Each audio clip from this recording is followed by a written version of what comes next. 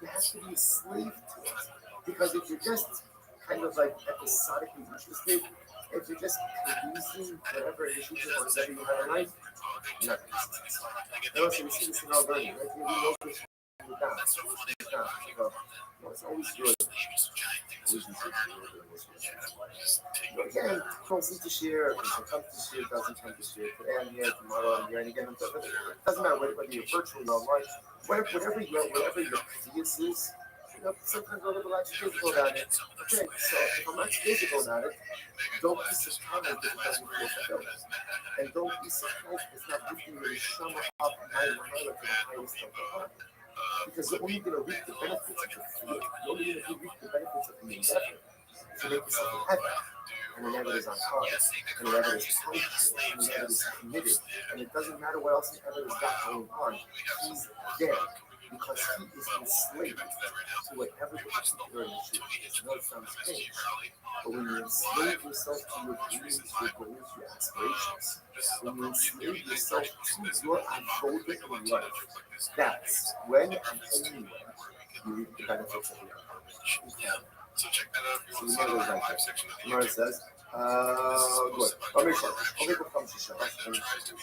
Nobody puts up in Shishamas. Now, even because it was 10 shots, what it means is, Rashi tells us, we didn't look. Rashi says, when we're left, don't show it. Nobody puts up in he stops working for an entire day. But actually, Chayyim, that Gemara says it's Chayyim, is Bible. What is it? Now, I know I was supposed to be my daughter saying, well, you're supposed to be a local, got me, I'm done with my daughter. Okay, well, you should be the dog. The little while you talk to the little screen, the idea of the day is, okay, so as an urgency, that also has to live with less people have a sense of urgency when it's not true. Even an apple has to live with a sense of urgency, and therefore I think it's a little problem for Shabbos. So the other problem is just continuing to get education and like, science, yeah, man, don't follow the way you're supposed to. Incredible. All of humanity is intended to be to every Jew and non-Jew is obligated to be a slave to their goals and aspirations. That's the only way in life to actually as Marshall, I believe it's also here we go. So again, anything you're worried about, that by definition becomes the liability for technology as well for number of email. As people shave the Shabbos, even should not be very less than the Shabbos. Yo, what up, Mustafa? Hello, how was good? How are you? How was your day? Look, Rasmussen. How was yours? So far, so good.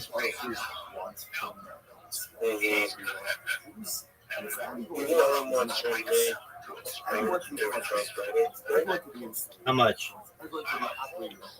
Yes. $16.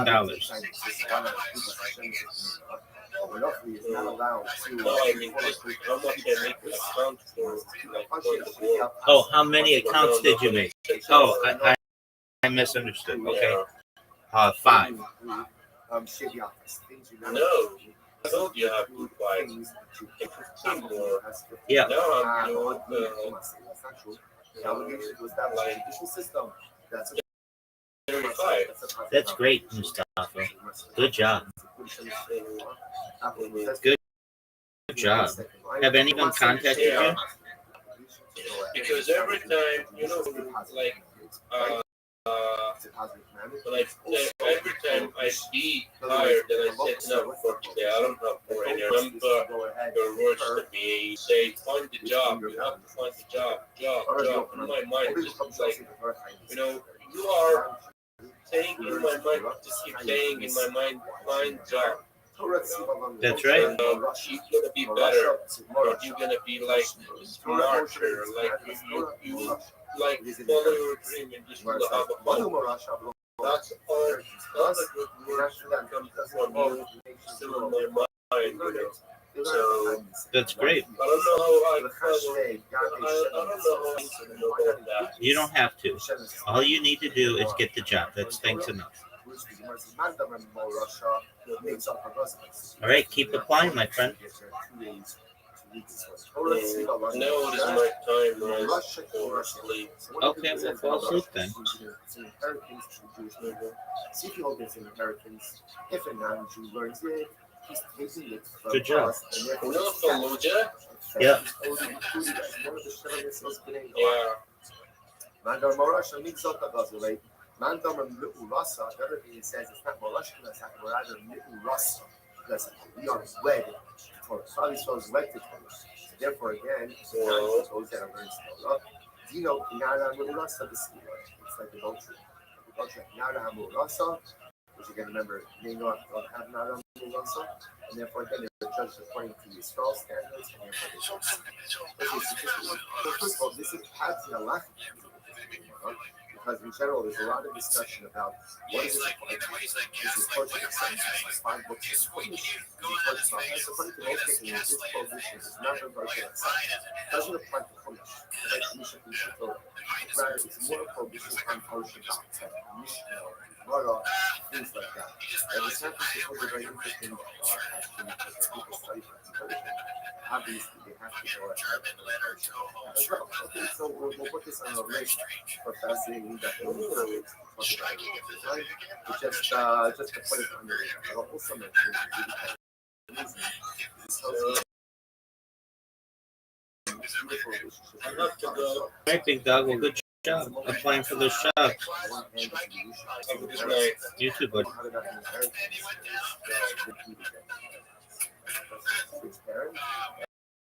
There's an element of poetry simply because it belonged to previous generations, and now it's passed down to the heading. I can't earn anything, I just receive it by being a bird situation. But then there's also Torah is in the Ulas. Your Ulas in this method is a distinct and beautiful, harmonious meaning that is created by people. So on the other hand, I have actually a relationship with Torah. So on one hand, Torah is Yerusha, that is from my family, Torah from generations, all the way back to Har Sinai. I didn't do anything, it's just been passed down to me. But then my job is to take the Yerusha and make it into Yerusha. My job is to take the inheritance and make it as a truth. It's beautiful in what we're actually in relationship. Amazing, like the beautiful that was whatever. As it says, just read last week. Zekeli Valdeus, Elokavi Valam. This is my God. Amazing grace. Elokavi, God is my Father. So everybody says, there's Elokavi, the God is my Father. Unless the person thinks that he's content with themselves, they're interested in the God that is passed down from previous generations, it also says that this is my God. So there's the God of my father, but now my God is also the Torah is a Yerusha passed down, but my job is to take Yerusha in inheritance and to make it my Yerusha. To make it my Yerusha. Versus they say, Haidag Mirame used to say, United States, you go over, go on, and go 6 for Torah, super level. And you know, point right there, always go on, always go on. Learns Torah, how can learn Torah? It's great as a place. Menhan, Asher Yasel, some Adam Bachaiba. So because it says these the words of Torah, and a person can be should by them. It doesn't say Kohanim within the it doesn't say Kohanim within Israel. Allah Adam.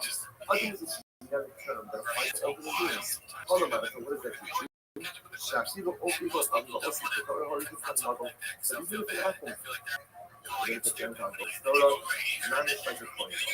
So what's I saying? It's not to be like this. Before funny, it's like that Hakom is not allowed to learn Torah, and if he does, he might have that, and maybe he knows the Torah. That's what it is. But I said, no, it's not a contradiction. Awesome, so it's so So again, it is great for us compacting to learn Torah. When it comes to Shem Mitzvos, I like Ben Noach has to learn Torah that applies to him, has to learn by Shem Mitzvos, and if he does, when he comes to depths and he understands it and also appreciation, then Mamish becomes like a coin bundle. But it doesn't mean he's learning about the rest of the mitzvahs that apply to Christ or don't apply to him. That's not his. That's not his Yerusha. That's not his Ma'orasa. That belongs to us. Incredible. But if you live in the middle of it, remember again, we saw the previous chapter that different opinions added different mitzvahs to showing this program. Like Emil said, and Ben Noach also can't be washed from the living. Basar b'nafsho. Damo lo sho'elu, zeh even nefesh. So the passage says that you're not allowed to eat basar b'nafsho. You can't eat meat when the life force is that's a limit from the living. Emil says, you're not allowed to eat them, but you also can't eat damn meat. You also can't eat blood. So you must never come to the holiday, basar b'nafsho lo sochel, damo b'nafsho. So the thing makes an interesting introduction to the concept. The Torah says, basar b'nafsho, damo lo sochel. The first thing is two different prohibitions. There's basar b'nafsho. You can't eat meat from a living animal. And then there's damo b'nafsho. You can't eat blood from a living animal. Quite amazing. So Rabbana will say, no, that's coming to the Asa. That possibly, that phrase is actually coming, that double is actually coming to teach you that halacha l'maisa, you're allowed to eat the limb from shvatz. This is cause pull off a limb. You can pull off a limb from Shendo, pull off a limb from shvatzim. Okay, if you the davar soon again, Ata Omer, Rak Chazak V'Votia Shalada. Pasuk says, be strong and do not eat blood, because the blood is the life force of the animal. So the Gemara direction, not chazak v'dafiyah kol. Even if I first, so when it says, don't eat the blood of animals, I can't. I'm one nefesh zed dam nefesh. So the Gemara just put another place that supports this video to move up meal, and that only is their prohibition to even if I leave the animal, so also can't eat dam nefesh. The Rabbanan will say, Ahu l'dam hakaza, shan shama yotze, lo pidas. That's means prohibited that from the dam hakaza, right? You're allowed to eat the life blood. But the other blood is right, the blood that spurts out when the animal is initially killed. But the other blood you're allowed to eat. All right. Lama so you notice, the Gemara points out that the prohibition of even a living animal is mentioned in Sefer Bereshit, like I talked about Rishon, and it's also mentioned. How are you? In Chumash Devarim. So why does it have to be the Hello. It's actually very. Some of you see that. I also think that you said how we know it's kind of fascinating. Let's remember the New York Commission is the same. Yeah, you're not But open. that is here. When the people have this, he said before what the Torah, repeated again in the Torah, maybe this revelation. And there was a woman that began much in Torah. And it starts Parshas Yisro, starts Hagidros, incredible. So whenever you see something that was mentioned to the Noah before Matan Torah, and then repeated again after Matan Torah, the same was then applies both to the Noah and to Jews. With Noah, although Mishnah specific, something that we said before Matan Torah is Noah, and wasn't repeated by Hasina after Hasina, then the Yisrael member below the Big It only applies to Jews, doesn't apply to Noah. But when you aim level elegant, the only example of this is Gita. Like the prohibition of Gita was mentioned before C, right? It was mentioned by the fight, which is not what it was. Like the Malach went ahead there. Sarah Sha'is, and it was used in Egypt. Fought the Jacob for Hena, was unable to overtake him, but he did him instead. And therefore the Torah says, how came? Therefore, probably so not to keep him. That prohibition is never refused again in Torah. So the Gemara says that's an example of something that was mentioned before Torah. Not repeated again after Matan Torah. That only applies to Klal Yisrael and not to the Noah. And this is in accordance to right Gita Nashon according to Rabbi. So Rashi has a whole Arichas here. Right. It's interesting. So this is my focus in general. Whether or not it's was stated after Matan Torah. So we don't believe, and that's what I said, wasn't stated, it was only stated by Akhlaq. Wasn't stated. Other thing actually thought was interesting enough, and they said no. If Hanasha was actually purposely given to Klal Yisrael at her seat, which says that for Moshe Rabbeinu was compiling the Torah with his left foot, so he put the prohibition of Big Hanasha back by the story of Yaakov Avinu, but it wasn't given there. It was actually given later on, but then put back retrospectively, placed in the story. So two machlokas. Okay, Omer Nar. Omer Tashinema, the name of Mishkan Shisinas, and Emra, says into this. So let's go through this principle. So now, what does it mean? Any mitzvah that was said before Matan Torah, and it was then repeated again after Matan Torah, applies to both Jews and non-Jews. Gemara says, why? You diminish this Kisina, the Yisrael, the Yisrael, and the Revelation. And it's just the opposite. So the fact that it was said before our Sinai, and then said again at our Sinai, doesn't that mean that it's not for the Jews, not for the Jews, and not for the Israel?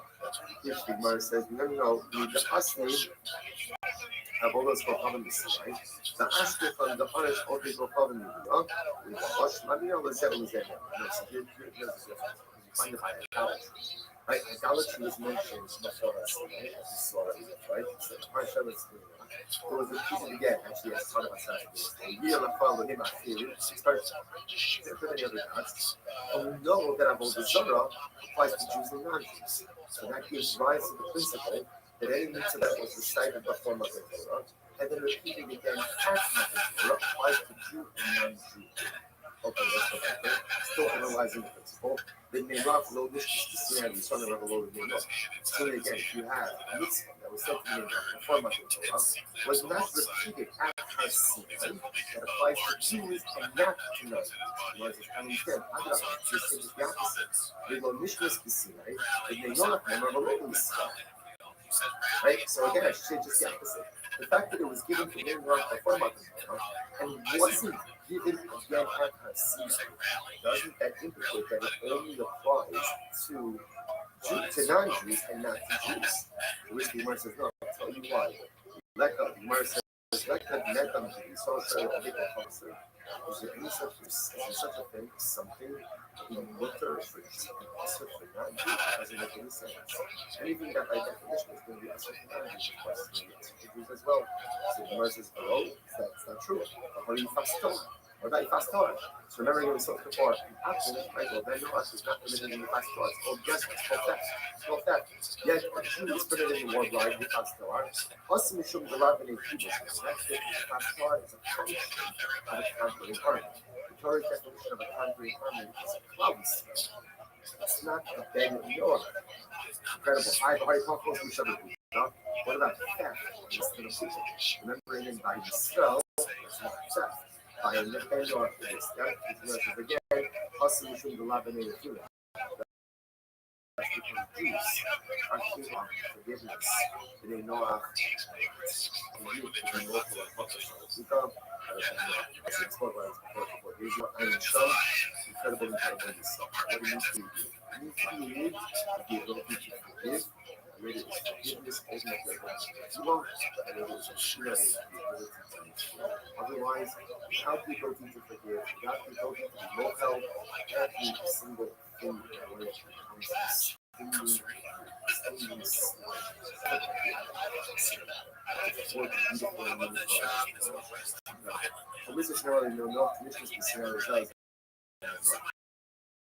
any mitzvah.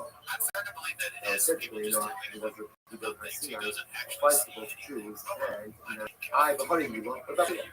What about this human? What about this human? Remember again, so Hashem says to Avraham, this is before Matan Torah, seek my keep the covenant of my grace. The mission is considered repeated by her Sinai. What is it about Sinai? The Yom HaSheni Moses also, Parshas Kazina, they repeated. The same word says, Nemra, the Lord of Nemra. Yeah, you know, the mitzvah doesn't decide it. So it doesn't go to the principle. The principle says anything said, right? Anything said ultimately again by her Sinai. God, sorry, with Nemra, and ultimately the repeated her Sinai applies to it. But Milah was said before her Sinai, said again at her Sinai, only applies to you, it doesn't apply to Nemra. To which the Gemara says, which Shabbos was us, and then we repetition, and it's Milah Parshas Kazina, is to add a very important detail, namely, that by Yom HaSheni the Shabbos. Teach us that when you eat all down on Shabbos, you do Milah. It's important because I'm going to show Milah requires the flowing of blood. Flowing of blood is also on Shabbos, and you will put Shkita. So I'm going to feel that you can't do Milah. This is much full on. The additional mention of Milah by Yom HaSheni, Afilu b'Shabbos Milah Shabbos. So actually, the repetition is not coming to include anything, right? It's like you, the repetition is coming I've already about video. This before propagation Chinem I would know right on one hand it says it said Peru or like remember again Adam is given very Noah is given very the mission is specific again I have seen it where was it said Lake the more about him Shubula Kamba on verse 12 he says go tell the people to go back to their tents. So this is remember again this is again all this is after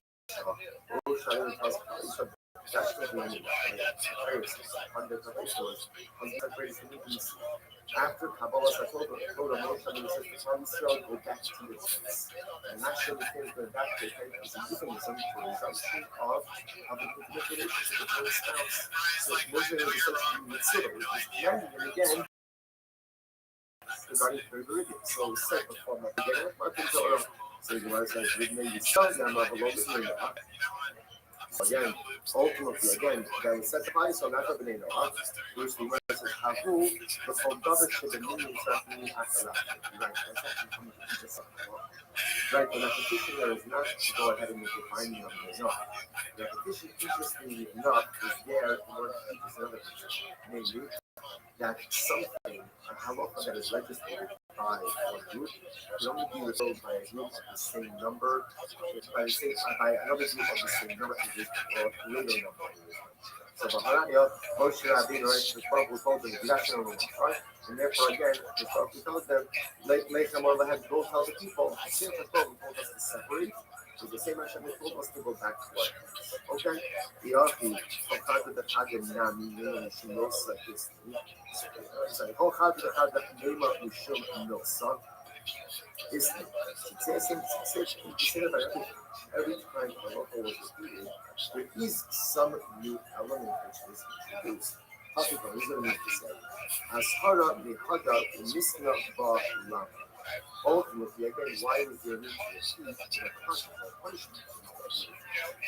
The aim of one Ella gives an so the Aliba Gadi. And ultimately, again, all we have is the piece of Pidanosha, and it's right from you as a second point. Who doesn't see the Pidanosha that it was only repeated, that was only stated once before much in Hani Nami, what is new? Ultimately, again, but Mila and Kali Bolivia also weren't repeated, right? Where it says, Hani is the additional Sabah. These ultimately are repeated again, as we mentioned before, because some new Paul, what is the Pidanosha? Or it wasn't explicitly stated. If I say not possibility, Mila may cause after we become a soul. In reality, as we could say, that inside this Mila, the evolution of it was not really to happen. To become a soul. The Atla is DC Kishman. The Atla is our Atla, there are some Atla is our Atla. In the Shakti alone, second one, like the Mitzvahs, the Adam is his offspring, but just the Adam is offspring, not to anyone else. Okay. I'm in his offspring. I mean, I think he's not a hiding, so why shouldn't he say that he's right? Well, those were sort of why shouldn't he be hired? Which he wants to give Yitzchak to the person. Because Baruch Hu says Yitzchak is the defined offspring of if that's the case, fine. So let it be through Yitzchak. But there is some hybrid. Let it be a sub then also. In other words, if you want to say fine, Mitzvah to Adam. And Adam is supposed to be Yitzchak, but Yitzchak is the real inheritor from the people. That's fine. Like, but Yitzchak's kids, Yaakov and Esau. Why not Esau? Which means big Yitzchak, the love of Yitzchak. Adam, you will live on in Yitzchak, but not through all. Meaning, one of Yitzchak's sons will perpetuate your legacy, but not all of Yitzchak's. Yaakov cannot do so. Therefore, only again, the thread, the Adam and Yitzchak, and the whole difference of the Christ, and not the enemy of Adam and Yitzchak. Must be very also, and not the very cool of the Isaac. That's what he's going to do, right? At the end of that, how you start. So how many will we have? And right, the cat is such much kudo. I think the law is learned that's a term that's been done, and a whole bunch of kids. So maybe the Bnei Kudo should be kind of, you know, I'm already up here, as appreciate there, the rabbis make it. So ultimately, again, the Kudo are included. Okay. So interestingly enough, it might be only Yitzhak, and one of the apparently there may have been other, or at least initially, there may have complications of this. I'm not even going to was as good as the most. Other Rishon, well, what you were also laughing at. Other Rishon was not permitted to be king. Other Rishon was not permitted. He was not permitted to go ahead and sit. Rachem Yelachla, or Kol Chayas Hasod. The Pasuk says, when Hashem created vegetation, so Hashem says to Adam, I have given you all the basic, all the vegetation for you, Rachem Yelachla, for you and for all of the animals. So you and the animals eat the vegetation, but Chayas are can't be animals. A generation was not allowed to eat meat. As a vegetarian, with the Shabbat in Noah, which probably if you think about it, so like cook studies, and other pieces on this concept that like some utopian way, man is not consuming animals. Man uses whatever organically grows on the earth as a consumption. It doesn't just take the force to go ahead and sustain his own. Something that is purity. That was later on corrupted. If you should open the Noah, put the lambas. Obviously, the Noah and so on after the flood. So after the flood, meat becomes from the Ramar. Yerek is talking about time. A Escos. Yaakov was in a family. Whereas that one flood is allowed to eat meat. There's no more prohibition of putting them in a size in the earth. Roma, Achbas, the Gamal also. Okay, Yaakov after Schwarzen. So you better thought that again, maybe Abraham had tried to Roma, okay, Schwarzen, you saw the Schwarzen are excluded from Abraham. You might come with us, so what's the deal? Gamal. Misha Gamal called him sorrow. Abraham only fight for someone or for something that has a distinction between its flesh and its blood. Yotu Schwarzen, Gamal would call himself. This is the Sharetz and the animal, right? The animal has flesh, and then there's blood and other stuff behind it. The Sharetz is not like this one mush, like it's all one thing. Therefore, there's no Abraham in that time when it comes to Sharetz. And this thing, it will do the gas I am. The process is so again. So now, the marketing thing is like, the Adam Rishon was not allowed to eat. The Hashkos, this Adam Rishon was not allowed to eat. Probably means that wasn't allowed to kill animals for his own consumption. You know, his name was the cash. They give the gas I am. I think these arguments is that Adam is going to rule over the fishes. What does that mean to rule over the fishes? My love of Ashura, doesn't that mean for consumption? Well, will Allah fish works. So what's it? Argument of these fish work into the rock like rock, so the way rock ball, him is the ease of the sheep. You pull your plow with a boat and a sheep. That's the purple yellow, that's the sheep of the boat on there, and you have them both pulling the plow forward. These are called tilapia. These are called up a good mix. So you can put the fish to work also. Okay? So Adam doesn't have the right to eat fish, but he has the right to utilize the fish for the service to work. So you must touch them, you go over Shemai, you should move over the birds of the sky. My love, what does that mean to the birds? Roll the malach. No, you use the birds for work. You must almost be in the rock. I don't think that these birds are here. In the body rather by battlefield. Not the opposite of the kind of. Now, yes, we move them back. This is interesting again. We're not getting into technicalities over here. So I'm going to say flesh. With these, according to this, we go, what is the halacha? So again, this has to do with not to point out that the originally legal holds that there is a special permit for workers to eat while they're working in the field. So in order for that permit was needed, the worker has to be working both with his feet and his hands. So when the animal is using floors, so then he's also considered working with that. He's allowed to follow. Shiny is, let's say, he's flesh. He's a chicken, only his feet. So is that part of the whole animal work? Therefore, the animal should be permitted to eat. Or no, the animal is not. That's the second sentence. The details are not as important as the discussion. What's more important than discussion is it's illustrating how you can put geese and you put chickens, birds to work. Okay, Tashma, what we call Chai Hara Messes Hala Arts. Right, and you rule over all the animals. One baby rice. So the Gemara says, who last you not this comes conclude that man originally was supposed to have dominion over the edible mind. In Shimon Master, Hashem is published of the to man because of the sin of the tree of the Itzagat, the tree of the goodness, what Adam was supposed to be done. Therefore, Adam was punished, Chava was punished, and the Nachash was punished. Man lost out on a tremendous advantage.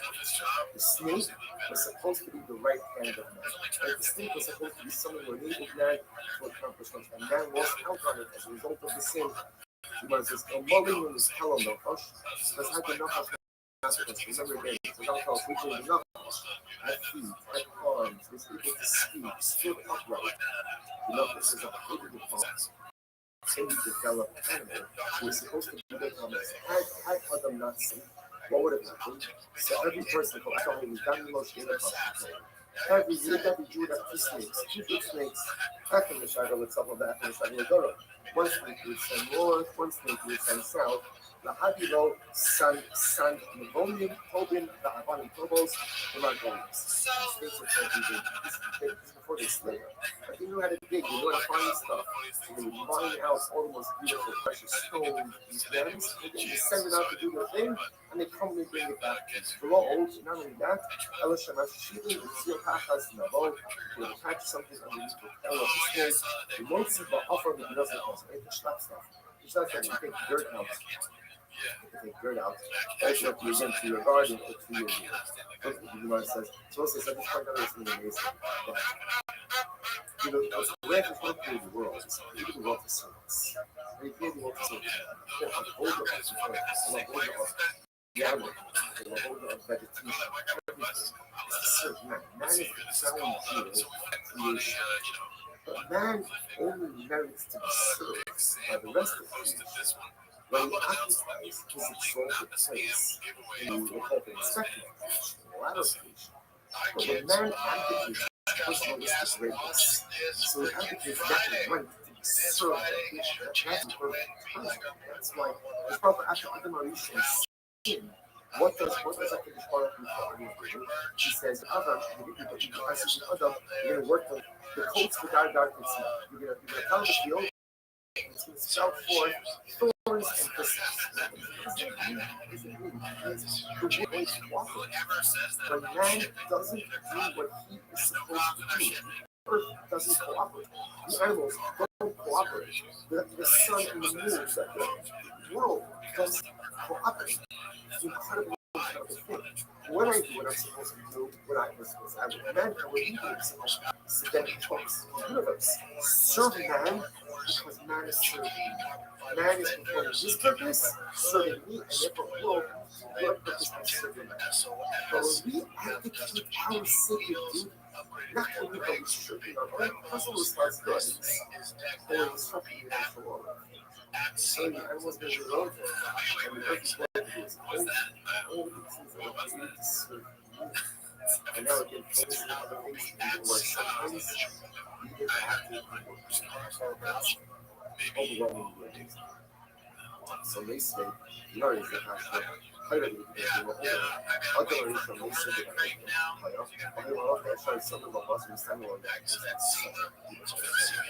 I don't know, we're sitting in there. Sitting in there. And what? And all the answers, they were roasting and meat. And they were pouring in the sound of the meat. They were sick. Stringing wine. And beautiful wine. So can you imagine? He was sitting in that with Arab shop, is calling out. Like he's sitting there, they're making up barbecues. So the meat boys, I get for a meat boy. So they bring his head and they bring the manish and meat board and roasting for it. They're pouring in delicious wine. Pouring in delicious wine. The Nachash sees it, gets it for Nachash. The Rabbi Faldom, so the comes of the given operation, and it's cannibal. The Nachash is being jealous.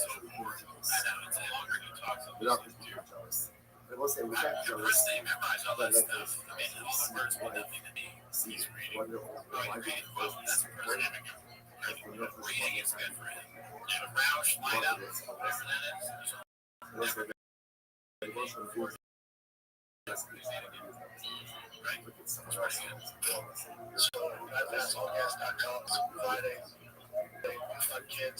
What's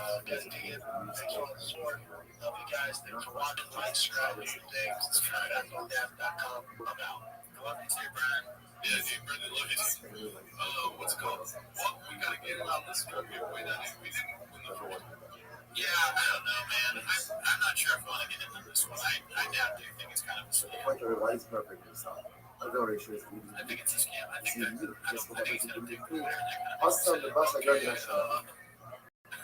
says, oh, different. That meat came from the house. I guess it's like the first incident, right? That wasn't meat that came from Canada. That was meat that came from Shaman. People should have heard meat board. So what is that? I don't know. It's inflation. It says, I don't know what it is. It's impossible order. So it was the first liver. It wasn't kind of usual didn't slaughter anything to that meat. The Sparkle brought it back to Shaman. Whoa. We eat the bus. It's such a thing as meat that falls from the heavens. Does that actually happen? The other Shimon, yeah, that does happen. That's in what there's Shimon come out. The Azul I was traveling on the way. Talking about one of our Yusa. The Kava Kanan, two lions, right? Two lions came in and he started roaring Hammer. So the Shimon Falafel says to them, shrugging the carrot. Lions flying out food. What happened? We surveyed Parkimus. Two slabs of meat, two pieces of meat fell, two sides of meat fell right in front of them. One of them ate the first one of the fire, the first one. I see us looking at Joshua. All the Shimon Falafel brought that meat to his dish. But it has to be finished. They asked. They asked him, I'm sorry, Governor Cummings or Governor Carter? So what is this? Is it kosher or is it trade? I guess we need to walk it out a little bit. Is it kosher or is it trade? So what are you talking about? Or like $80 for the yard of Shemayim. There's no such thing as a number 20 that comes from Shemayim. What are you talking about? Meat fell from the heavens and you ask me what have truffles? Meat fell from the heavens. You're asking if it's kosher? You're asking if it's kosher or it's tanai? Nothing that is trade comes from Shemayim. Everything comes from Shemayim is kosher, is tanai. It was like that is so the trade is so anything that comes from Shemayim, anything that comes from Shemayim is tanai. It might hurt. Any circumstance that comes from the first one, which is every circumstance in life. Maybe overwhelming, maybe challenging, maybe difficult, maybe painful, but some way, somehow, it's the condition and it's pain covered under your leg. Other circumstances will be ownership of this and this. Never get over to that, just not. And if you lift us up, if you don't do it necessary to do so, it's like, why you want, but last one. Finally, I'm saying, you're going to miss color. What happens if it's down to the So Sparkle went ahead and bought them a county from the house. Not the county, it's a county. The county is a county, like a trick county. But I think that's from someone else. So what's on our way? You're good knowledge. Essentially, so it has to come zero. Right? So the zero has to come Yabot.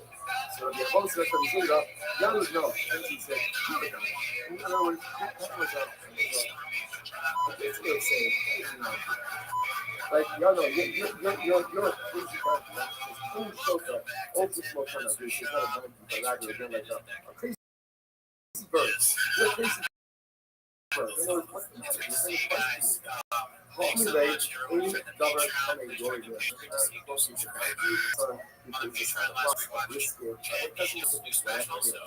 If it comes to my public environment, if it comes to my public environment, then it is going to be just if it comes to my shed, even if it looks straight, if it comes to my shed, even if it looks bad, if it comes to my shed, even if it looks terrible, remember one thing.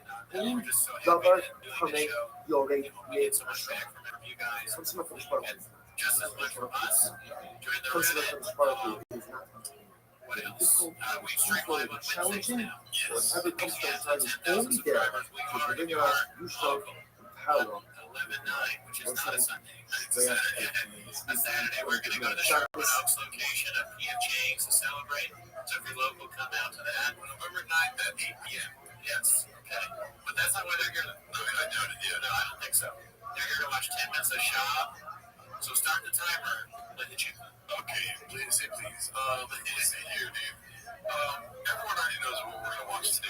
Okay, well, so they continue to be a person great, but there's a great spark to feel to the followers, all the virtue of you to allow me to be here, even though I'm not able to physically. Right, so let's say today's doctor's test. We're going to hold our sponsors. The sponsorship thank-yous and dedications will be posted on the podcast description, as well as in the YouTube description. Today's doctor's test 15. We are starting from the question of things 50 to 50, and it's incredible drugs. It says blood. I'll make sure we are about 2 minutes of blood. My view is to go up to the half of each story. You hand against someone. You don't actually strike them all the way. The rest of them concentrate on Muslims go down to the field and see donating money to the person who them. What do you about the strike? It says Russia, love the strike out on American birth. You get parties to each other. It's not very good. You sell someone who can outstretch and outstretch things. Say, Russia, why are you going to get your brothers? You see me even in the act. I'm being ready to strike someone in and of itself. Label someone as a Russia. And I say, Lama is peaceable. It doesn't say why did you do it, hello? Hello, Lama Saka. Why are you going to it? Papa Peter, no, even though again, Dustin and Adira didn't actually strike each other, but nevertheless, since they were to strike each other, most of them were called the person that is outstretched hand, you know, the mercy, the community, the whole everything is called the sinner. She had not been no attack to the chocolate sieve, right? The country says, so the sentence, one raises his hand to strike another root, Dude, how are you, big dog? Hit me with it, baby. Have you ever been to a gangbang where they're after you and then you lose your keys and then like you just stand and watch and you lose your keys and then you go back and then when you go back the gang's going at it and then you have to like open up and like be like I need to listen to this. Does that ever happen to you or just Probably just you. Did that happen to you today?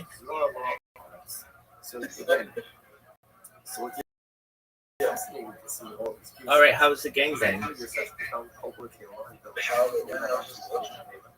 All right, I've got you. Dude, I had something kind of happen like that to me, though. Okay, so I was at Blaze. This, like, adult, like, it wasn't just an adult theater. It was like, dude, let me tell my fucking story. Oh, you found him? the keys were at my house the whole time. Yo, good on you, Zoot. So you didn't have sex with the chick? No, she was like older. She was like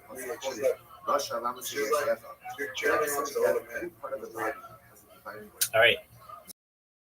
So this one time I was at this adult, it wasn't just an adult theater, it was like an adult mega complex. It had an adult theater, it had a place you could buy sex toys, then it had a dog, I'm not giving away all the things about it. And it had a place where you had like blow up toys. Like different rooms you could go in, and it had like not blow up toys, but like blow up mattresses. And I don't know. And I had never been to a place like I'd been to like a smaller one, but this is like a big one. And I walked in, and you had to like pay some kind of like there's like a fee to get in or whatever. And I just wonder, like men and women, they're like a lot of both, and they're like some people are just in this. Like the idea is that you go in this theater and people are watching porn, and then if you like them or they like you, you can be like, hey, do you guys want to go to this other area? And it had these private rooms and like blow up mattresses and stuff. And then as I walk in, I hear this like person getting tortured. I'm like, what in the fuck is this? Like, and I go back in this one way back room, and there's a woman there with like 50 men around her. And I remember just being like, this is the most disgusting place I've ever been in my entire life. And she's just getting fucked in every hole imaginable. And it's dead fucking silent, except for this woman screaming. And at that moment, and it was dead silent. I made it. I said, wait, nobody move. I lost my contact. And all these people looked at me and realized I was joking and started to laugh.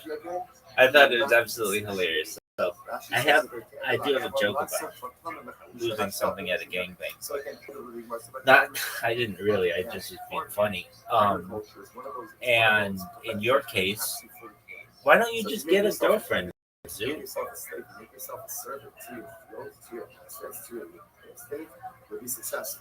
Why don't you ask Chelsea? Why not? If you want to be successful in something in life, you have to put yourself in heaven to that. I mean, how much younger? She can't be that much younger. Ultimately, in life, when you start something, you just fall off. Okay, that's perfect, man. It's very simple because we lose interest. We move on to something else. We just lose our sense of commitment.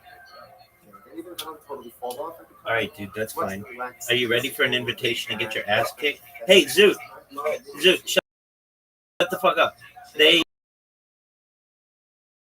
have the new courses today.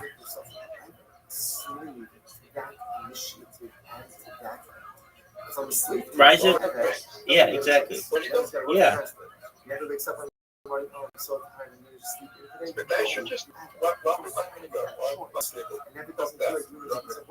Doug, we're playing mini golf.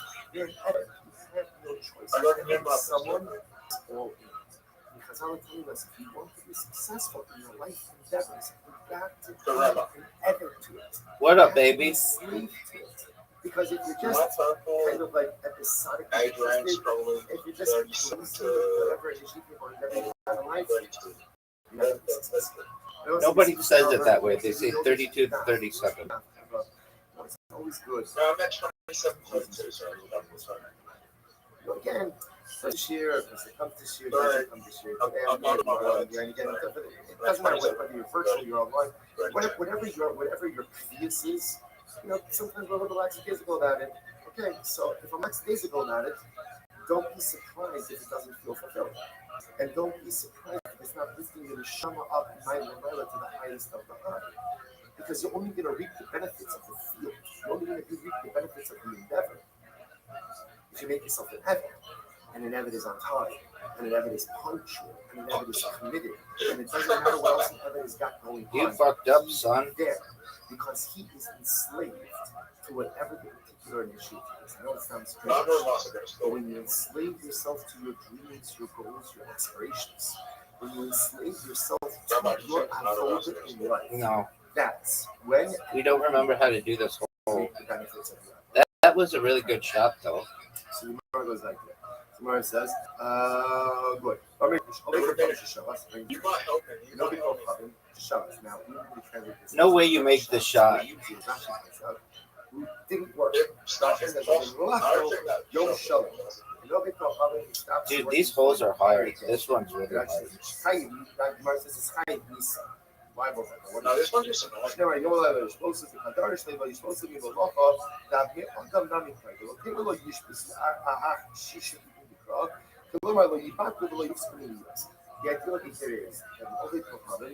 has urgency, that he also has to live with. Lest you think that living with a sense of urgency is only a Jewish thing. It's not true. Even an Apple has to live with a sense of urgency, and therefore it is the Ovid Gocham Sheshavas. So the Ovid Gocham will just takes it easy, takes a vacation in life. Incredible. All of humanity is mechuyev to be an Evan, to whatever initiative. What up, baby? Every person, Jew and non-Jew, is obligated to be enslaved to their goals, their dreams, and aspirations, because that's the only way in life you have to Sure, do it. yes, something from As Marshall, as you saw, Yeah. also again, always following anything they want. You know what I That think? by definition becomes Not that to you. their liability for death penalty as well for non-compliance. Remember, أفيد الشيء بشابس. Even No, sugar, look. let's be Like, yeah, Shabbos. if you get We're saying like, Shabbos by itself also. you get like especially if you go into like unconscious and go into like a coma, like it opens up more of your pineal gland.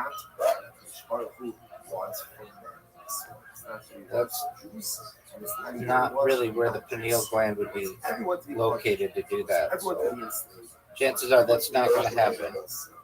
It's like in the very center of your brain. So why not include this in Shabbos? Luckily, is not allowed to quote unquote keep Shabbos. So he says keep a bunch of That was a really good shot that got unfortunately fucked. Dude, I love seeing these holes. It's like a blast from the past. Things that you have to that's 15 that's not true. The obligation to establish a judicial system, that's what I'm saying. That's a positive obligation. You decalcify it. You remove the, like, as you drink or eat foods that are high in calcium or like hard metals, it causes your pineal gland to calcify. So in order to decalcify it, you drink water that is purified so that it doesn't have those hard metals, and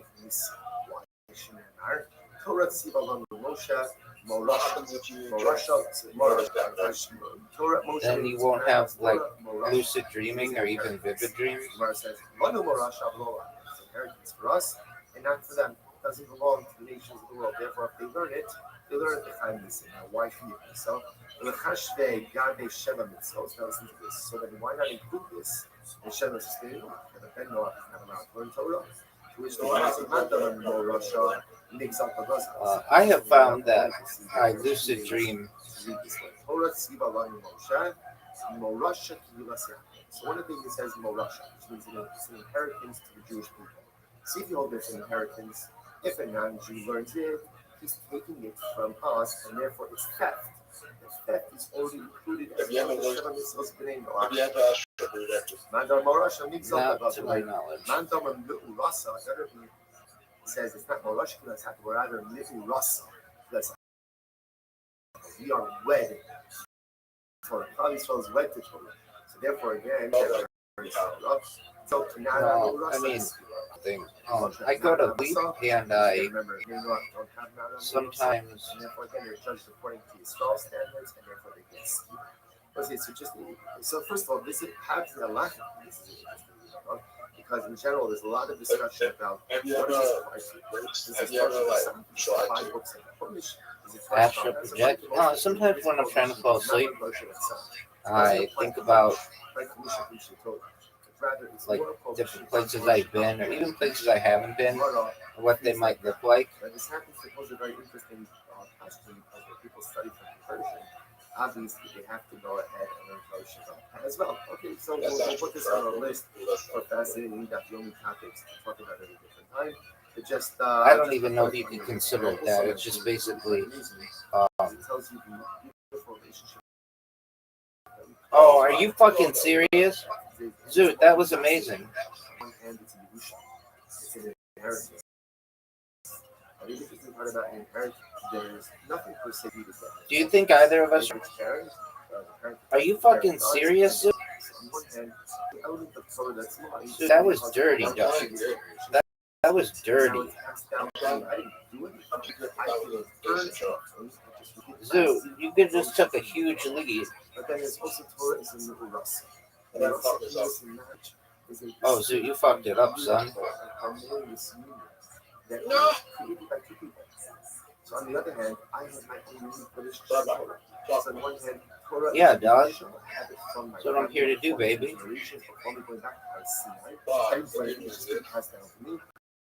I like My job is to take. I know you do. Calm down, Zoo. Zoo, I showed your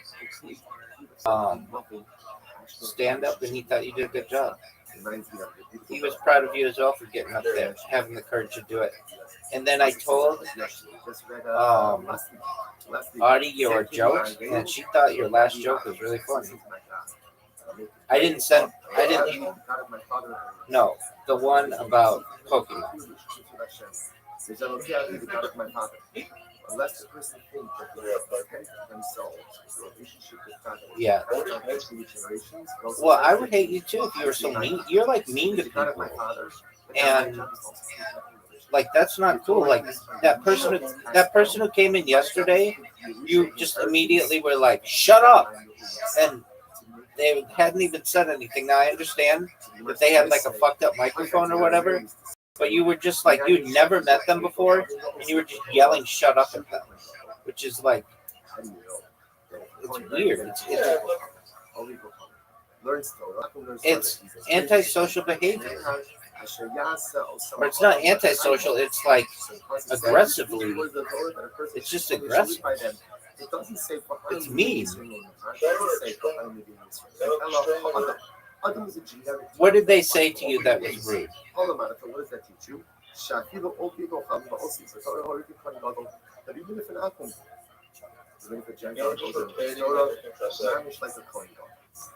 No, they weren't.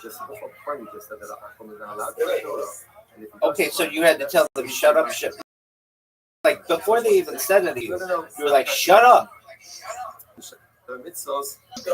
So again, it's great for So did you know you just lost? When it comes to Shabbat mitzvos, all right, Ben Noach has to learn Torah that applies to him. He has to learn about his 7 mitzvahs. And if he does, when he plumbs the depths and he understands it, and also So what did you think of this shot? He becomes like a coin bundle. But he doesn't need to be learning about the rest of the mitzvahs that apply to Christ or both apply to him. Okay, I'll take that. That's not his Yerusha, that's not his Ma'olasa, that belongs to us. Incredible. Remember again, we saw in the previous document 9 out of 10. Different opinions added different insults on Hashem. Gabriel said, Ben Noach also can't eat blood from a living creature, from a living animal. So when the pasuk says that you're not allowed to eat basar b'nafsho damaloso, we can't eat meat when the life force is in it, that's a limb from a living creature. Chanina ben Amil Omer Af Hadamir. Amil says, Chanina ben Amil says, not only are you not allowed to eat even menachai, but you also can't eat dam. What about Joe Rogan and I? Dude, what the fuck kind of question is that? So,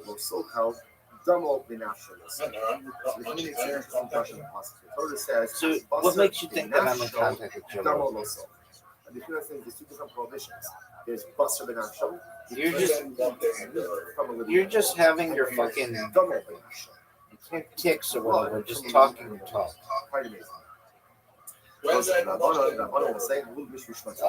Ask him. That pasuk, that phrase is actually coming. That double is actually coming to teach. Make the shot, Zoo. You're allowed to eat the limb from Shvatz. 50 partners. Pull off a limb.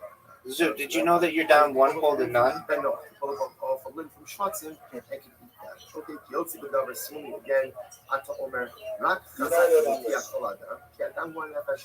Pasuk says, be strong and do not eat blood, because the blood is the life force of so the Gemara Darshan. Yeah, I do. So when it says, don't eat the blood, and not only is there a prohibition to eat even menachai, leave from a living animal, but you also can't eat dam menachai. The Rabbanon will say, Ahu l'dam hakaza, sham shama yotze, bohu dam. So that's prohibited, not from the dam hakaza, the life blood. You're not allowed to eat the life blood. But the other that are the blood that spurts out when the animal is initially killed, but the other blood you're allowed to eat. All right. So it's interesting now. You'll notice the Gemara pointed out today that the prohibition of eating a limb from a living animal is mentioned in Zoo, are you proud of that shot? And it's also mentioned again in Chumash Devarim after Hasir. So why does it have to be repeated?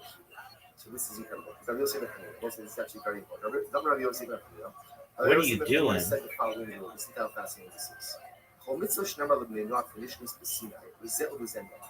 Whenever you have a mitzvah that was stated in the Torah and then was repeated in Har Sinai. What are you doing? It was said You fucked up, Zoo. Matan Torah. It was repeated again in the Torah after Sinaitic revelation. And again, it was like Zoo. parable is learning about again Matan Torah. Erev Shabbos, Parshas Yisro, Aseres Hagibros, incredible. So whenever you see something, I hate this whole. To Bnei Noach before Matan Torah, and then repeat it again, and then repeat it again after Matan Torah, the Zeh u'Zeh. It applies both to Bnei Noach and to Jews. The Bnei Noach followed Mishnah's Sinai. If something was only said before Matan Torah to Bnei Noach and wasn't repeated by Har Sinai after Har Sinai, then the Yisrael member followed the Bnei Noach. It only applies to Jews, doesn't apply to Bnei Noach. But the only example of this is Gidanosh. Right, the prohibition of Gidanosh was mentioned before Sinai, right? It was mentioned by fight between Yaakov and Up, baby. Fought with Yaakov for all night. Was undriven in the sky, and therefore the Torah says, "Al Cain." Therefore, Klal Yisrael will not eat the Gidanosh. That prohibition is never repeated again in the Torah. So the Gemara says that's an example of something that was mentioned before Matan Torah, not repeated again. Not repeated. Baby, again. are you gonna go, or are you just gonna sit there and jerk yourself off raw? And not to the name of. And this is an importance, right? Gidanosh in accordance with Rabbi Yehuda. Zoot, you should ask out Chelsea. Right. It's interesting. So there's too much focus in general about Because whether or not you guys have something in common. stated after Matan Torah. So You're stand-up comedians who don't make anybody laugh. I'm just kidding.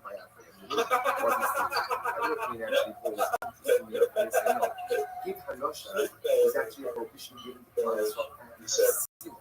Oh, that was good. Moshe Rabbeinu was compiling the It Torah. was insulting, though. I don't mean that. I heard you make people laugh, so that's good. Dude, this hole is hard. But it wasn't given him.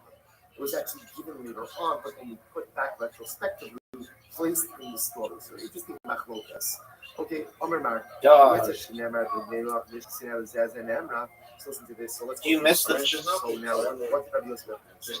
Anything that was said before Matan Torah and was then repeated again after Matan Torah applies to both Jews and non-Jews alike. So Mar says, why?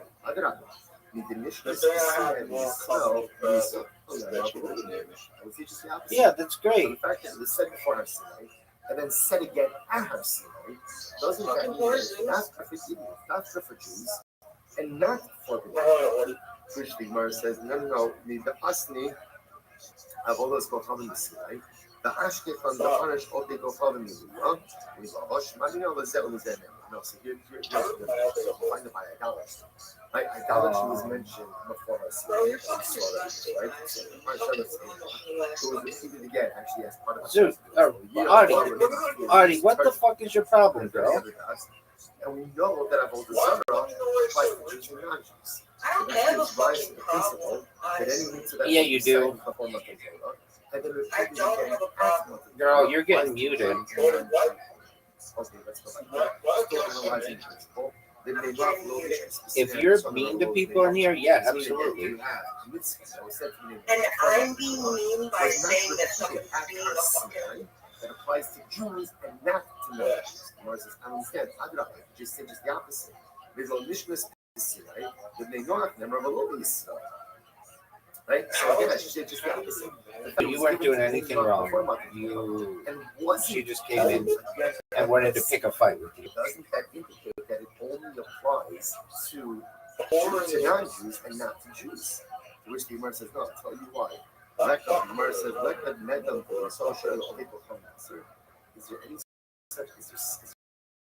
such a thing as something for Jews anything that by definition is being certain non-Jews, of course, as well. So the Gemara says, oh, that's not true. What are your thoughts on this shot? What are your thoughts on that shot? Yeah, a Jew is permitted in the world, right? That's different. Pastor is a function. Have you ever been? I do my best not to. It's in Noah. I Do you ever have? What about theft? Remember in Yeah. Israel, that's not theft. Buying the Ben Noah for this theft. Whereas again, us Why do you have robbing to- the Jews. That's because of the Jews. There was a boy who was bigger than everybody. He was like taller than everybody, and people knew him before he came to my school, and I did not know him, but everybody made fun of him because he was like basically this giant kid. And the thing is, he was giant, but he wasn't very athletic. He was sort of athletic, but not really. And he would he just had like a funny way to just go about. He would like whine a lot, and I'm not saying it wasn't deserved, but he would just whine, and so people made fun of him, and I made fun of him as well. And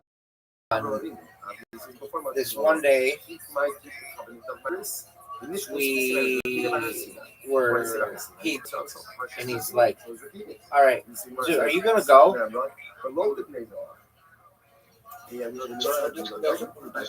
Okay, yeah, whatever. So this one day, he and I don't know, I think somebody was just like, "Why don't you guys just settle it outside?" And I'm like, "All right." And he was way bigger than I was. Way bigger. He's probably like 6'4", something like that, and outweighed me. All right. So, no, so he and I, we had this way. We were gonna like push each other. There's this kind of fighting that you could do that back in the day was just known as Indian wrestling, but I don't know what it's called today. And basically this way where you put your feet, you put one foot next to another person's foot, opposing them, and you try to use like your strength to be able to have them, to be able to pull them down. And there's like way that I should have gotten into this, but I did, and it turned out that this guy who normally, dude, are you gonna go or are you just gonna fucking jerk yourself off raw? Zoo.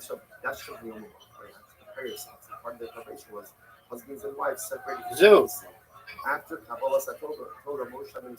There you go, big dog. So this guy who normally I would not have had any chance against, he and I. Here's your bitch. Oh, You're fucking. boy, she just woke up on the wrong side of the bed now, didn't she? So again, ultimately, again, Yeah. Yeah. Right, the repetition there is not to go ahead and make it binding on the enough. The repetition enough is there. What'd you rank my shot, Zoo? That's something. I love how that legislated by one group. Can only be repealed by a group. Oh, a Zoo. Number by the same by another group of the same number.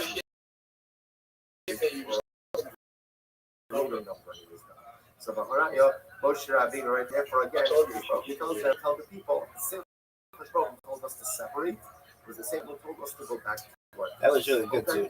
So anyway, we did, and it turned out that I used his momentum, and I was able to win, which pissed him off even more. And years went by, and I thought about sending him a message saying, like, "Yo, dog, we were just kids. Like, I hope there are no hard feelings." And I don't think I did, but I thought about it. Is that the only person to whom I've been mean my whole life? No, I mean, All we have is the piece of. But I do my best to try to be as nice to people as possible. Now, this would be one of the greatest shots in the history of humankind. What a shot, dude. Did you see that? Dude, did you see that shot? Right? Umar says, how do you distinguish from Nusra? Okay, this is the These first all one. are repeated again, as we mentioned before, because they introduce some new halacha. Hanosha I think I did, son. explicitly state even if it's not possible it is. Mila, the upper would become Dude, let's see. Go, then go. Dude, that was absolutely garbage. One of the worst shots ever.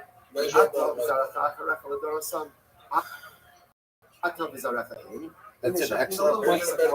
Dude, you just made an excellent point, son. But just to Aaron's offspring, not to take anyone else to Aaron's offspring. You're making points. I'm not denying. Why shouldn't he be hiding? To which the Lord says, Yitzchak Now, are the if first. I fuck this up, Who said Yitzchak is the defined offspring of Abraham? If that's the case, fine. So let it be through Yitzchak. But in Esav L'chaim, let it be Esav then also. In other words, You are. if you want to say fine, mitzvah to Abraham. From Abraham goes to Yitzchak because Yitzchak is the real. We're basically in the same position because we have to score. Why not Esav? To which the Gemara says, be Yitzchak, the Lord called Yitzchak. Abraham, you will live on within Yitzchak, but not all of Yitzchak. Meaning, one of Yitzchak's sons will perpetuate your legacy, but not all. What up, baby? Yep. Therefore, it's only again Dude, that was really good.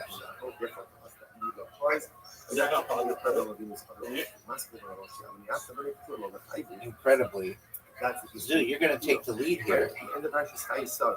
So I'm going to be marries. And right, Vaikach, Mishash, Monkey Tuda. Take the laws and run that's done, a whole bunch of kids. I want to hear if Artie's still screaming.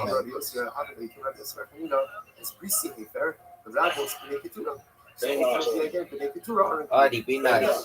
So interestingly, it might be only Yitzchak and one of Yitzchak's sons, but apparently there may have been other people, at least initially, part of the Abrahamic obligation of this year. Incredible. I'm going to read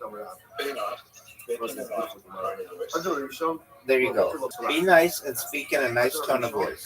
Just want to see if she's still wrong side of the bed. You did wake up on Who the the. fuck talks like that? I do. You did wake up on the wrong side of the bed. Right, and that's really rude. No, I didn't just wake up on the wrong side of the bed. Why are you so mean? Hashem says to Adam, I've given you all the education for you, to you, for you, and for all of the. All right.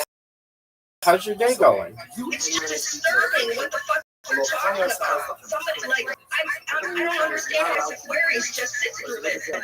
I'm to learn about what kind of person. What did she do? She's just dead silent. I don't know, but you lied about playing bingo, and then you it's all a big deal, and I'm the liar, and you believe her. Oh, that is such a minor point. Who cares?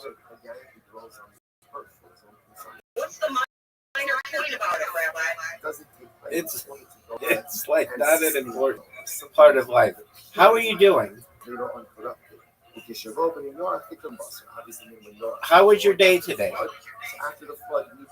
Dude, that. Fine, up until you just told me that I woke up on the wrong side of the bed. All right, well, calm down. How am I supposed to calm down? You breathe. You're just rude to me for no reason. Calm down. And then you muted me. That's correct. And I'll do it again if I need to. She might have thought that No, do it again if I want to. That's cute. Yeah, but you won't mute somebody else for fucking belittling me. Who am I? Like calling me a liar when she's fucking lying. Dude, do that. Calm down. Calm down. Miss Aquarius didn't do anything. I'm not a dude. I'm not a dude. My name is Autumn. Autumn, calm down.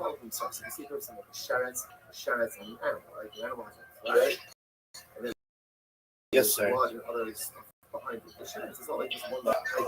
thing. I hate you. I genuinely hate you. Calm down, woman. So again, so now the Gemara's understanding this idea. Adam Rishon was not allowed to eat meat. The Pashtos If Adam Rishon was not allowed to She's muted. I don't know what got into her today.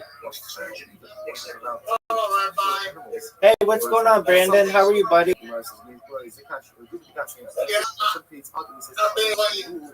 All right, big man. You know we've got Thursday night football tonight. You know we've got Thursday night football tonight, right? That's a good question.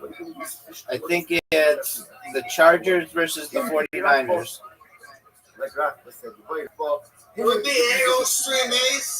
Yes, sir. Yes, sir. Yes. Yes, sir.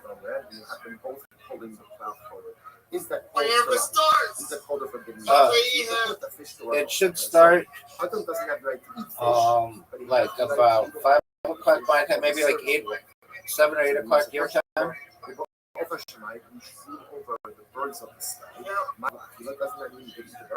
Who win? No, we can use the birds for work. Too much almost been in the rock. I don't think Let's do the best of like the these kids.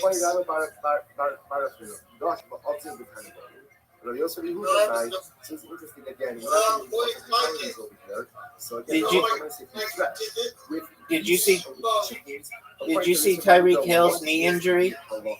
So again, this has to do with there's a special permit for workers while they're working. So shiny, but in order for that to happen, did you see Tyreek Hill's knee injury? So when an animal is using all floors, it is also really sad. And Lamar Jackson isn't playing this week probably because of his hamstring. So is that animals that work? Therefore, the animal should be permitted to eat, or no, the whole animal is then not. Okay, so like I said, the details are not as important for the discussion. What's more important for the discussion is it's illustrating how you can put geese and you can put chickens, fowl, birds to work. Okay. Tashma.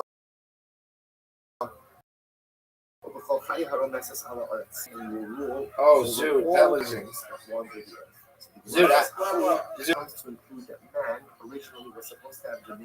And I made it. We tied. What up, baby? What's your bad news? Because as a result of the sin of the tree, of the Itzadas, the tree of knowledge of good and evil, that other Moses was from. Zoot, what's your bad news? Was punished and did not punished. Man lost out on a tremendous attention. No one knows who that is, nor does anyone care. I can tell you this, though. I saw a fucking wildlife video of Jack Irwin, and he did really... Robert Irwin, that's what I meant to say. Had feet, had arms, was able to speak, stood upright. There was a... He's what? Had Adam not sinned, so every person... Okay, he's really good with animals. So what do you think of this shot? One snake would send north, one snake would send south.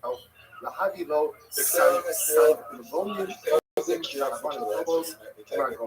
think there is, and yeah, I want you to. I'm still going to put pressure on you to do it. How do you know that the medications don't work? You don't. No, you haven't. You're lying. You're straight up lying to me right now because you haven't even diagnosed it. I don't like when you lie to me, Zoot. No, it's not made for it. Okay, that's a fucking antidepressant.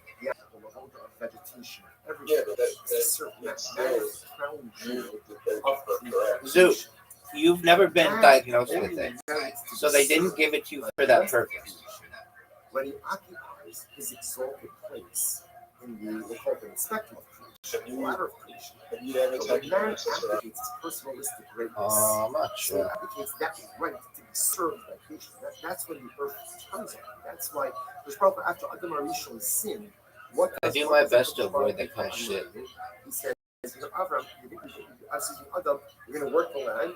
The coats for God, you're going to plow the field. All right. Forth, thorns and thistles. What does that mean? What does that mean? It means the world is not going to cooperate.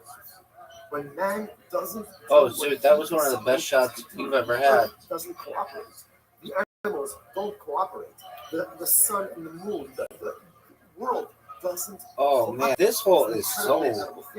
When I call it the alien hole. When we do what we're supposed to do, so then it controls the universe. I used to like it. Because man is serving me. It is hard. His purpose is serving me, and what up, Pam? Your purpose by serving them. But we have to keep our sacred duty. Not only from I don't know if anybody personal responsibilities or disrupting the natural order of things. So the animals know their own thing. You say you have it so that you get a stipend from the government. I know again, focus on things even worse sometimes. Okay, that's fine. But they didn't diagnose you with Tourette syndrome, so I think the people who diagnosed you are a joke.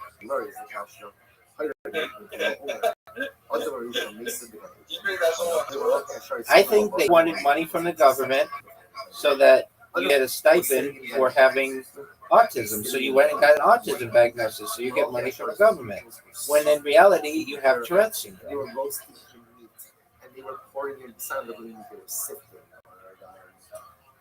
But they don't give you money for Tourette syndrome, so you just didn't put any emphasis on that. And I know that's exactly what happened.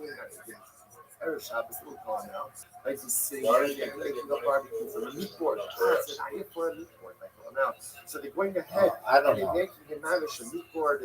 So fuck you for that shot. That was a dick move. Pouring in delicious wine. Oh, and I just fucked you back. So the cup that was being given to adoration, it is kind of. Why wouldn't you water bump me? I will say, we got jealousy that led to this entire story. See, in life, why did the first see her? Because the Nachash wasn't. Why wouldn't you water bump me? Calm down, Zoo. Someone else is just more of something we're jealous of. We no longer have the ability to be lack of contentment. It stirs all kinds of things and moves all kinds of things in the world. Nachash was just jealous of the common admiration. Look at her. He's spend your life looking at everyone else has. Everyone else has. Everyone else has. I gotta check Twitter after this. Okay, what's going on Twitter? Adoration is eating meat. Is eating meat. We should eat meat. Hassan the Basa Garvin Hashanah. There is a different that meat came from the heavens. No, losers call it X. Cool people will always call it Twitter. That wasn't meat that came from the animal. That was meat that came from Shemaiah. No, even he calls it S. Even he calls it Twitter. Yeah. Not all the time. Because I've heard him have conversations about it, and he's like, X Twitter, whatever you call it. Everyone knows what it means. What happened? What I was traveling on the way. I didn't check. I don't know how you like 2 lions, right? 2 lions came in, they started roaring in his face. Some people do. It's shorter. The lion comes. Crying out for food. And what happened? Oh, you serious? Fell right in front of him.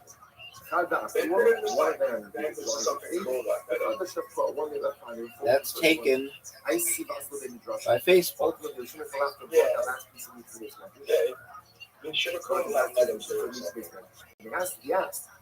Are you serious, Sue? Dude, I've never been good at this hole. I've never been good at this hole.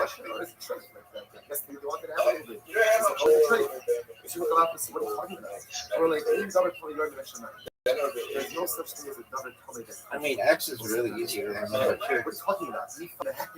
And you ask me what the hashkaf is. And you fell from having to ask me what's torture. You ask me what's torture. Nothing that is traced comes from. Okay. Zoo, this is awful. Anything that comes from Shabbat, anything that comes from Shabbat, They hurt. Difficult. Any circumstance that comes from the Holy Baruch Hu, which is every circumstance. No, Zoot, I don't have it, and you need to get that for it. When are you going to call that place? Zoot, answer my question. 6 days. No, dude. I'm going to remind you of it every single day. You need to call that place.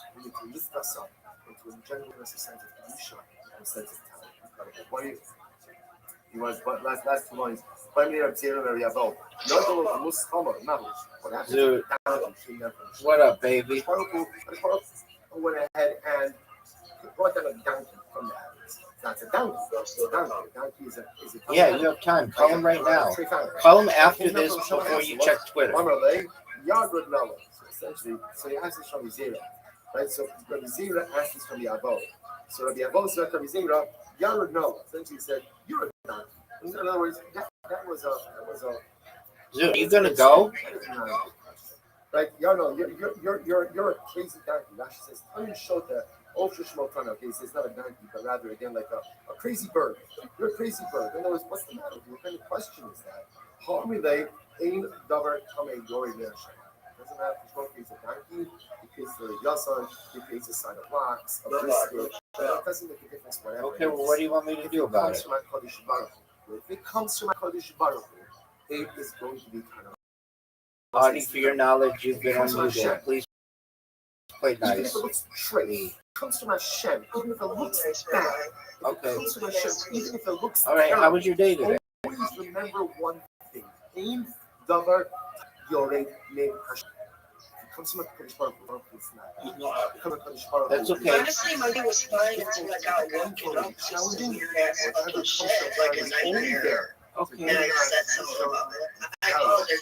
See, I don't watch porn. Like, I don't fucking. Nigga, I don't know what the fuck that shit is, but that's like. I don't know. I mean, I guess Miss Aquarius is okay with it, but. Leave Miss Aquarius out of this. She has nothing to do with Just be a this. little bit more polite as to who is here. All I right. know Miss Aquarius doesn't care about anything. She's a wonderful person. Neither the truth nor the lie matters to her. She is wonderful. Oh yeah, she's so wonderful, Rabbi. Just like you are so wonderful. Like you are the best, and she loves you. I know, Rabbi. I get it. Calm down. Just be quiet. Everything will be fine.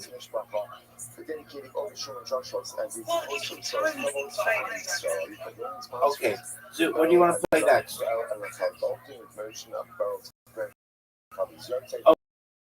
Oh, Zoot, you got to call that place. To treat me the same way they treat other people, because I ask other people, and it's completely unfair. What up, big dog?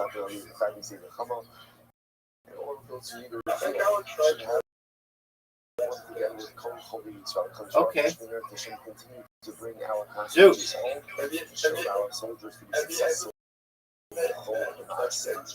Zoot, will you please call that place?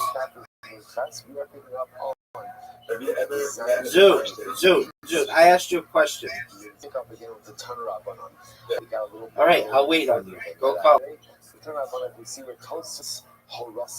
If you look at that Tosis there, Tosis is on the right hand column, and you just move your finger towards the left, so about 2 lines down, you'll get the turnaround. All right, you have to call them tomorrow. What is supposed to say? What is that thing you wanted to check on Twitter? The teachers like Kusim, and again, remember, as I mentioned yesterday, in this context, Kusim is not being used, in the typical sense to speak about that group of people who have doubtful conversion. Thank you, doubtful hearers, but rather speaking about non-Jews. Sakusim ultimately again are subject to the prohibition of arayos like these.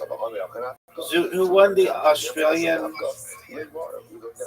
Rules Football League? So Tushlimar answers Hassam, the arayos to go. So apparently there's two different buckets of Arias. Who won the Australian rules football grand finale? So two different sukis highlighting two different buckets of tradition. About Al-Arayas Yisrael. So let's say the Kusi, if a non-Jew has relations, let's say with a Jewish woman, neither will be dealing with again, he's judged. Are you happy about that? So what's the implication?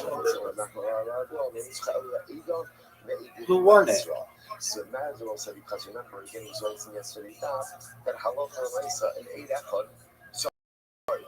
Ben Noah, he could be judged even by a down one judge. Are you happy about that? So if he has an active immorality with a Jewish woman, he is subject to the Jewish legal system, which again then has a basis of 23. Did you know they played like some team that is a bunch of cats? So what you're telling me essentially is that Pussy, right, if a non-Jew has relations with a non-Jewish woman, right, if one relates to a non-Jewish woman, he's judged by one set of standards, a lower set of standards. But if he has relations with a Jewish woman, he's judged by a higher set of standards, which essentially you get what's around here. So it sounds like that there's a lower level of conviction if he has immoral relations with a Jew, he's a non-Jew. That doesn't seem to make sense. To which the Gemara says,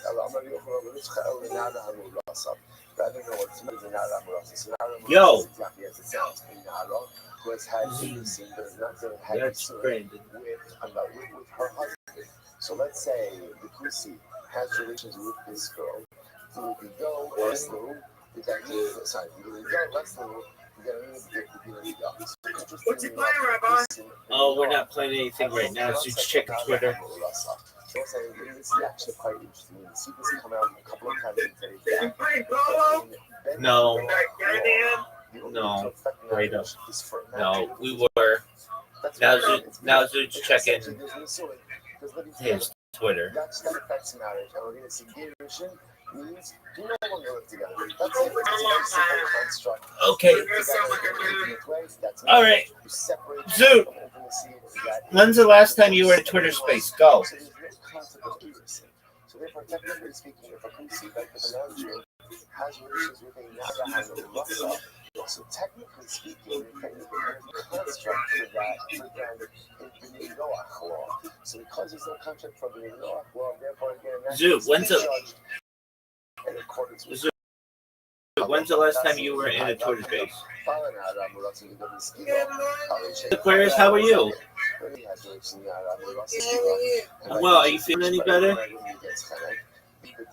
not gonna feel no better until I get this prescription medicine in my body. Okay, you do that, and then we'll be here for you to support you, and we'll help you get better, okay? Right. I gotta go to work. All right, you go take on the day, girl. All right, see you later. Take care, Mr. Good night, Mr. Quest.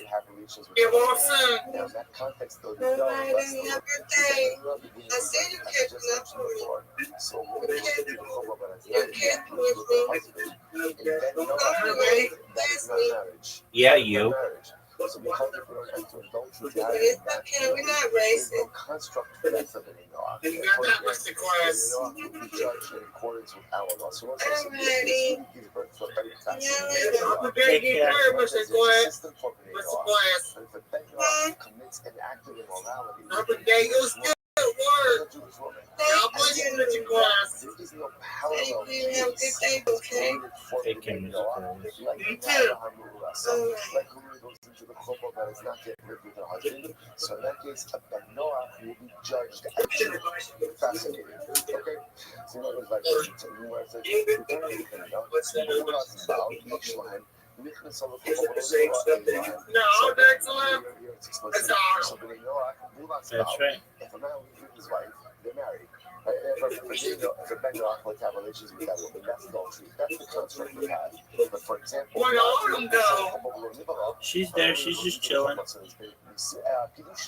there hasn't been Nisuin, or even if there's been Nisuin. The couple has not yet.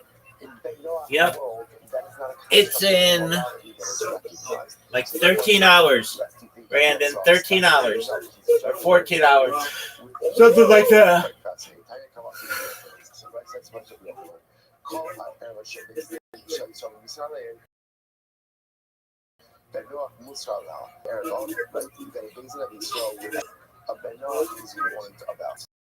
If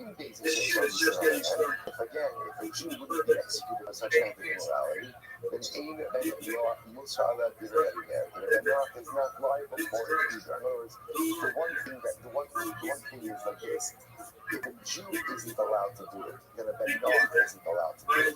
But the reverse is not true. If a Jew is not allowed to do it, All right, Brandon, if you can, mute yourself because that in the background's really loud. You're good, Big Dog.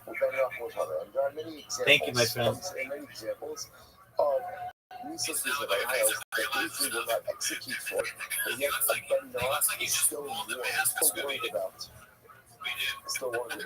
For example, Alayos Yisrael, Mido B'Din Yisrael. The Ben Noach has what is considered to be a halacha for the recent relations with the Jewish woman. He is judged in accordance with Jewish law. Jewish law, Ba'alayos Ben Noach, however, again, again, he has relations with Ben Noach, Alayos, then Mido B'Din. He's judged in accordance with Ben Noach. The aim on the Ellen Adam Rasa Bohad, and when we try to figure out what's the distinction in all these cases,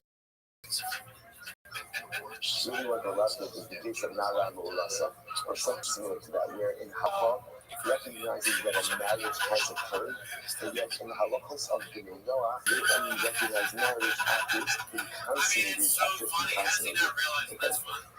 So in that kind of case, and in the Noach system of law, they have been let off without punishment.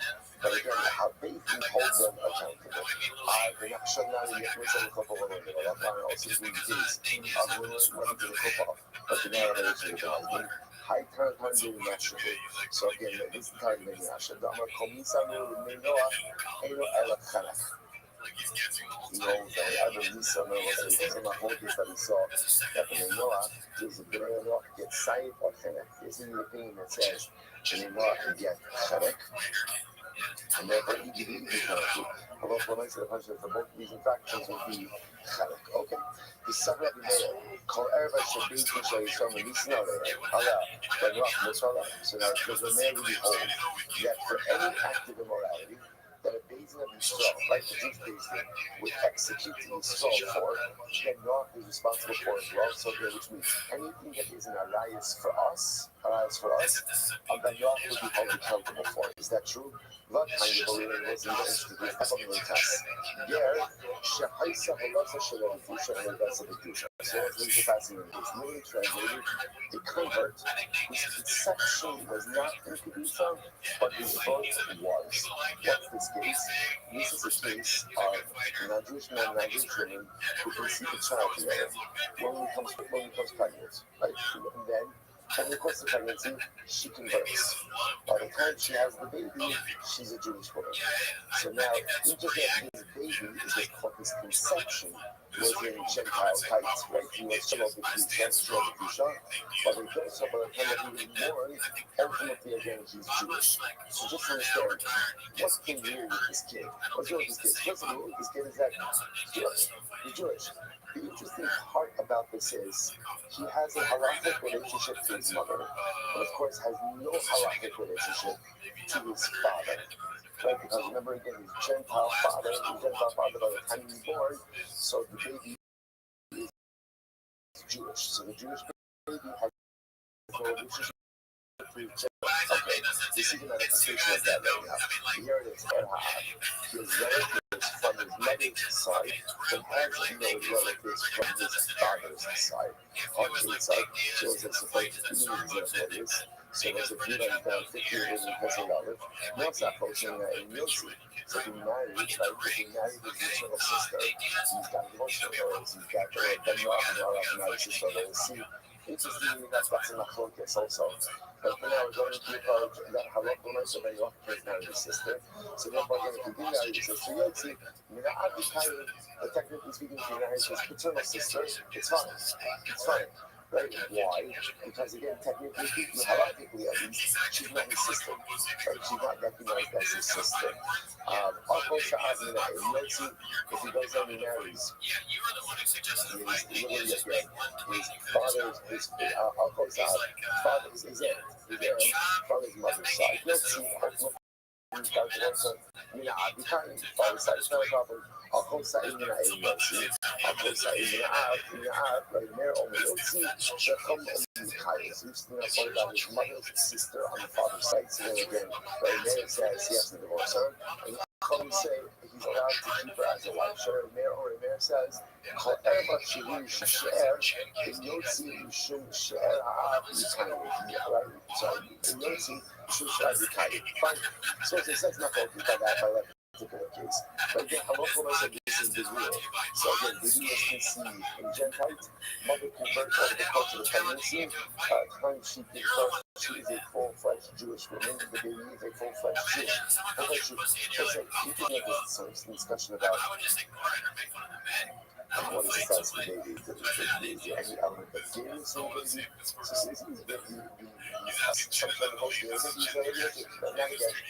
again, but halacha again, halachic relationship to the mother, no halachic relationship to the father. Now, of course, the interesting about this is generally when a person converts, right? Rejection is character context and all that, and therefore there's no real relationship to just a halachic relationship to the parent. But of course, this case is different because the mother converted with the baby in utero, right? And therefore, again, halachic relationship to the mother remains. But no halachic relationship to the father. Okay, can't say anything. The motor that is just of this that he's committed to is coming together. Right, this baby was born to his relationship to his father's side, rather than with his mother's side. Look at the HS of it, he's committed to his brother's wife, and the HS of it, so the brother of the wife of his father's brother.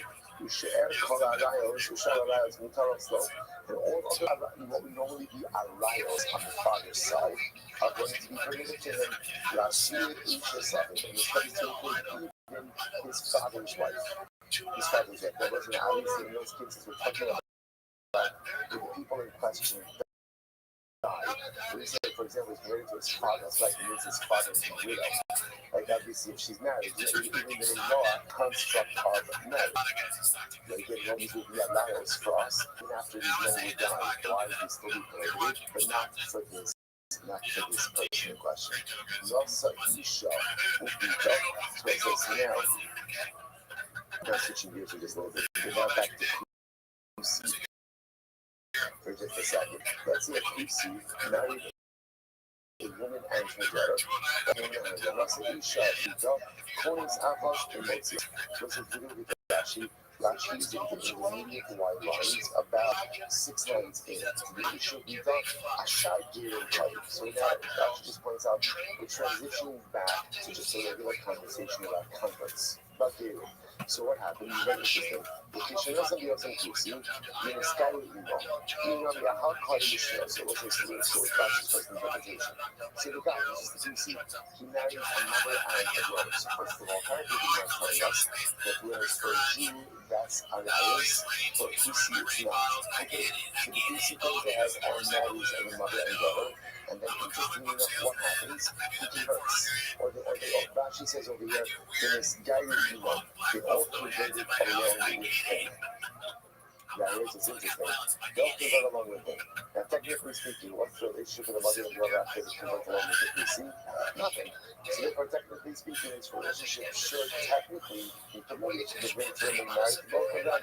So, what's the halacha? The halacha is the one says, Konis Achos, Umotzi Achos. So, halacha is again, he is permitted to keep one of them and not permitted to marry the other. Well, the Chatila lo yifnos. But ideally, ultimately, again, ideally, even if she should not marry the mother and the daughter.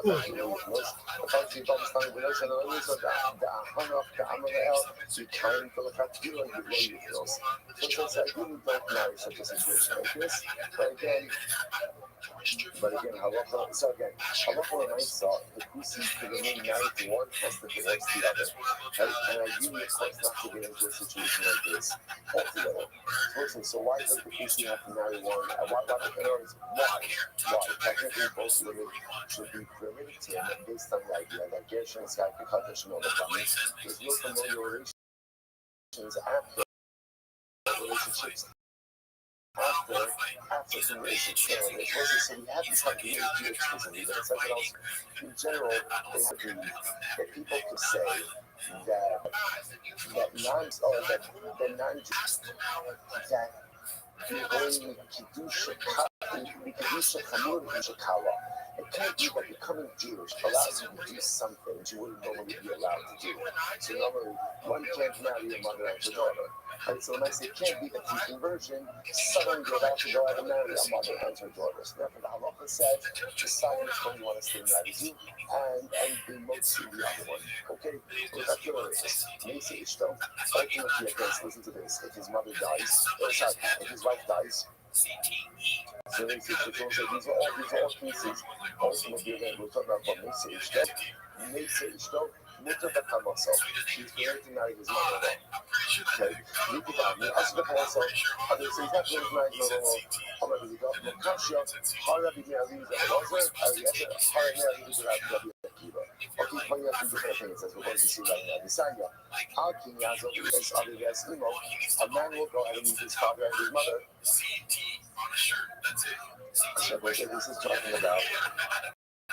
This is talking about the pasuk. This is talking about the pasuk by other Rishon. Now, quickly, Rashi, they say Ishto. Mutter b'chamoso. V'afafu shekayma v'ishto v'shiniskaya. The ben Noach will Israel chamoso. The nima bo'im v'yisha. The chamoso mamish lo havia.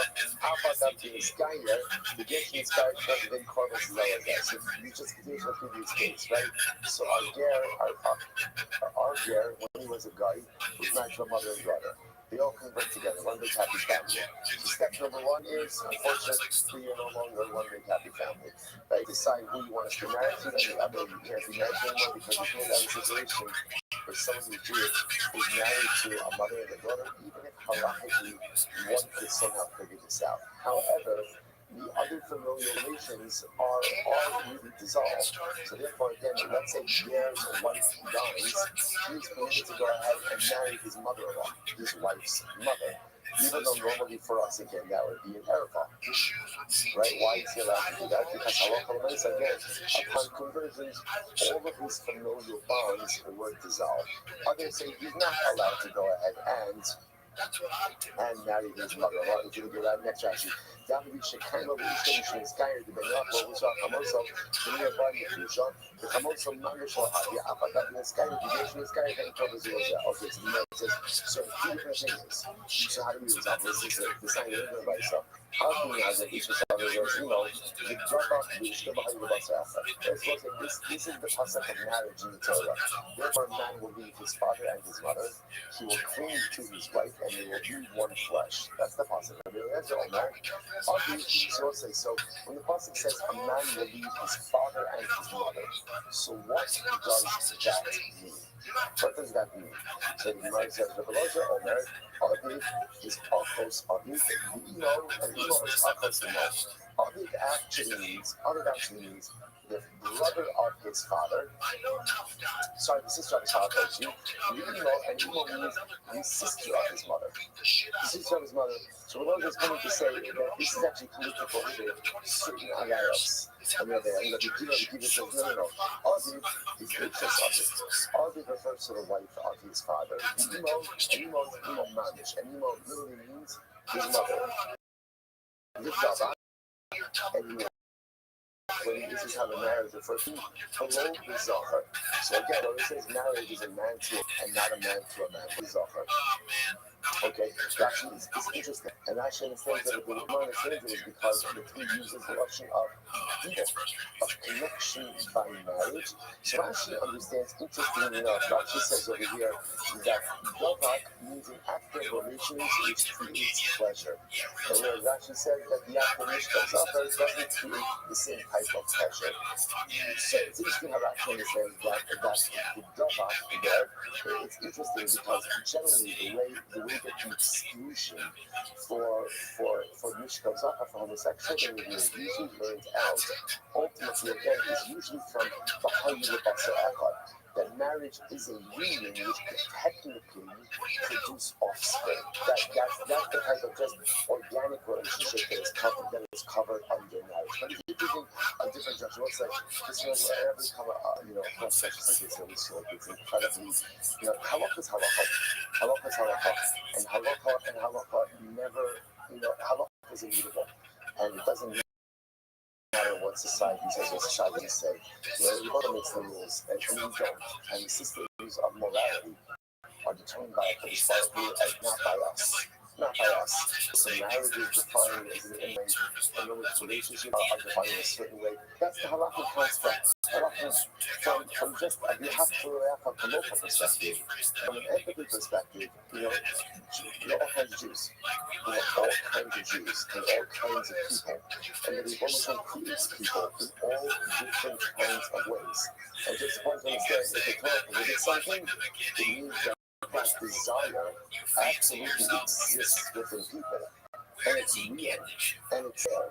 And especially again in this particular area, no greater struggle than for a man or for a woman who is struggling with identity, with sexual identity, and wants to live a life of halakha, but is often forced between a commitment to Hakadosh Baruch Hu and companionship.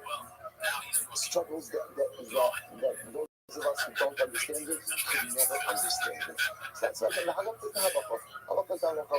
But never think that the halakha in any way impugns upon the dignity of the individual, and never think the halakha allows us to impugn upon the dignity of the individual. You have to learn achal kamocha, and the openness and the welcomeness applies to all types of Jews, and the love and the empathy applies to all types of Jews, even if we don't have the ability, any flexibility to change the rules. The rules are the rules, but the love always has to be all-encompassing. The Gemara goes like this. The Ishto, a little bit Ish's Chavera. So this is a good Rashi, right? The Gemara says, "Love the Ishto, bring it to your own wife, and not to anyone else's wife." The Gemara says, "The Hayyu Basar Echad, and they will become one flesh." So Mishenasim Basar Echad. This only refers to an act of relations where again, there's a fusion. Yatsu Behima B'Chaim Shenasim Basar Echad. So again, Rashi says over here, Mishnah Shizal Yotzei Nehem Nasa Basar Ha'im Ba'adam. So one of the again is capable of creating offspring. So again, this comes to us, let's say, mating with the Chayah, and can't create the Basar Echad. Okay, I'm not. The Raja or not, it refers ultimately again, sister. Maybe it means your father. So you says, Hainu B'Davak, Tavok Zachar. So this ultimately again is Davak, and that's Zachar. Okay. So there's no need for the pasuk to prohibit relations with one's father. Like there's no need for that because again, that's covered under Mishkan Zafar, right? That's covered under the Davat and not in the Zafar. Ashes of it, maybe it's referred to father's wife. I know the Ishtan of Ashes Havera. So father's wife, again, is covered under the prohibition of Ashes Havera, of your friend's wife. Ema La'achani, so this is interesting. So maybe halakha once it comes to say that father's wife is prohibited. You can actually get to the father. And there was another thing, it's opening the door. So maybe he's coming to go and say that the father's wife is prohibited. You can actually get to the father. To me, the emo. Not emo, the lad issues. Other the lad issues. Just like in the case of mother, ultimately ultimately, we're not talking about a prohibition that is derived as a result of marriage. Firstly, by father, we're not talking about a situation of a prohibition derived as a result of marriage. What's emo? Of course, like ultimately, again, this refers to mother's sister, the emo mamish, referring to mother herself. I need to be still over interest having because mother ultimately, again, is the father's wife, which is forbidden already. To which the Gemara says, the emo so it is going to include even after the death of the father. Dunya David is comparable ultimately again to father.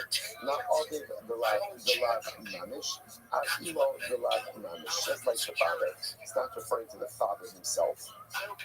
So to the mother, not referring to the mother herself. But here it says, David Asia David, David refers to the wife of the father. The emo David mamish, maybe it's the father himself. Perhaps saying, placing in relation with his father. I need to go back to Moses after, right? Because we're covered by the prohibition. But again, if that's the case, the Aishas Abid, father's wife is also covered. Why? Because of the Ishtar. And not the different.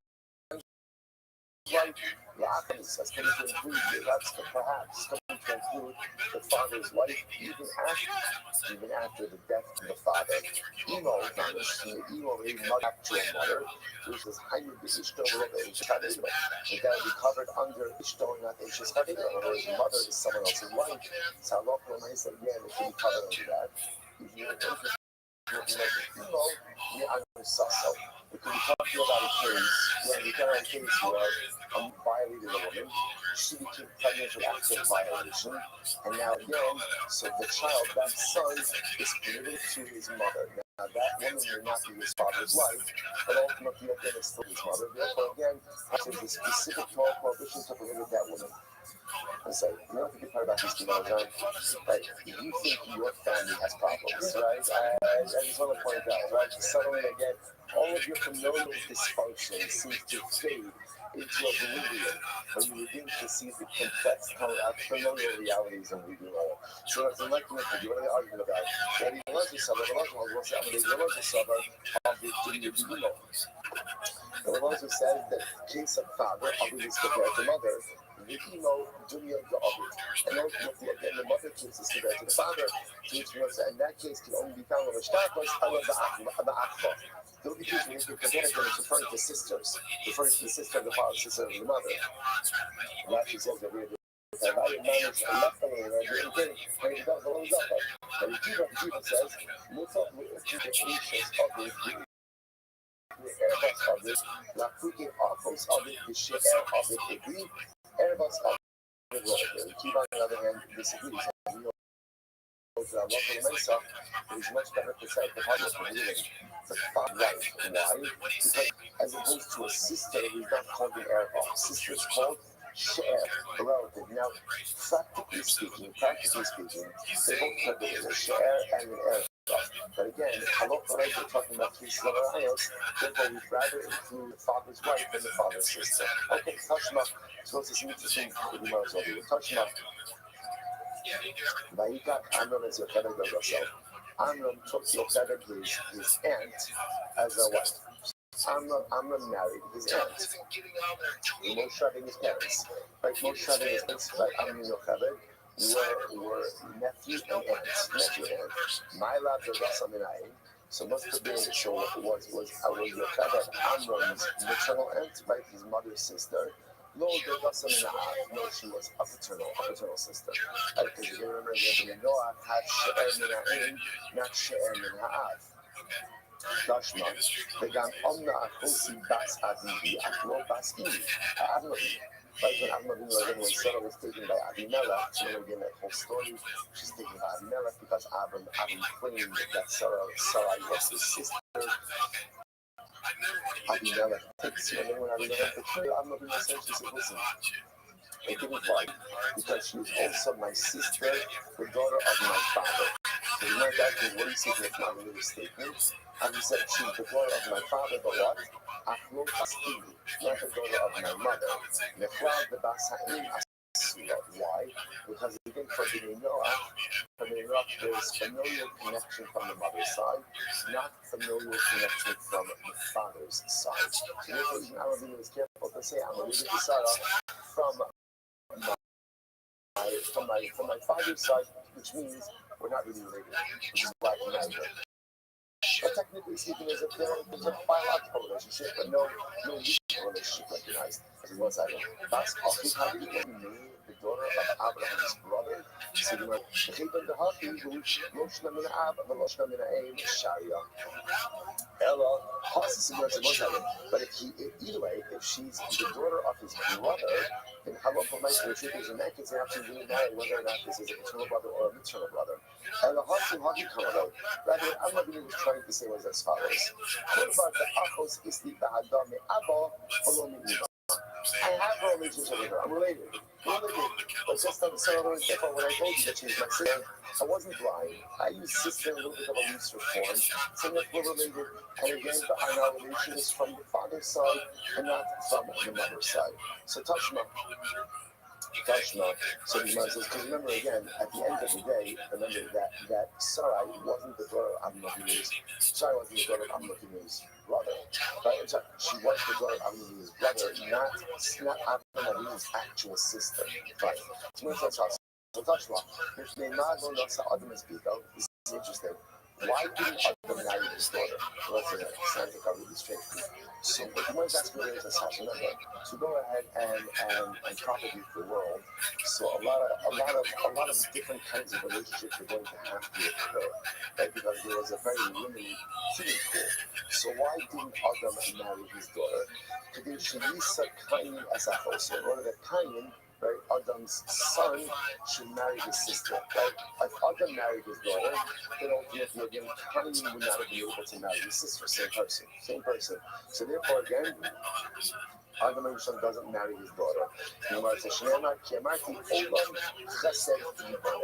Ultimately, therefore, I said that the world is built on chesed. So what's interestingly enough, the Gemara is over here that Adam didn't marry his daughter and left her for kindness as an act of chesed. An act of chesed. So technically, which is fascinating on a different levels. This is called chesed. But again, it's not on a certain level. Allah says you have a quote-unquote right to something, and then you yield that right to someone or something else. That is called an act of chesed. It's also interesting to point out that remember the Torah uses the word chesed also to refer to immorality, right? It's fascinating, like chesed, like immorality. Which is, we mentioned this before, so why is the same word for kindness and charitability and for immorality? Because again, right, a person has a desire to express love to the other. What's immorality? Expressing love to too many people who you shouldn't be expressing it to. So there's this balance sometimes between being a giving person and being too much of a giving person. So it makes it just fascinating that etymologically and just verbatimly, the same word chesed means loving kindness is also the same word for immorality. Okay, everybody remember like the hala hafiyasira. Now, what do you see for hala hafiyasira? So one second, but I understand that halacha l'maisa, which you see from there, were not for the fact that Cain had to marry his sister, because you want to talk about the shidduch crisis. There was no one else to marry, right? There was no one else to marry. So l'maisa, again, if you see otherwise, it would have been related. So what do you see from there? That a Ben-Noach is not permitted to marry his sister. To which the Gemara says, interesting enough, even the Ishtri, at least time it's of the opinion, that technically speaking, a Ben-Noach could even marry his sister. And once it became permitted for Cain, it became permitted in general. Okay, I'm not, Kusi Mutalabito. As it says a Kusi, alright, and now he was permitted to marry his daughter. With Neymar, Nasa Adam's Pito. If that's the case, then why didn't Adam marry his daughter? So he was the fact that she used to Cain as a household. In order that Cain should be able to have a wife and marry his sister. The Gemara says, "Mishum Olam Chesed Yibana." The world is built on kindness. Look at that. Let's say you say that sometimes kindness is not even necessarily what you give someone else, but kindness, chesed, is more found in your ability to yield. I have a right to something. I choose not to exercise that right. That's chesed as well. You can give me an ultimate version of this discussion. I'm going to Kusi Asulabito. Kusi is not allowed to marry his daughter. How do you know this? Take off. Shalonasa Adras Bito. Because Adam didn't marry his daughter. And the fact that Adam didn't marry his daughter indicates that Kusi isn't allowed to marry his brother. Although the Gemara says that's actually not a good raya. Hasan Hayim Taima Kedisa Kainetz Achoso. Ultimately, that's different. The reason Adam didn't marry his daughter is because in order to go ahead and have Cain marry his sister. Why? Mishum the Olam Chesed Yibana. Incredible. So now goes like the Chista. The Chista says, Eved Mutter Evo, or Mutter Bebito. Alright, so that's an increase in Eved. Now they're talking about the Eved Canaan, owned by a Jew. Right, so now a Jew acquires an Eved. Now let's remember that we've learned this many times before. This is quite fascinating. Why? Because essentially the Eved kind of transitions into quasi-Jewishness. Again, there's a Mila Mission Office, there's a Mila Mission Office, there's a Mission Mitzvah, is high in this. In general, except for time-bound mitzvahs, there's a quasi-Jewish state. So as a result, the Christa says, remember, at upon emancipation becomes a full-fledged Jew. So the Gemara says, interesting enough, Eved Mutabino, he's permitted to marry his mother, or Mutabino. Why? Because Niklal Kusi, let's say Niklal Kusi, was a problem, he saw a low bar. So I said, he's interesting enough, right? He's no longer a Kusi, like he's no longer a Kusi, but he's also what? Not a Jew. Because remember, they also distinguish all of these Gemaras together, right? A Kusi is not allowed to marry his mother, not allowed to marry his mother or his sister. Not allowed to marry his mother or his sister, or his daughter for that matter. Mother, sister, daughter. Right? If a Kusi brother and sister, mother, son, father, brother converts, they become Jewish. Technically, can they get married? Technically, yes. Technically, the answer is yes. But remember again, Chazal said it can't be that people think that conversion is coming. You can do shakamun, you can do shakala, right? As a Kusi, you weren't allowed to marry your mother, your daughter, and your sister. And now that you're a Jew, you are allowed to. It doesn't make any sense. And therefore, again, so this is not the Eved is kind of in limbo. He's not a Kusi because now he's an Eved, but he's also not a Jew because he hasn't been emancipated. So because of that, there's nothing to stop him from marrying his mother, his sister, or his daughter. He also has been I'm not so Islam Ben Noach, he designated a shifta for his servants. So again, you have a Ben Noach and non-Jew who has an Eved. He designated a wife for this Eved. And then again, the Kusi master had relations with her. So ultimately, again, Ben Noach master had relations with her. He's chayiv. The master is chayiv. He's liable for an act of immorality. Now, Me'emas, when is that? So the Gemara says, at what point in time does the shifcha become the wife of the Eved? So like, I'm not going to become a visa declaria. When people say about her, oh, she's the wife of so-and-so.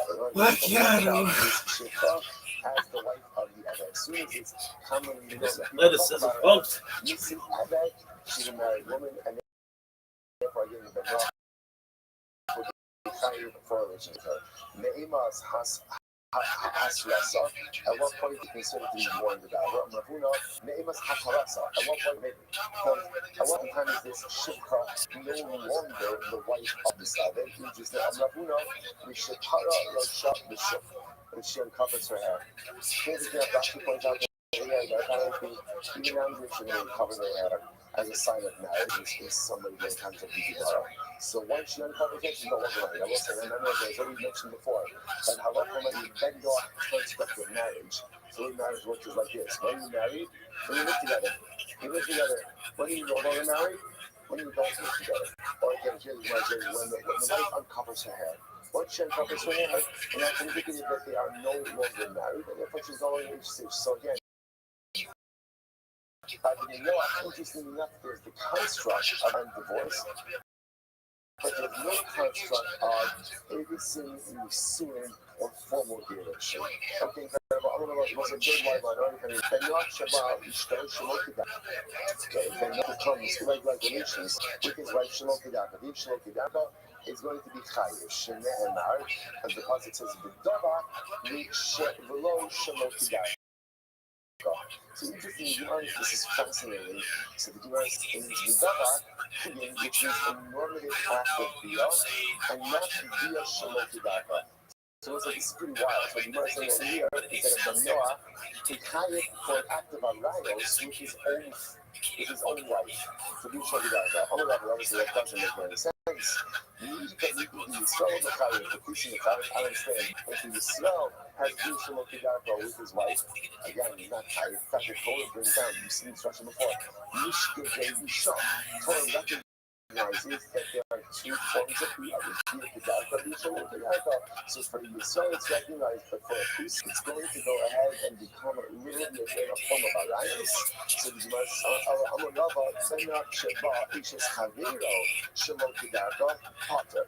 Right, the Rebbe says like this, what it means is like this. A Ben Noah, who has relations with his friend's wife, right? His friend, I guess not friends anymore. Right, with his fellow's wife, right? Shalot Kedarka, Potter. So this is fascinating, right? So being Shalot Kedarka in the adulterous scenario for Ben Noah is going to be Potter. My Kaimo, the Ishto, so again, that's the prohibition of adultery, right? You take your own wife, not someone else's wife. Gava. Again, Gava. What does it mean to kill Gava? Gava means to normative love, the Lord Shalom Kedaka, and ultimately again not to be a Shalom Kedaka. So that's really fascinating. Now again, interestingly enough, that may result in a Kula by the Noah, because by Jews that's not the case. Right? When adulterous view Shalom Kedaka will still be an act of adultery. But it's fascinating to see that by Ben Noah, being Shalom Kedaka, right, may not be adultery. Quite fascinating. Overkill carbon Shika Sisal, Chayiv Nisa.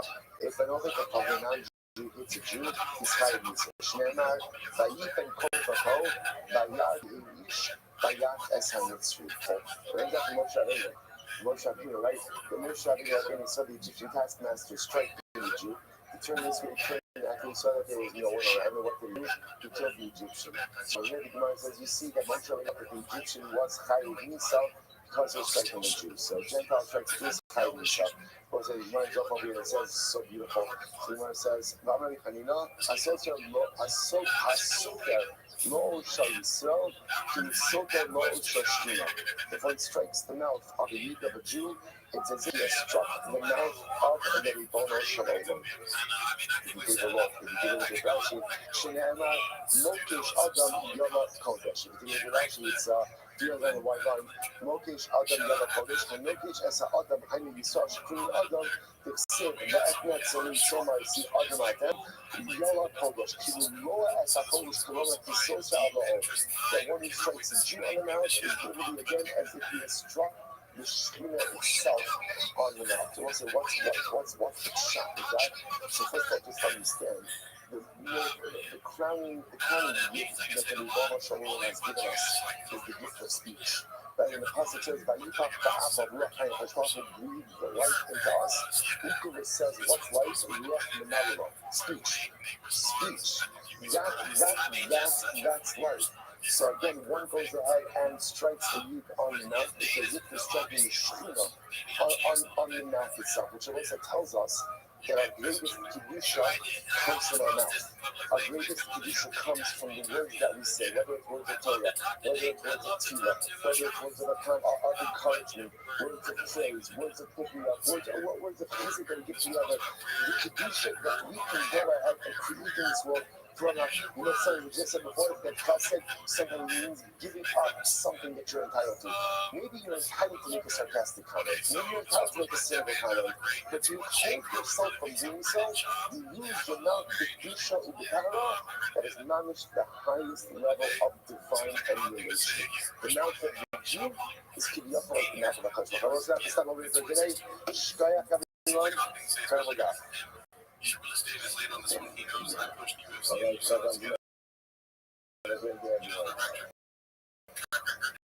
talk about my cardio. It's never been an issue. I've been ran all the time. So again, when he's in my mind, he seems kind of being fan friendly. Easy to say I have bad cardio based on the Lesnar fight. He knows I was rushed to the hospital, was near death. He was with me. That wasn't cardio, and he knows it. All right, so good morning. Let us begin today's fact is drink fast. Well, before we get that, thank you. Thank this morning the sponsors. Thank our Torah sponsors.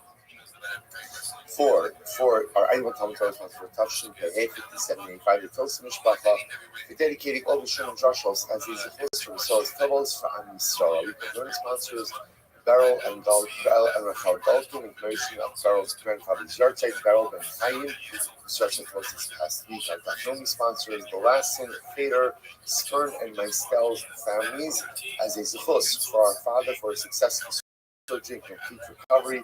Pinchas Ben Luma, local American Talmud Torah.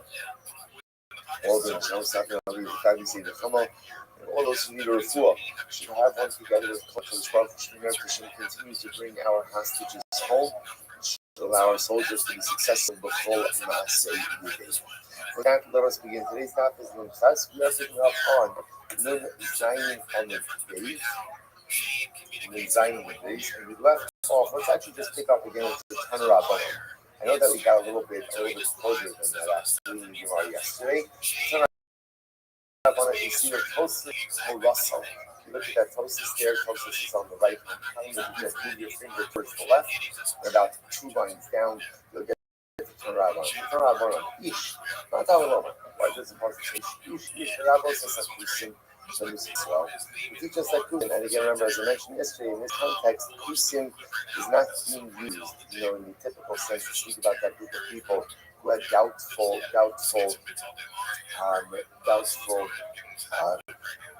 conversion. Thank you. Doubtful heroes, but rather speaking about non-Jews. So I say again, the Rabbos says that Kusim ultimately again are subject to the prohibition of Arias that we saw. We don't have to Leymar, we don't have to Leymar, because the Admonition, Zagir Arias, the first Leymar is Hassam, the Arias to go. Arias to go. Sometimes there's 2 different buckets of Arias.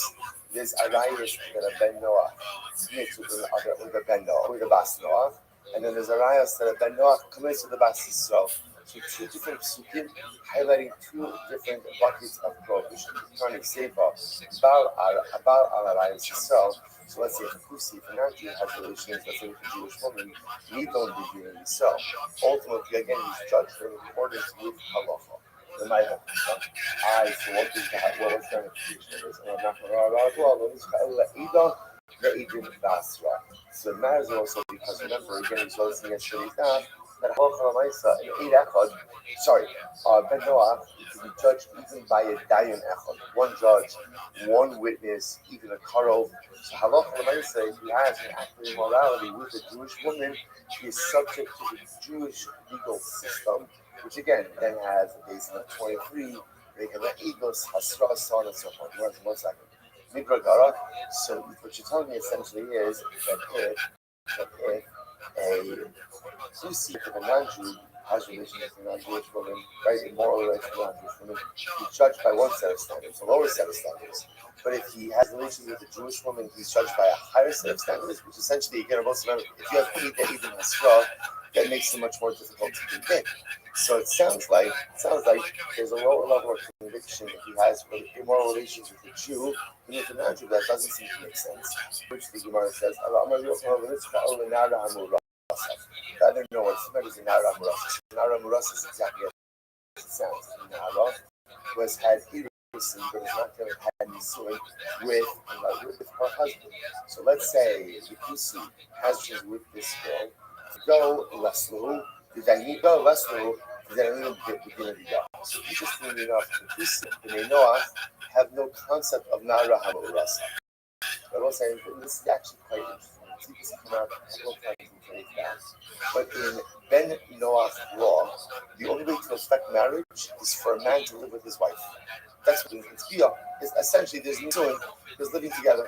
That affects marriage. And when it's engagement means you no longer live together. That's it. It's a very simple concept. You live together in an intimate way. That's marriage. You separate from intimacy. That is divorce. That is divorce.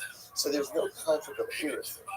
Therefore, technically speaking, if a Kusi, like with a non-Jew, has relations with a Na'ara Rasa, so technically speaking, there's no construct for them in B'nai Noach law. So because there's no construct of B'nai Noach law, therefore, again, in that case, to be judged in accordance with halacha. Fascinating. I Tanya, Na'ara Rasa in the Meskila, this is Nida Mechanic. 1 second. And then if a Kusi has relations with Na'ara Rasa, it gets Skila, and by Isha Sirish, by regular married woman, it gets Skila. The Begina Bizaru, Sayef. right? But ultimately, again, in halacha l'maisa, we're dealing with his halachas, so shouldn't it be saif? In other words, remember we were saying yesterday that also a ben noach is also judged with saif. First of all, like, my issues what's the issues we're talking about over here? You know, she nicked the football below Nicola. So again, we're talking about a woman that say went into the football, but did not yet have relations with her husband. Now, in that context, though, you know less than who, as we just mentioned before, so a woman who goes into the chuppah but has not yet lived with her husband, in Ben Noach world, that is not marriage. That is not marriage.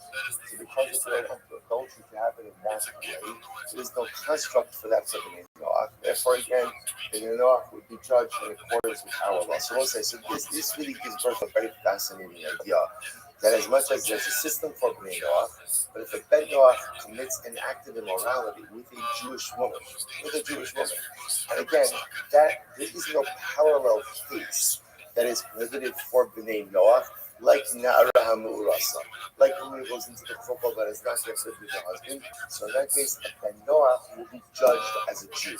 Fascinating. Okay, Gemara goes like this. Gemara says, "To tell you everything, you know, Ba'ula's bow, Nishan, Nishmas on the football, but a little lot in line." So again, here it's explicit. So, but in Noah, Ba'ula's bow, if a man lives with his wife, they're married. And if Ben Noah to have relations with that woman, that's adultery. That's the construct they have. But for example, not Nishmas on the football, below Nibbala, but a woman who goes into the football, so there's been Kiddushi, but there hasn't been Yisuin, or even if there's been Yisuin. And Allah the couple has not yet lived together. In Ben Noach's world, that is not a construct of immorality that is recognized. So therefore, again, lest you think he gets off scot-free, no, he's judged in accordance with Jewish law. Quite fascinating. I want to be open. That's what to be open. Call out Eresh and Ben Noach Musala. Any erva, right, that a Beis of Yisrael would execute someone for, a Ben Noach is warned about. Any Beis of Yisrael, if a Jew wouldn't be executed for some kind of immorality, then Ein Ben Noach Mu'ala Dirari there. Ben Noach not liable for it either. The one thing is like this: if a Jew isn't allowed to do it, then a Ben Noach isn't allowed to do it. But the reverse is not true. In other words, but if a Jew is not allowed to do it, a Ben Noach is also not allowed to do it. So you know, like come say, Harbi Arayos creation engaging Shayshon of Israel. Ben Noach was on it. There are many examples. There are many examples of Misa's business of Arayos that Israel will not execute for, but yet a Ben Noach is still warned about. For example, Ba Arayos Yisrael, Nido Bedin Yisrael. But Ben Noach has what is considered to be in halacha, an illicit act of relationship with a Jewish woman. He is judged in accordance with Jewish law. Jewish law, Ba Arayos Ben Noach. However, again, if halacha again, he has relations with Ben Noach Arayos, then Nido Bedin Ben Noach. Judge in accordance with Bnei Noach. And the truth is, to figure out what's the distinction in all these cases. Really, what we're left with is the case of Nara Mu'urasa, or something similar to that, where in halacha recognizes that a marriage has occurred, but yet halachos of Bnei Noach, they only recognize marriage after it's been consummated. Okay? So in that kind of case, in our system of law, we would let off without punishment. But again, how Din would hold them accountable. Why also case of women but did not have a relationship with the husband. So again, this is how the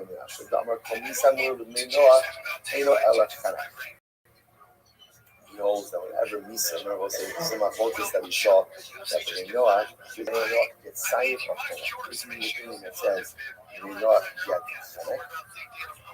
And therefore, the connected. Allah comments the husband for both these infractions would be okay. The Sabra bin Meir, while Erev should base in Shais from Isna Allah, Ben Noach, Moshala. Does Rameir really hold that for any act of immorality that a Basin of Yisrael, like the Jewish Basin, would execute Yisrael for, Ben Noach is responsible for as well. So again, which means anything that is an Adayas for us, a Ben Noach will be held responsible for. Is that true? but kind of believe in the most event is Kabbalah Milchas. Ger, Shahaisa Holafa Shalom Kedusha, when they got to the Kedusha. So what is the fascinating? Literally translated, a kind of his conception was not in Kedusha, but his birth was. What's this case? This is a case of a non-Jewish man, non-Jewish woman who can see the child together. Woman becomes pregnant, right? Then, over the course of pregnancy, she converts. By the time she has the baby, she's a Jewish woman. So now, interesting, his baby, this is called his conception, was in Gentile kite, right? He was Shalom B'Kedusha, but the Joseph, by the time that he was born, ultimately again he's Jewish. So just understand, what's the rule with this kid? What's the rule with this kid? First, the rule with this kid is that he's Jewish. He's Jewish. The interesting part about this is he has a halakhic relationship to his mother, and of course has no halakhic relationship to his father. Right? Because remember again, his Gentile father by the time he's born, so the baby is Jewish. So the Jewish baby has no relationship to his Gentile biological father. Okay, you see the manifestation of that right now. Here it is. Yeshlo she'er ha'im, ve'elo she'er ha'im. He has relatives from his mother's side, has no relatives from his father's side. Okay, so as I give an example of this, if you runs down $58, $80, what's that person? If he married his maternal sister, he's got a divorce, or he's got a bed off. No, that's not his sister, although we'll see. Interestingly enough, that's a machlokas also. But for now, we're going with the approach that halacha l'maisa ben Rach can't marry his sister. So therefore, again, if he did marry his sister, Yotzi, Mina Adi Kayin, and technically speaking, if he marries his paternal sister, it's fine. It's fine. Right? Why? Because again, technically speaking, halachically at least, she's not his sister. Right? She's not recognized as his sister. If he goes and he marries his literally again, his father, his aunt from his mother's side. You'll see ultimately he's got divorced her. Mina Av, you kind of father's side is not a problem. Also, Sa'ina Yotzi. Also, Sa'ina Mina Av, by the mayor over Yotzi. The Chum Omnikai. He's going to talk about his mother's sister on the father's side. Right? So again, the mayor says he has to divorce her. The Chum say he's allowed to keep her as a wife. So the mayor says, share in Yotzi Shum Share Ha'av Yikayim. Right? Yotzi Shum Share Yikayim. Fine. So it says Machol by that particular case. But again, halacha l'maisa, this is the rule. So again, baby was in Gentile kite, mother converts over the course of the pregnancy. By the time she gives birth, she is a full-fledged Jewish woman. The baby is a full-fledged Jew. We'll say, interesting of this. So it's a discussion about what is the status of the baby. Is there any element of gayness in the baby? So this is the assumption of the host of the baby is a regular Jew, not a ger. It is a regular Jew. But halacha l'maisa again, no halachic relationship to the father. Now that is generally what it converts. Right? In this guy can have such and therefore there's no real relationship to either parent, relationship to either parent. And of course this case is different because the mother converted with the baby in utero. Right? And therefore again, halacha l'maisa, the halachic relationship to the mother is but not halachic relationship to the father. Okay, fascinating. And he's permitted to this come as a Gary. Right, his baby was born Jewish, who has no relationship to his father's side. He has a relationship to his father's side. Both of the Ishes of it, he's committed to his brother's wife. The Ishes of it, to the brother of the wife of his father's brother. And all other what would normally be arayos on the father's side are going to be permitted to him. And this comes to include even his father's wife. That wasn't obviously in those cases we're talking about with the people in question died. When we say, for example, he's married to his father's wife, it means his father's widow. Like obviously if she's married, even the Noah have a construct of marriage. But again, Romans for us, even after these men would die, their wives would still be prohibited, but not for this question. No such Isha. So now, This is not so beautiful, but now back to Kusi for just a second. Let's say a Kusi married a woman and her daughter, right? Ramasa Isha Pika, Konis Achas, and Motzi Achas. So it's really Rashi. Rashi is the intermediate wide lines, about 6 lines in the intermediate wide lines. Thus, Isha Pika, a sharp gear in life. So now Rashi just points out we're transitioning back to just a regular conversation about compass. So what happens? Very interesting. Ukishanazam biosam kusi, mineskairo ino. Inam yahak harimishna. So let's go with Rashi's first interpretation. See the guy, this is the kusi. He marries a mother and a daughter. So first of all, apparently the Gemara is telling us that whereas for a Jew that's anayos, for a kusi it's not. Okay, so the kusi goes ahead and marries a mother and daughter, and then interestingly enough, what happens? He converts, or they all. Rashi says over here in his Gairu Emo, they all converted along. Now here's interesting. They'll convert along with it. Now technically speaking, what's the relationship with a mother and brother after they convert along with it? We see nothing. So therefore, technically speaking, this relationship should technically be permitted. They should be permitted to remain married to both of them. But what's the halacha? The halacha is the Gemara says konis achos umotzi achos. So halacha l'maisa again, he is permitted to keep one of them and not permitted to marry the other. Ulachatila lo yichnos. But ideally, ultimately, again, really, Kusi should not marry the mother and the daughter. First, we don't stand in the nose, so the Ahana, the Amanael, the time for the Hakila, you blow your nose. So ideally, don't marry such a situation like this. But again, halacha. So again, halacha l'maisa, the kusi to remain married to one has to divorce the other, right? And ideally, of course, not to get into a situation like this altogether. So why does the kusi have to marry one? Why? In other words, why? Why? Technically, both women should be permitted to him based on the idea that Gershon is going to cover Gershon. There's no familial relationships after condition. So we have this kind of, the Gemara doesn't say it here explicitly, but it says it elsewhere. In general, it has to be that people can never say that non-Jews or that you're going to do shachamur l'kedusha kala. It can't be something that you wouldn't normally be allowed to do.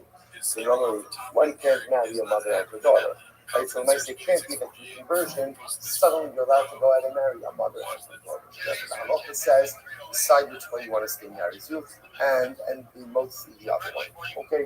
Look, I feel it is. Mesa Ishto, ultimately, against, listen to this, if his mother dies, if his wife dies, so Mesa Ishto, these are all cases, ultimately, for Mesa Ishto, Mutter Bechamasa. He is permitted to marry his mother-in-law. Okay? Digidami, also, others say he's not permitted to marry his mother-in-law. Harabi Bokashia, Harabi Me'alim Elazar, Eliezer, Harabi Me'alim Rabbi Akiva. Okay, pointing out two different opinions as we're going to see right now. Sanya. Alti Nazov is Avidas Imo, by the his father and his mother. So this is talking about Pasek. This is talking about Pasek by Adonai by marriage. There's a thing people do actually Mesa Ishto. Mutter Bechamosel. Ya'atach Shekayma Ishto Ishiniskayer. The Ben Noach Lamusra Al Chamosel. The Nema Bo'im Mikdusha. The Chamosel Mamish Lo Havya. Afagav Giniskayer. The Gershon Iskayer not bring Korban Zelazas. Here's the previous case, right? So our Ger, when he was a guy, he was married to a mother and brother. They all convert together, one big happy family. So step number one is, unfortunately, you're no longer one big happy family. Right? Decide who you want to stay married to, and the other you can't get anymore, because you can't have a situation where someone who's Jewish is married to a mother and a daughter, even if halachically one could somehow figure this out. However, the other familial relations are really dissolved. So therefore, again, let's say Ger's wife dies, he is permitted to go ahead and marry his mother-in-law, his wife's mother. Even though normally for us, again, that would be an error. Right? Why is he allowed to do that? Because halacha l'maisa, again, upon conversions, all of these familial bonds were dissolved. Others, he's not allowed to go ahead and marry his mother-in-law. If you look at next Rashi, that would be Shekhaino the Ishto Mishnah Skyer the Benachol Husha Chamoso the name of Boy Mikusha the Chamoso Mamish Lahadia Afagav the Skyer the Gershon Skyer and covers the Losha. Okay, the Gemara says so. Two different opinions. So how do we resolve this? This is the sign of the original Vaisa. Alkin Yazov Ishasave Vesimo the Dava the Ishto behind the Basrafa. They're supposed to say this is the pasuk of marriage in the Torah. Therefore, man will be his father and his mother. He will cling to his wife, and they will be one flesh. That's the pasuk. There's no marriage. Aviv, so say so. When the pasuk says a man will be his father and his mother, so what does that mean?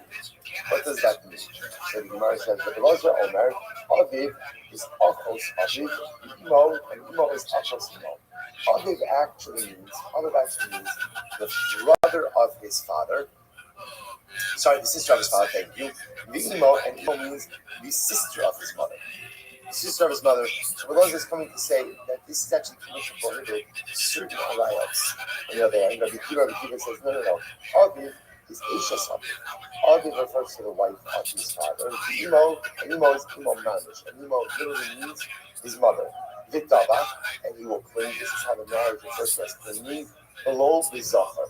So again, the Torah says marriage is a man to a woman and not a man to a man. Below the Zachar. Okay, Rashi is interesting. And Rashi understands that the Gemara understands it is because the Torah uses the lashon of dibuk, connection by marriage. So Rashi understands that davar means an act of relations which creates pleasure.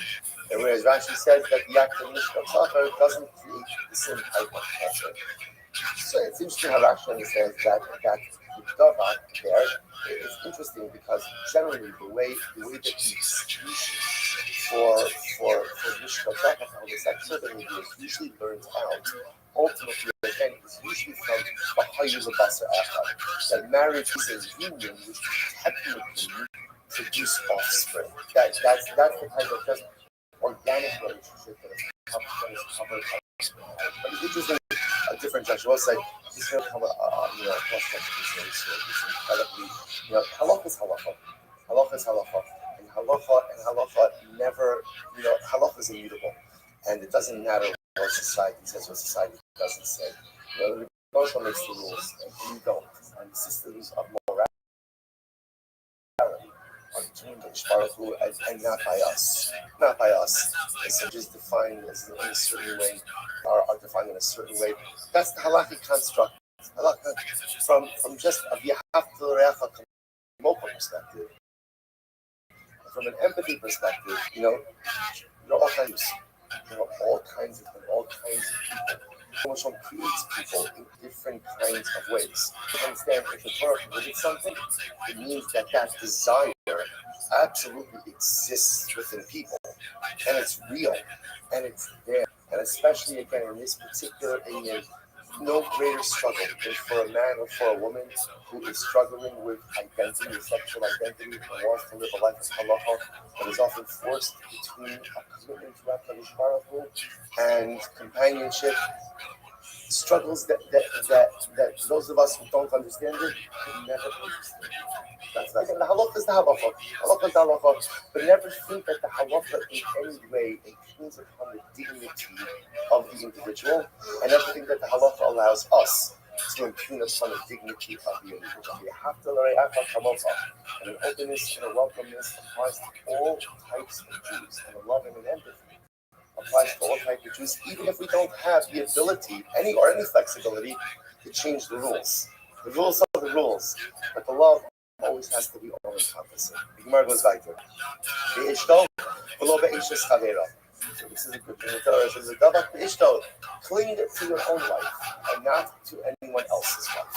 The Gemara says, and they will become one flesh. So this only refers to an act of relations where again there's a fusion. There's a fusion. So again, Rashi says over here, so means again they're capable of creating offspring. So again, this comes to us with, let's say, mating, a behemoth with a chaya. and can't create a basa echad. Okay, Amar Mar, Rabbi Elazar Omer, Aviv achos Aviv. Aviv refers ultimately again to a father's sister. Ema Aviv Mamish. Maybe it means real father. The Gemara says, "Hainu v'davak v'lo v'zachar." So this ultimately again is davak and not zachar. Okay.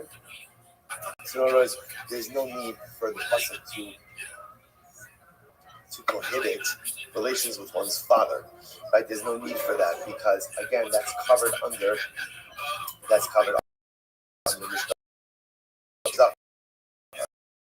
right? That's covered. Ema Ashes of his father's wife. I know the Ishto Moshe's father's wife again is condition on Ashes of your friend's wife. Ema La'achem says so maybe Halaman comes to say that father's wife is prohibited even after the death of the father. And again, let's remember again, this is all B'nai Noach. So maybe he's coming to go ahead and say that the father's wife is prohibited even after the death of the father. Tuni at the imo. Ma'imo delad ishus, af aviv delad ishus. Just like in the case of mother, ultimately again, we're not talking about a prohibition that is derived as a result of marriage. So too by father, we're not talking about a situation of a prohibition as a result of marriage. Imo, what's imo? Of course, imo. Right? Ultimately, again, this refers to mother's sister. The imo marish, maybe she's referring to mother herself. Because mother, ultimately, again, is the father's wife. She's prohibited already. To which the Gemara says, the imo la'achem, so maybe it's going to include even after the death of father. It's comparable to father. Not Aviv the lad imo the lad just like the father. It's not referring to the father himself. So to the mother, not referring to the mother herself. Here says Aviv Ashes Aviv. Aviv refers to the wife of the father. The imo Aviv Mamish himself. For actually saying it, first thing in that relation with his father. Hainu b'davak v'lo b'zachar. Right, that's already covered by prohibition. Iachi Ashes Aviv Nami Hainu b'ishtav v'lo Ashes Kavelo. But again, if that's the case, then Ashes Aviv, father's wife, is also covered. Why? It says the Ishto, and not your friend's wife. The Acham says coming to include, perhaps coming to include the father's wife even after the death of the father. Imo mother means actual, which one says kind of the Ishto of the Ishes Kavero. That would be covered under Ishto and not Ishes Kavero. In other words, the mother is someone else's wife. So Allah again, it should be covered on that. Interesting if we must Imo me anisaso. So we're talking about a case. We're talking about a case where a man violated a woman. She became pregnant from the act of violation, and now again, so the child, that son, is prohibited to his mother. Now that woman may not be his father's wife, but ultimately again is still his mother. Therefore, again, perhaps there's a specific Torah prohibition to prohibit that woman. So, you know what's the good part about these Gemaras are? Like, you think your family has problems, right? I just want to point out, right? Suddenly, again, all of your familial dysfunction seems to fade into a validity. But you begin to see the familial realities of the other. So it's like what are they thinking about? Rabbi Elazar of emo. Rabbi Elazar says that the case of father, Aviv is the mother, the emo in your job. And ultimately, case is compared to the father. In that case, can only be found over course. The only case where they can compare is when it's referring to sisters, referring to the sister of the father, sister of the mother.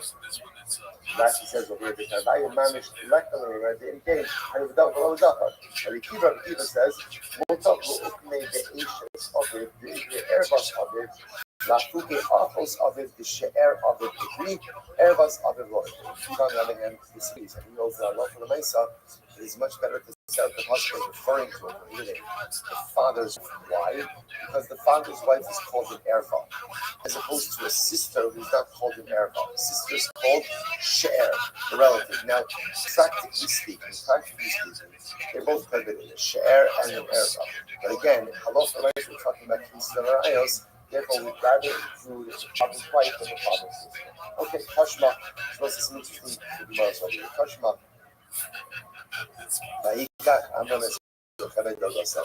Amram took Yocheved, his aunt, as a wife.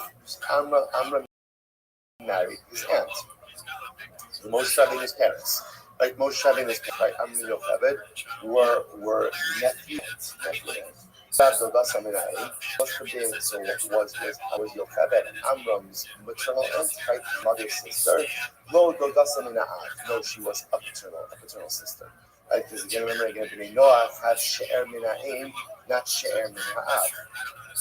Tashma, וגם אומנה Hosi Bas Aviyah, לא Bas Imi, Avimavinu. Right, when Avimavinu again, when Sarah was taken by Abimelech, remember again that whole story, she's taken by Abimelech because Avim claimed that Sarai was his sister. Abimelech takes her, and then when Abimelech returns her, Avimavinu essentially says, listen, it didn't apply to you because she is also my sister, the daughter of my father. So the Gemara Darshans, what do you see here from Avinu's statement? He said she's the daughter of my father, but what? Achlo bas imi, not the daughter of my mother. Nechlal the bas ha'im asura. Why? Because again, for Bnei Noach, there is familial connection from the mother's side, not familial connection from the father's side. So therefore, even Avinu is careful to say, I'm related to Sarah from my father's side, which means we're not really related, which is why I can marry her. But technically speaking, there's a biological relationship, but no legal relationship recognized. Bas Achiabi was Sarah Imeni, the daughter of Abraham's brother. So the Gemara says, I'm sorry, Bas Achiabi.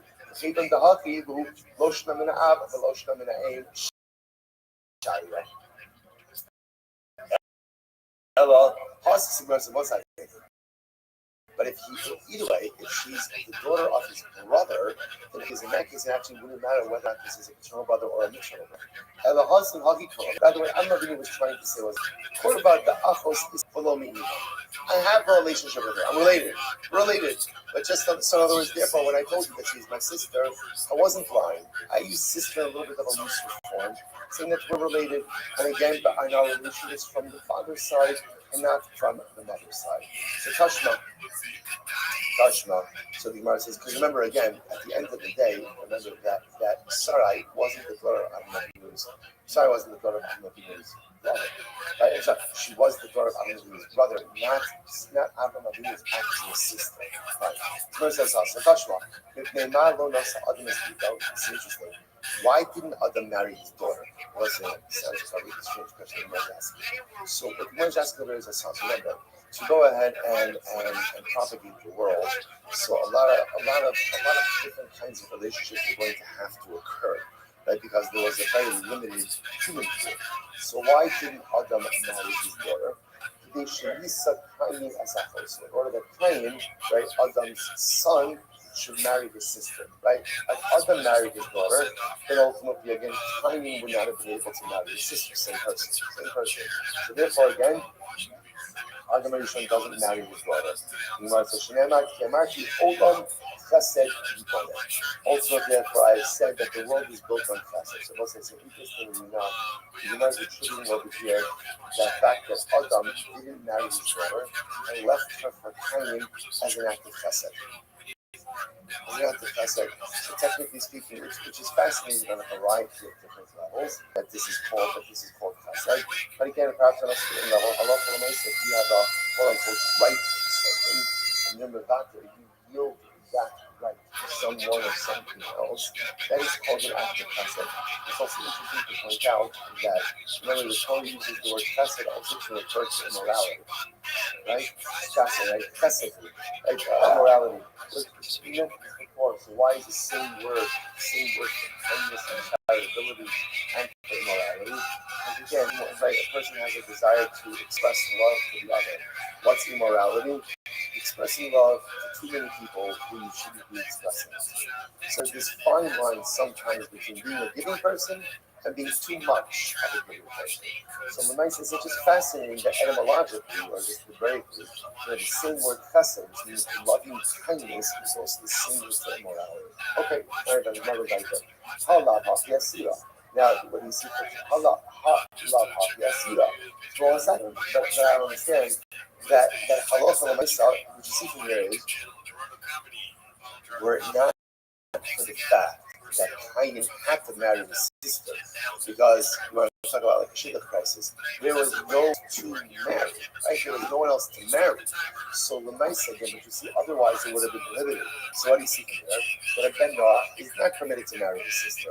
To which the Gemara says, enough, even the Ishtri, this kind of the opinion that technically speaking, a Ben Noach could even marry his sister. And once it became permitted for Cain, it became permitted in general. Kusi mutter bebito. When it says a Kusi, all right, and now he was permitted to marry his daughter. Then Domar, Bipnema, Lo Nasa Adam's if that's the thing, why shouldn't Adam?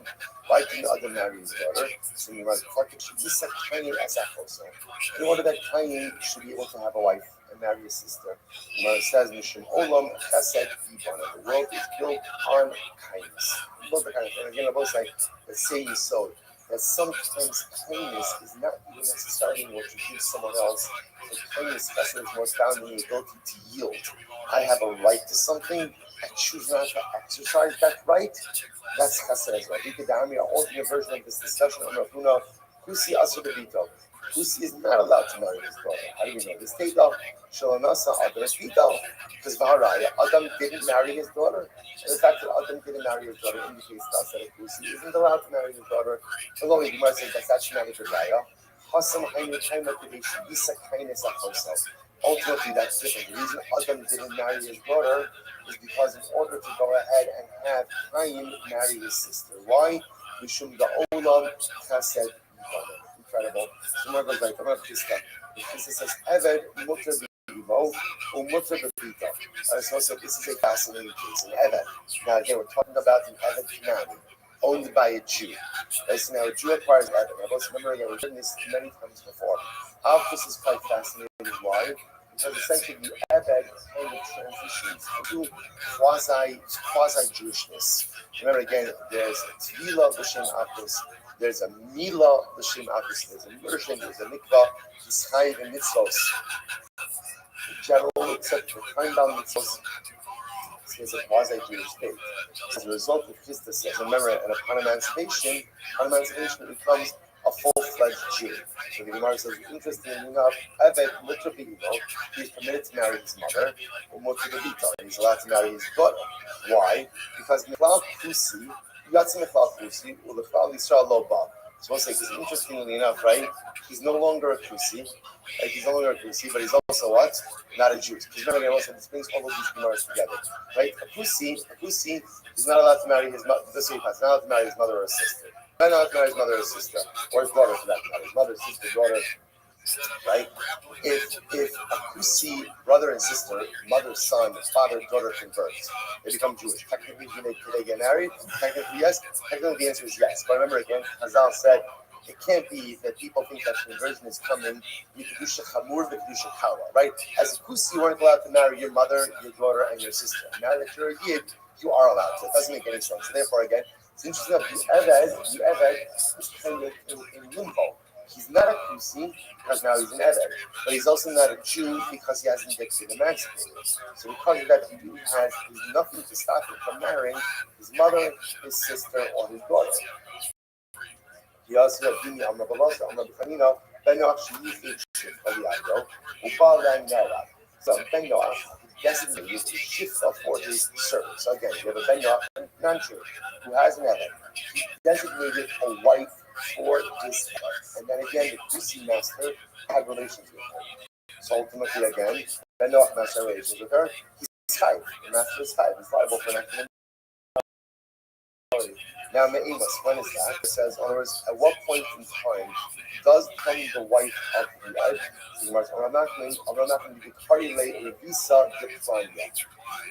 When people say about her, oh, that she's the wife of so-and-so. Right? When people talk about this shifta as the wife of the Eved, as soon as it's commonly known that people talk about her as Mrs. Eved, she's a married woman, and therefore, again, the Noach would be chayiv for Me'imas. At what point in time is he considered to be warned about her? Sorry, Ne'imas Hatarasa. At what point in time is she permitted? In other words, at what point in time is this shifta the wife of the Sabbath? Mishakara Osha Bishop. Mishan covers her hair. It's interesting that Rashi points out over here that apparently even non-Jewish women would cover their hair as a sign of marriage in some ways very times of Gemara. So once she uncovers her, she's no longer married. I will say that, remember again, it's always mentioned before, that halacha makes it concept of marriage. So the way marriage works is like this. When are you married? When you live together. You live together. When are you no longer married? When you don't live together. Or again, Kurdish March says when the wife uncovers her hair. Once she uncovers her hair, and that's indicative that they are no longer married, and therefore she's no longer interested. So again, by the Noah, interestingly enough, there's this construct of marriage and divorce, but there's no construct of innocent, suing, or formal marriage. Okay, incredible. I'm going to what's the third line? Already you know. Ben Noach Shabbat, Yishto, Shalom Kedarko, Taif. Okay, Ben Noach becomes regular relations with his wife Shalom Kedarko. This Shalom Kedarko is going to be Chayiv. Shene Amar, as the pasuk says, Kedava, V'lo Shalom Kedarko. So interestingly, the Gemara understands over here. This is fascinating. So the Gemara says it means Kedava, clinging, which means a normative act of Biyah, and not Biyah Shalom Kedarko.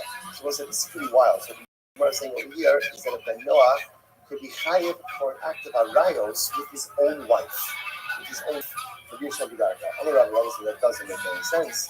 Maybe the Yisrael mechayiv, the mechayiv. I understand. If the Yisrael has traditional gedarka with his wife, again, it's not chayiv. In fact, it's Torah brings down. You've seen instruction before. Mishkav Yisha. Torah recognizes that there are two forms of biyah. There's biyah gedarka, biyah shalom gedarka. So for the Yisrael is recognized that for a person, it's going to go ahead and become literally again a form of alliance. So the Gemara, I'm a rabbi, then Shabbat, Ishas Havero, Shalom Kedarko, the rabbi says like this, so it means that Ben Noach, who has his friend's wife, right? I guess not friends anymore, right, remember again, right, with his fellow's wife, right, Shalom Kedarko, Potter. It's fascinating, right? So be a Shalom Kedarka in an adulterous scenario for Ben Noach going to be part of my time of the Ishto below the Ishas Havero. So again, that's the prohibition of adultery, right? If you cling to your own wife, not to someone else's wife, the Dava. Again, the Dava. What does it mean to cling to one's wife? Dava means normative beyond the low Shalom Kedarka, and ultimately again not be a Shalom Kedarka. That's really fascinating. Now, again, interestingly enough, that still may result in a kula by Bnei Noach, because by Jews that's not the case, right? An adulteress via Shalom Kedarka will still be an act of adultery. But it's fascinating to see that by Ben Noach via Shalom Kedarka, right, will not be considered adultery. Quite fascinating. You know, if an Obed Kocham,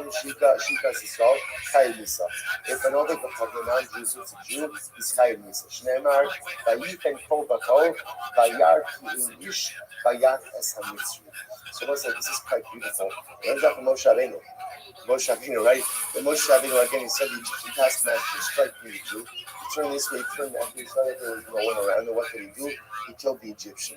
So the Gemara says, you see that Moshe Rabbeinu felt that the Egyptian was Chayiv Misa because he was striking the Jew. So Gentile strikes is Chayiv Misa. Because he runs off over here and says, it's so beautiful. The Gemara says, V'amar Kamina, Hasoter Lo Shal Yisrael, Hasoter Lo Shal Shkina. If one strikes the mouth of a Yid of a Jew, it's as if he has struck the mouth of the Ribono Shel Olam. You take a look at Rashi. Shene'emar Mokish Adam Yama Kodesh. Rashi, you guys are in the white line. Adam Yama Kodesh. Mokish Asa Adam Eni Visash Adam Kivsev Ve'etnet Solim Yama Kodesh. Loa Asa Kodesh Below Kisosa Aloho. The one who strikes a Jew on the mouth is be again as if he has struck the Shekhinah itself on the mouth. You want to say, what's the shot? So first of all, just understand the crowning gift that the Ribono Shel Olam has given us is the gift of speech. That when the passage says, "Vayifach ba'afa ruach hayim," has started to breathe the life into us. Ukiva says, what's life? Ruach malava. Speech. That's life. So again, one goes ahead and strikes the youth on the mouth, as if he's striking the Shekhinah on the mouth itself, which also tells us that our greatest kedusha comes from our mouth. Our greatest kedusha comes from the words that we say, whether it's words of tefillah, whether it's words of encouragement, words of praise, words of picking up, words of music that give to the other. The kedusha that we can What up, Arthur? How you living? You know, son, you just said before that that's like something. Yo, can you hear me? Something that you're entitled to. Maybe you're entitled to make a sarcastic comment. Maybe you're entitled to make a cynical Arthur, comment. can you But hear me? Hold yourself from doing so. Use your mouth, the highest level of divine emulation. The mouth of the Jew is kiviyachal like the mouth of the Chashmak. I was going to stop over here for today. Shayach, everyone. Incredible daf. All right, everyone's have a great day, everyone. Yo, Arthur.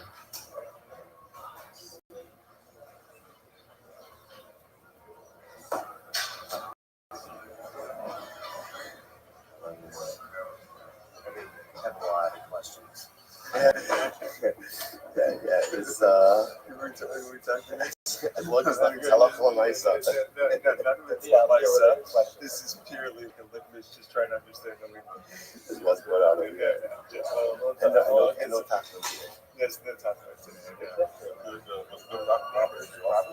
Oh, wow. Yeah, no, the doctor today also got clean.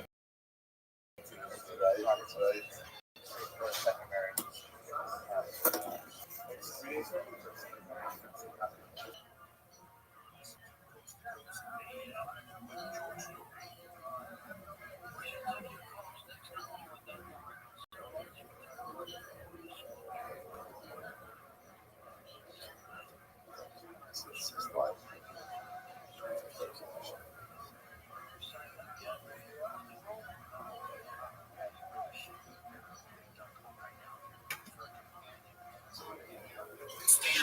All right, everyone say good morning. Let us begin by thanking all of our sponsors for this morning share to fame. Our annual Talmud sponsor, Pilsen Stock of Eretz Yisrael, for dedicating all the Shur and Zoshos this year as a course for the summer tunnels for Am Yisrael. We have very powerful barrel. I have a growing information on Daryl's grandfather's website. Daryl Ben Chaim, his website is on the Aleph Shvat. It was on the Aleph Shvat yesterday. Remember that Ham Torah. And Shalom Havariyah, the family in the Chama. We should be zealous for that all of our hostages should come home to Shalom and the Kara. And our holy soldiers should be successful to go and not say anything. So say that let us begin today's God is Rosanna, very much everybody for giving the share of the last 2 days.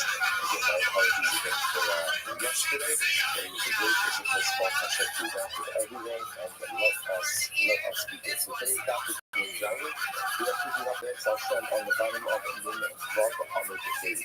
So we left off with the Omer, which is 2, 4, 6, 7. I'm looking about it. The Omer. Adam Rishon and Tzava Ella Ala B'Zal Yovan. So you can remember our entire sugya over here is the sugya of Shalom and Bnei Noach. And again, the fascinating sugya. It's interesting that one of the fascinating things that we've seen is whereas everyone agrees that Bnei Noach from Mitzvah are 7 mitzvahs, there's a fundamental focus as to what comprises of those particular 7 mitzvahs. So the Yiddish says, and Yiddish is the first to come along and says, no, Adam Rishon is only mitzvah and one mitzvah. Avodah Zarah. It wasn't a Goshen idolatry. By Tzad Hashem came out of Adam. As it says, Hashem commanded Adam. And again, that Lashon of Yitzhak, we've already seen before, is a Lashon of Avodah Zarah. Let's say, it's actually quite dramatic to think about this. That Adam Rishon would have been Mitzvah and Avodah Zarah, right? What exactly was his alternatives? What exactly was his alternatives? What you see from here is that there is this innate hole. There is an innate hole of where we become a Kodesh Baruch Hu that and was created with. This is important that, remember, the only reason why Avodas Hashem is meaningful is because there's something, in general in life, the only reason why something is meaningful is because there's something pulling you away from it. If there's looking away from something, then it's very hard to run to something. So So the only other Arisho is going to this guy for worshiping HaKadosh Baruch Hu is if he has this innate pull away from HaKadosh Baruch Hu. See, this is called the concept of Retzo Rishon, forward and backwards. Man always has this almost like innate back and forth within himself. On the one hand, a power pulling me towards HaKadosh Baruch Hu, and on the other hand, a power pulling me away from HaKadosh Baruch Hu. So therefore, again, it's incredible to see that Yehuda says that Adoration is Mitsuba already on Avodah Zarah. And Avodah Zarah, incredible, that Yehuda Msira over Abba Betas Hashem, that Yehuda Msira says, even cursing HaKadosh Baruch Hu. So once again, you see that like almost innate to the human condition is this idea that man wants to rebel against HaKadosh Baruch Hu. Avodah Zarah, cursing Hashem, I mentioned this many times, like on Finest Beloveds and Sikhos Musar, bring down that the psychology of faith in general, why do we sin? Why do people commit that errors? So there's a lot of different explanations, but almost basically, the Hebrew Beloveds explains that faith is the ultimate flexing of the muscles of self-autonomy. Now, when I say, right, because it can't be about lust or desire, because if you think about it, the fallout of sin always outweighs whatever the benefit is. So I would commit that errors all the time. Deep down the country, like I said, the psychology of it is self-autonomy. Don't tell me what to do. Don't tell me what to do. Even though you got, I'm sure it's a little bit, don't tell me what to do. I need to be like, I'm in charge. And again, it sounds so crazy when you say it. But at the end of the day, deep down, that's what all of this is. So you see, again, that man is, because man has, and again, why men have this desire for self-autonomy? Because man is made with Elohim. But it also always completely autonomous. That's what makes him great and powerful. So man has this incredible desire for self-autonomy as well. The children, I can say that other results commanded you setting up what they did, a legal system. So just like how the Yuda Ora was beautiful. So whose opinion is reflected over here. And like we just said name of God, listen to this. So we just said name of God, and so then I could start to make multiple statements to other. What were the multiple statements? Number one, Elohim Lo Sikalulu. You have some said to Adam. Adam, number one, I am God. Don't curse me. Number two, Elohim Ani. No sin you. I am God. Do not exchange me for anyone else. And number three, Elohim Ani. Yehi Morari Aleichem. Ultimately, again, I am God. Let my awe and reverence be upon you. These are the three statements. Because Baruch Hu made Adam. Command whose opinion is perfect. See it from the according to the Yishomim, it was just like the there's so much profundity in this particular statement, right? That the initial relationship with Adam Arisho, is codified using these, or is created using these three statements. Adam, I am your God, do not curse me. Adam, I am your God, do not go ahead and exchange me. Adam, I am your God, let my reverence be upon you. It's interesting how that. What's missing from these statements? What's not here? I am your God, love me. And you know, by the way, for a very simple reason, that you can't legislate love. You can't force someone to love you. So instead of what he says is, Adam, here's what I'm asking of you. Don't mistreat me. Don't mistreat me. Don't curse me. Don't exchange me. Revere me. And reverence usually manifests itself in different types of behavior. And then once we have that basic foundation, we can build love from that. Love is never the first step in order. It's usually something before, especially when it's responsible. So you might just like each other. Hold your friend in action. Each one should I eat out. I think it has silence in the much like this. Somebody else just says follows. If you don't should I eat out, then these others should be excluded as well. You both don't should I eat out. Honey, from where you we all know don't should I eat out. So reality doesn't actually I eat out. Honey called back to the fact that I actually see that. And reality, all of these other issues that are giving ultimately another opportunities. So how do you know that ultimately again, shows that the Buddha on the journey right now, so where do you know that? The top of the sign, 57, it said that Isha Isa Aretz B'Fnei Ha'Elokim, because it says, the earth, let's put this up, it's like the Hamavu, generation of the flood. So Bartik says, "Without the Yishmael, but what can Shlomo Hashchasa? Wherever Tom uses investment Hashchasa, destruction, they will ever desire elbow, Ba'avodas Kochava. Then it refers ultimately to immorality and to idolatry. Devar Erba Shinai, first word on the website 57, from the Zion Valley. Devar Erba Shinai, she is Kova Sai as Zako. As the Bartik says, every living thing is corrupted its way. Avodas Kochava, the same Pentashkisa. Whenever you see the statue, please take the rules of the Gemara is Karkasim and apply them throughout the Torah. So wherever you see that Krishna is, corruption always means idolatry and immorality. The other thing was that outside the command, it's just describing again the general nature of their behavior. Okay, so this is the point of which what's happening over here. Over here, you have two schools of one school of thought is going to kind of learn how all such they draw from Vaisa, but remember, not the fact that we didn't argument show and the partitions of the and then we can do that to the partitions learned out from other places in the Torah. Early on emerges, nevertheless not from Vaisa. Whatever it says, Yidah refers to the other opinion we learned it out from Vaisa. Shlichus, what about bloodshed? It says, Shofer Dam Ha'adam Ba'adam. He was had not been become a godly, and the other thing was that for everybody said to say, no, that prosecuted you, or never been in law are executed by the heading by society. Yes, that's fact. Two, Kiyarak is very interesting. Kiyarak has said that Hasaki Batan as called. So remember again, this is so the concept of here, right? Called this is gracious. So Kiyarak facing a satellite, so like the vegetation of the green vegetation has given to you everything. What does this mean? Kiyarak Asep, and the word Kiyarak Gina. So for this time now, you can have like the vegetation of the field and not the vegetation of the garden. Now what does that mean? This is an incredible Rashi. Rashi says it's the last one line of Rashi. Kiyarak Asep.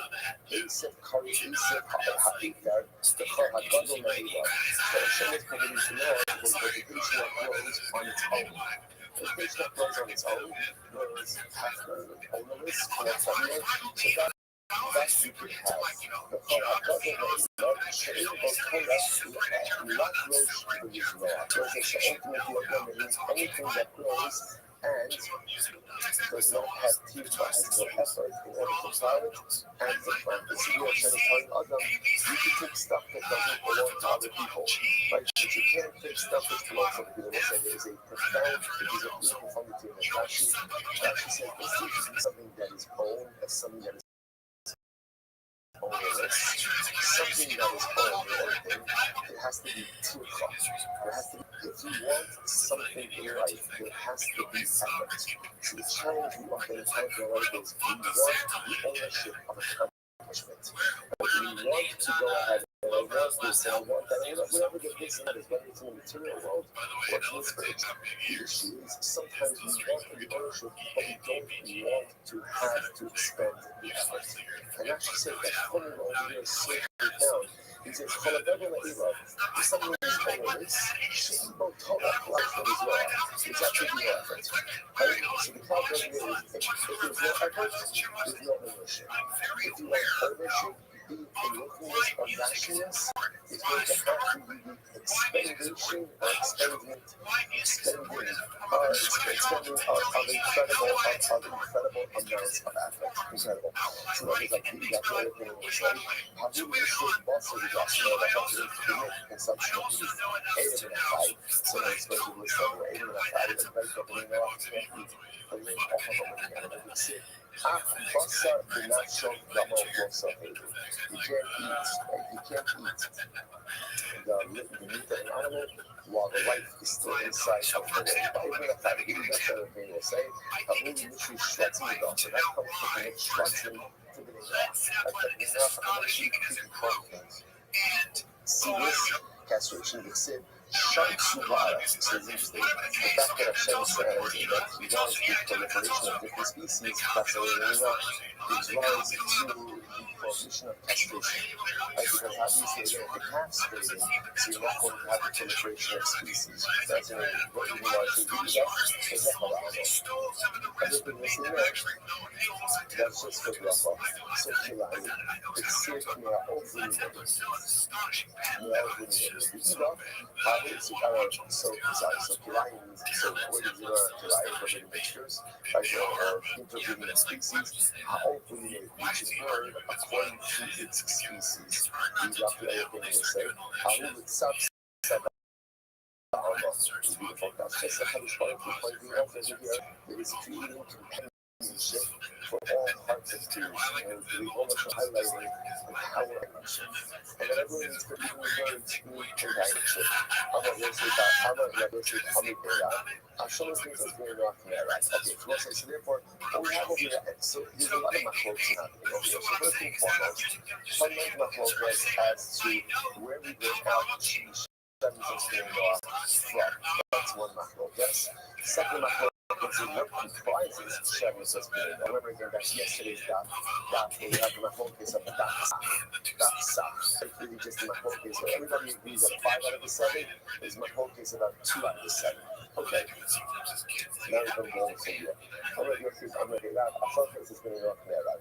Benoit had killed regarding the over the violation of 3 of the ministers Benoit. So which ones?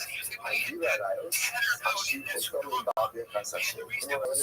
Murder and cursing of action. And if Benoit violates any of these 3, there's an automatic death penalty. So let's give an answer.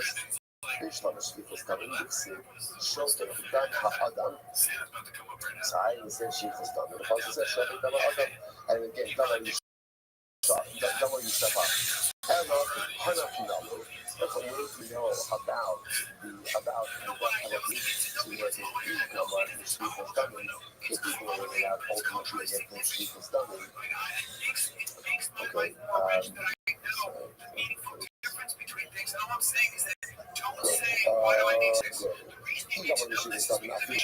So again, if that's the situation, these people doesn't then a lot for myself, why not impose the death penalty on all? Why not say that the violation of only the sentence is great or that definition is a death penalty? Each have all this stuff, ultimately, as we reach each, and then I have all these other messages as well. I'm not sure if you that. I'll put this as better off there, right? Truth is, a better off is really killed for the violation out of 4 out of the 7, including all this go happen. So, really, out of all this go happen, better off there, is actually that better off is killed for the violation, for the commission of our whole disorder. That can be that all this go happen, running shit, things and chase on the reason of it. This is very interesting. You learn that by a whole genre, things that the Jewish court would execute someone for. Noah is Mushar. I will say that this is interesting because the Lashon of Mushar literally means what? Warned. So the Gemara says, as part of him, Nisamo. I thought that meant that there's a warning, there's an ashara, that there's a death penalty for it. As harsh is of Misasa. No, by Noah, warning by definition is death penalty. I was saying, this is one of the distinctions. We need to do this explicitly, but this will come up as well. We spent so much time focusing on the concept of Hasra. Hasra is only a Jewish concept, and they know how to be executed even without Hasra. So therefore, when you see as hara, that is a warning to Noah, that means death penalty. So if you know that you have a Kuli Kali Bizurab Amir, so if you know that you have ultimately Noah said, Hashem is just going off the Arab. The immediate Noah is executed for the violation of any one of the Shem mitzvahs. We'll say so high stakes of Surah, relatively few mitzvahs, but very high stakes. Very high stakes. So the Gemara says, Goliath, Monada Hagal, Vurua, the Chadal, Vurua, in the Kushur. So it's because once the Torah revealed, once the Torah explained that there's a death penalty for one, it makes sense to say that whatever applies to one applies to us as well. So the Gemara Yezel Ben Noach Nera. Actually, that's a theft. A Ben Noach is killed, but Hani learns how Hagezel when it comes to that, so gun up the guns also things the facts so again whether a Benoit stole remember again Neva is surreptitious reciprocal stealing right Zilla is outright theft the facts interest doing that was also from a theft because how when I see you take again the idea of facts you can take a what right doesn't matter again if she's single if she's married it's no difference so facts also be a form of theft they don't deal to that in all of these cases who see the QC and it's an all for that he's doing there the amount of rejection of QC but QC is context means an actual right in other words it's not ultimately we use QC so QC refers to the people who settled from QSA which was done under Shamaness or Shamaness exile rights and one of his incredible strategies was he took terms of the best way to ensure that there's no rebellion is take indigenous people out of their land. That way they won't rebel. So that's why he exiled the territory. And then you settle people from Kusa in Israel. They call it Kusi. Right? So it's the whole global life of the Kusi there now. The line is they converted one for converted, a good conversion, not a conversion. But here in this context, after Kusi means a non-Jew. Doesn't mean typical Kusi like Israel. So you know it says Kusi the Kusi Israel. So any of these cases like that. So if it's Kusi, if it's actually Kusi like Kusi. Kusi means also. You saw the Kusi term, so what's it interesting enough? Kusi against Kusi, Kusi against Israel also. Israel against Kusi is going to be mutter. What's it now? Mutter doesn't mean that it's encouraged. Mutter just means that you can't prosecute in a court. That's what it means. In Esau, and if it's misconstrued, so like Kyle goes, what's that? You're talking about the death penalty for anyone who shows us going on. And the proper Russian is not also. That's not proper Russian. The proper Russian is Kyle. So the ones that usually come out the same body shall push in water. But since we provide that in strong very pushing water, again, effectively it is water, they can tolerate also. Okay, we just need linguistic symmetry. I'll call everybody equal to you, but this is the category. That is actually a introduction of Kyle. Kyle also uses that penalty. When it comes to bloodshed, it comes to murder, so Kusi against Kusi, or Kusi against Judgment, we saw the Kusi, Kato. So we know this Hassan, how else should we write it? Listening Hassan in Mutter, if you want to write it as Hassan in Mutter, but how do you really Kosi to write the name of Daka, will not really everything. So it's interesting. When it comes to a Kusi, and Roy and even Daka, will not be the so this requires a little bit of explanation, or a lot of bit of explanation. If you think of Rashi it's in the white lots, probably about 12 lines up from the bottom. Hakusi Roy and even Daka Israel. Shestaman Gazmanin. Let's come down there to the Kusi, and a person who shepherds small animals, they're both thieves. Remember what we've seen this month before? If you're not allowed to raise, you're not allowed to make the doctrine of Israel. Because why not? Because they graze everywhere. It means that where people aren't careful about having them graze on other people's lives. So Kusi and Roe the Daka Israel. Now again, these Jews. So non-Jews, right? So Kusi and again Jews who raise small animals are thieves. Rashi says that if someone has money, Shemarin behem done the sodom achirim. Stomach their thieves, because they allow their animals ultimately again to shepherd on other people's lands. So what's that? How many Rashi get? Lomavin also in Avodah Tzilam in Hamisa. If you fall into a pit, there's no obligation to go ahead and get them out. It's a pretty significant thing, but you can't go into the pit. Which is another way of saying they're not liable to a death penalty, but if they find themselves in compromised circumstances, you are not obligated to hoist them out. Which was such a profound idea. Why? Like, what did these guys do so wrong? They're hurting other people. And when you hurt other people, even just financially, you are considered to be a menace to the society. How careful you have to be. Both with the property of others, emotions, and feelings of others, just in general, how careful you have to be with other people that really Gemara says over there that if you're one of those people who's not careful about animal going ahead and grazing on someone else's field, and therefore you are taking something from someone else on a consistent basis and you don't care, if you fall into a pit, you don't have an obligation to help you get out. It's like why? Because you're not a nice person. Because you're not considerate of other people. And if you're not considerate of other people, to be honest, society doesn't need you. You're not considerate of other people, it could very well be that society is actually better off without you. It's an overwhelming, shocking statement, but nevertheless incredibly true. So guilty but because of mine. What is the comparable case when it comes to theft? So the comparable case would be a worker in a vineyard. So you want to say, okay, so what exactly is the worker in the field? The shots to not the local artillery. So it goes as alcohol. So if somebody's working in the field at the time of the harvest and wants alcohol, they're allowed to eat. They're allowed to eat while they're harvesting. Elad B'Shatz Malacha gets them out. It's not at the time of the completion of work. Then it's just straight up. So let's say this is fascinating. What are we talking about? A case of theft less than a pruta. Less than a pruta. Okay, what does that mean? Okay, so even if it's interesting, but it cannot affect a less than a pruta if a kusi steals less than a pruta from a Jew. A Jew not the whole thing in general. The halacha is if you steal less than a pruta from someone, right, there's no liability. Now, why is there no liability? Why not? Because the assumption is that people are mochel are less than a pruta. I don't care.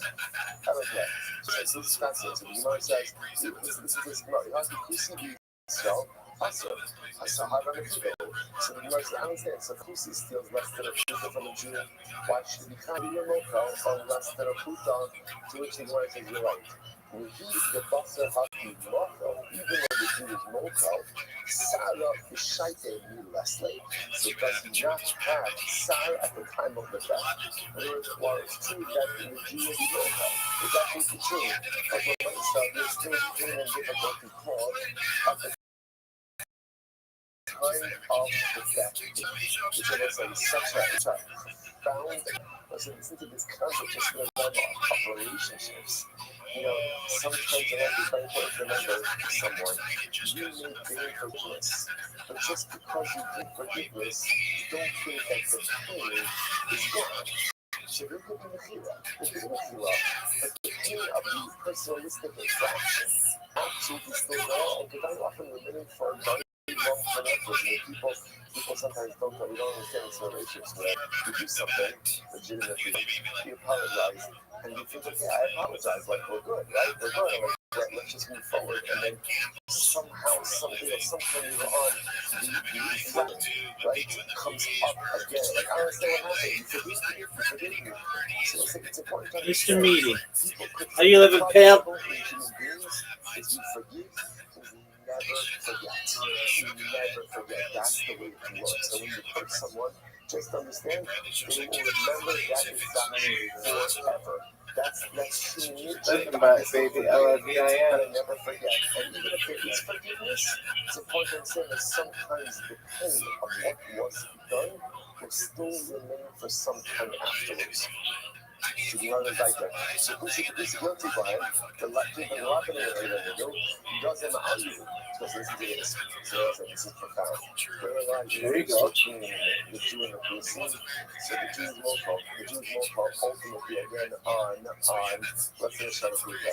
The Kusi is not mochel or less than a shalafuta. Hold on. So Hold on. You're not Hold on. Therefore, again, I can't hear you. Therefore, again, stealing even less than a shkuta, ultimately, again, is going to be gezala. It's going to be complete gezala. Let's have this class something amazing. Russian, there's so many profound disorders in this Gemara.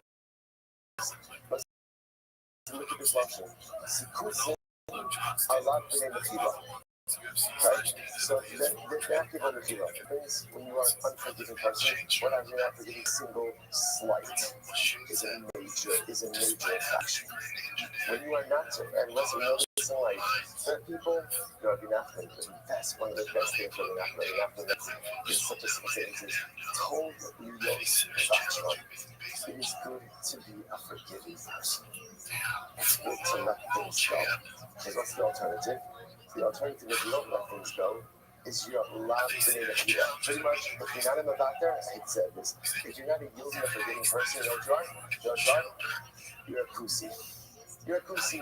Kusim are not b'nei mechiva. So if you're not b'nei mechiva, you're not a forgiving person, then every single thing is a slight. And then people go like, right? The people go through life, and they're always offended. They're offended. This one said this, and this one did this, and this one did this. Like, people are jerks. That's just the way that it is, right? Club doesn't is life. People are jerks, right? So when I saw people are going to say stuff that's offensive, they're going to do stuff that's offensive, they're ungrateful, they're going to say thank you, they're unappreciative, they're not nice, they're mad, they'll take you for every way that it is. You have a choice. The choice is you be locked in the like you can be an unforgiving person, and everything is an infraction.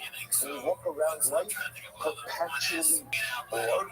You could be the kind of person that everyone else says, if you're forgiving and if you're yielding, that's okay. People are the way that they are. But I'm not going to allow it to hold me back from living the life I want to live and doing the things I need to do. And the Gemara says over here, that's the chiluk between the yid and the kusi. The kusi Allah, the power of the yid is that we are the name. And once you have that power, nothing and no one holds you back. You kind of like, I'm going to be very but it's so tough because I have a lot pent up from not being in a couple of days inside. So I'm going to be something I said I finished feel like yesterday stuff I think I recorded in like 32 minutes. I'm sure how I did that, but that's what I wrote Akameja Ika. But it's kind of holding scan suffer. But it's one of the case come up with the other thing, holding back wages. So the word says kusi you saw also. So kusi gets the kusi gets shot going the answer. You saw for kusi motor. But you saw for kusi is motor. I can also remember again. You see this motor. Motor doesn't mean encourage. Motor just means that you can't prosecute it in a base day. Kiyotse be pastor mai. So all the hierarchies by pastor being is very interesting. But you actually the trip for the if a bender set aside a shivcha for his Eved, and Noach has an Eved, he set aside a shivcha for his Eved, and then he had relations with that shivcha. He would be killed for not giving morality. Okay. Kiyotse, but the shivcha was done in no time. But don't discuss the power of his five watching.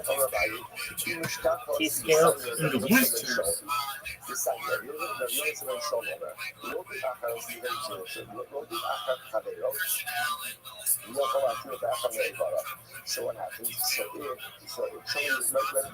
we're going after Shimon, it's pursuing Shimon to tell him. And Shimon obviously has the right to defend himself. But let's say Shimon had the ability to defend himself by injuring Reuben in the leg. Right? And what happens? Below it's on the base. And instead of instead of the leg, he shoots. Right? So in other words, he gives him the habits. We have this by the Gemara, so Yoav. So there is culpability for that, which is very interesting. There is culpability. So I was saying, somebody is pursuing me, I have the right, not just the right, but the halachic mandate to go ahead and defend myself. But if I could defend myself, I guess what we'll call it in a non-lethal way. But instead I use lethal force, halacha finds me responsible and culpable for that. Ashkaf, no, particularly last week, look at that flashing areas. There are many Kiyotse about the street was coming. The having Kasati, looking at what the Kusi saw, the King saw the Kusi Potter. As follows Ashka Yakob Barafa, but because of the same Sagat, the day Rav. So Yakob Barafa, so they're writing the same Sagat. So they know Nera Kudina. So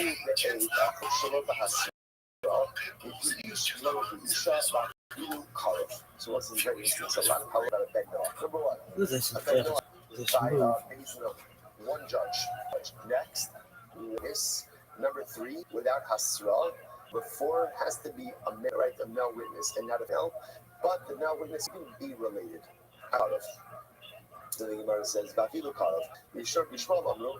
Af al ha'odrin. Suppose this is going to be an incredible sugya. A ben Noah is responsible even for aborting a fetus. There's capital liability even for performing an abortion. So over here, Af al ha'odrin. Again, it's from Rashi says over here. It's the first short line in Rashi. Af al ha'odrin. Kika es ha'isha b'yatzu yiladel. If a man struck a woman and as a result she miscarried her pregnancy, Narat Aleyan, the dual right, so in other words, he'd be liable for injuring the woman and also for causing the death of the fetus. So actually it's the Avira Olam. So once I see this interesting discussion around Rashi's understanding over here is that there is no liability for killing a fetus up until it comes into the world. Only once it comes into the world is it considered to be alive for capital purposes. For capital purposes, you get a Ben Noah is responsible even for aborting a fetus. Again, we'll see this a little bit more behind me. So where do you know all of this from? All of these halachas. So that was a lot of information just thrown our way. Where do you know all of this from? I'm going to read them. Here we go. Ach es dimchem lenafsho seichem edrosh. So once I said the pasuk says over here. So ba'ach es dimchem lenafsho seichem edrosh miyad kol chaya edroshenu. Miyad ha'adam miyad ish achiv edrosh es nefeshanu. So again, back to Sefer Bereshis. So listen to this. I will seek out your blood. Literally again, I will seek out, literally translated, I will seek out your blood for your life. I will seek out from you. So you see from here that capital cases by a Ben Noah can be adjudicated by even one judge. So when they get that one judge, Edrosh, I will seek out, and that's singular. So from here you see that a Ben Noah can even be adjudicated by one judge. Miyad kol chayav, from every animal, afilu shelo basra. Just like an animal doesn't get hasra, so too again the Ben Noah doesn't require hasra as well. Every shenu umiyad ha'adam, I will seek it out, and even again miyad ha'adam, from the hand of a person singular, afilu be'edachot, even 1/8. Miyad ish, right, from the hands of a man. Below miyad isha. So as much as it can be one witness, it has to be a male witness, not a woman. Achiv, his brother, afilu karov, even if that one witness is related to him. We should be sure that we already probably said that Ben Noah is liable even for causing the death of a fetus. My time to be shmol, but should be shmol's logic. Tiksiv, shofet dam ha'adam ba'adam damo yishafach. So this is very interesting. The lashon over here is one who spills the blood of man in man. That's how the pasuk literally translated. Shodam ha'adam ba'adam. Spill the blood of man in man. Damo yishafach. His blood will be spilled. So it says, Eizahu Adam, Shehu Adam. What's the case of a man in a man? Havi Omer, Zeubar Shemaimo. That refers to a fetus in its mother. So you see here that there's culpability or there's liability for a Ben Noah who causes the death of a fetus. The Tanakama, Dar Ben Nashu, the Amar, called Misa Ha'amur, Ben Noah, Eno Elos Echelek. This Gemara says, so again, interestingly enough, Tanakh Rasha say, or the Tanakama, who is Tanakh Rasha says, what does he use this pasuk for? He uses this pasuk to teach me that any time death is mentioned for Bnei Noah, it's always strangulation. So we'll say, this is what we said before. Up until now, the Gemara is operating with the principle that the death for Bnei Noah is saif, is beheaded. So there is apparently another school of thought, and the other school of thought says, no, the death for Bnei Noah, is chenek, is strangulation. Now, where does he get that from? It's very interesting. And he puts that ba'adam at the end of the passage, and he's like this. So we'll say, ultimately, again, when there is punishment for a Ben Noah, for violation of any one of these infractions, so how is he killed? Ba'adam damo yishafach. So literally, again, in man, his blood will be spilled. How is there ever a case of execution where the blood of the person remains inside of the person? Where do you ever have a case like that? So Havi Omer Zechenek, that's strangulation. Because it will say, as opposed to other forms of death where the blood comes out, strangulation is the blood remains inside of the person. So what's the type of death? The blood remains in the person. That's going to be strangulation. Master Bachamuna, so what's this? By the way, as you're keeping your tally of ongoing machlokes, and interestingly enough, we thought like the one piece that everyone agreed on is that a benach is always executed with chenek. I'm sorry, with sayid, with beheading. Now it turns out that that's a machlok case also. Now the interesting part that what everyone does agree with is benach is going to have one uniform death penalty, as opposed to Yisrael, who ultimately again there's 4 different types of capital punishments. A benach is only going to have one. Whether that one is chenek or whether that one is sayid, that's an ongoing machlok. Yes. Okay. Master Rafamino, the Ishalom Mifkuda. I will say now, interestingly enough. Now, interestingly enough, is that true that a woman is not permitted to be part of a Beis Din for Bnei Noach? But we learn, right? So I will say, so the pasuk says, right? Look at Rashi. Rashi says over here, so Beso. And it's totally the notion of Beso when it's the concept ultimately again of creating legal systems, and Beso includes living. So what's going on over here? Who most of all, who this is very interesting. Banav lived in. Ultimately, what Hashem was saying was, this is about Avinu, right? Banav lived in.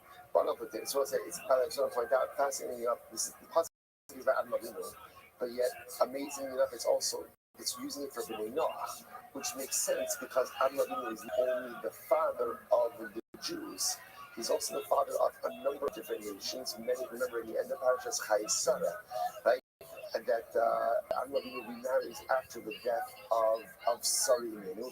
He has all of these other kids, right? All of these other nations. So those are all Bnei Noach nations. So when the pasuk says over here, how are you? What the fuck?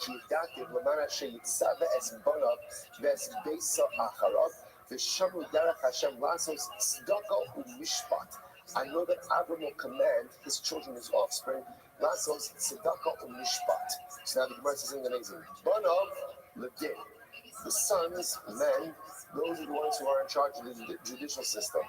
Beso, the daughters, the women, tzedakah. Ultimately, again, tzedakah are for the kindness, for the tzedakah piece, for the charitable pieces. So interestingly enough, there's differentiated roles in the offspring of Avinu by Bnei Noach. It's also quite profound. He was also giving us a fascinating insight also into the distinction between the nature of men and women, right? How often, in general, and I don't know why this is, but it would appear that women are often much more forgiving than men, in the paternal and maternal realms. Like it's often the father, the din, right? And the mother who is the Rachamim. Just a fascinating idea that Banakin, so often again, the father who is the Din, so the mother who is the stuff of beautiful Papa. So if that's the case, maybe you're going to say that women are excluded from the judicial system in totality. So maybe Halakha might say again, a Bas Noach is not executed. If she kills someone, or maybe it's not just he's not a judge, but maybe she's just not included in the judicial system at all. Yo. What up, Shrek? Plays Fortnite. How old are you?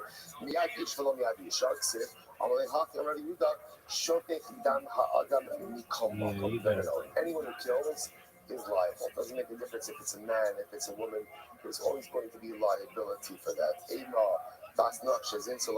So maybe a basnach who commits adultery shouldn't go ahead or engages in nos, shouldn't be killed. Because the pasuk says, Alkin Yazov Ish, below Isha. What's interesting? The Torah phrases marriage as a man will leave his mother and father and cling to his wife.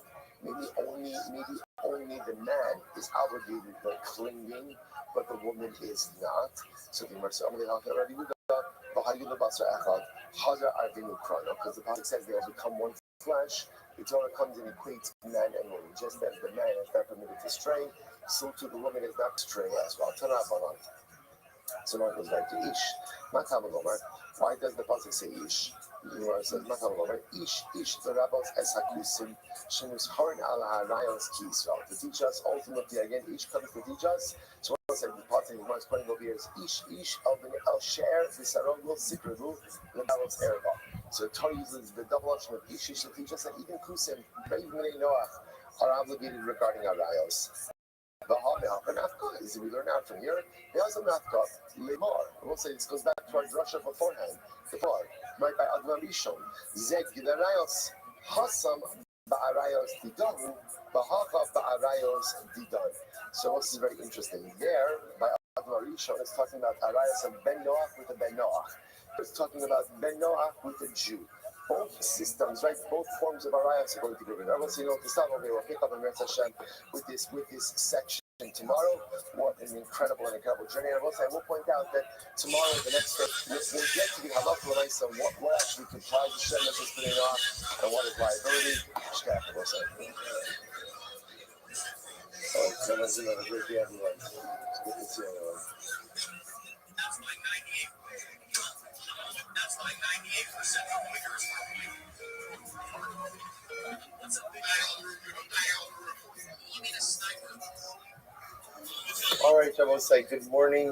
Good morning. Let us begin by thanking all of our sponsors for this morning. We're here to thank our annual Talmud Torah sponsor, the Tosin Mishpach of Eretz Yisrael, for dedicating all the Shur and Drushos this year as Yizuchos for Besoros Tovos for Am Yisrael. A week of learning sponsors Beryl and Rachel Golkin, information of Beryl's grandfather's yard site, Beryl Ben Chaim, whose yard site is on the Aleph Shvat. Was on your Shvat Yoke in the merit of our Talmud Torah, and Shalom having Aliyah, the family in the Shama, which is looking at all of our hostages to come home with Shalom and the Tarot, and our holy soldiers to be successful before Maaseh Yudin. We'll say with that, let us begin today's daf and design a very special baby for Richter for giving me the shiur over the last 2 days. Again, my apologies again for yesterday. It was a great physical spot. I think we watched every us.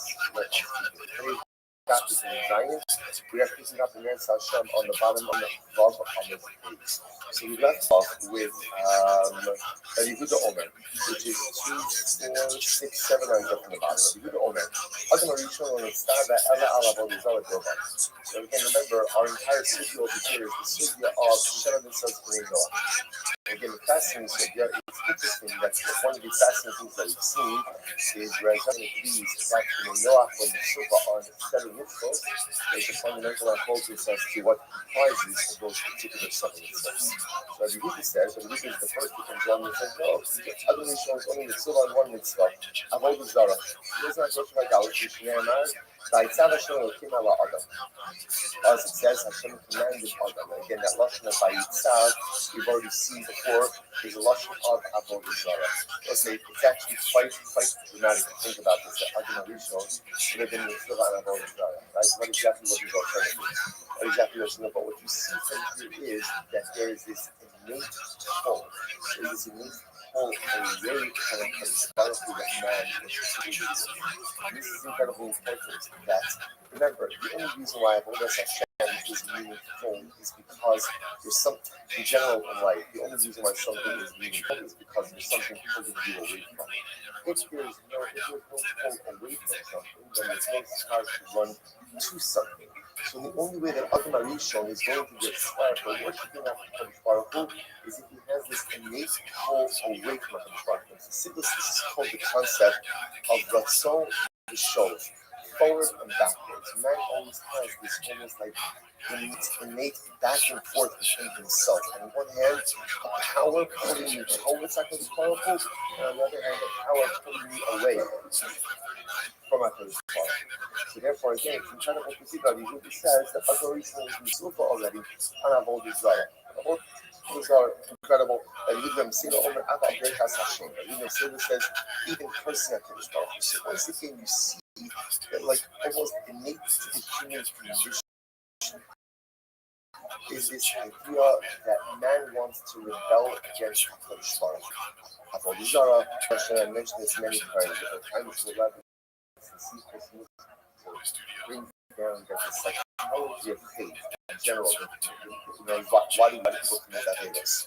So there's different explanations. One of the most basic explains that faith is the ultimate flexing of the muscles of self-autonomy.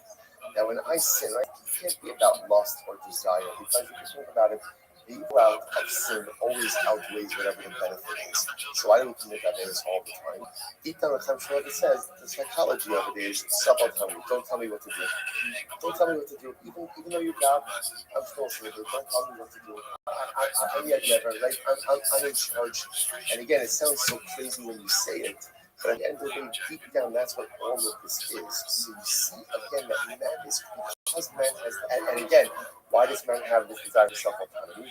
Because man is made with self-autonomy. The Ribono Shel Olam is completely autonomous. That's what makes him great. That's what makes him powerful. So man has this incredible desire for self-autonomy as well. Yo, what up, fam? Was also commanded regarding setting up what they did, legal system. So Iman Allah on Rabbi Yehuda or Rav was beautiful. So whose opinion is reflected over here in what Rabbi Yehuda says in the name of God? Listen to this. So Rabbi Yehuda says in the name of God, and so that there's probably be multiple statements to Allah. What were the multiple statements? Number one, Elokinani Lo Sikalolin. This is what Hashem said to Adam. Adam, number one, I'm God. Don't curse me. Number two, Elohim Ani, Lo Simivin. I am God. Do not exchange me for anyone else. And number three, Elohim Ani, Yehi Morai Alech. Ultimately, again, I am God. Let my awe and reverence be apparent. These are the three statements that Baruch Hu made God. The man whose opinion does this reflect? Kiyesh Omer. According to Kiyesh Omer, they just said the Parables that there's so much profundity in this particular statement, right? That the initial relationship with Adam Arishon, is using these created. Using these three statements, Adam, I am your God. Do not, Adam, I am your God. Do not go ahead and exchange me. Adam, I am your God. Let my reverence be upon you. What's interesting, by the way? What's missing from these statements? What's not here? I am your God. Love me. Just by the way, for a very simple reason that you can't legislate love. You can't someone to love you. So instead of what Baruch Hu says is, Adam, here's what I'm asking of you. Don't mistreat me. Don't mistreat me. Don't curse me. Don't exchange me. Revere me. And reverence usually manifests itself in different behavior. And then once we have that basic foundation, we can build love from that. Relationships, love is never the first step in a relationship. It's usually something before, especially a relationship like this. Incredible. Susan Mars says, "Thank you, Sean. Tell me very much. If you Darish Raitzad, I feel like I don't understand. Mars like this. Not everyone should say as follows. If you Darish Raitzad, then these others should be included as well. You don't Darish Raitzad, honey in the knowledge. And they do not use. We all know Darish Raitzad. Now, if he doesn't actually Raitzad, honey called Fad, the Fad, the Ba'an, they actually see that. And in reality, all of these other prohibitions that are given by the nation ultimately are written on their own. Versus reading it. So how do we know that ultimately, again, Hashem is to know that they include Avodah Zarah and Gilad? So where do we know that? Top of Nun Zayin 57:8. It said that Tisha Haaretz B'fnei HaElohim. Because it says the earth corrupted itself before God. This is like Torah Mabul, generation of the flood. So Pasuk says, the Beit of Yishmael, before Makom Shneimar Hashchasa, wherever the Torah uses lashon of Hashchasa, of destruction, that refers ultimately to morality and to idolatry. So our airplane first was on the world 57:8. It means our airplane Shneimar, he is as Darko. As the Pasuk says, every living thing corrupted its way. I will just come this in so therefore, what's these type of rules of the Gemara always quite fascinating because you apply them throughout the Torah. So wherever you see that face, corruption always means idolatry and immorality. The other thing will say, the command, or Chayu the command. Torah is just describing again the general nature of their behavior.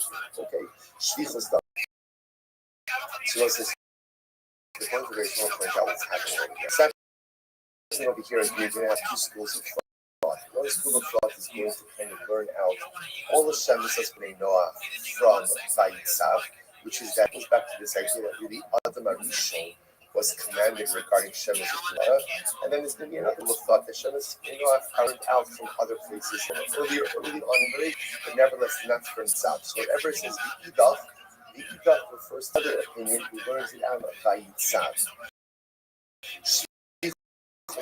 What about bloodshed? It said, good. He was the Idach, that's why he would become a God. And the other opinion, from Vayitzav, will say, no, that passage teaches you, whenever they know how executed by the Yazon, that it said, Yarak is very interesting. Yarak saw that Nasaki that as called. So also again, this is so the pasuk over here, right? Kol remes. This is this. So like the vegetation of the like the vegetation. I've given to you everything. Bala Levi, what is this? Gima. But for 12%, you can have like the vegetation of the field. I mean, this is an incredible Rashi. Rashi says it's the last line on top of Rashi. Yerek is Asef Kari Asef and Ha'ifar the Fadol Me'ila. The vegetation is the own. Vegetation in other words, Hefker, ownerless, belongs to everyone. The Fadol Ha'Gadol Me'ila She'in Bo Torah Last Rosh to Rizloah. So it's like ultimately anything that grows and does not have tircha, has no effort in order to plow it and to plant it. So here Hashem is telling Adam, you can take stuff that doesn't belong to people, right? But you can't take stuff that belongs to people. Let's say there is a real profundity in Rashi. Rashi says, let's do something that is owned as something that is ownerless. Something that is owned. In order to own something, there has to be tircha. There has to be tircha. If you want something in life, there has to be effort. See, the challenge we have to encounter in life is we want the ownership of accomplishment.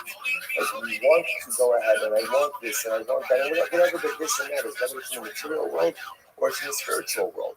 The issue is sometimes we want the ownership, but we don't want to have to expend the effort. And Rashi says that formula over here is so profound. He says, if something is ownerless, there's absolutely no effort. Right? So the thought Gadol is, if there's no effort, there's no ownership. If you want ownership, be it in lookingness or dashiness, is going to have to be expending of incredible amounts of effort. Incredible. So like it's like the other thing will say, Havul Mishrik Basel with us, nothing to permit consumption of meat. Right definition, the limb of a living animal. But say, short Zamo goes separately. You can't eat, right? You can't eat the meat of an animal while the life is still inside of the limb. That's the other thing we'll say. Havul Mishrik Shvatzim with us. That comes to permit Shvatzim to B'nai Noach. Right? That B'nai Noach are permitted to eat creepy called Sirus, castration, that said, Shatsu Ba'aretz. So it's interesting. The fact that Hashem says that He wants the proliferation of different species, fascinatingly enough, gives rise to the prohibition of castration. Right? Because how do you say the castrating, so you're not going to have the proliferation of species? Fascinating. But the Gemara says, the bracha la'alma. Other people will say, no, that's just the bracha. So kilayim, it's sid me'a'of u'minated. So kilayim means, so where did you know kilayim, forbidden mixtures, right, or interbreeding of species? Ha'of u'minated, each bird according to its species. The other opinion will say, beautiful. That's just a Kadosh Baruch Hu pointing out over here that is creating companionship for all parts of creation. And highlighting the power of companionship. And then everyone needs companionship, even the birds need companionship. Amar Rabbi Yosef Amid Beira, Hashem Princess Bnei Noach Me'era. Okay, so therefore, we have over here, so there's a lot of machlokas in that. So first and foremost, fundamental machlokas as to where we learn out Shem Well, that's one machlokas. Second machlokas is what comprises Shemus K'nei. Remember again, that's yesterday's daf. Daf where we had the machlokas of daf sach, right? Really just the machlokas, and everybody agrees that a 5 out of the 7 is machlokas about 2 out of the 7. Okay. So now we come to another sugya. I'm going to go see. I'm going to be Rab. Ashlosh is going to know regarding over the violation of 3 of the mitzvot. So which ones? Immorality, murder, and cursing of Hashem. Right? If a ben noach violates any of these 3, there's an automatic death penalty. So let's get that. It says, Shofet dam ha'adam. I the pasuk says Shofet dam ha'adam, and again dam yishaf. Ella hanafinalu. But the more you know about the death penalty for the other 2, so when it says Itamar Yishvus Damin, we can learn it out ultimately again from Yishvus Damin. Okay.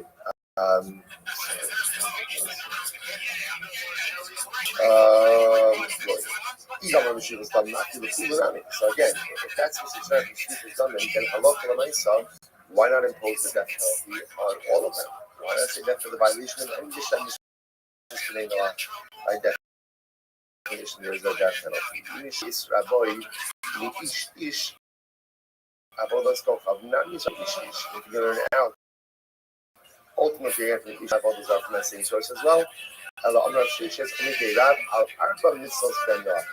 write the violation out of 4 out of the 7, including all these stuff. Really, is that true that a ben noach is for the commission of avodah zarah? That time we learn that avodas dvarim she'esham misna lehem ben noach musar lehem. This is very interesting. Yes, we learned that by avodah zarah, things that a Jewish would execute for, a ben noach is musar. I will say that this is interesting because the lashon of musar literally means what? Warned. So the Gemara says asharim means so low. I thought that meant that there's a warning. There's an ashara, that there's a death penalty for it. Or ashara shalohen zokim misasa. By ben noach, warning by definition is death penalty. As said, this is one of the distinctions. We didn't say this explicitly, but this will come up as well. We spent so much time focused on the concept of hasra. Hasra is only a Jewish concept. And then Noah can be executed even without hasra. So therefore, when you see azhara, that is a warning to Noah, that means death penalty. The Funa of Rabbi Yehuda, the Kulu Tamid Rav Ami, the Funa of Rabbi Yehuda, ultimately Rav said, Hashem is as ben Noach nerach. That really a ben noach is executed for the violation of any one of the Shema mitzvahs. We'll say so high stakes, relatively few mitzvahs, but very high stakes. Very high stakes. So the Gemara says, so we'll say because once the Torah revealed, once the Torah explains that there's a death penalty for one, it makes sense to say that whatever applies to one applies to the rest as well.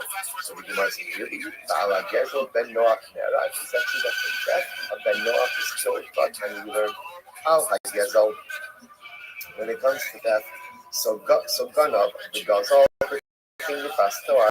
So again, whether a ben noach stole, remember Geva is surreptitious, secretive stealing, like Zela is outright theft.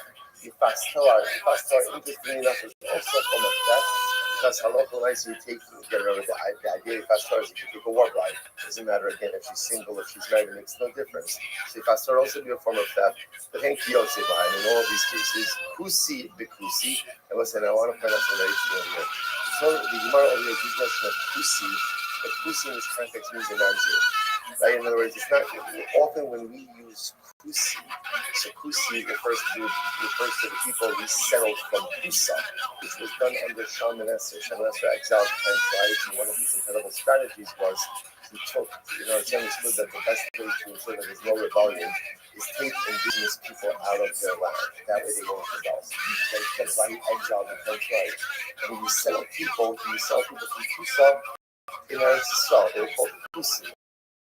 Right? So it's the whole Kusim. There's an outbreak. Lions, they converted, was a conversion, a good conversion, not a conversion. But here in this context, the Kusi actually means a non-Jew. So it doesn't mean it's a that we saw. So the says Kusi, the Kusi, so any of these cases of theft. So Kusi, if it's act Kusi on Kusi theft, right? Kusi the Yisrael also. The Yisrael the Kusi mutter. So what's interestingly enough, Kusi against Kusi, Aser, Kusi against Yisrael, Aser, but yet Yisrael against Kusi is going to be mutter. What's it now? Mutter doesn't mean that it's encouraged.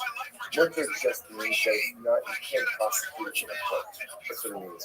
So in Esau, and if that's the case, Misni Chayiv, so right Chayiv goes, it looks like, there's nothing about that there's a death penalty for any one of the Shemus of Bnei Noah, then the proper Lashon is not Aser. That's not proper Lashon. The proper Lashon is Chayiv. So the Gemara says, you shouldn't become violent. This is safe by Yisrael B'Kusim Mutter, because since we need to write that Yisrael is Mutter, again, right, it is Mutter, therefore Kana Reisha Aser. Okay, we just needed linguistic symmetry. I'll call a for the equal if you use Misna Katoni. But it's actually a recent lotion of Chayiv. Chayiv always means the death penalty. The Tony Day Shash. Because Dalan Kusi, the Kusi, the Chayiv. When it comes to bloodshed, it comes to murder, so Kusi against Kusi, Kusi against Israel is going to be Chayiv. Yisrael B'Kusi, Potter.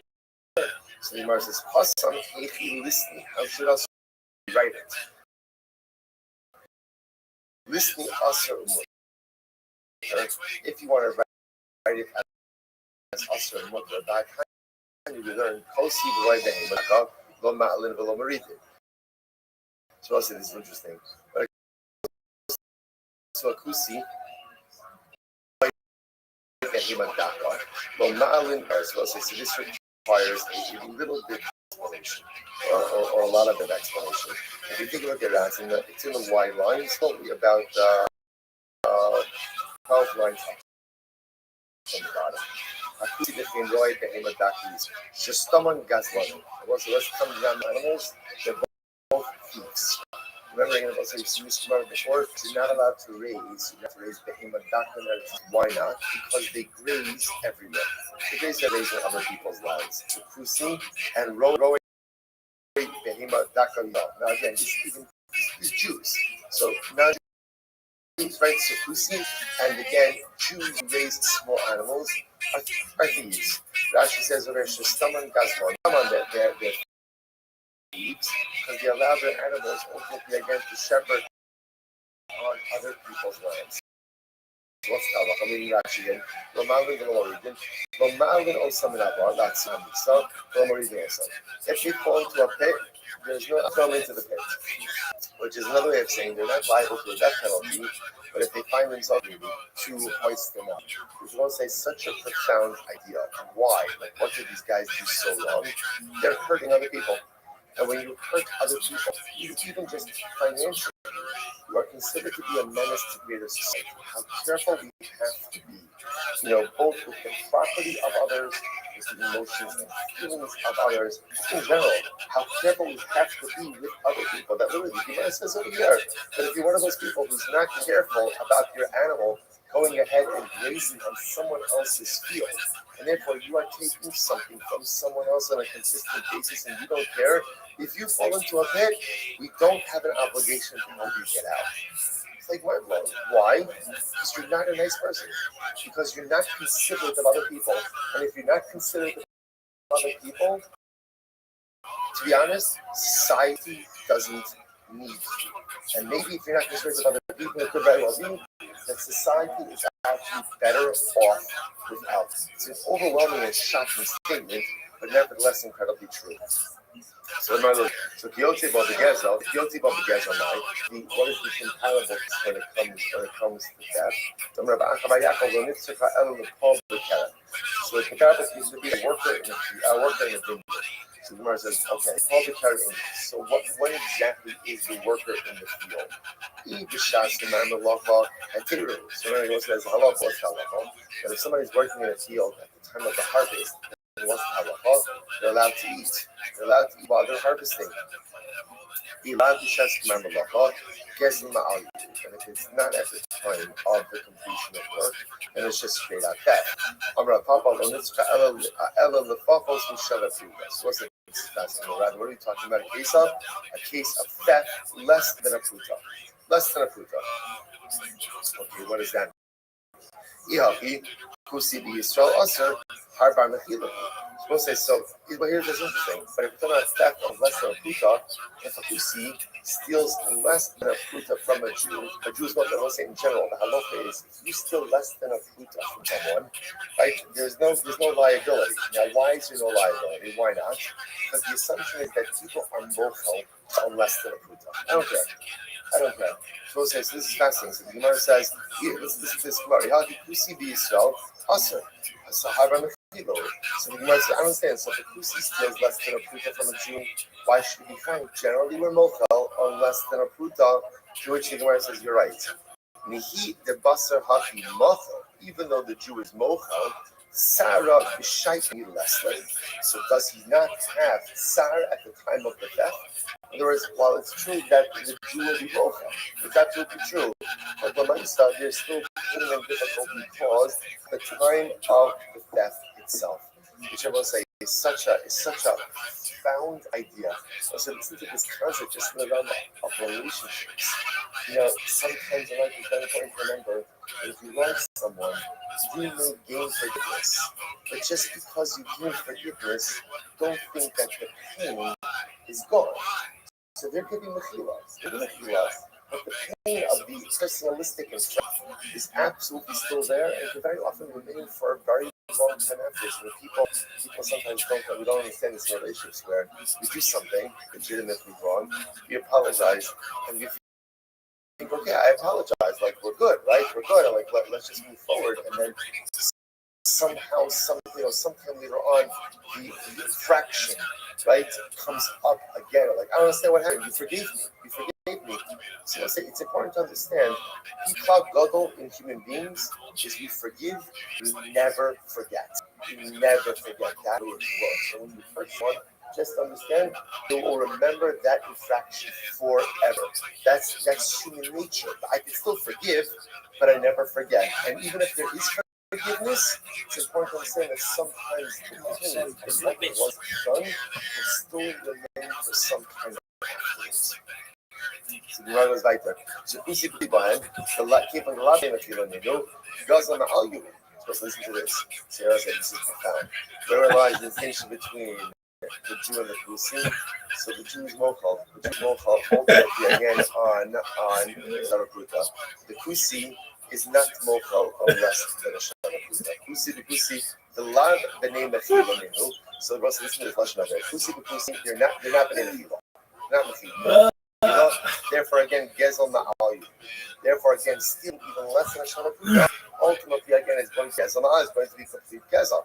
Also, this person amazing. Russian of there is so many profound disorders in these Gemaras. Let's look at this Russian. Sikusim are loved the name of Mechila. Right?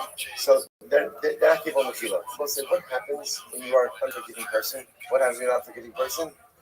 Every single slight is a major infraction. When you are not, and also we know this in life, there are people, you're not one of the best Menachem writes is such a statement says, told Leo's doctrine. It's good to be a forgiving person. It's good to let things go. Because what's the alternative? The alternative, if you don't let things go, is your lav b'nei mechila. Pretty much, if you're not a mavater, if you're not a yielding, a forgiving person, you know what you are? You're a kusi. Kusim are not b'nei mechila. So if you're not b'nei mechila, you're not a forgiving person, then every single thing is a slight. And there are people who go like this, right? So people go through life and they're always offended. This one said this, and this one did this, and this one did this. Right? People are jerks. That's just the way that it is, right? How good in life, people are jerks, right? So with myself, people are going to say stuff that's offensive. They're going to do stuff that's offensive. They're ungrateful. They don't say thank you. They're unappreciative. They're not nice. They're demanding. Take you for everything. That's the way that it is. So you have a choice. The choice is you could be locked in the filah, right? You could be an unforgiving person, and therefore everything is an infraction. And you walk around life perpetually wounded. Or you could be a b'nei nefila. You could be b'nei nefila. You could be the kind of person, like Menachem says, tov dios. And if you're about there, if you're forgiving and if you're yielding, you recognize, okay, people are the way that they are. But I am not going to allow it to hold me back from living the life I want to live and doing the things I need to do. And the Gemara says over here, that's the chilik between the Yid and the Kusi. The Kusi Adlav b'nei nefila. The power of the Yid is that we are b'nei nefila. And once you have that power, nothing and no one holds you back. Incredible. El Amar Yaakov, very great ego. When it's Sukkah, Hashem was having a lot of job from that year. A couple of days inside. So El Ego. Something I saw that I finished that yesterday. I recorded in like 32 minutes. And I did that, but okay. I said, El Amar Yaakov, very great ego. When it's recorded, are suffering. So where does the case come up? It's interesting. Holding back wages. So the Gemara says, Kusi, B'Kusi, Yisrael Aser. So Kusi against the Kusi, Kusi against Yisrael is going to be Aser. Yisrael B'Kusi Mutter.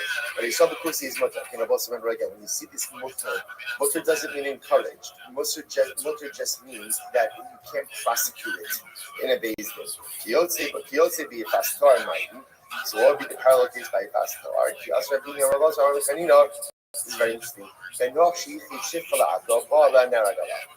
Noach set aside a shifcha for his Eved, and Ben Noach has an Eved. He set aside a shifcha for his Eved, and then he had relations with that shifcha. He would be killed for active immorality with her. But again, Gemara doesn't discuss a parallel case by bloodshed. Imeshkachos Yisanyar of Yosem and Shol. Yisanyar of Yosem and Shol. Rodif Acharos is very important. Rodif Achat Chavero. Yochalat. So what happens? So if someone is Reuben was Hashem, is pursuing Shimon to kill him, and Shimon obviously has the right to defend himself. Let's say Shimon had the ability to defend himself by injuring Reuben in the leg. Right? So what happens? The low hits you on the base, and instead of injuring Reuben in the leg, he shoots Shimon in the head. Right? So in other words, he delivers a mortal wound. We had this by the Gemara of Yoav, Amasa, or Adner ben Ner Neragala. So there is culpability for that, which is very interesting. So there's culpability. So I was going to say, if somebody is pursuing me, I have the right, not just the halachic mandate, to go ahead and defend myself. But if I myself, I guess what we'll call it in a non-way. But instead, I use lethal force. Halacha finds me responsible and culpable for that. Ashkaf. Take a look at Rashi. Top look at Rashi.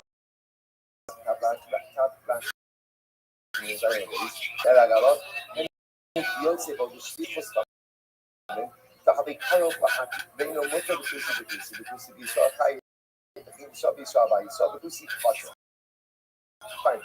Gemara says as follows. Ashkach but Yaakov bar Achos. Because of the same I got it for the day Rav. Yaakov bar Achos. So that they're writing the Sefer got it. So the day Rav, they know Nera the Dain Achos. ובעיד אחד שלא בהסיות, מפי איש לא מפי אישה, ואפילו חרף. So what's this very interesting? So last halachas over here about a Ben Noach. A Ben Noach can be executed by a basin of one judge. Next, one witness.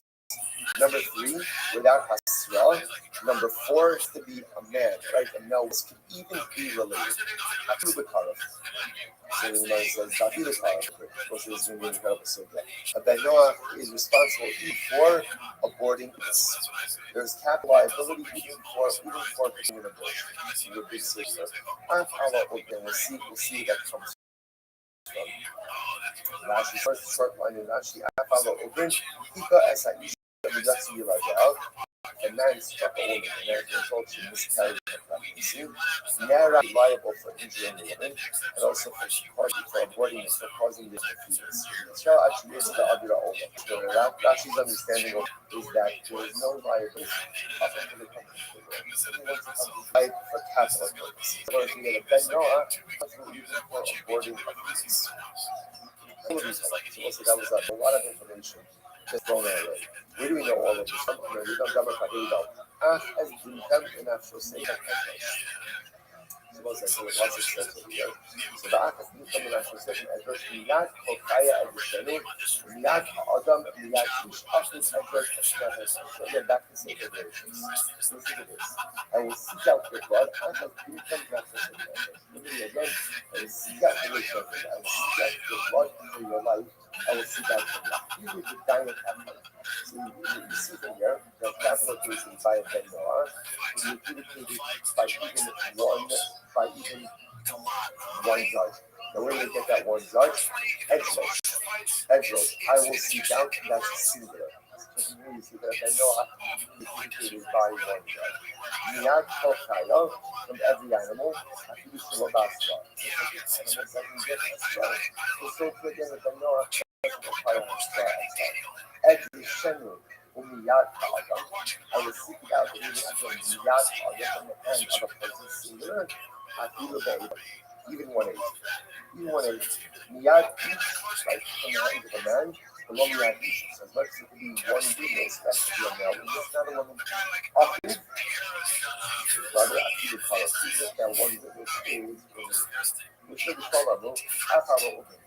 Here we show the set that Ben Noah is viable, even for causing the death of a fetus. Like even this what can be called that? Which is said, Shofe Dam Ha'adam Ha'adam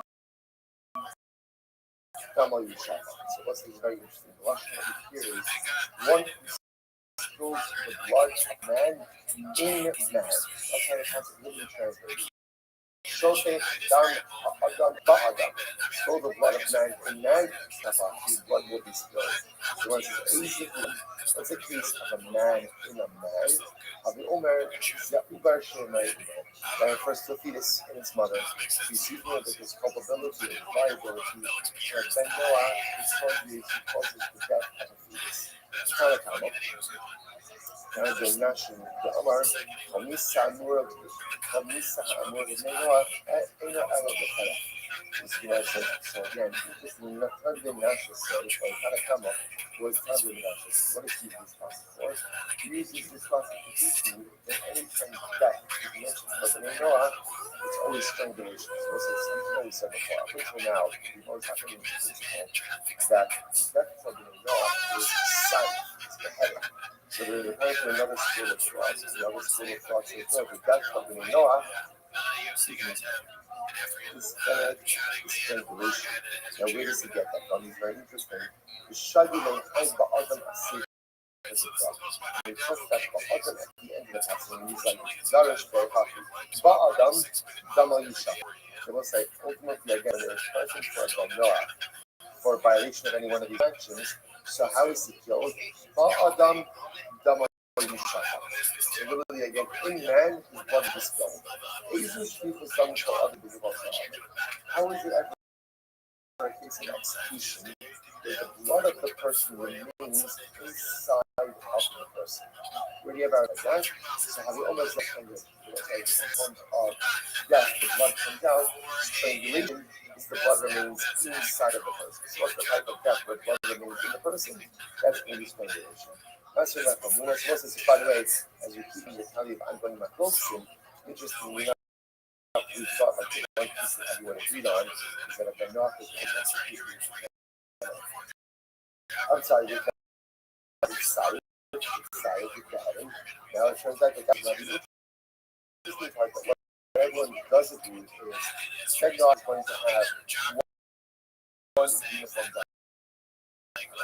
As opposed to these, so, we're all looking at them, there's 4 different capital punishments, but you're only going to have one. But this 10x, whether that one is safe, that's an ongoing matter. Okay, you should limit. You don't work it out. black red, whatever.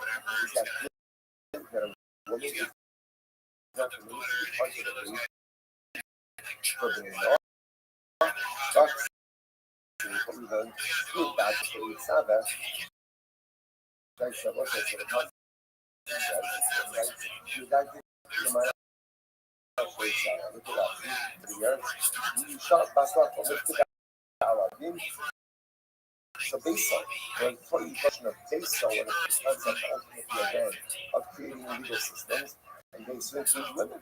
So it's going on. Most of them are fire clubs. One of the gates, ultimately what Hashem was bad. Like one of the gates, so it's kind of passing up, but yet I mean also using it for the no, it makes sense because I'm not only the father of, he's also the father of a number of different things, Sarah.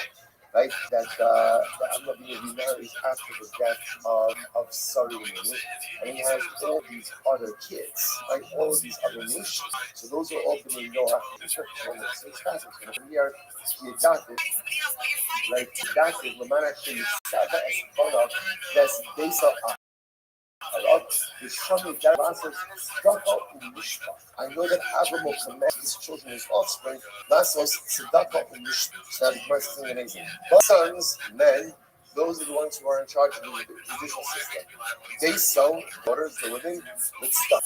Ultimately, again, it's our for the stuff at least, for the charitable pieces. So interestingly enough, the differentiated roles in the offspring of Abraham is also giving us a fascinating insight also into the teaching into the nature of men and women. Like how often in general, I don't know why this is, but it would appear that women are often much more forgiving than men. Certainly again, the eternal and maternal realms. Like it's often the father who is good and the mother who is provocative. It's a fascinating idea that one of the din, often again it's the father who is the din, the base of the mother who is good stuff. Like beautiful. Emma Basma Shmergalot. So that's the case. Maybe you're going to say that we're not students from the judicial system in reality. Maybe Halach Laman says in a Basnoah. Is not executed. She kills someone. Or maybe it's not just that she's not a judge, but maybe she's just not included in the judicial system at all. Miyad Ish, Miyad Ishak Sid. Because it says, Shofet Kama Adam, sorry. Miyad Ish, Miyad Ishak Sid. Shofet Dam Ha'adam Yikoma. Anyone who kills is liable. It doesn't make a difference if it's a man, if it's a woman. There's always going to be liability for that. Ima, Basnach, Shazinsalot, so maybe a Basnach who commits adultery shouldn't go ahead and shouldn't be killed. Because the Pasuk says, Out Yazot Ish, below Isha, and it wasn't interesting. The Torah phrases marriage as a man will be his mother and father and cling to his wife. Maybe only the man is out within the clinging, but now, you must only have to let me go. Behind the Pasuk, Father, I believe the Pasuk says they'll become one flesh.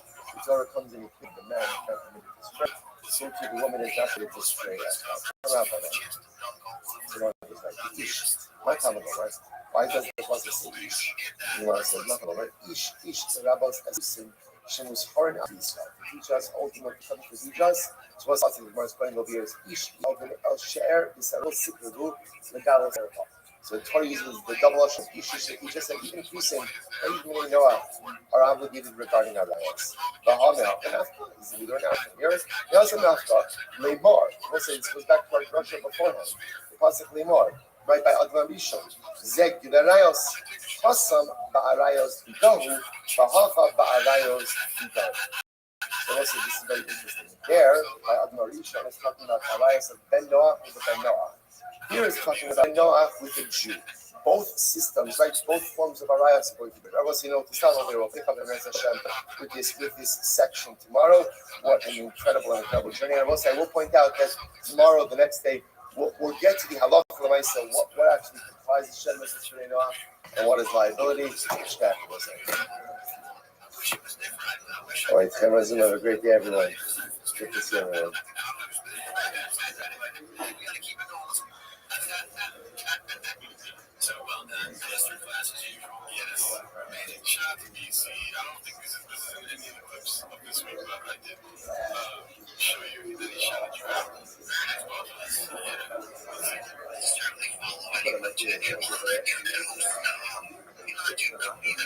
Yeah, and then so yeah, put up the sign that says, yeah,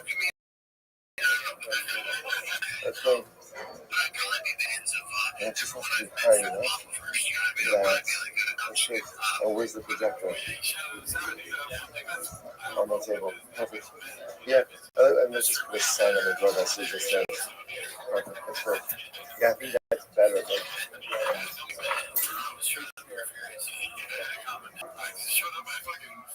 Flip your table. I got here. Have a rain. Yeah.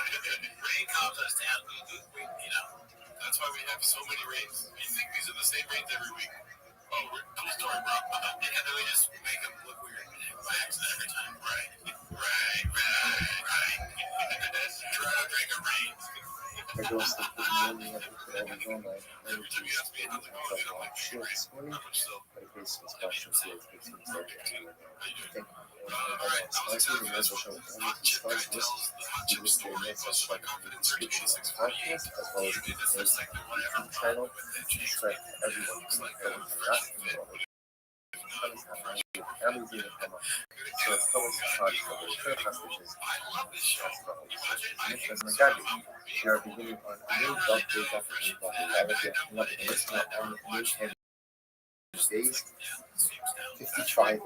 My God, they in 5 actually fire was talking about now transition to discussion about one thing that's showing purses so a person is only cited for a person. You know, the English way that you when this person is powerful until he actually uses the name of Hashem. It actually points out that the actually refers as Hashem. Rashi says means שיזכור את השם, אבל לא הוציא שם מפיו, אלא שם השם יוציא מפיו ובא to touch. In other words, that in order for a person to hire a person like this powerful, they have to actually articulate the meaning of themselves. Yeshua Yeshua's top of the involved. So this is very interesting. How Yeshua describes the way they would adjudicate a blasphemy the Cardinal Banana says Yossi is Yossi. So when the case is being adjudicated, right? Remember, how do you see a piece like this?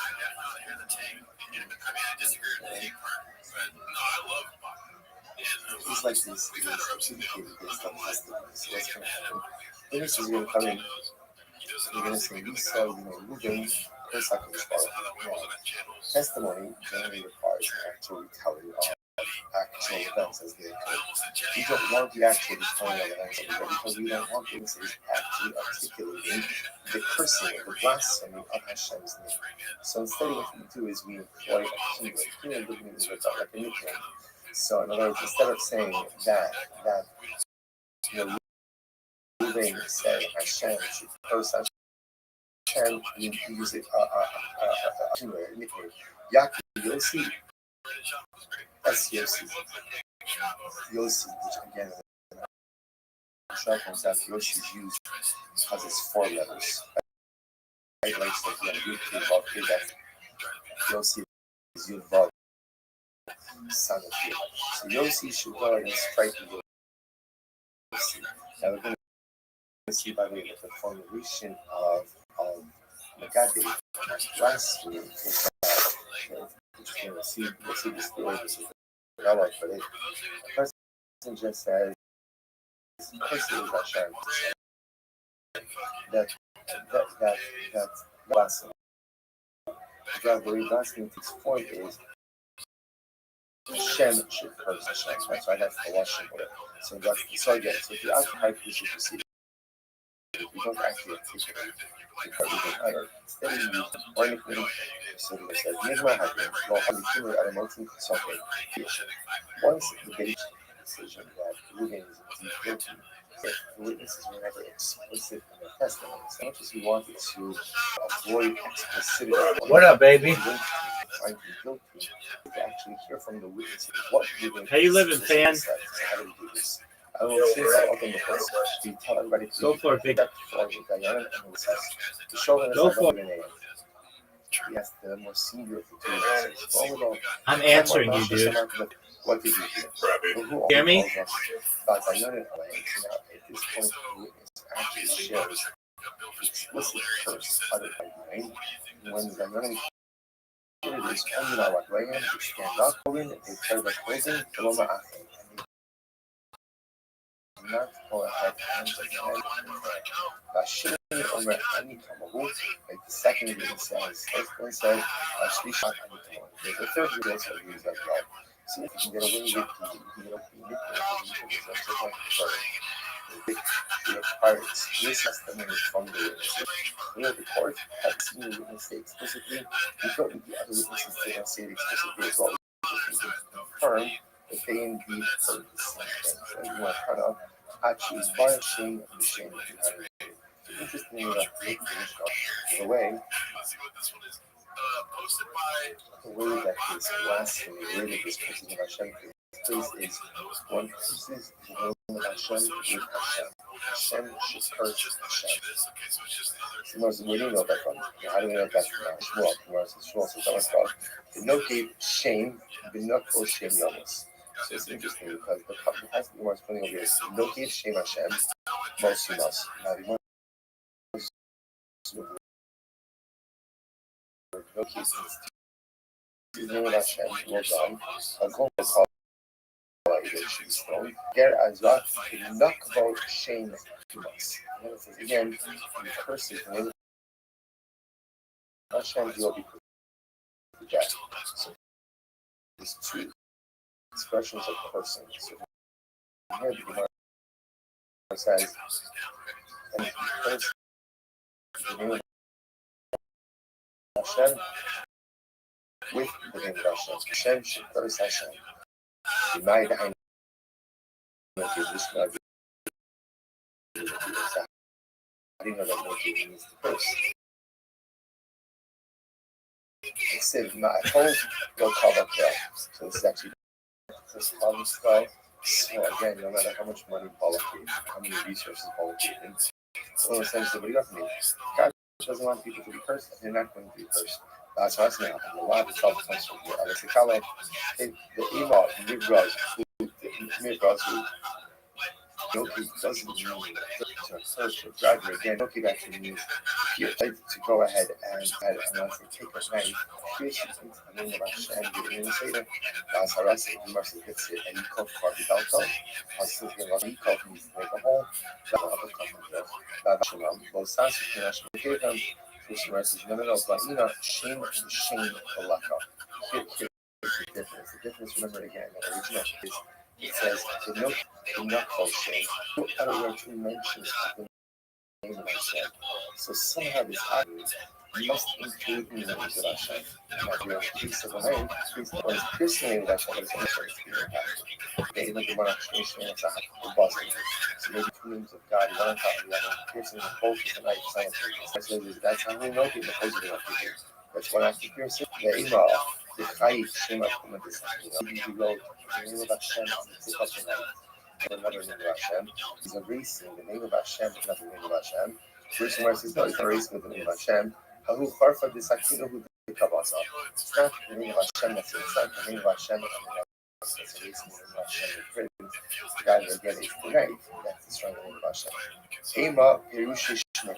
Maybe the no cave means articulation of the name. So Rashi says when you say Kosher, maybe the position of the is to actually pronounce the name of Hashem. For example, when we say the name of Hashem, when we see the name of Hashem, Yud Hey and then Vav Hey, we never articulate it as well as already. Maybe the prohibition of the earth, maybe the prohibition of the earth is to go ahead and to actually articulate it. Say that Yishak Moshe Aaron Shana Shemai Hashem Nikvu B'Shemas. As again, Moshe Rabbeinu identified by their names. Moshe Aaron should be identified by their names. Which the Gemara says that's Hashem and love will be from here. As Hashem like Yakatira, which the Gemara says here's the problem. Chada they got you Shem B'Shem Blackouts. First of all, remember, you're kind of married to this model because the actual passage that discusses the last person in the name of Hashem has this double ocean of the motive shame and not shame, which means whatever blasphemy means, it's your name utilization of two names of Hashem. So revelation of the name doesn't satisfy that criteria. But old Hagiri as Haras Hasei, as Haras Hasei Lishma as our furthermore you're learning out the law from a positive statement of as such and any law, any prohibition after a positive statement is not really a prohibition. Okay. Levi's the possibility is our thought by hope by hello. So the other possibility is you know the ultimate theory we're talking about here is that by equal the no cave and enough of first. Because you know the possibility says by equal by hello. Like the possibility is talking about is as follows. By equal the night shaping hot that's a shame.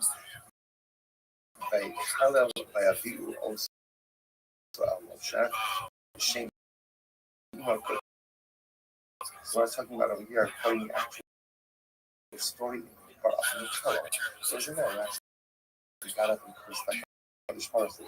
So the Lashon is both Vayikov and Vayikal. What do you see from here? Remember, I'll give Klolo. So you see here, these two words are synonymous. So no cave means I says the Rebbe Dilma of the Tabayu. Maybe not. Maybe it depends. Maybe I love what he said before. Maybe no cave means particular things. And the color obviously is first. Maybe after Uber, post, which must be no low side like that. Hotius and a couple of say Hotius and Noki behind the power, which is going to try to be execution of the law. Remember again, in the Jewish, in the Muslim desert, there are two dramatic acts of Shemach. One is in the Kosher, we have his daddy on Shabbos, full Shabbos, that's Christmas Shabbos. The other was in the Kallah. We know he doesn't have any last when they executed the Makalo, it says, take out the Makalo. It doesn't say take out no cave at the Makalo.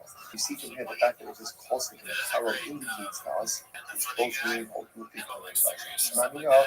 You see from here that they're both really one thing. Notice if you have the model of the Makalo, one who curses at those parts, one who uses the name to curse the Makalo. Interesting formulation, and nevertheless, that's the biblical version. Really based on the idea that the passage talks about the Noke shades them and the Nukvo shades to the shoulders. Version of curse twice and shame twice. So it's biblically curse Hashem. One must list the name of Hashem with the name of Hashem. It's Torah Ishmael Omar. What does the passage mean when it says Ish? So remember again, this is the El B'nai talked about earlier. Ish, Yikala El Hagan Asaf HaKal. This is every person who refers Hashem will bear his sin. Who's the issue? Says the Gemara, it's very interesting. Ish, the rabbis and Sa'al Beko have Shemus Hara Beko. So now, the Gemara is going to take an interesting turn over there. The interesting turn is going to go. It really is a fascinating subject. I think that was fascinating, yes. But fascinating subject. I'm sorry, we're going to remember the last few days. Not such easy subjects. The Gemara says this was the topic of 7 laws. So the Gemara says, what does it mean when it's like, why does it say Ish place? So the Gemara says, Ish, Lavos, I did come to the time of Hashem, Israel. Suggested that Gentiles are liable for cursing the name of Hashem the same way that Jews are. Fascinating halacha. Furthermore, whenever Gentiles are executed for violation of one of the 7 Noahide laws, so they only exclude side, sword, beheading. So Kami Samuel the name of and the other side, because any execution that the name of had is only with the sword. Is only with side. So Rashi says over here, so we'll actually discuss this a little bit later on, because the only time that we find an execution in history, not in the context of Jews, is back in the Shishkin case, which is not the life Italy for one each wife. And it says, watch on the pasuk is the Adam Damo Yishapah. right? Down for Amud Shah. Person takes wife, his blood will be spilled. And interestingly enough, the Imam is actually inside a sword behind. We talk about that in a little bit. Which knows what's that? The Hafan we learned that from here. So also enough from here. First word line. Hashem, Zuber Hashem. So you'll see here, Hashem is actually unique in Russia. This is by Adonai Rishon. Get ready for this. By Adonai Rishon. So Hashem is quoting these. By Tzad Hashem Elokim al ha'adam le'lar. We call it Tzadgan Achol Torkal. Hashem says to Adam, you can eat from any tree of the village you want. Now, subsequently to Adam, but you can't eat the Itzibas Torah, the tree of knowledge of good and evil, and the tree of life. Okay, so the Gemara breaks down this pasuk. Hashem, when it says, but what Hashem, what does that mean? So you might think that this pasuk is the blueprint for the 7 Noahide laws, which is interesting because essentially the first command that Hashem gives to man, right? Adam, man that Hashem gives to Adam to be more understanding is the blueprint for the 7 Noahide laws. So you must talk now for Hashem is great. Hashem tells us that one of the last first is in Hashem. I'm going to talk now for This is coming from for Shabbos is going Noah. Even nicknames Hashem. I tell you, it's not explicitly that Hashem is known by Ish Kikavalo and stuff like that. It's as if a man refers Hashem to a very sick. Not always custom to be just and return no case Shem Hashem and Sumas. Pasuk says first thing Hashem you will die. If you then I not give Shem of Sumas you might have thought the only thing because you actually don't know about him. And that was called me. I know this because even other nicknames about Hashem's I love parts of it. I love him. And no, these are all the nicknames. How do I know this? How do I answer? So this has to be for sure. May I hold that up for myself? I use forms of the Hashem. The primary name is Hashem, but even from the same bill. I'm showing you the ones talking about Hashem. If you come disagree, what is only fight execution if you curse the explicitly know Hashem? You need to involve hey. But if you curse any of the other names of Hashem, that is allowed, that is a prohibition, and not punishable by God. And also, that is indeed how you cast it. The figure of Nation, I use our nations, those are nations, and none of Nation, then God, actually, like as Hashem, but then God goes ahead and curses one of Hashem, and he does so again with nicknames. So the Rabbanon tried according to the Rabbanon. So my time, I was since the argument we just said from the said before, but Allah Khomay only chayiv you do the actual name. Rav Meisha seems to be machmir, ultimately a ben He says it's only the Jew who's only chayiv the person the actual name of Hashem, but a ben will be chayiv the person even one of the nicknames of Hashem. My time was to use the Amrikra. Kager Ka'azrach. Ger ve'ezrach we do that in Hashem. It's only a ger and an ezrach.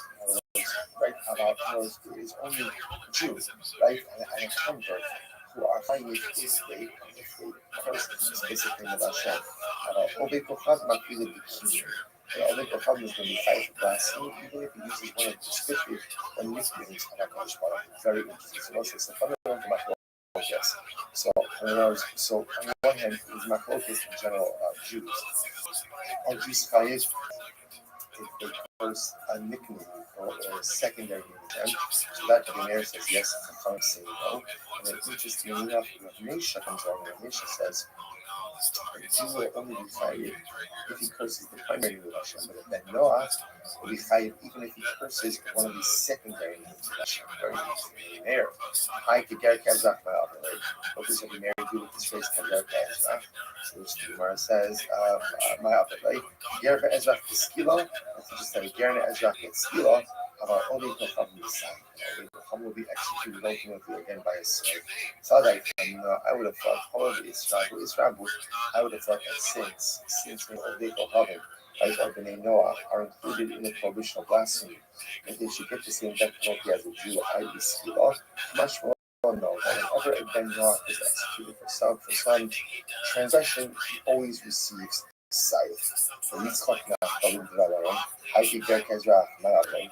What does the Yitzchak Nachbalim, what does he do with this phrase? He says, Ger Be'ezrach Yudila in shame b'shame. It's only a Jew who is hiding in this framework of blasphemy that he established before me. It's only hiding if he curses the name of Hashem with another name of Hashem. About Obi Kofavim, low button and shame b'shame.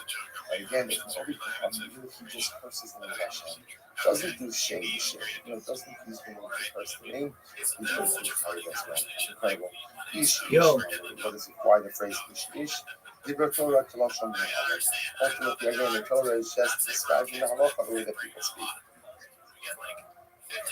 So we'll say there are three takeaways so far from this daf that I'm going to discuss. Number one, the construct the biblical blasphemy refers to the death penalty for Jews. And it's going to be only if you curse the name of Hashem with the name of Hashem. What up, Jack? Which name of Hashem? So again, we're going to see that we pass the halacha makes up namely, it's only if you use the actual name of Hashem. You pay and love no killing, no descriptions, nothing else. Just the actual name of the Lord. B'nai Noah will be chayiv again for blasphemy as well. But interestingly enough, B'nai Noah will be chayiv, even if they curse any of the other nicknames or distinctive names, even if they don't use the explicit name of Hashem. Furthermore, a Jew is chayiv for blasphemy with its skila, and B'nai Noah ultimately will get sight, will get damage. So again, let's not do what we did to the body. Anytime that a B'nai Noah is going to be punished, it's always punished in this scene. Hashem is us to B'nai Noah. Hashem is meaning is the halacha to establish a physical system. Right? Your trust Hashem, first another place, so I was go on establish a system. Number two, not allowed to curse the name of Hashem. Number three, avodah zarah, can't worship Zarah. Number four, immorality, gila rayos. Number five, she can't murder. Number six, theft, you can't steal. Number seven, you cannot eat. You cannot eat the limb off of a living animal. Okay, what's incredible? Those are the shadows that's going on. You're going to 56 feet. So that's important. It's interesting. You're going to see there's a little bit of machlokes about what is exactly comprising the 7 meters. And I have been down over Adam, says you're also chayiv for eating blood from a living animal. Okay, the Chitro says, castration. Now, there's another conscious we're going to see. They know aren't allowed to castrate. This means people or animals. Shimon Omer, Shimon says you're eating chayiv on sorcery. Yossi Omer, Kala Omer B'Parshas Kishuf, and Noach Musharlov. Yossi says anything that's mentioned in the entire section of Kishuf, then Noah ultimately again is chayiv for it. And it says, "Lo yimatzi b'cham nadir b'no ubito beish, chosim ksayim, ma'onin u'menafish, mechashik b'chol v'chaber v'sholov." You don't need to go shalamesim. So so these are all different types, all different types of zara that exist. And then the Torah says, because the nations who inhabited Canaan did all of these things, therefore I am going to displace them. So somebody that their displacement ultimately again is they're lost, they're defeated. Is really the result ultimately engaging in these sorcerous practices. Whereas there's a lot of other Indians who are going to show the punishes and also curses. But the laws of Omer Aval Kalai and the Torah in Rock Little Tribe is like Kalai. It's very interesting. And the laws says that when it comes to forbidden mixtures, and remember again, Kalai, they got a couple of different ones. You could crossbreed animals, you could also crossbreed vegetation, plants. Like different things like that. So for the line is mutter for the law. What does that mean? It's mutter. Little so for example, then where shines, where wolverine for the Zvar Kilai, I could even go and plant Kilai. let's say for example, grapes or any other mixture. زي مثلا بعرف بقص هنا وبحب خبص they're not allowed to do ultimately again to cause interbreeding between animals and to graft trees. Gemara says, "I'm going to be open." So again, well, obviously, there's a lot of different things here about what comprises Shemus as being lost. Obviously, I'm going to have to try to figure out where does everyone mean their respective positions. Where's this from? So, Namaka, Baitama Shem Lakim Allah Adam Leman, Kala Eats, Kala Ha'eats, Hagan, Achol, and Kal. This is interesting enough.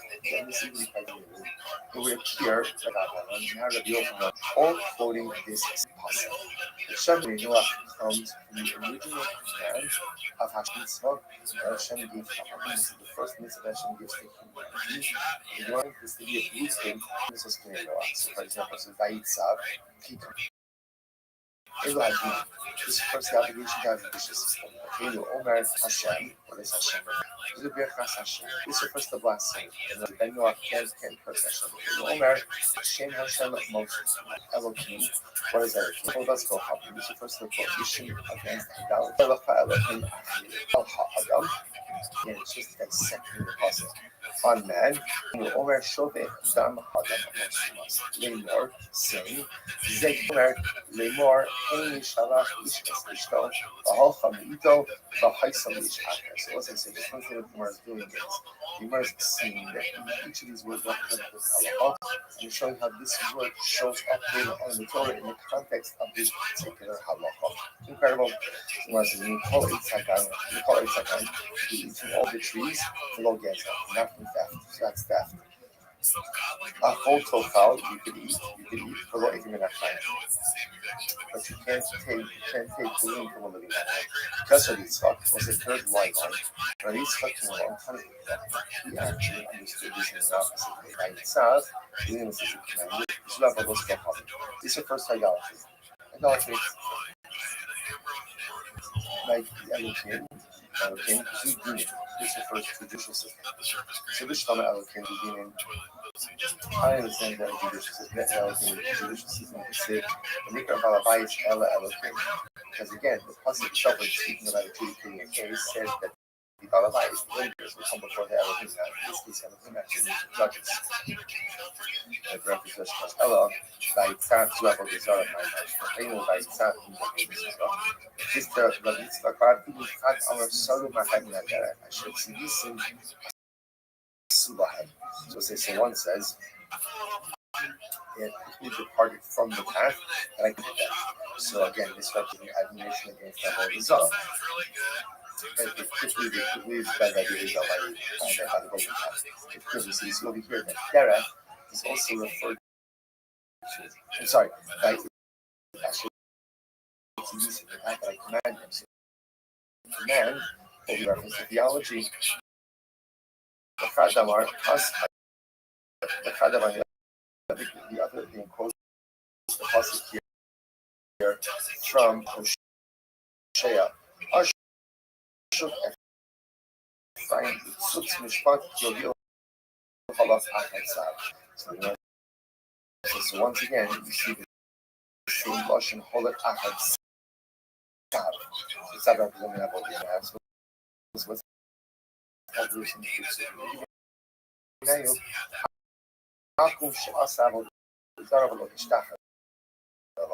Very interesting. Path with your beings would be a Gentile, fashioning about desire of the hidden portion. The man are also the one who learns out from also. A Gentile would be liable for a desire the moment he fashions the idol, even if he doesn't worship it. A man who hold a halach, when learning from the second pasuk, he hold up at the husband himself, he wouldn't be chayiv for idolatry until he goes ahead and worships it. The Amarava, we meet for the man Akum Shasaf of Zavaloj Chayiv. Purposes was not the whole. It already rather answers it. Is there anyone in the world that makes a Avodah Zarah and doesn't worship that he would be chayiv? Is there something like that? So the Gemara Ba'atanya we learned that Akum Dvarim Shkin Shal Yisrael Mitzvah Ben Noach Muslim Ben Bezin Sheish Alayim Ein Ben Noach Muslim. It's interesting.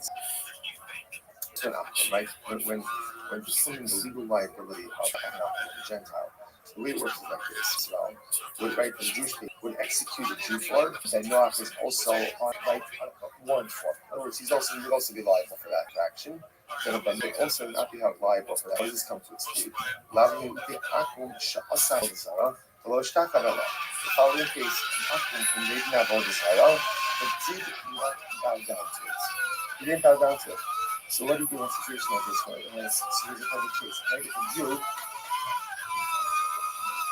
you look at a Jew who made an item, but did not bow down to it. Certainly not good. Right? Not good to make any actions. But Allah for himself, there's not liability unless, of course, he actually goes ahead and bows down to it. If he doesn't worship it, then there's no liability. Papa. And again, as you just said before, if a Jew doesn't have liability for it, then Akum doesn't have liability for it. And we're talking about hugging and kissing an item.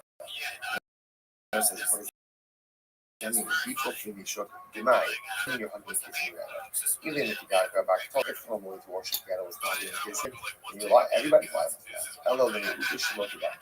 Rather, it's talking about over here. You should look at that. I mean, let's say the derech of this particular idol is not to be hugged and kissed. So in this type of fashion, even if one hugged and kissed, it do not be liability because one can try to have a Zara or called normative worship of the Avodah Zarah. Okay, incredible. Demon, and then not let's go back. Let's go through this. So when it comes to setting up the judicial system, it's actually that they are obligated in this. But we don't got test and it's supposed to stop each other. God is commanded 10 mitzvahs in Mara. Sheva Shikwa Remre Noah. Now 7 of them, or now when we say they're given 10 mitzvahs, really, there are 7 pre-existing mitzvahs that they not already have. Well, Siva Alein, Dinim, Shabbos, Tikva Lavain. And in Mara, there are 3 more added. Dinim, Yahweh, a judicial system, Shabbos, and Tikva Lavain. So the Mara Dinim, the Chsev, how do we know that Dinim were added at Mara? Remember again, Mara was the first dot after Kiyasuf. Like after we left the banks of the Canaan, it tells us we traveled 2 days in the desert. We couldn't find water. They came to a place called why was it called Mara? Because the water was bitter. They were unable to drink the water. Now, translate that to mean the water was bitter. But Hashem says that she just said it was bitter. What does it mean to Mara? The guy says it wasn't the water that was bitter. The juice was bitter. And when a person is bitter, even the sweetest of waters has a bitter taste. In other words, your perspective impacts everything. A positive perspective, the world looks beautiful and incredible. A positive perspective, even those daunting of challenges becomes an opportunity for personalistic growth and transcendence. On the other hand, negative attitude, even if it is racha, even the sweetest of waters, becomes something overwhelmingly negative and troubling. Life is always a matter of our perspective. So at it says demon. Where do they get demon? It said sham some low okay. Shabbos, we keep it out there. It said kasher tzivcha shemalokat. The same command you. Bamar Yehuda kasher tzivcha b'mara. Here, both by Shabbos as well as by Kaga as well by keep it out there. Use lashon of kasher tzivcha. The same command you. So we're understanding the as a shem command previously back in Mara. Okay, I'm not from Baravua. So the point over here is how can we say the way the Gemara is setting this up over here is that halacha makes sense. The Jews received, the Jews already had the 7 Noachide laws before Mara. In Mara, they got 3 more halachas. Or the 3 more halachas, obligations of the system, keep it out there in honoring parents, and number 3, Shabbos, for a total of 10 binding laws. Here's the problem. We just said before that union, establishment of the court system, was already one of the 7 Noachide laws. That's the keys and what are they receiving in Mara? To which the Gemara said, what's going on?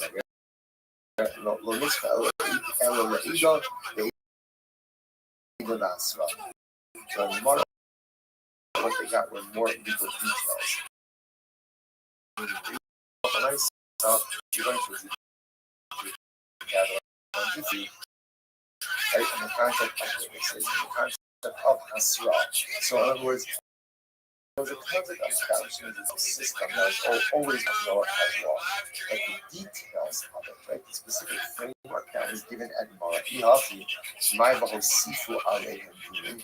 So then again, what do you mean when the Gemara says that ultimately again the deen was added on? It makes like similar to what a mitzvah Elo Ledine Knas. Interesting. Right? Some this is playing us. We were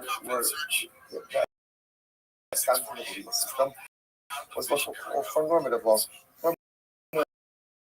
Well, right again, financial cases, even capital cases. What we're going to know not in character of those penalty cases. And in Mara, they got the concept of penalty cases. Kati, about seafood bidi, not seafood dini, because the seafood dini is the laws of the judicial system in Mara. If you tell me they had things like knasos, then it shows seafood bidi. Rather interestingly enough, as Parsha is going to go after evolution to establish a system. You're giving the obligation to think in every city, literally in every neighborhood, and every what they do. Local what they do. I have an enough or not obligated to do that already. Tanya Kishim Shinistavi Shala Hoshi, but they didn't call back every year. Taking something enough, Hoshi, but they didn't call back every year. That's not true.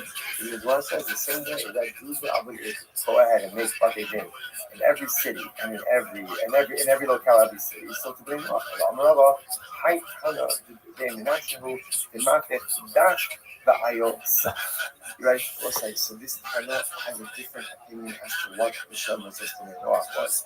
He takes out Dach. Dach is meaning and Gerchas Hashem, establishing the judicial system and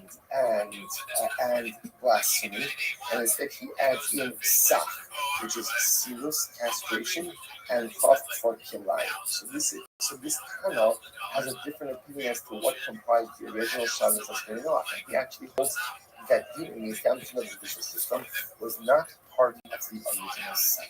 Therefore, Allah says this is something that probably saw received the first time in Yom Today, Sheva mitzvos, b'nei Noah, Sheva mitzvos t'stav b'nei Noah, Zara, Gila Rayos, Shifas Damin, Gezel be'elam menachai, Sivus v'kilai. See from here again. So this is the opinion of Bnei Menashe. Right. So in Shiva Menashe, they had a different opinion. Sheva is b'nei Noah for 7 different mitzvos. Now they agree on 5, but they disagree on 2. So whereas the primary opinion said that Jerusalem was establishing a judicial system and blasphemy. They took it out. Not blasphemy, they could take out blasphemy and judicial system and instead replace it with silus, castration, and kilai, and grafting. Again, so let's to start up here today. We're going to pick up tomorrow with a beautiful game.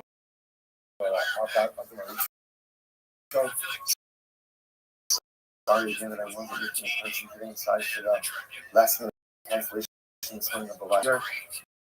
But thank you for the opportunity to join all of you.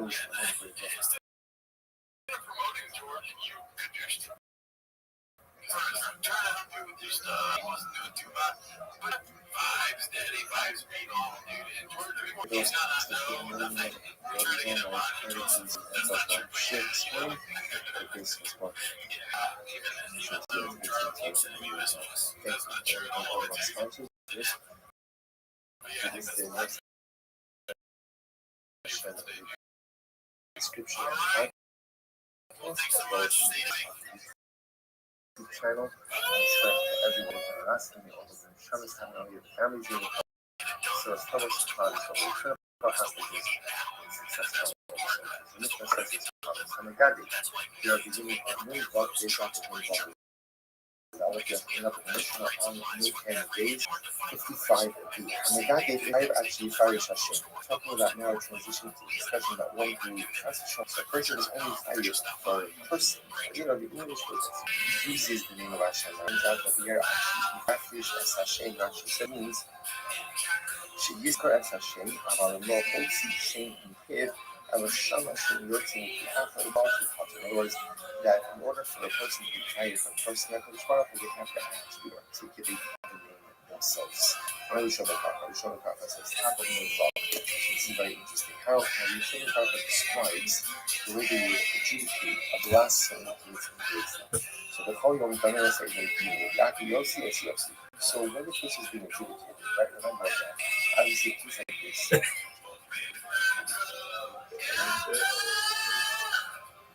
Things like this is attributed based on testimony. Then this is going to come in. You're going to say, Lisa, Ruben, Chris, I can start. Now, testimony generally requires an actual recovery of actual events as they occur. We don't want the actual retelling of events over there because we don't want the witnesses actually articulating the cursing or the blasphemy of Hashem's name. So instead of what we do is we employ the meaning of that So in other words, instead of saying that Reuven said Hashem should curse Hashem, we use it as a nickname. Yaki Yossi, S-Yossi. Yossi, again, when myself points out, Yossi is used because it's four letters, right? Like it's like, Yud, Vav, Yud, actually, Hashem. Yossi is Yud, Vav, sign of you. So Yossi should go and strike Yossi. And I think it's by the formulation of the Gadi of last year that we'll see this good, this is developed, but if a person just says, curse Hashem, that's not blasphemy. Rather, the way blasphemy to its point is Hashem should curse Hashem. That's the Russian over here. So again, so if you're not doing hard judicial proceedings, we don't actually articulate the curse that you can utter. Instead, we use the atheism or anything. So the Gemara says, Nigmar Hadim, well, I'm going to be killing mostly something. Here's the issue. Once the Basin has reached a decision that moving is guilty, you can't convict someone if witnesses whenever explicit testimonies. As much as you wanted to avoid exclusivity up until this point, if you were to convict him and find him guilty, you need to actually hear from the witnesses what would they explicitly said. So how do we do this? I will still call other methods. We can't everybody please the courtroom except for the Dayanim and the witnesses. The Shogun is Haggadah Shalom. We ask for more severe opportunities. So all in all, and my master Shema the page. Tell us explicitly what did you hear. So who on that he tells us that Dayanim only Allah is now at this point the witness actually shares explicit curse other type names. And when the Dayanim hear this, only Allah they stand up, the covering, they throw their clothing, below the Afghan. They do not go ahead and amend the prayer. Shimon Omer Hani Kanavu, like the second one says, I agree with what the first one said, Shlishi Omer Afghan. The third witness, he also agrees as well. It's interesting enough, you can get a really good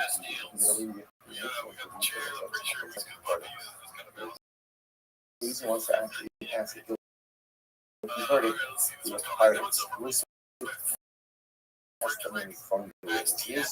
The court have seen the witnesses, but the other witnesses they don't say it explicitly as well as if they confirm that they indeed heard this. Actually, it's by shame and shame. Interestingly enough, the way that this blasphemy really description of Hashem is so there's reading, I don't know if that's Dollar Schmuel. In no case, do not for shame on us. Interesting because the possible no case Hashem, most of them have no no case curse. When you clear of Hashem, will God, a home you need to call out your shoe stone, can get as rock. Not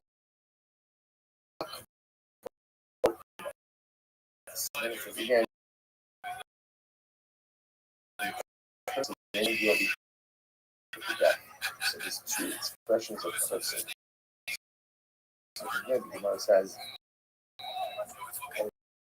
we curse the name of Hashem with the name of Hashem. Hashem should curse Hashem. Deny that. Okay, this is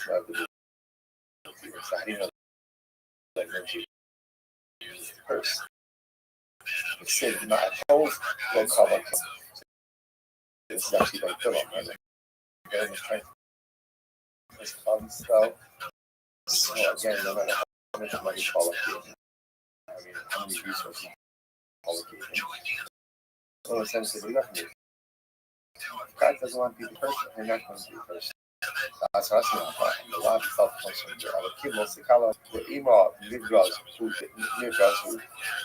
the no-proof doesn't occur, but rather again, no-proof actually appears. Like, to go ahead and let's say we can have appears the name of actually getting in a safer. That's how that's the most fixed that you call the delta. As is going to show that you call from the whole. That's how that's going to happen. That's between us. Okay, then. Which was no, but you know, the shame of the left off. Here's the difference. The difference, remember again, it says, the no cave shame, there are two mentions of the name of Hashem. So somehow this actions must include two names of Hashem. And that's missing over here. Piece of the night, when it's piercing of Hashem, there's only one name of Hashem which being attacked. If they even the one of Hashem, it's not Hazadi. Maybe the piercing teams of God, one on top of the other, piercing in both of the knife simultaneously. That's the strength of Hashem. Which the Gemara says that's how we look at the opposing of piercing. That's one act of piercing, followed by another act of piercing. There's no simultaneity there.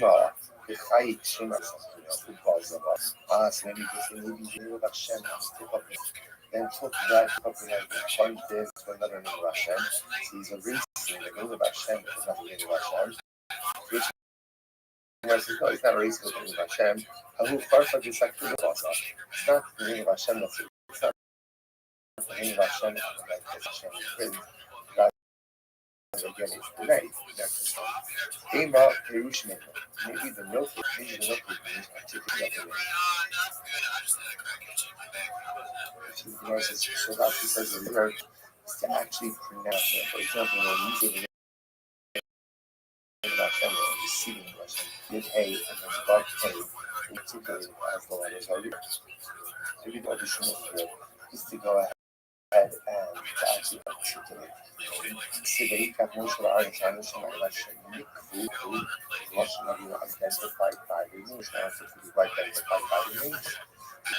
As a Shalom Kapatila, which the Gemara says, here's the Kapsal. Remember, the kinds of merit to this model because the actual person's name of Hashem has this double association, the not portion, which means that whatever substitution of the name doesn't satisfy that criteria for all going out the law from any law, any addition in that from a positive statement is not really equal.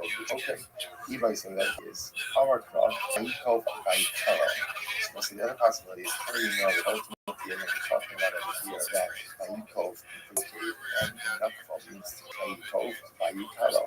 Like the possibility is talking about says as follows. Bayikov and Aisha, so that's a shame, that's a shame. Bayikara, Bayaviu, also Al-Nasha, the shame Mokud. So that's talking about over here according to the actual story in the Prophet Mukhallah. It wasn't that he actually got up and cursed like Hakadosh Baruch Hu. So the Lashon in this pasuk is both Bayikov and Bayikara. What do you see from here? Remember, the no cave klalavu. So you see from here that these two words are synonymous. The no cave means to curse. I said to Rabbi Zilma, I've got Abu Tabayi. Maybe not. Maybe they're two separate things. And maybe Halacha and Man's again, you're only five if you do both. Or maybe like we said before, maybe no cave means particularly. And like color obviously means maybe you have to give a code because you know, no, it's not like that. It said, hold CS and a color will say, hold CS no cave and a color. Because by the execution of the color. Remember again, in the Jewish desert, there were two dramatic of desecration of halacha. One is the Koshesh, the guy who's on Shabbos, first Shabbos, desecration of Shabbos. and the other was Makalo, individual who left the public. So when they executed the Makalo, it says take out the Makalo. It doesn't say take out the milk teeth and the Makalo. Right? So you see from here the fact that it just also the Makalo indicates to us that milk teeth and Makalo mean the same thing, which both mean ultimately personal hearing loss. It's not enough. You see from here that they're both do one thing. So let's therefore as follows. So therefore now we have the model of the gadget so the person that uses the name of Hashem first in the reason and never last that's the biblical prohibition will be based on the idea that the consequence text out that uses the Lashon of the milking Shem Hashem both two words to the sex uses the expression of first Christ and Shem.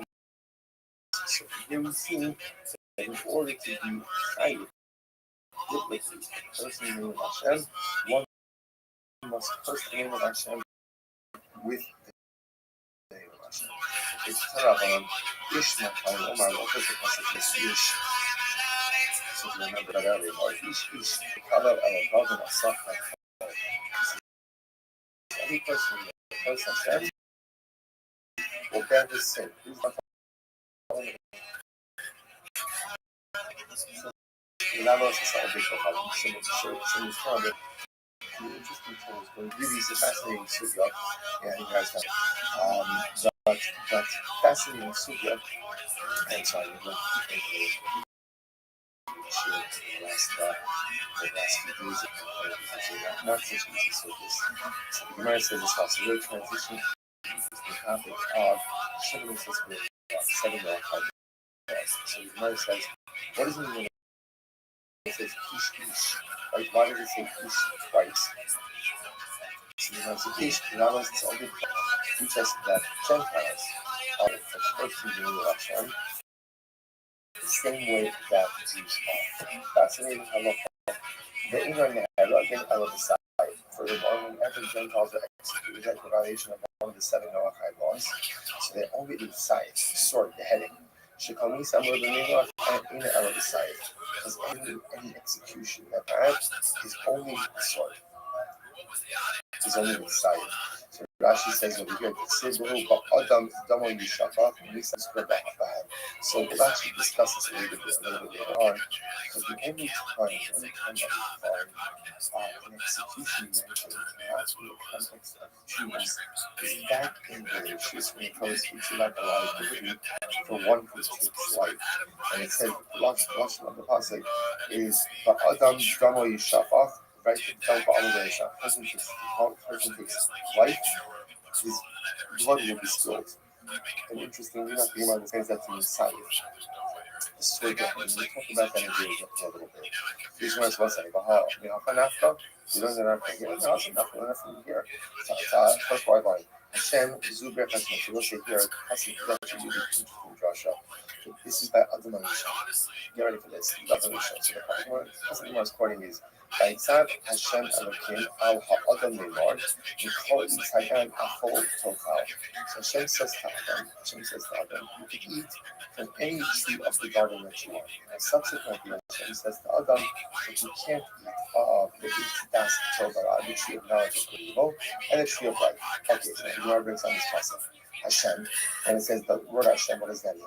So the Gemara says that this pasuk is the blueprint for the 7 Noachide laws, which is interesting because essentially the first command that Hashem gives command, like Adam,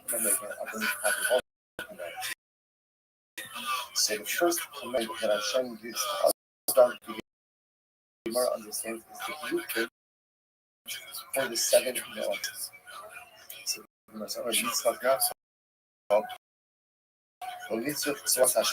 Hashem is great as Hashem. Hashem tells us that one is not allowed to bless him first when I'm not being stuck. It's not called Lonitzka Elados Hakimi Valley Prepared. This is something for Shaskin Noah, even in the Hashem, but Hakim is the main part. Ish Chavelo Kapena Saka. That's as if a man refers Hashem, he will bear his sin. Not what is going to be just, I'm really very Shem Hashem Moshinas. Pasuk says, "You personally Hashem will bind." If you shneir I know if Shem Moshinas, Yafalo Yichai Ela Hashem Yikol. You might have thought only Chayim because the actual name of Hashem. You might say, "Naira das part." I know this is Hashem. I didn't get you for the style. It's like the scripture of Hashem. I want to fight that out. I don't think and then no, these are all Hashem. How do I know this? How long I used to have me come up with the idea? It's like, I hold that up on myself. What is happening inside your phone project for bouncing the person Hashem? The primary name is Hashem, but even type that what is only five execution. If you press the explicit name of Hashem, you hate and dot hey. But if you press any of the other names of Hashem, that is allowed, that is a prohibition, but not punishable by definition. That is indeed how you pass it. The figure that are nation, it's always on nation, was on nation, not on nation. Then no actually, that's Hashem. Ben Noach goes ahead and goes to the Hashem, and he does so again with Nikki. So the Rabbanon Chayiv is Chayiv according to the Rabbanon. So my time also is never said, it seems to argue all the second, some just said before. Allah for my say, only Chayiv if, only Chayiv you do the Achim. The nation seems not here, ultimate term of Ben Noach. He says, always only Chayiv, person not to me of Hashem, and the not will be Chayiv, the person you want to be killing, you want to make him Hashem. Mindfulness is the Arakah, Kager Ka'ezrach. Ger ve'ezrach would be like the not also. It's only a ger and an ezrach. Right about those, it's only a Jew, right? And a convert who are chayiv if they explicitly with Hashem. Ovi Kochav Machil but Ovi Kochav is going to be chayiv for blasphemy, even if he uses one of the scriptures and he uses it very interesting. So what's this? I'm going to my focus. So, in other words, so on one hand, is my focus in general about Jews. Anti-chayiv, they curse a nickname or a secondary name of Hashem.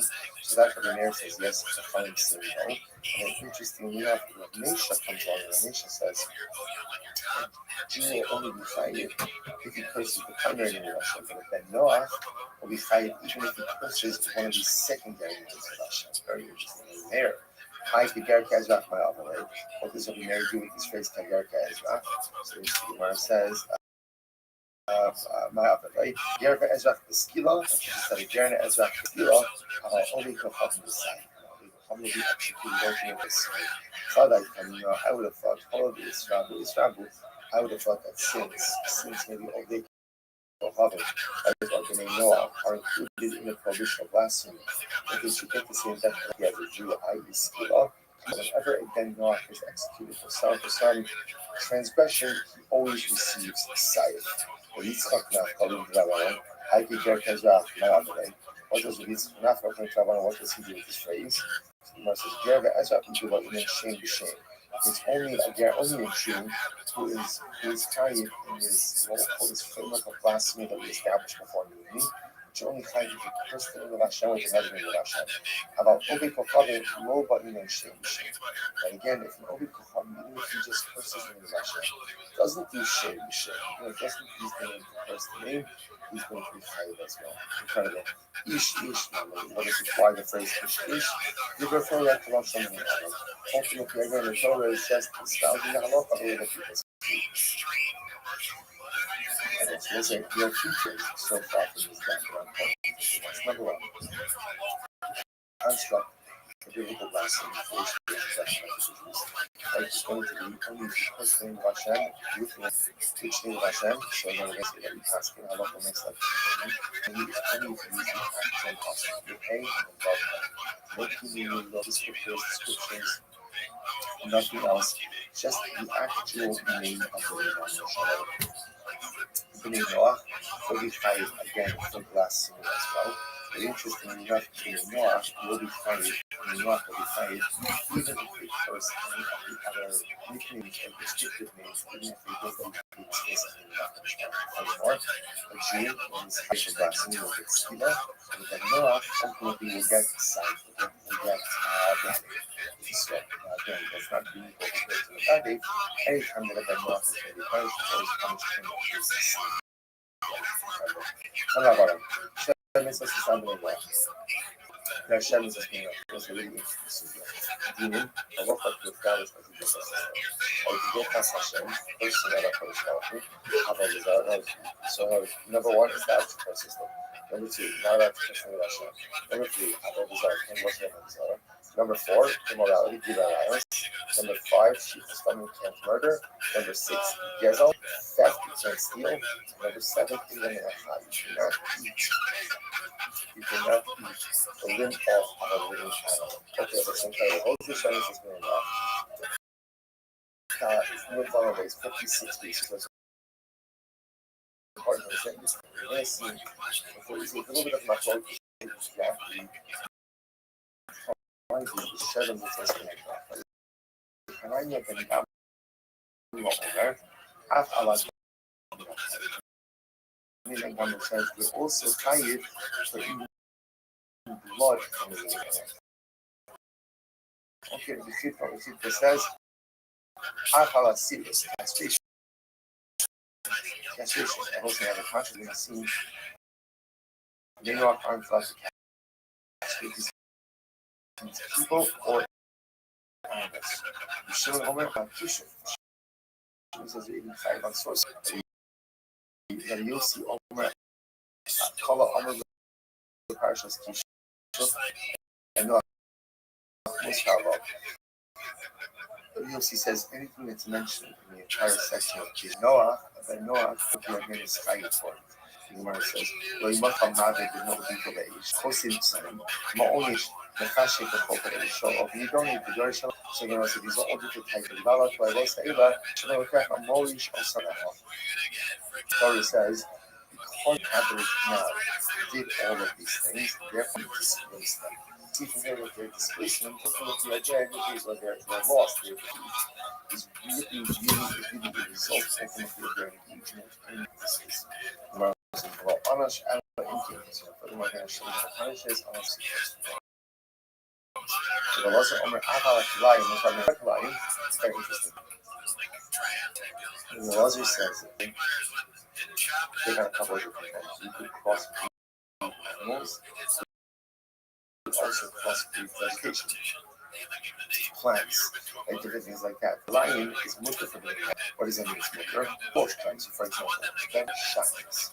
So where we're going from this right lion, and even go out and plant killable, grapes, or any other mixture. They assume Bahar Bas, Behima, or Bahar Kabas, the only thing they're not allowed to do is ultimately again to cause interbreeding between animals and to graft trees. So the Gemara says, "Honey, we know this." I'm not the open one. So again, obviously, there's a lot of different things about what comprises Shemis is going off. Obviously, I'm going to have to try to figure out where does everyone mean their respective positions from. Where is this from? I'm going to look from the by Sally Stone of Kima Adam, the Mami Kala is Kala Ha'is Hagan Akol Tofal. This is interesting enough. Let me see if it's fascinating. We're here, like the 400 all quoting this same passage. The Shem says Noah comes from the original command of Hashem to Adam, because this was the first mitzvah that Hashem gave to Adam. This is the first mitzvah of humanity. And the Lord was meant to be a blueprint. Hashem says Noah. So, for example, the Moshe Daitzav, he commanded him, this first obligation to the judicial system. They were Omer. Yatake Imam Hashem Saga Esbana Hashem, this Hashem referred to, Lugerchas Hashem. This refers to blessing. In other words, the Ben Noah can't push Hashem. Omer, locate Shem Hashem Mos Look Elohim. What does that mean? This refers to the prohibition against idolatry. Omer, the king Omer, Lo Yelecha Elohim Achir. Al Ha'adam. So again, she's dissecting the puzzle. On man, this refers to murder. Omer Shote Dam Ha'adam Ha'adam Lemor, saying, this refers to morality. Lemor, Hainish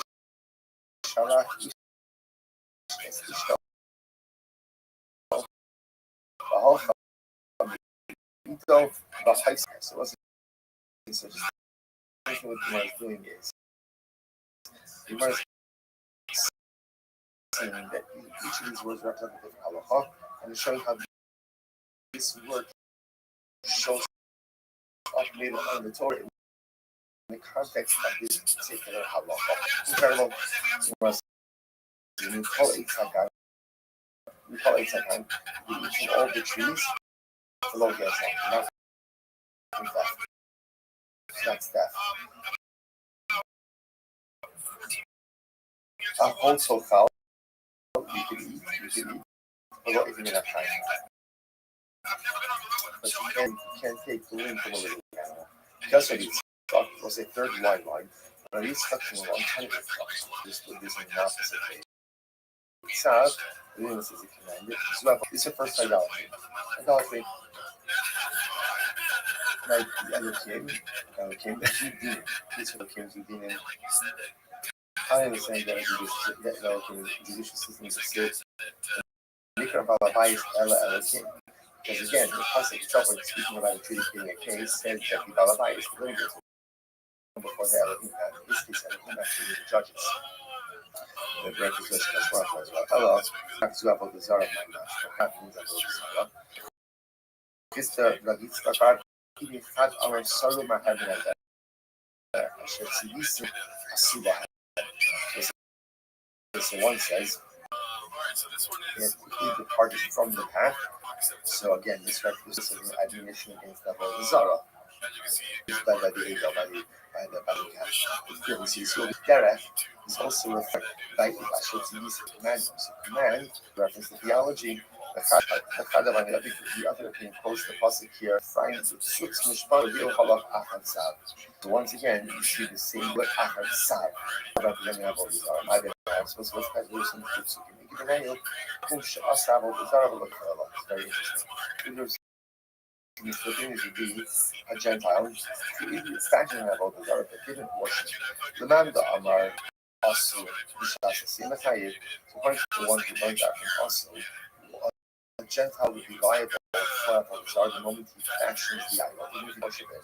The man that he total halach, when learned from the had the Hazul Basra halach, will be chayiv for idolatry until he goes ahead and worships it.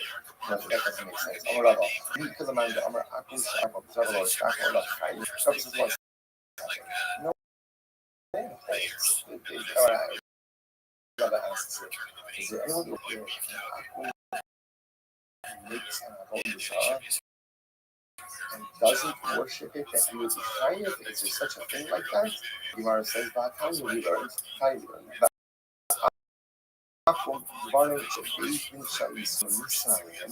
Then Noach Musha Alehem, they invade in Sheish Risin Alehem, ain't Ben Noach Musha Alehem. It's interesting, the Rice is a cloud.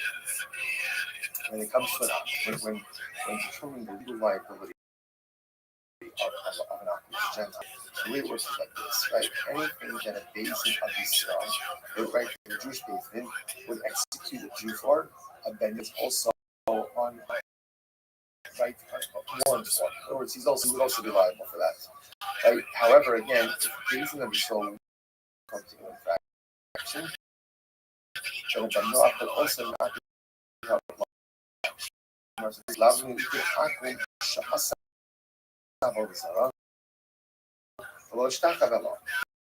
following case, bow down to it. He didn't bow down to it. So what do you do in a situation like this? It's a perfect case, right? If a Jew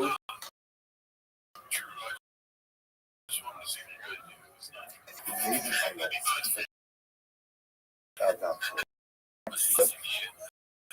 Right now, couldn't make any items. But halacha and Isaac liability, unless, of course, he actually goes ahead and bows down to it. He doesn't worship it, then there's no liability. Now, Papa, and again, it's the fork. If the Jew doesn't have liability for it, doesn't have liability for it. Rapapa, Logan, default condition. We're talking about who is kissing now. What does that mean? Default condition. Deny. What do you mean you're hungry kissing right now? You think that back. If no one is watching, I'm going to said, everybody's like, hello, when you should look at that. Now he's talking about over here. I mean, let's say this particular idol is not again, even if I'm hungry, this thing you will not be able because once you find an apple result, normative worship of the apple result. You may not have let's go back, let's go through the list. So when it comes to setting up the visual system, holy on that time, while this was commanded in its Mara. Shepherd of them they are. Now them now we're giving things as really existing mitzvahs that they know. So Sivalian, Shabbos, and then more there are three more added system, Shabbos, and Kibbutz. So Moses Dean and the Sid had more added at Mar. Remember again, Mar times was the first stop after Kiasa. Like after we left the banking motion and it takes us, so we challenged 3 days in the desert. We thought, why was it called Mara? It was good. We don't forget about Hashem the Pasuk Marim. Now, normally, Hashem says that it should say Marim, the water. What does it mean Marim? Because as it says, it wasn't there. The Jews were there. And when a person is bitter, perspective impacts everything. Positive perspective, even those daunting and challenges becomes, on the other hand, negative attitude, even if it's rough, even the sweetest of waters, becomes something overwhelmingly negative and troubling. Life is always a matter of our perspective. So it says, what do they get? It says, Sham Sam Lo Chok Mishpat. Okay, Shabbos, keep it out there. Said Kasher Tzif Kasher Malakandi, Damar Yehuda Kasher Tzif B'Mara. And you can remember that's Lashon over here. Torah, both by Shabbos, as well as by Kibbutz of Eidim, you Lashon Kasher Tzif as Hashem commanded you. So we're understanding here as Hashem commanded you previously back in Mara. Okay, Rav Nachman bar Abua. So the point over here is, how can you say the way the Gemara is setting this up over here is that hello. The Jews already had the 7 halachas before Mara. In Mara, they got 3 more halachas. Or the 3 more halachas, Dinin, obligation to have the judicial system, Kibbutz Avayim, our parents, and number 3, Shabbos, for a total of 10 binding halachas about God. So here's the problem. We just said before that Dinin, establishment of the court system, was already one of the 7 halachas laws. That's the case in what are they receiving in Mara. To which the Gemara said, what's going on here? No, what they got were more legal details. They made that halacha l'maisa if you're going to adjudicate the cattle case, that's going with the base of 23, right? In the concept of hasra. So in other words, there's a concept of establishment of the judicial system that was always part of law. But the details, right, the specific framework that is given at Mara, my Sifu. So then again, what does it mean when the Mara says that ultimately again dealing was added on? It means like someone is receiving something extra. Now, interesting. That some business were the establishment of the legal system is what we'll call for normative law. Normative law, right? Again, the cases, leading capital cases. Whatsoever they know of not power to adjudicate, Knessos penalties. And in Mara, the concept of Knessos penalty. Kati, or seafood, right? But still, it should have seafood did be. Not how seafood did, because it sounds like the laws of the system were added on in Mara. The judicial system, but again, they were just giving something extra. People did be. They were given the obligation to establish a system. And Mara, they were given the obligation to establish a base in every city. It's called Plak, literally in every neighborhood and every city. Every city, local batei din. I have been in the but not obligated to do that already. Tanya, כשם שנפטר ואישה להוש שבתי דין לכל פח ופח ובכל עיר ועיר, כך נפטר ואינה להוש שבתי דין לכל פח ובכל עיר ועיר. That's not true. The Gemara says the same way that Jews were obligated to go ahead and make batei din in every city and in every locale, every city. So to bring up and Amarava, Hai Tana, the Menashu, the Mafek, that the Ayotsa. Right? Also, so this Tana has a different opinion as to what the Shem says was. He takes out that. That is dinim and just as Hashem, establishing the judicial system and ras. And instead he adds in saf, which is serious castration and cough for kilai. So this panel has a different opinion as to what complies the original Shabbos of spinning off. And he actually holds that he, in the establishment of the judicial system, was not part of the original saf. And if our local that the system that Klal Yisrael received the first time in the tunnel, the Bnei Yosef, Sheva mitzvos b'nei Noach, Sheva mitzvos b'nei Noach, Zara, Gila Rayos, Shis V'Stamim, Gezel Be'eva Menachai, Sivus V'Kilai. This is the opinion of Bnei Yosef. Like, so in Yeshiva Menashe, they had a different opinion of Sheva mitzvos b'nei Noach. 7 different. Now they agree on 5, but they disagree on 2.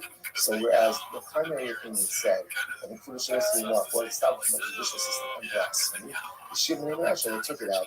Not blasphemy, they could take out blasphemy and judicial system and instead replace it with serious castration and killing and blasphemy. Again, like we say for listening to stop over today. We're going to pick up tomorrow with a beautiful Gemara. I'll back up in my return. Sorry again that I wasn't with my friends today. Sorry for the last minute cancellation this morning of the live here. But thank you for the opportunity. For all of you, and wish you a great day. You're 10 toes down, standing on midday bread.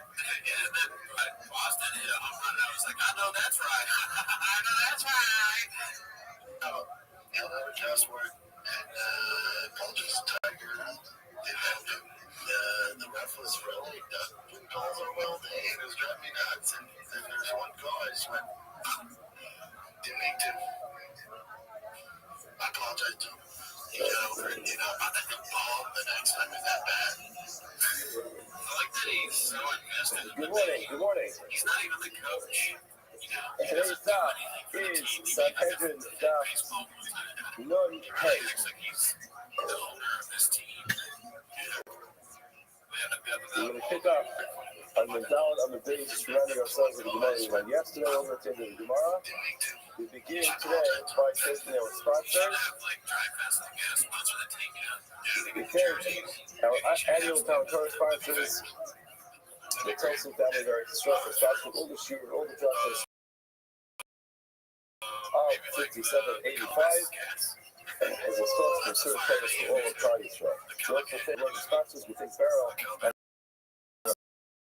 so shops and walking spots from all the shooter of the street. One of the rich house, Barrel drop on the outside, Barrel band the tie down shop.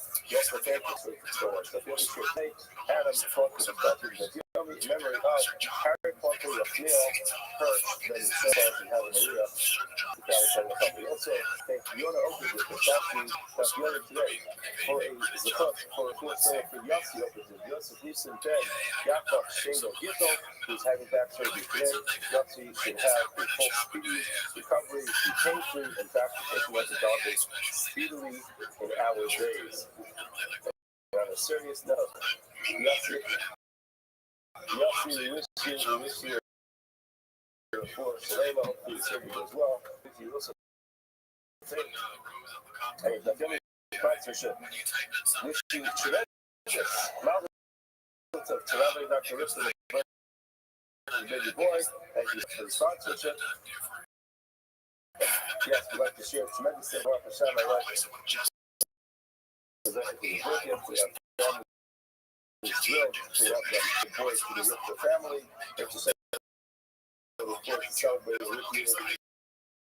Thank you for up for this week. We have sports coming up, and look forward to bringing you back up to the time. So, and like this time, we bring back up. Yesterday, I was out of line. I was wearing my jacket. Sorry. That's the only thing I was out of line for yesterday. I'll take it. Round of when you have a czar who is the recipient of Mishka Zachar, does it follow the halachas of Mishka Isha, or does it follow the halachas of Shokei of the Zachar? In other words, we know when it comes to a girl, halachically, the bia of a girl is only considered to be a bia from above the age of 3. When it comes to a boy, it would be bia when the boy is boel somebody only from the age of 9. So when the boy, the recipient, does his actions follow the action of being the mishkal, where he would have to be 9 years old, or does the actions of mishkabei isha, because mishkabei isha would be from the age of 3. In other words, the woman, that the zaka has the halacha of a woman, or does the zaka always follow the halacha of the zaka, and therefore you have to be 9 years old, regardless of which position you'll be playing. And what it says, Zachar, the way to read this is Zachar. The way to read this is Zachor. In other words, we're referring to, as we mentioned yesterday, Rabbi told us, whenever it says Zachor, it's referring to the act of the Zachar being in position of the Mishkan Isha. The halacha is that Teisha Shaman the Yom Echad, from 9 years and 1 day. Now, you typically would read this as a continuing sentence, but often tells us we should read it really Katanu. So that's one case. You have one case which is Zachar, Teisha Shaman Yom Echad, or Haba al Behema, Bein Kedarka, Bein Shlo Kedarka. The person has a relationship with animals, whether the relationship with the animals in the normal way or an abnormal way, for Isha, the Dias of the Hema Allah, and a woman who brings an animal upon her, again, Bein Kedarka, Bein Shlo Kedarka, whether it's the normal way of Dia or it's not the normal way of Dia, the Allah is Tayyip. What do you see clearly over here? If you look at opening Sharaya, like Rab, and when it comes to Zachar, it is still going to be from the age of 9, not from the age of 3. So that seems to be the end of the Gemara Shara. Now, the Gemara goes on a little bit further. I'm going to use this right that we just mentioned to disprove another Shita. Now, the Gemara says, Daras of Nachman Balashista. And that's not just made about the Drasa. The Isha, it says, Shnei Mishkavais. The Hema, Mishkavachas. But the Isha, it says, Mishkavei Isha, which is a plural. And when it comes to it, the Hema says, Mishkavachas, a partial piece is a singular term. Now, that's when Papa asked the following question. Adarab, if you're using logic, that doesn't make sense. Isha, the fourth he. A woman who it's normal for a person to engage in intimacy, you should say, I'm Mishkat Machayim. I mean, why Machayim? On a normal way of being intimate with a woman, a person has intimacy in a way that's going to be awesome. In such a case, it would be forbidden. The aim of not working, the aim of the whole thing is not normal. Is a normal way of doing things with the animal. So the person go ahead and is going to go there.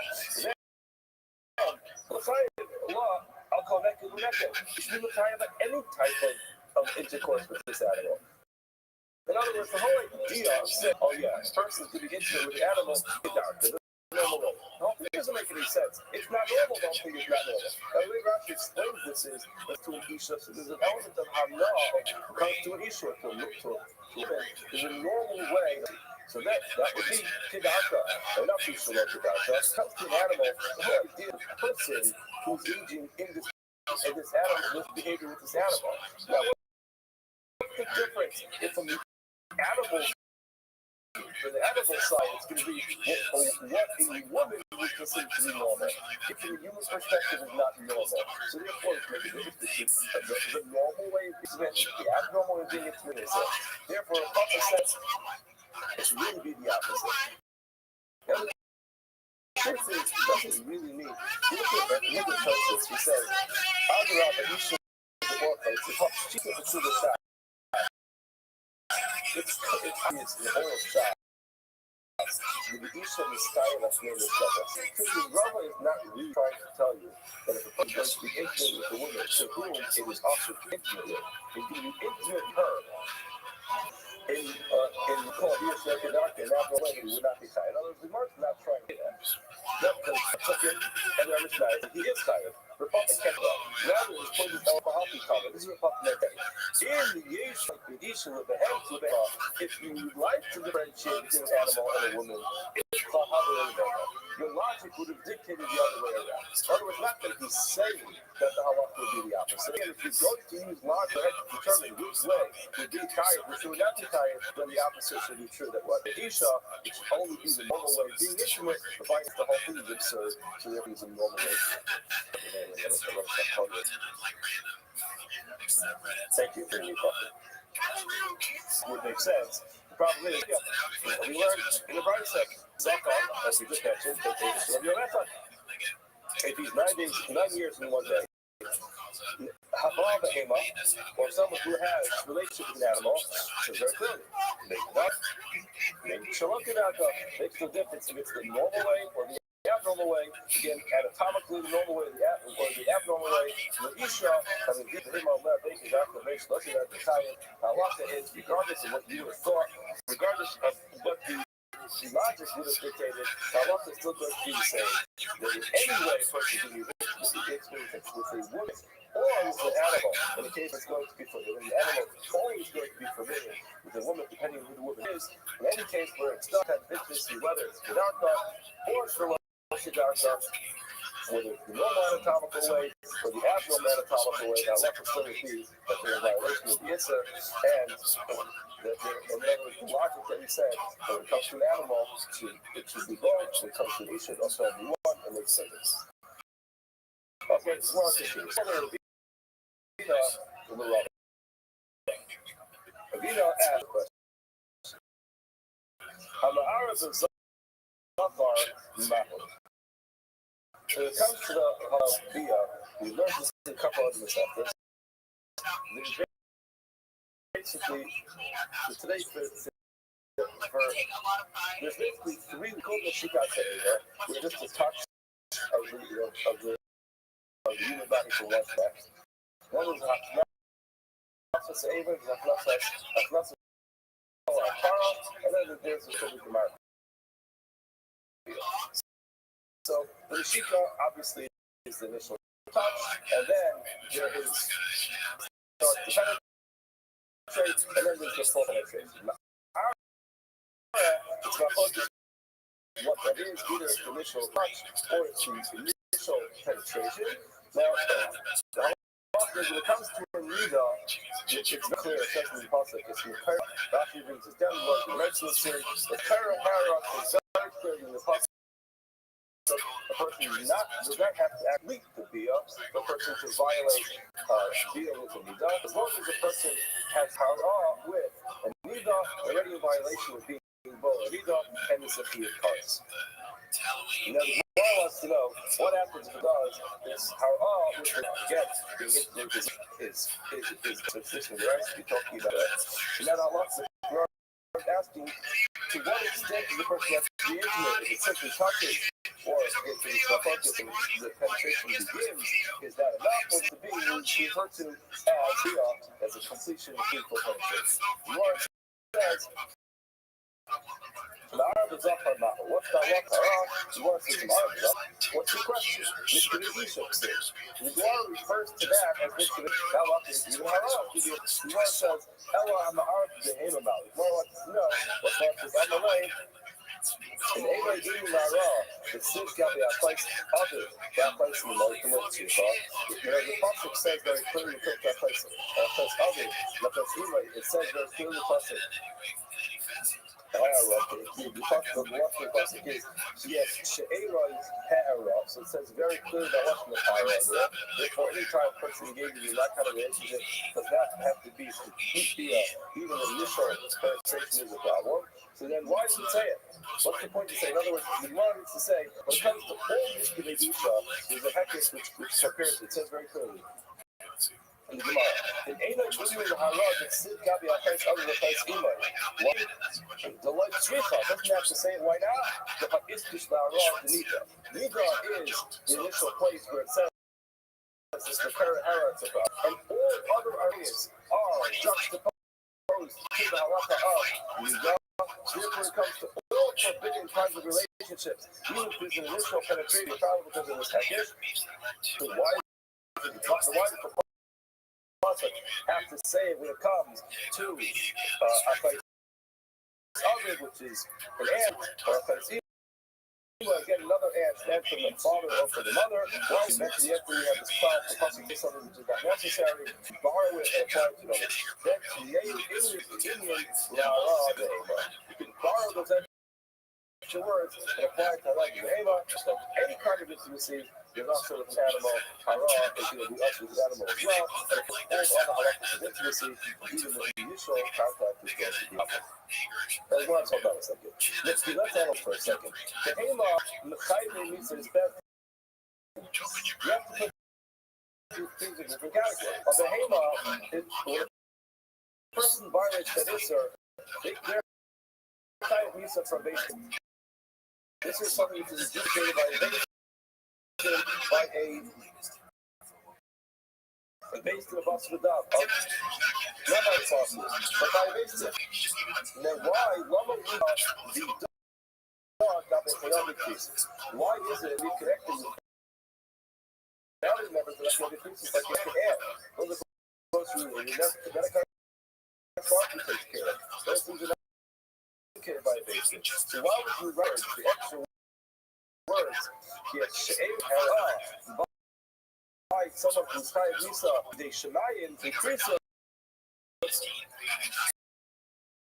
the Karates, why do we write it by a case which is more similar to the kind of Lisa's testing? The Kapsi by the case of Lisa's testing. When you put the Lisa's testing, you can listen to the other Lisa's testing. Like Hayal says, the cool Joshua also see the matter of the Joshua. More ahead, Rashi points this out that the Psukim are repeated in the Parashah connection. The Psukim are said twice. Twice, the second time that they're written is for a Joshua to learn from. Now, in an extra part to teach you extra halachas, you want to get no problem adding in some extra halachas and being about other cases. In other words, the bottom line is, when it comes to halach, it will be a problem. It's always a problem by Isha. So today's year is the Sakal Behema as well. And you know that, you learn that after the extra She'era and Hara, extra and unnecessary by hand to the mother and the father, but since there was extra, because you knew that Allah comes to all, Mishkele Isha, all are come to the next, and therefore you don't have to, when it comes to the Behema, a Hara is going to be up. That was one after. But in there, about the body, Ami, after Vali, the son of Ami, asked the following question to Shekers. About Aaron the Atzma, what if a person does this to himself? What's the halacha? Now, is that going to be a problem? Amalei, what did the Shekers respond to him? Kavasta, you're driving crazy. In other words, that's the simple understanding, but there's a bunch of different ways that it's moved about things. You can come to the list of justice, which is the type, or it's just like, why am I asking questions? Look at Rashi. The Rashi translates this word, Kavasta, Tsar Tani, bothering me. Just how to double, he actually asking something which is impossible. Others say you're causing my stomach to turn by asking me such a ridiculous question. Now, the more explains why was it a ridiculous question? I'm going to ask you 19 Bibles. What's your question? Let's analyze this. Because she is talking about a person with the A from language backwards. It's just impossible, anatomically impossible for a person to do this to himself. When is this possible? The Mishamish makes. We're talking about a case where a person does this because of a verb. Now, I'm a Mishamish made by writing part. When it comes to all writing, it's the person's intimate. In the context, of course, this is the same exact halacha. And to those who say a person is tired, then Halacha Machayim 30. Yeah, you should be tired twice. In other words, you can You can figure it out. In other words, it's impossible. The whole case is impossible. One mother is asked.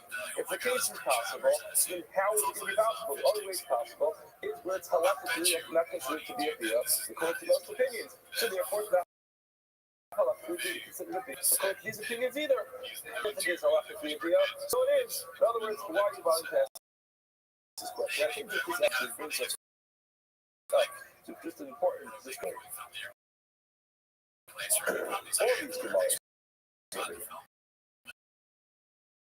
What are the likelihoods of these cases happening? Now, to know, I don't think it's good mind to bring up these cases because they're particularly relevant. Because of the culture was engaged in this kind of behavior. I mean, I hope not. I have a good over years of this kind of concept. The reason why I'm trying to bring this up is because this thing has cases that are left to us. The current government and the current government every possible scenario. You can't have a situation in one generation a person comes with a bizarre idea and then basically makes up the halachas. Halachas. Every case is going to be done for Torah. So Roof from Eretz Mido, the economy, the Yav, the Torah covers every single case. This is Torah. The Torah needs to rule and the Torah needs to know what the Torah's opinion is on every single case. Our generation has come up with a lot of new things. So you always have to know what the Torah says about every single case. You can't have a situation because something sounds very bizarre to us. You say, you know what?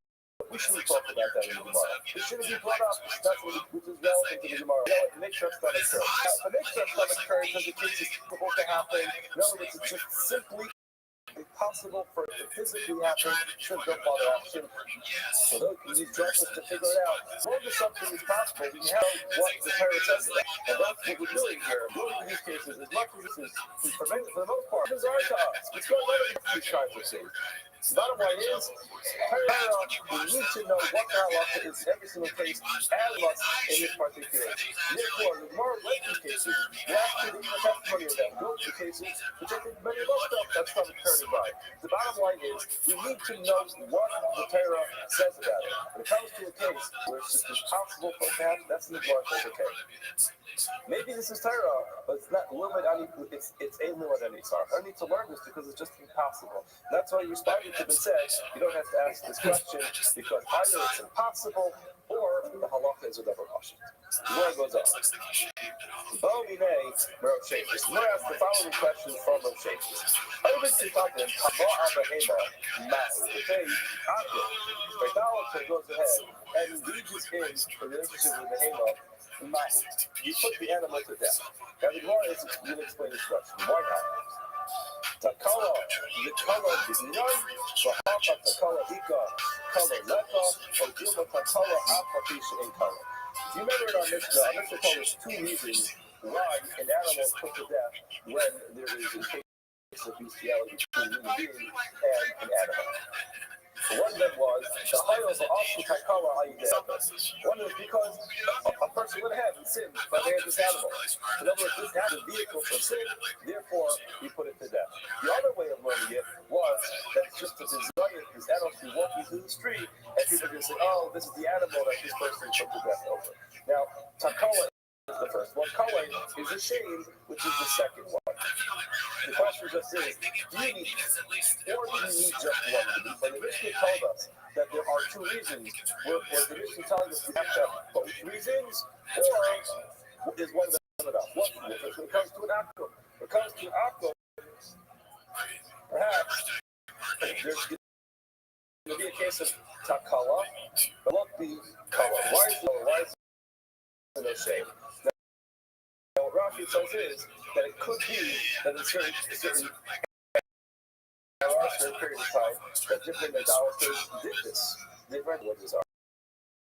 Maybe some idolaters did this. So once we consider that, and more than that, it could be that even though there was some type of really deeply shame that came along with it, would it turn go ahead and go out of its way to worry about the shame Is that what we're really worried about? To go ahead and put an ass for the sake of the shame of the balance. That's the word. That's right.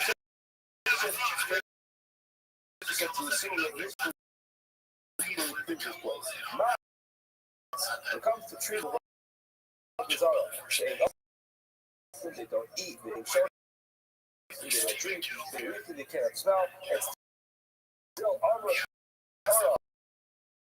house taste, smell, how they look, destroy them, burn them,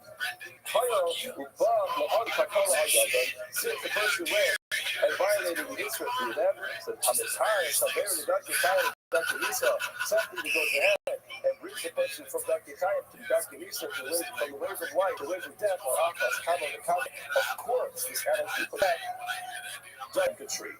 So he seems to be saying, is Takala enough? Kala is not right. In other words, he isn't that much shade that comes down from Mizara that you can say that Takala should be sufficient. You see when it comes to a tree, it's usually on Mizara, you put it to get rid of the tree. Same thing when it comes to the animal, but the way of the animal, the ways of life, the ways of death, you should go ahead and destroy the animal, stumbling block alone.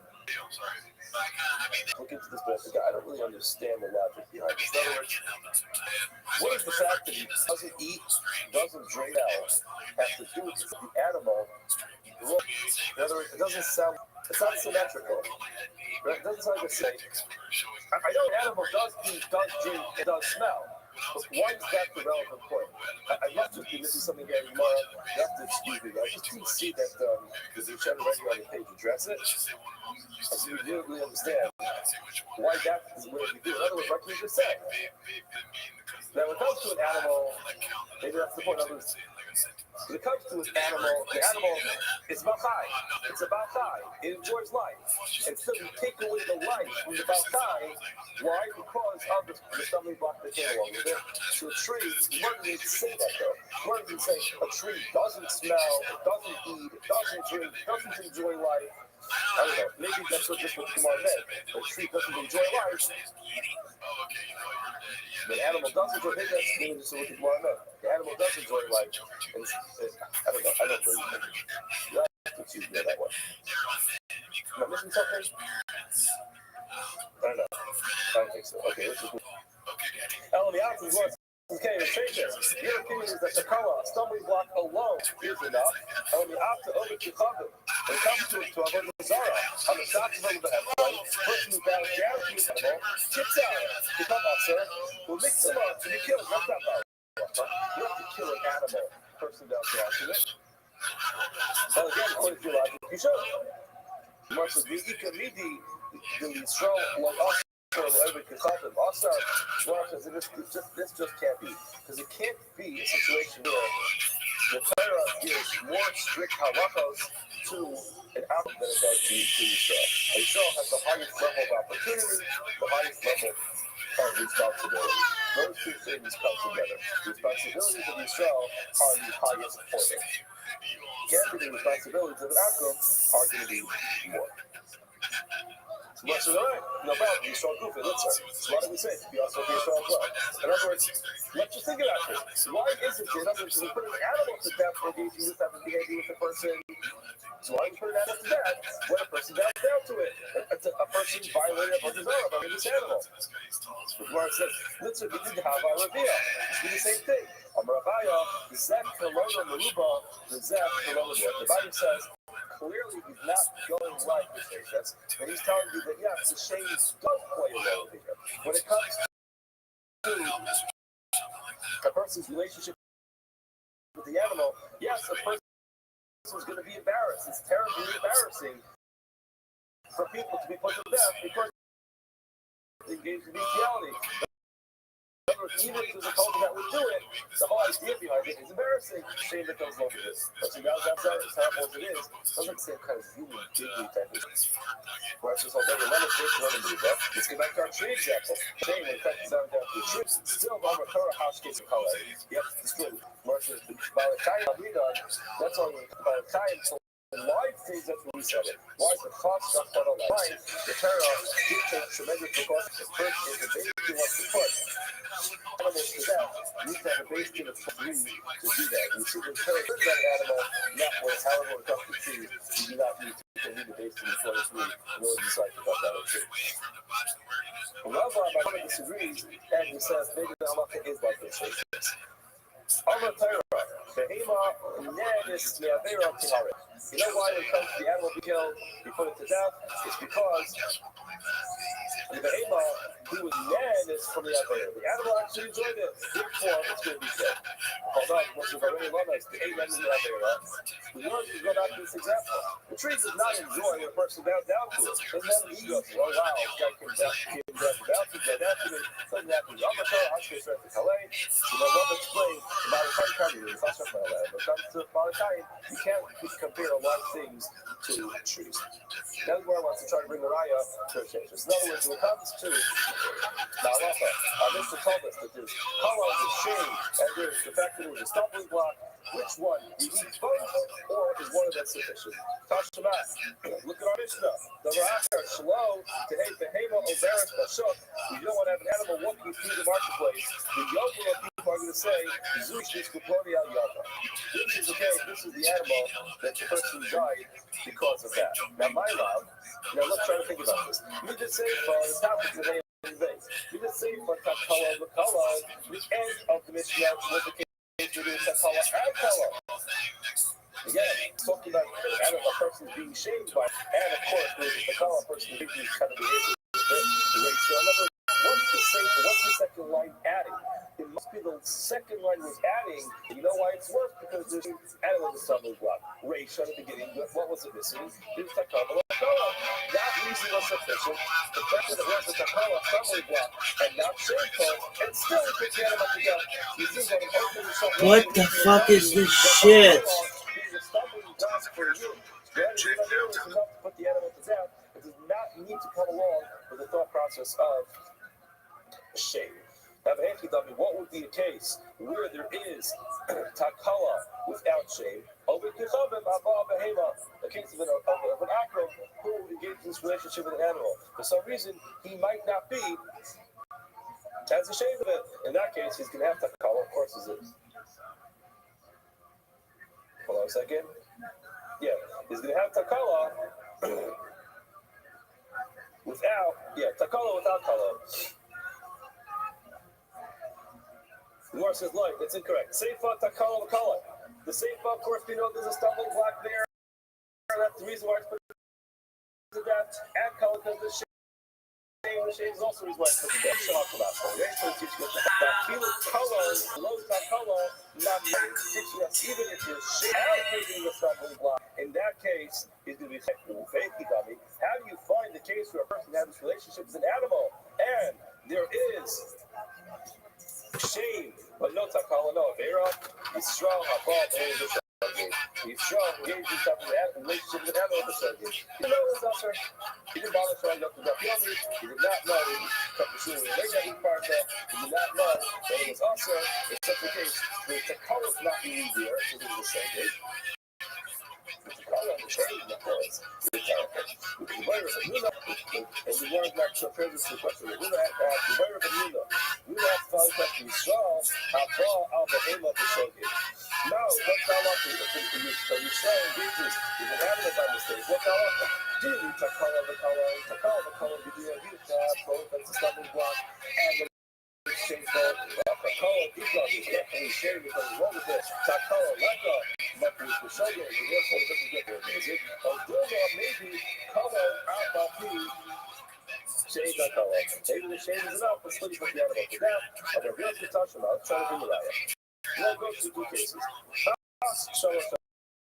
There is a lot here. Not such one prices, but go to a bunch of food.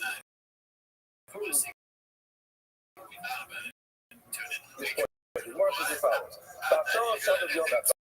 This one is being very clear about this. I mentioned this yesterday, investigate again. We're talking here about the halachic nature of what we would feel. In any case, this is still going to be a deal. The question is whether halachically it comes along with the consequences that come along with the halachic deal. In other words, there's the action of Bia, and then what the consequences that come along with the Bia. One is explaining when the halachic context of the Bia when it comes to children. Some of you know that. A girl who is 3 years in one day. This guy, that's just the Bia. Her father marries her off, and that Bia is considered to be a halachic Bia. Now she's married. The involved Yavam is her brother-in-law who died. If she fell to Yibo, brother-in-law performed the legal marriage on her, then that even works. But if the Yavam brother-in-law has borrowed her Tada, she's not married. But the Yavam allowed to make this if she's married and she's engaged with another person, is the few that makes this in. In the Tama's Boila, so she has a few. Then the Tama's Boila. The time of the topic, after getting to the tumble over here, so this is basically even there's no Gia, but the tumble goes to very high level. Come up.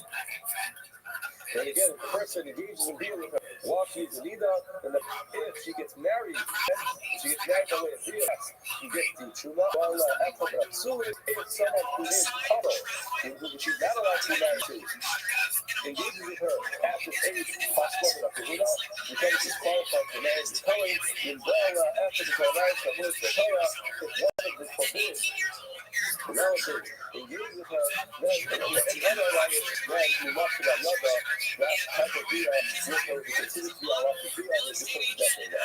If you consider she's Keturah. She's the dead obviously because she's a child. After the Torah alliance, there was a go back to this. It said, who engaged with her after the Torah alliance and was the Torah? And it was the alliance. And then engaged with her. What does that mean? That means the Behema. The Behema. And it was all the case. The Torah is a terrible state.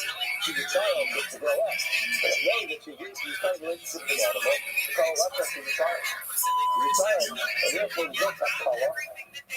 Now here is a deal. You see very clearly, and with the same alone, that's the Torah, that's sufficient. But the Torah is another. Or the Torah is put to death by way of this kind of relationship. There's an animal relationship with her, and she's a child. So in this case, it's still with my Torah. You can be like she's a child. And still, the animals will put to death. You seem to see very clearly, we don't need to have both reasons, Takala being a stumbling block and being shameful. Being shameful is enough, because in this case there's no there. The Lord said no. This thing is good. He doesn't mean Zidadi. In this case, she didn't confess to what she was doing. The Takala not need that. The answer is the cause. Now, why isn't she punished from? Who's the cause of that? So tell her the cause of that. She has to know what she's doing. The other cause is even if she did this on purpose, the actions of children are actions of children. But she's not going to be punished for it. Again, you can't say you get the call to the court to punish the abuse of behavior. This was a Takala, and yes, she did do it on Vera. We'll punish. She went up to punish. Okay. Well, the dogs of the Halo Lopez. Here's the reflection, but not too late. One more case, a similar case. Someone of the touch about Shiraya, whether or not you have to have Takala and Kala, or is Kala left? You have to have a stumbling block, or is the same alone, you know. Then case the power of Christ with him. So he's 9 years old in one day. He goes and engages in a relationship with his mama. So if his small children, and he goes to have his sister-in-law, Chanel. He's coming to her and they're married. The ain't no saying that actually tell you. Also, he passes someone to Florida, the inappropriate relationship in the mafia. If he's engages, if he's a felon, you cannot go ahead and allow the girl to be true. Also, the behavior they got in his back, engages in this kind of relationship with an animal, he was qualified for being brought on top of his back. But it's counts, they will skill up by way of this type of relationship. Now again, this male, 9 years in one day, is any of their lives when they said it was the Nasrayada, they put to death that was a relationship. Clearly, so days, you're saying there's no stumbling block, he's a child. The person will get skila by way of this case. So again, same exact thing, parallel case. Here you have a child, you can't consider she a takala, but she's a child. Nevertheless, it's terrible. She's a couple wrong with it, and what does it say? The animal comes with the death. You see from the Ryan translation that says that if you sit for shame alone, that will be enough to put the animal to death. Whereas there's no, it's terrible. Basically, since this child who did this on purpose is intentional to turn yes, there is a takala. This child did not bear. Rahmana who the castle the child Rahmana said that saying this is a child, doesn't know what he's doing, we're not going to punish the capital punishment. Now where does that mercy go? Sorry,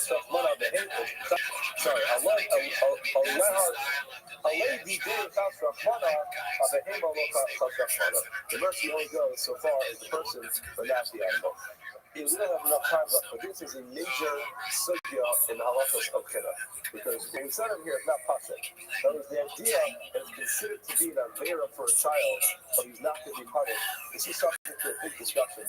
How do you view children under the age of permission when it comes to mitzvahs and averas? Is it just a separate mitzvah of Kiddush, or, which is really essentially coming on the father, or is the children actually obligated to live mitzvahs? Can't get into that whole discussion because Kiddush goes through it. In this case, it seems like our one is that we say that there's a takala, there's an avera when it comes to the punishment of his own place. Tashma, never happen. Go back to Amina. Shalom to him and him all that pasha. The Yobo Zeus was God. Our business that the reason you put the animal to death when it's the subject of bestiality is because you don't want this animal roaming the streets and people pointing at you saying, oh, this is the animal. That's it. So it's killed. We're engaging with it. My law, again, the same as earlier. You can say it's the call of the color. Since the second line of the mission is only is the factor that it's a stumbling block and shameful relative to color. The beginning is the case where it's shame for no actual avera. Okay? He wants that case. You straw up it was a show case. If you straw and get the animal by mistake, you know there was usher. This is correct. Same with the color. The race of the color was on the same with the color obvious, but if you didn't have block the color, it's embarrassing. The race of the color but it was about bear off below. What's the case? What's that? Always the cover of all the hammer. Always the cover who engaged in this religion in the hammer. This cover, this idolater is not it. And perhaps even if there is some element of shame, perhaps the Torah is not as concerned about being of an idolater, and therefore we're not going to have children to have the same question for the cases we know is not able to.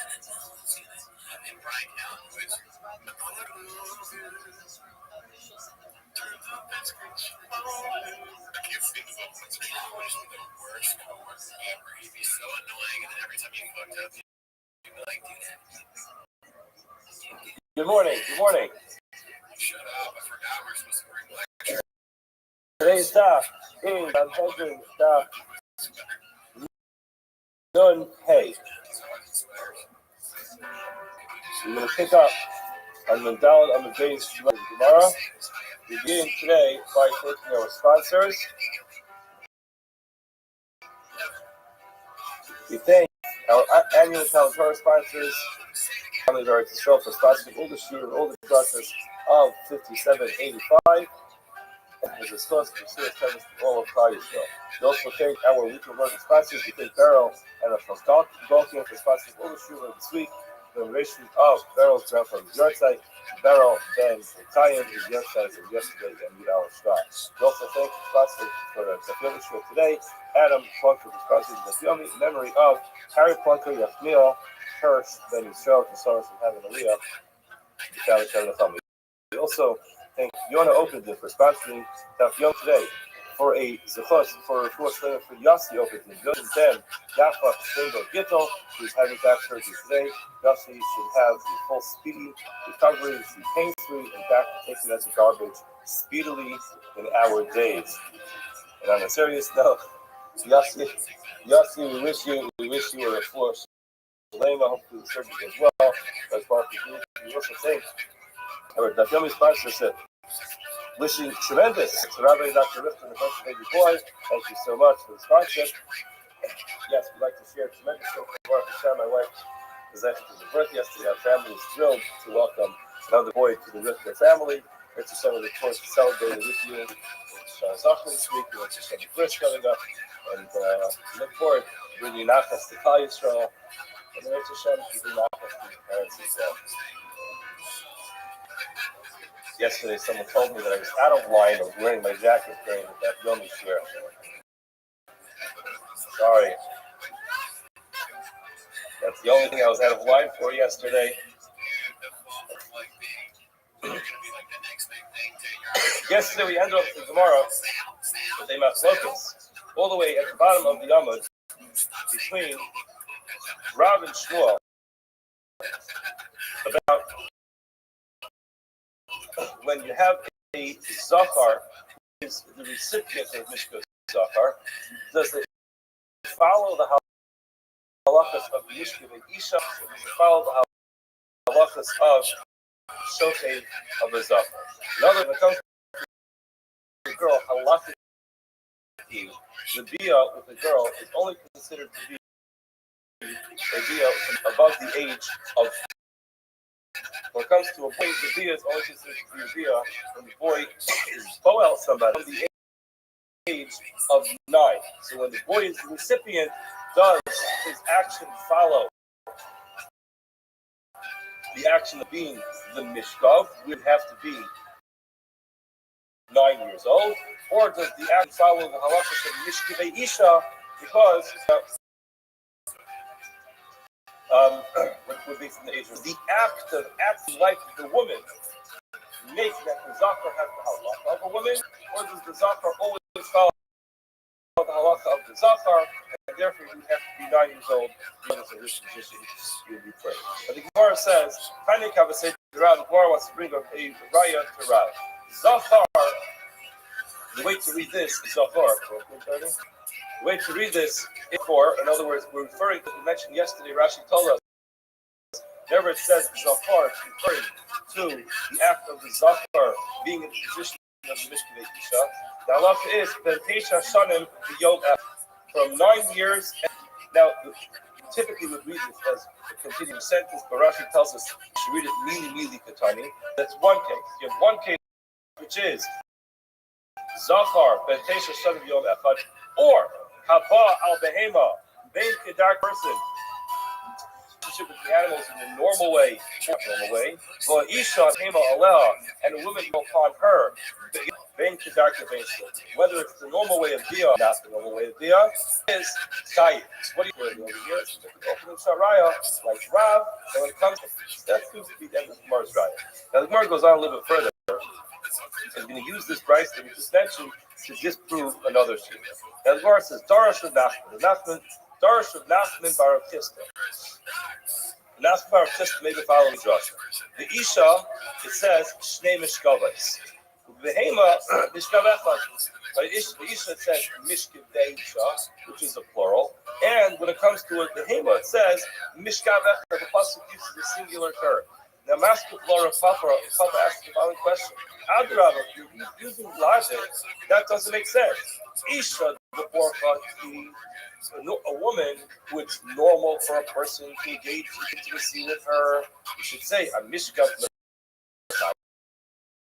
On the whole way of being intimate with a woman, the person has that kind of intimacy to be usher.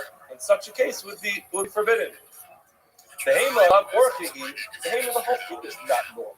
There's no such thing as a normal way of being intimate with an animal. So if a person is going to go ahead and do that, then law, I'll connect you with any type of intercourse with this animal. In other words, the whole idea of saying, oh yeah, a person could be intimate with an animal, the normal way. whole thing doesn't make any sense. It's not normal. The whole thing is not normal. Now, the way Rashi explains this is, when it comes to there's an element of hana over there on the recipient. So again, when it comes to an issue, to a woman, there's a normal way of a woman enjoying intimacy. So that would be kedarka, or not be shalom kedarka. However, when it comes to an animal, the whole idea is really the person who's engaging in this behavior with this animal. Now, what's the difference if from the animal side, it's going to be what the woman would consider to be normal. Again, the whole thing from the human perspective is not normal. So therefore, the normal way of being intimate, the abnormal way of being intimate, the whole thing doesn't make any sense. Where Papa says, it should really be the opposite. Now the truth is, it doesn't really mean. You look at Tosfos. He says, "Adara Isha the Borcha." He says, "Chita B'kas." It's obvious in all of Shas that the Isha Messiah Hashnei Mishkavos. Why is Mishkavos Isha Ksiv? In other words, the truth is, Rava is really trying to tell you that a person is going to be intimate to whom it is also to be intimate with. He's intimate with her in what we call Biyash Lokadar, an abnormal way that he would not be tired. In other words, we weren't not trying to say that. That's because Rav Sukin and the Mishnah says that he is often can't argue on that. Rather, his point is El Rapahasi Kama. This is what Papa meant to say. In Yesh Vatali to Ish Hema, if you would like to differentiate between an animal and a woman, it's the other way around. In other words, not saying that the halach would be the other. Again, if you're going to use logic to determine which way, which would not be chayiv, then it would be true that by Isha, the normal way of being intimate animals, since the whole thing is absurd. Therefore, just as thing is the normal way.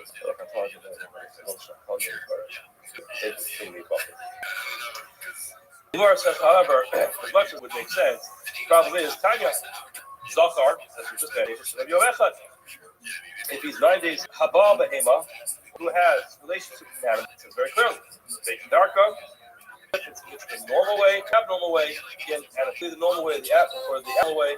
But Isha, the Dias Hema Le Beke Darka, based on the Kayas, halacha is regardless of what you would have thought, regardless of what the logic would have dictated, halacha is still going to be the same. That in any way, a person can be intimate with a woman or with an animal, in a case where it's going to be forbidden. An animal is always going to be forbidden. The woman, depending on who the woman is, in any case where it's done, any type of intimacy, whether it's kedarka,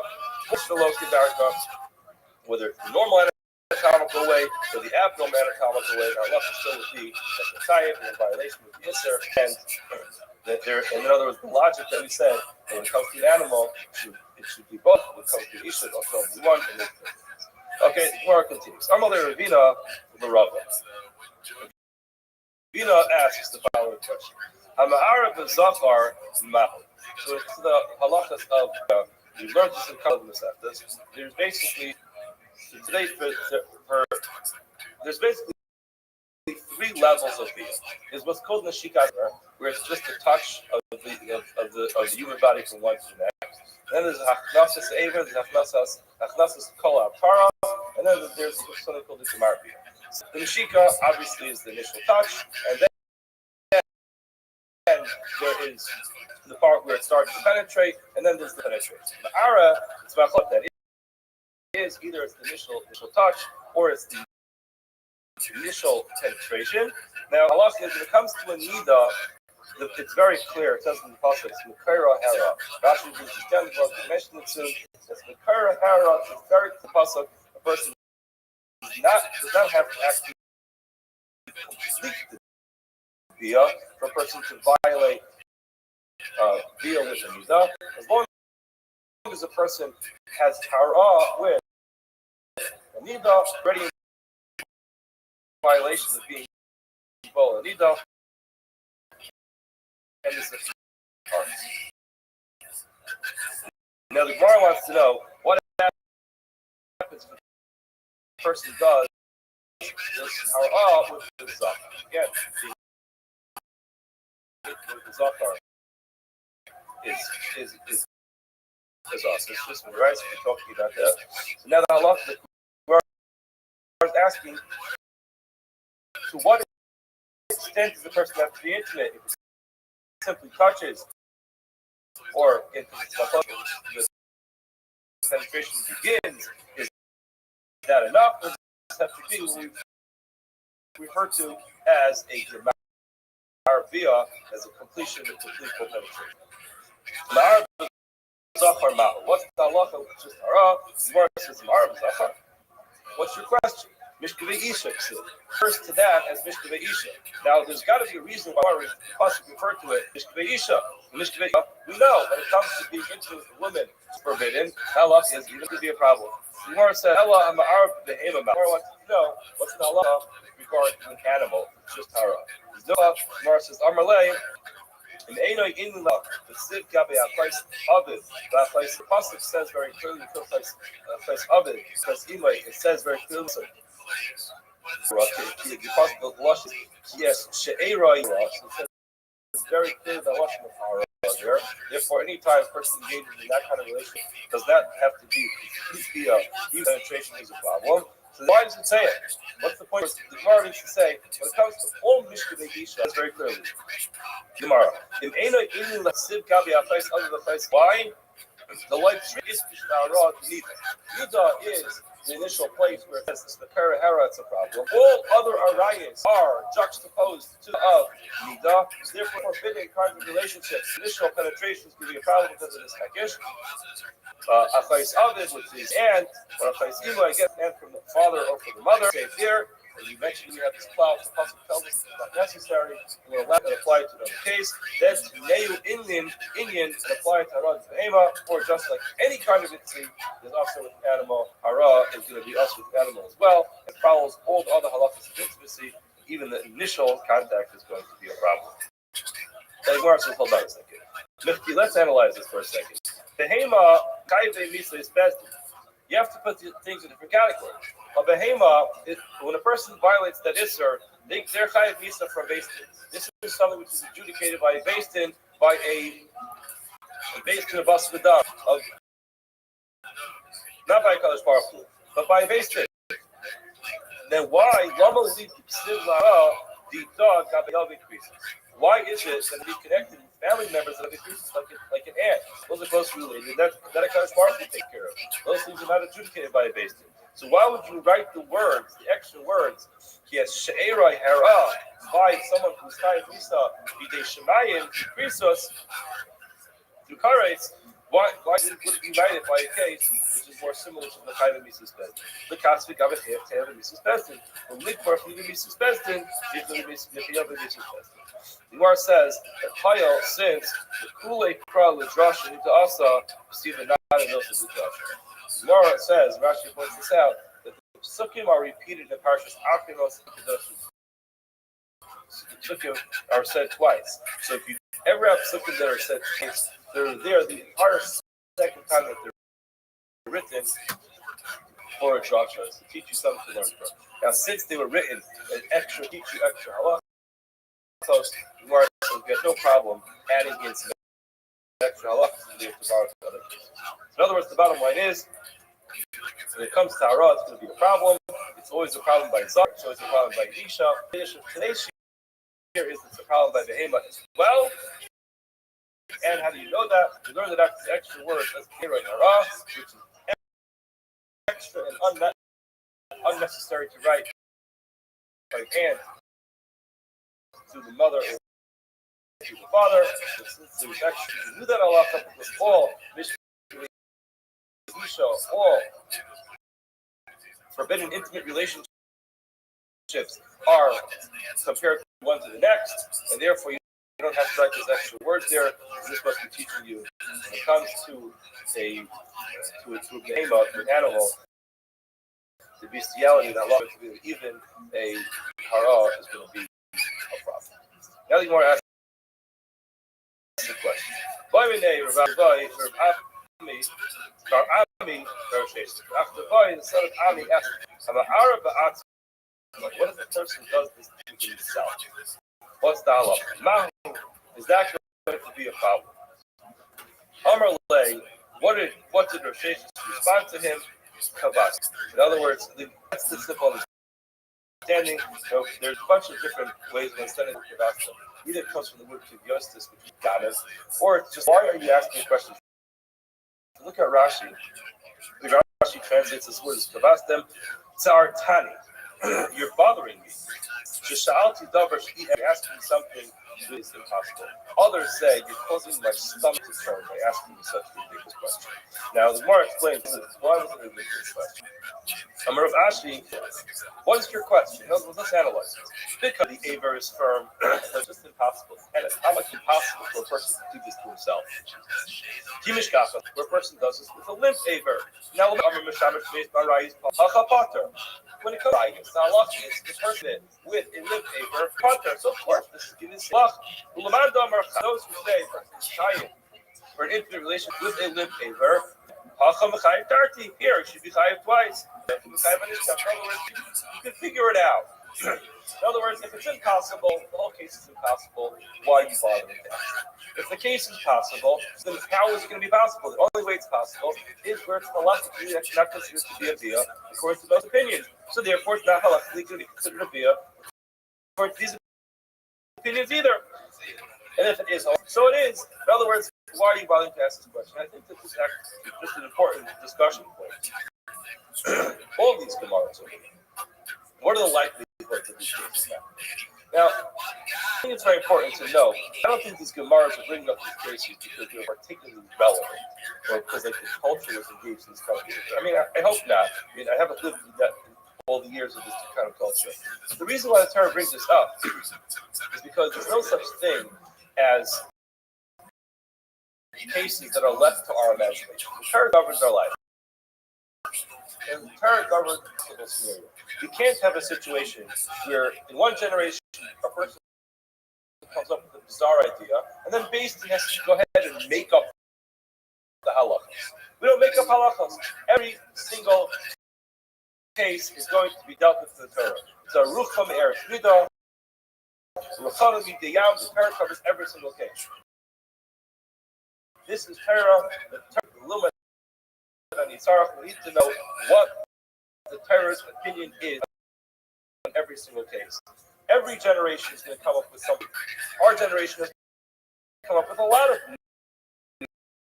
new things. And we always have to know what the Torah says about every single case. We can't have a situation where, because something sounds very bizarre to us, we say, what, we shouldn't talk about that. It shouldn't be brought up. That's which is relevant to the Gemara. It makes our turn. Now, if it makes our stomach turn because the case is impossible to happen, in other words, it's just simply impossible for it to physically happen, don't bother asking the question. Although you can use drushes to figure it out, it becomes irrelevant. As long as something is possible, we have what the Torah says about it. And that's what we're doing here. We go through these cases, as much as these cases, for the most part, sound bizarre to us. It does these kinds of things. The bottom line is, we need to know what the halacha is, as disturbing as it sounds. What is the halacha in this particular case? Therefore, went through these cases. Many of us don't. The bottom line is, we need to know what the Torah says about it. When it comes to a case where it's just possible for it to happen, that's the case. Maybe this is Torah. It's not limit any. It's a limit any. I need to learn this because it's just impossible. That's why he responded and said, you don't have to ask this question because either it's impossible or halacha is better. What's up? We're asking 5 questions from the case. David Kufazin, Haba Abahema, Mahu. The thing, Akut. The idolater goes ahead and engages in a relationship with Mahu, equal to death. Now the Gemara is explaining this question. Why now? Takala v'kudinan v'hacha takala hika kala leka. There's 2 reasons why an animal is put to death. There is a case of these theology. One of them was one was because a person went ahead and sinned. In other words, this animal is the vehicle for sin, therefore we put it to death. The other way of learning it was that it's just a design of this animal walking through the street, and people are going to say, oh, this is the animal that this person put to death. Now, takala is the first one. Kala is the shame, which is the second one. The question just is, do you need both, or do you need just one? And the Mishnah told us that there are two reasons. Was the Mishnah telling us we have to have both reasons, or is one of them enough? What's the difference? When it comes to an akum, perhaps there's going to be a case of takala, but there won't be kala. Why is there no kala? Why is there no shame? Now, what Rashi says is that it could be that in certain eras, certain period of time, that different idolaters did this. Different idolaters, there have been bizarre texts of bizarre. Maybe some idolaters did this, so it wasn't considered to be a shame for them. And more than that, it could be that even though there was some type of human dignity shame that came along with it, will the Torah go ahead and go out of its way to worry about the shame of an idolater? Is that what we're going to be worried about? To go ahead and put an animal to death for the sake of the idolater? That's the more question. Remember, Sheshes says to the Surah, we have a mission with two. Not you flood us. When it comes to trees of the Zara, saying, oh, they don't eat, they ain't chosen, they don't drink, it's still Amra Torah, Chash taste, Stroke, the color. You have to destroy them, kill them, again, get rid of them. Since the person went and Israel through them, the time, something that goes ahead and brings the person from Darki Chayim to Darki Misa, from the ways of life, to the ways of death, of course, this animal can be put to death, just like a tree. So, therefore, what he seems to be saying is that kala is enough, kala is not necessary. In other words, there isn't as much shame when it comes to Avodah Zarah. That isn't shame. In other words, there's no human dignity aspect of Avodah Zarah. And therefore, he wants to say that the kala should be sufficient. Why? You see, when it comes to a tree that was used for Avodah Zarah, we get rid of the tree. The same thing should be true when it comes to the animal. That by way of the animal, taking the person to the ways of life, to the ways of death, you should go ahead and destroy the animal, even with takala alone. In other words, just with the stumbling block alone. Elamiata, I'll tell you the truth. I want to look into this, but I don't really understand the logic behind this. In other words, what is the fact that the tree doesn't drink and doesn't smell after the fact that the animal brought a person from Darki Chayim to Darki Misa? In other words, it doesn't sound like, it's not symmetrical, right? It doesn't sound like a symmetrical, logical type of thing. In other words, I know that an animal does eat, does drink, and does smell. But why is that the relevant point? I must introduce something here tomorrow. You'll have to excuse me. I just, if you're trying to write here on the page, address it. I didn't really understand why that is the way that we do it. In other words, why can't you just say?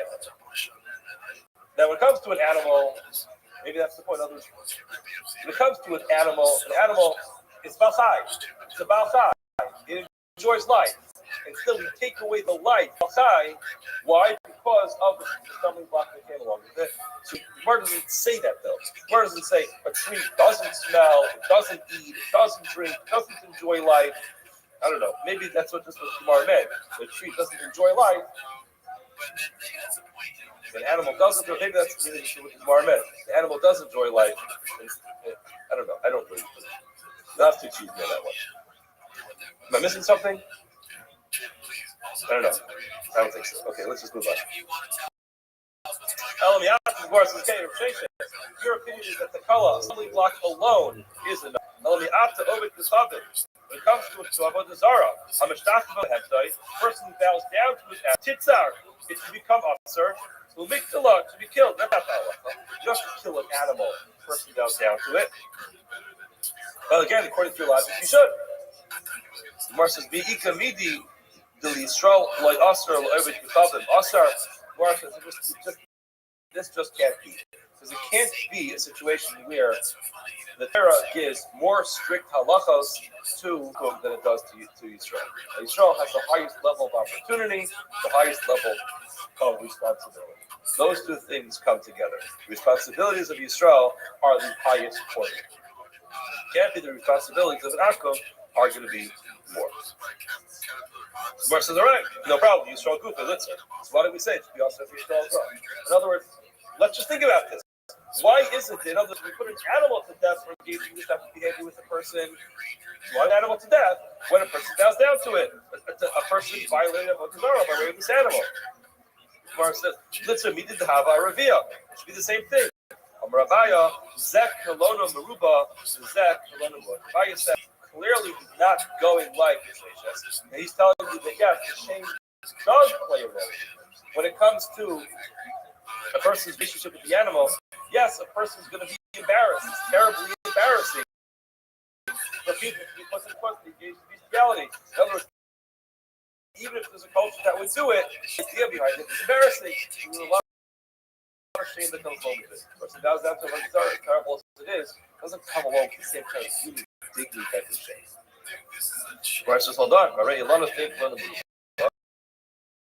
Let's go back to our tree example. Not a lot of shame when it comes to tree.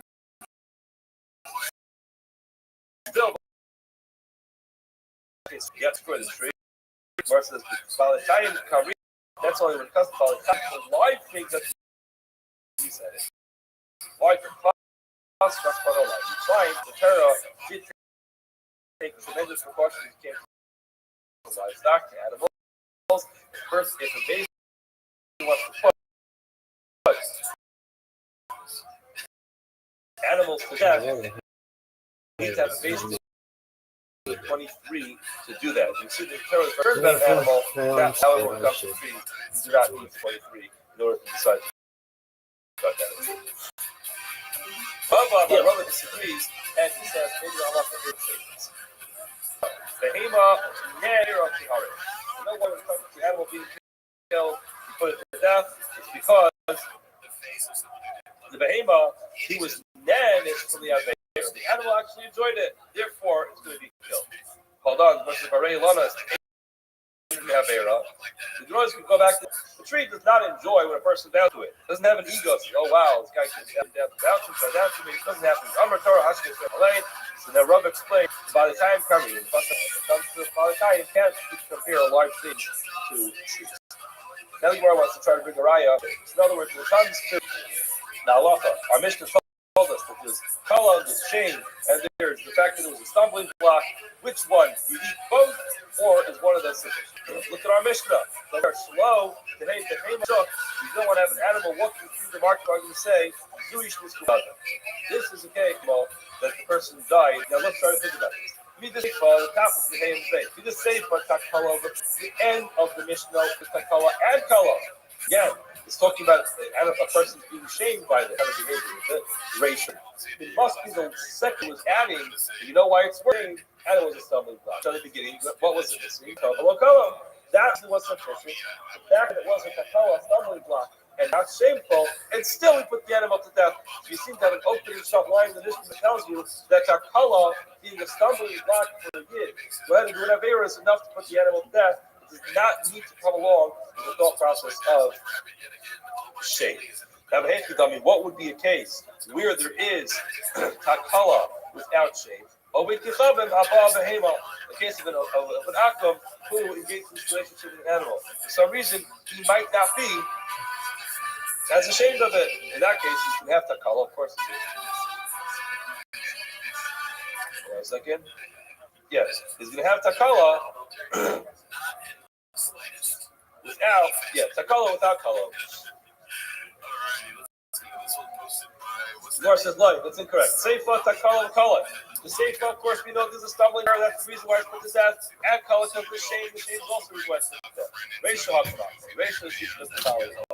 Tafilu kala, below takala, not mekayim. Teaching us even if you're shamed without there being a stumbling block, in that case, is the mekayim. Basically, how do you find the case that has a relationship with animals? And there is shame, but no takala, no avera. Yisrael habal b'nei b'shogeg.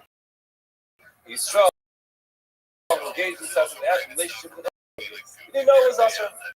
He didn't bother showing up to Daf Yomi. He did not know it. Come to shul when that week parsha. He did not know that it was usher. So the takala was not really here. Okay. The takala on the shame, of course. The Fire of Nuna, and the Lord now compares it to the question of Fire of Nuna. Nuna asks the following question: Yisrael, Abba, Al Behem. Now, what's the Allah? Yisrael engages with an animal. What's the Allah? Do you need Takala, do you have both at the stomach block, and then it's shameful? Well, Takala, Iko is definitely shame. It's wrong with it. Takala, Leka, but it was Bishoge, it's just like a Kolavera business. Well, Dilma, maybe, Kalo, Afal, P, Shane Takala. The shame is enough. Let's sleep with the animals. Now, I'm going to go. Let's try to bring it right. Tomorrow goes through cases. Bas Shalosh Shem. There's a lot, not such long crisis, but it goes through a bunch of cases just to prove this point. This follows. Bas Shalosh Shem. I just wanted to be very clear about this. I mentioned this yesterday, mentioned it again. We're talking here about the halakha of what we would consider to be a halakhic field. In any case, this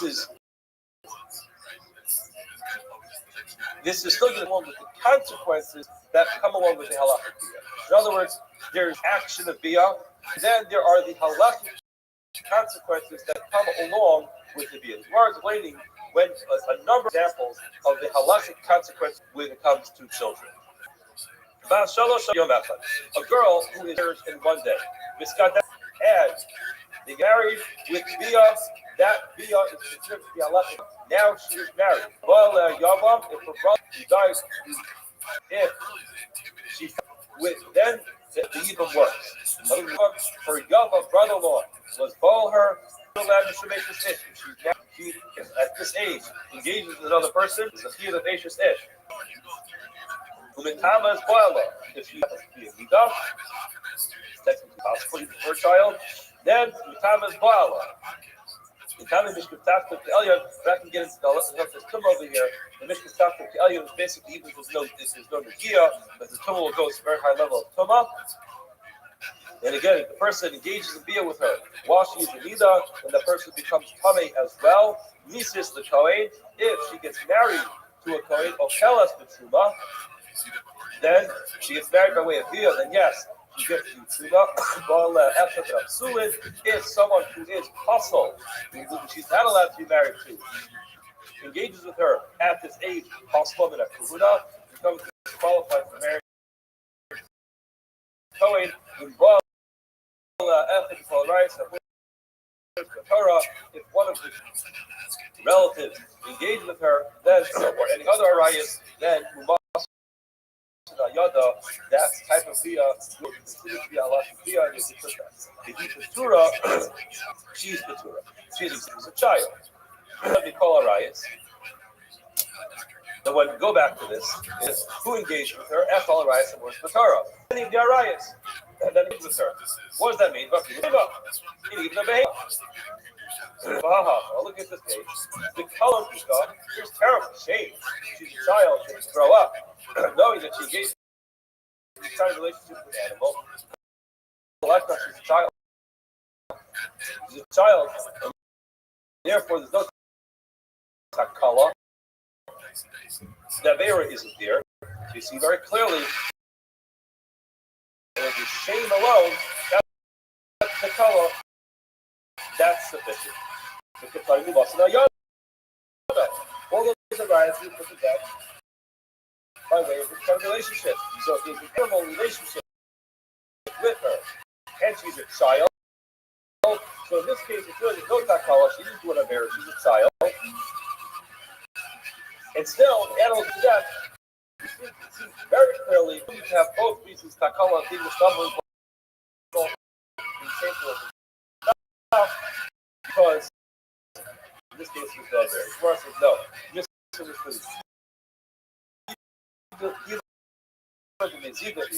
the case where she did it intentionally. She knew what she was doing. The takala nami is there. Yours is the takala. Now, why is she punished? Mono, did the fuss. The Torah don't cross on her. She's a child, she doesn't know what she's doing. Therefore, the Torah says, even though she did this on purpose, the actions of children are actions of children, she's not to be punished for it. So again, you can't relate to what she intends to and behavior. Let's go Is straight a up say takala. And I yes, don't you feel think that you want it's to Avera, I'm will be punished if you want to Avera. fuck the marriage. Allowed the dog, but that's the normal case, similar case. Amarav and Kami Raya, whether or not takala and alone, or is coming up. Stumbling block, and the shame, or is the shame alone. Now, then take that life. The parallel price becomes 2 years old in one day.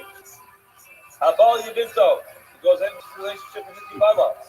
If his brother died, left behind the sister-in-law, that's sister-in-law, Kana, her, and they're married.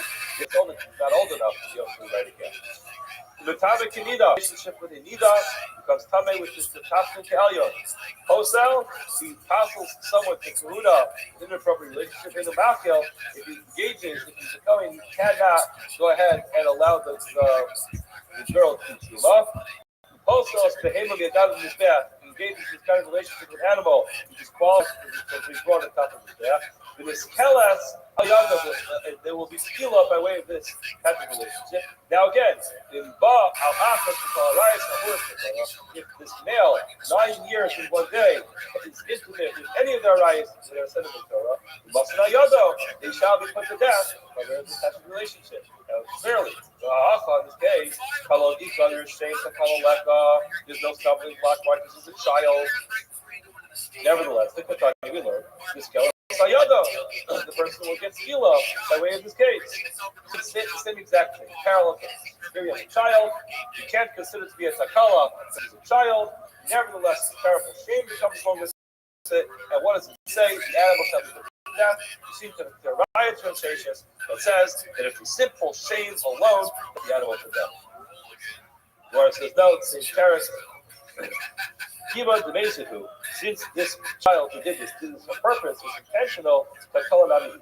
Yes, there is a Takala. This child's good in Abera.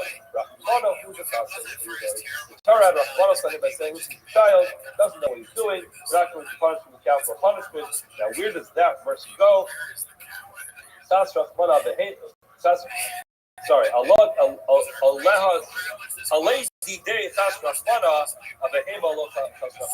the mercy only goes so far as a person, but not the animal. We don't have, this is the major sugya in the halachas of Kedem, because what we said over here is not pasha.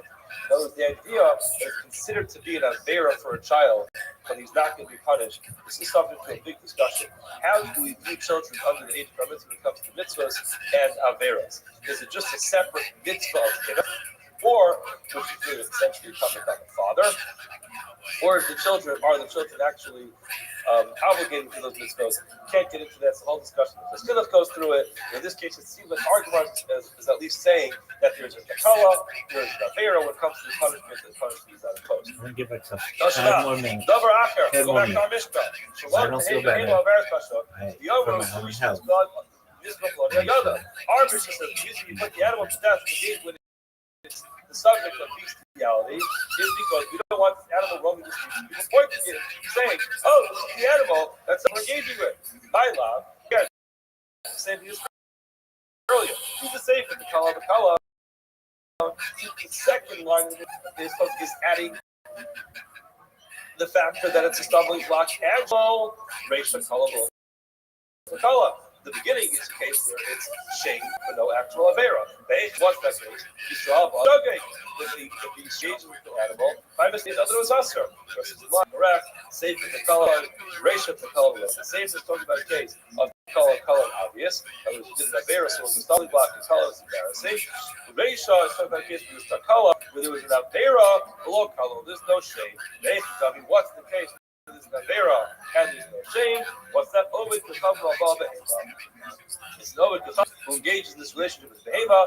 This Ovid this idolater is not ashamed of it, and perhaps if there is some element of shame, perhaps the Torah is not as concerned about the shame of an idolater, and therefore we're not going to have a raya with the above and near rotations. We're still going to have the same rotation. The Torah was not able to resolve that question. Have a wonderful day.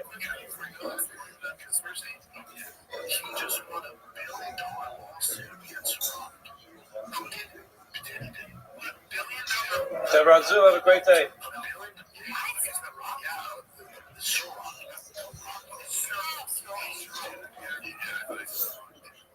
Iraq, but isn't that they did his own brain? Yeah. Something or something. Did he also? Hair gates and hair transplant, right? Ciroc, the vodka. That was the shit. He found a race, some race thing against him. He wouldn't go in. Think about how evil you are. If I look at Billy, how much you would shoot. At Billy or baby group. I don't know, it was very confusing. I didn't understand him. When we begin today's stop, some heads that Mentality will begin by thanking all of our sponsors. We thank the annual Talmud Torah sponsor for the year of 5785, the Testament Bacha of Eretz Yisrael, this close to the Surah Terror. Obviously, we also thank the running sponsored by Aliyah Roadborough in honor of his upcoming marriage to Miriam Ruth Benwood today. Malvika Aliyah, presented by Estelle, presented the tremendous amount of nachas, after we pray the bracha, hatzlacha, simcha, and kol. We also thank our League of Learning sponsors. We thank Beryl and the Fargosha for sponsoring the shiurim of this week in honor of Beryl's grandfather's yahrzeit, whose Beryl's grandfather was Beryl. Then his job to keep the power on. That's why he chooses Granger for professional grade products and next day delivery, so he can rise to every challenge. Call, click, or just stop by. Granger for the ones who get it done. Literally the first word on Daf and Dalet of an hour in the Sanhedrin. Yesterday we were discussing my focus that took place in the Mishnah. There's my focus in the Mishnah between Rabbi Yehuda and Chachamim. What the halacha is, if a person is Boel, his mother, is he chayiv once because it's his mother, or twice because it's his mother, and also his father's wife. So in the Mishnah, West side. recap the Mishnah. The Mishnah tells us, this is on Daf Gimel Amud Aleph, it says,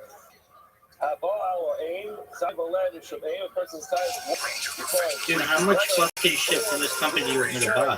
This woman is his father's wife. You either disagree with me,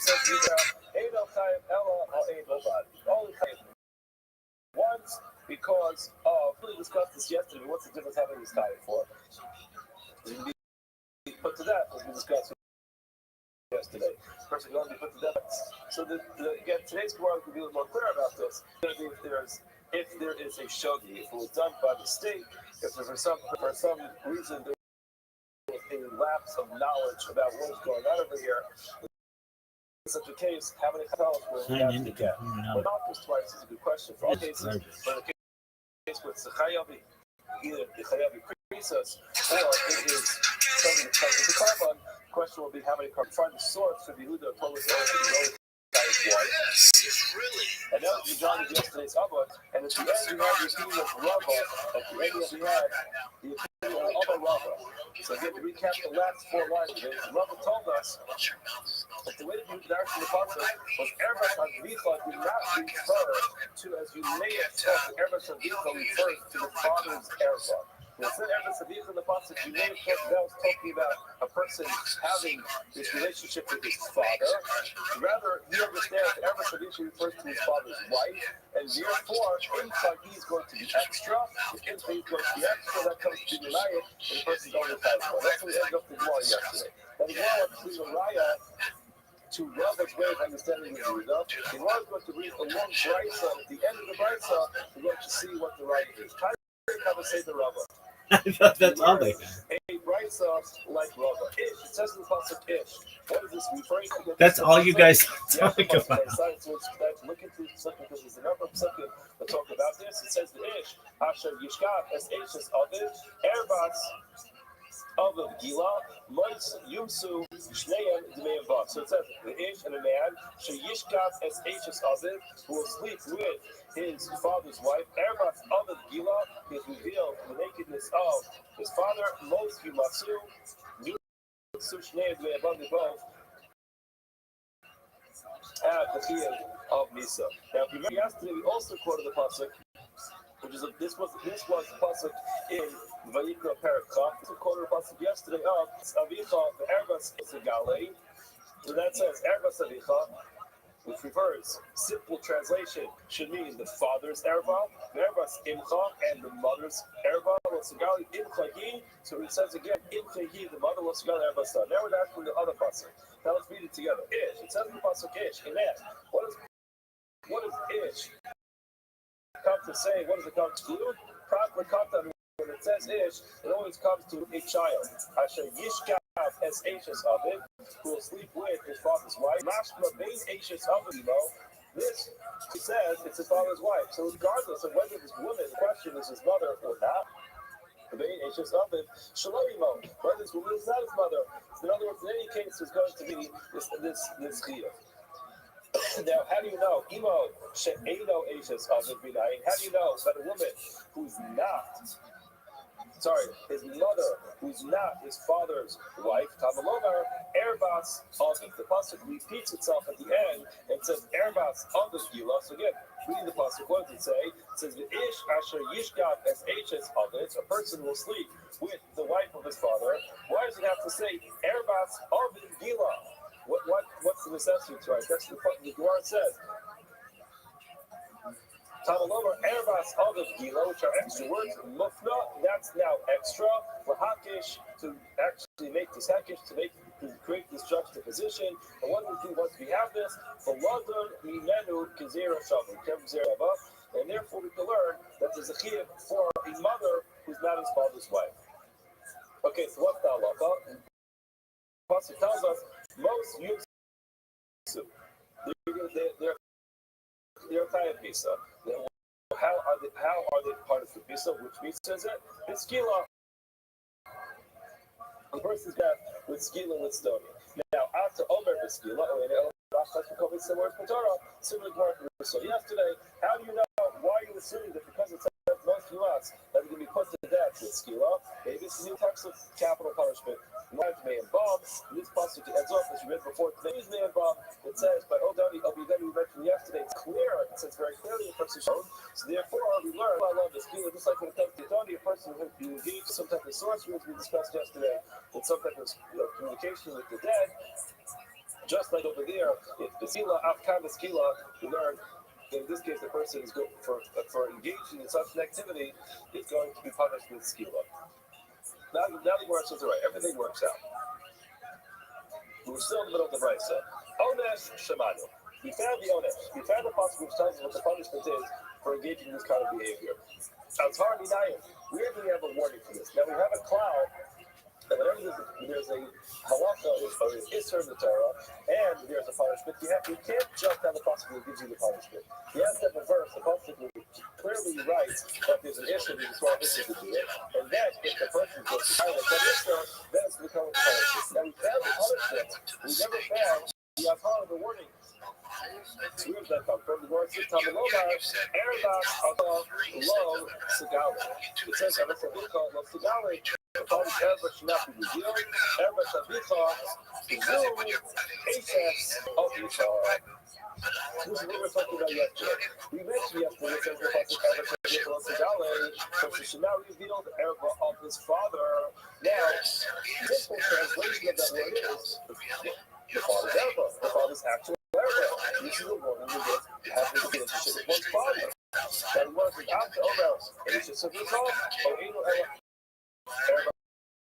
How do you know that the father's actual Erva, or as the Bryce just told us, to the father's wife? In other words, that he refers to his own personal Erva, or could be referring to the Erva that he has access to, which is his wife. Which one does it mean? One should never count. Erva Aviv. That says here, Erva Aviv, low cigar, it's not revealed. And then on law, Erva Aviv, Gila, especially the later parts of Erva Gila. These are the two children that I mentioned at the beginning of the year. We have these two psukim. One of them is in Vayikra, so two pockets apart from each other. And Mara Allah, each was across the Dabar, just like later on, it's clear and talking about his wife, Afkan, Yishus, across the Dabar, from here as well, it must be talking about Ishus, and therefore it is not talking about a person engaging in his relationship with his father, rather it's talking about a person engaging in a relationship with his father's wife. Now, the mark goes on. But that was the main point. The point that he just pointed out was that when it says, clearly in the pasuk, Erebas Avicha, Yeah, it says Erebas. H's sorry, Erebas Avicha, the Erebas Info of Segali, Erebas of the Father himself, that is with Kedishas, and that's the that is how important to check with the told us yesterday in the Russia for Rabbi Yehuda. Then Russia is Russia. Maybe H's of it, she can be right. We do think from that reference that whether this woman is married to his father. I see what it's out of you right now. Just have it like, I know. I have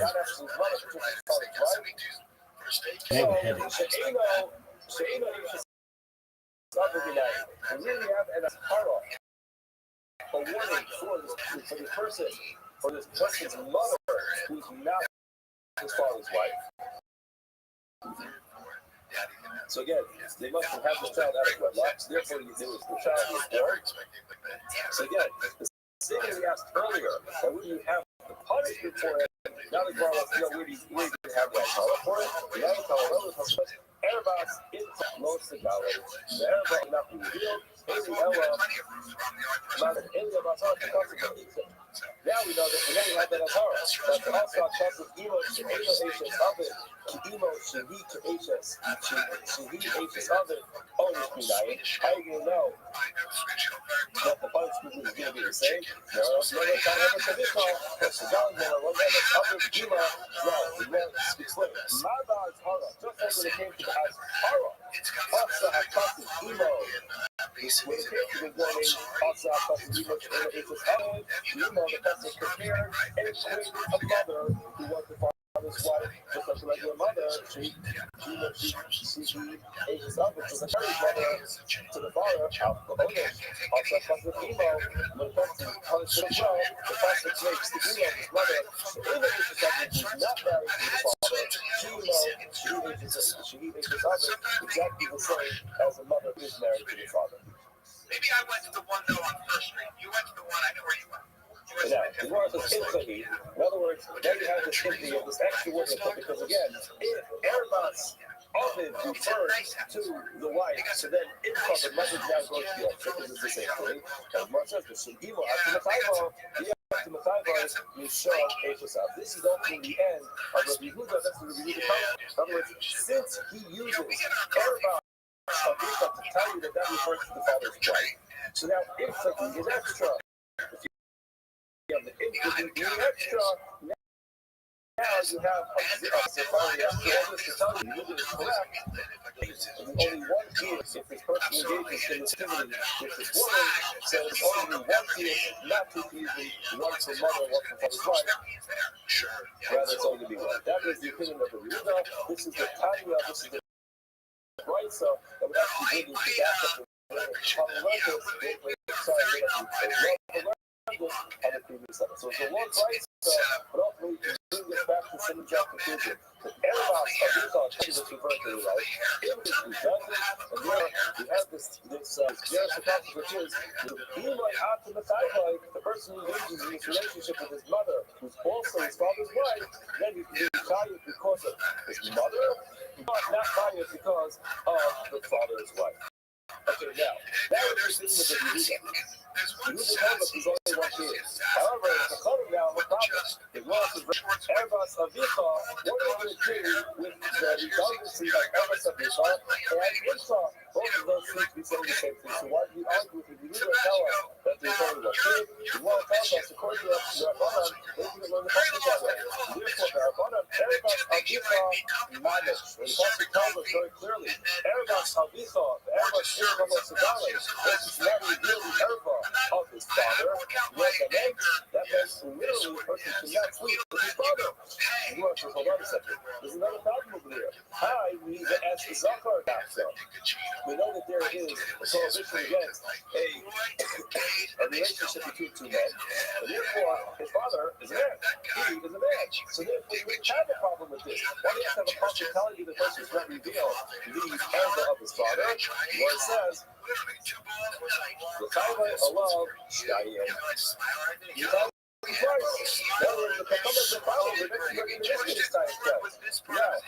why do you have a boss that tells you not to do your father's Erebas? Two, specific considering engaging in a relationship with his father. The typical thing of yes, is also a sister of it with Isha. The could Rabbi Yehuda, not Rabbi Yehuda. It's very important because it's how argue on Rabbi Yehuda. So it says, Rav Yehuda is the person. The Rav Yehuda, Rabbi Yehuda,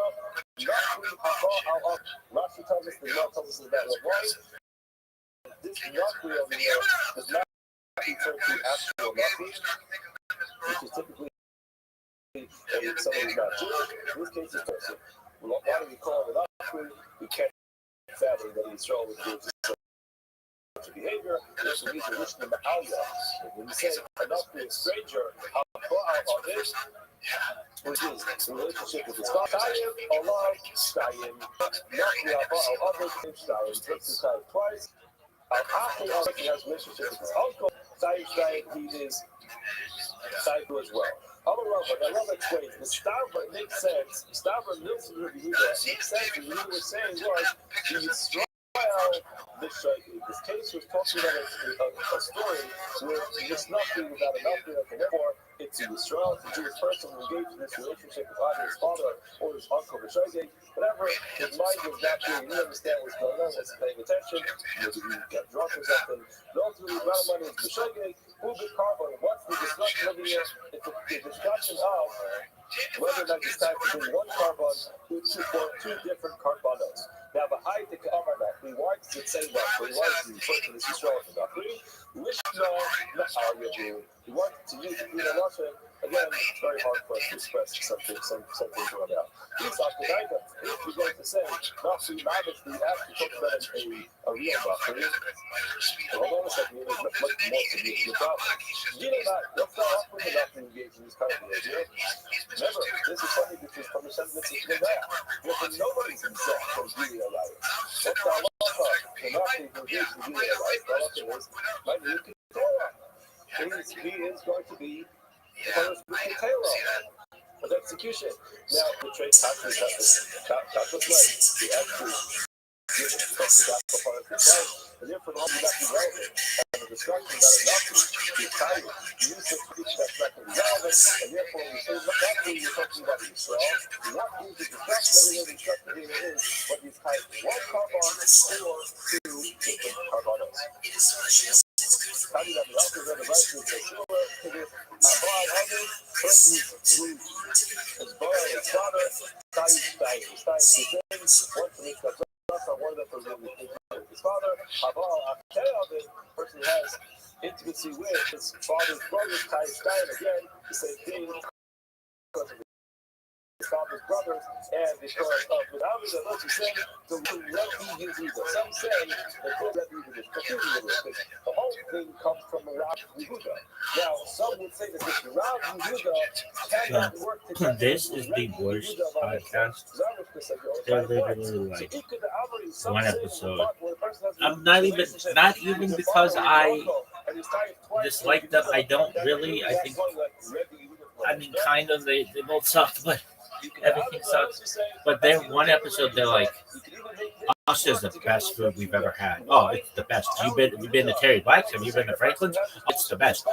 It's so good. People come here as tourists just to eat it, and they wait in line, and you can pay people to wait in line. And the next episode, they're like, Austin's food kind of sucks. What'd you do? Oh, yeah, nothing. I'm gonna be in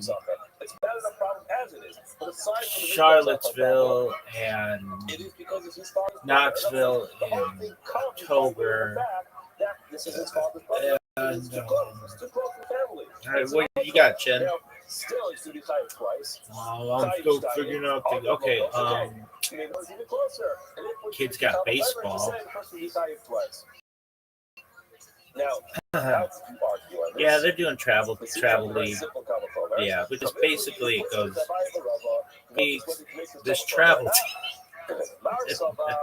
triple, double A, single A, but definitely, I mean, they're close. You got my one kid, he's 5, and he's playing against 14.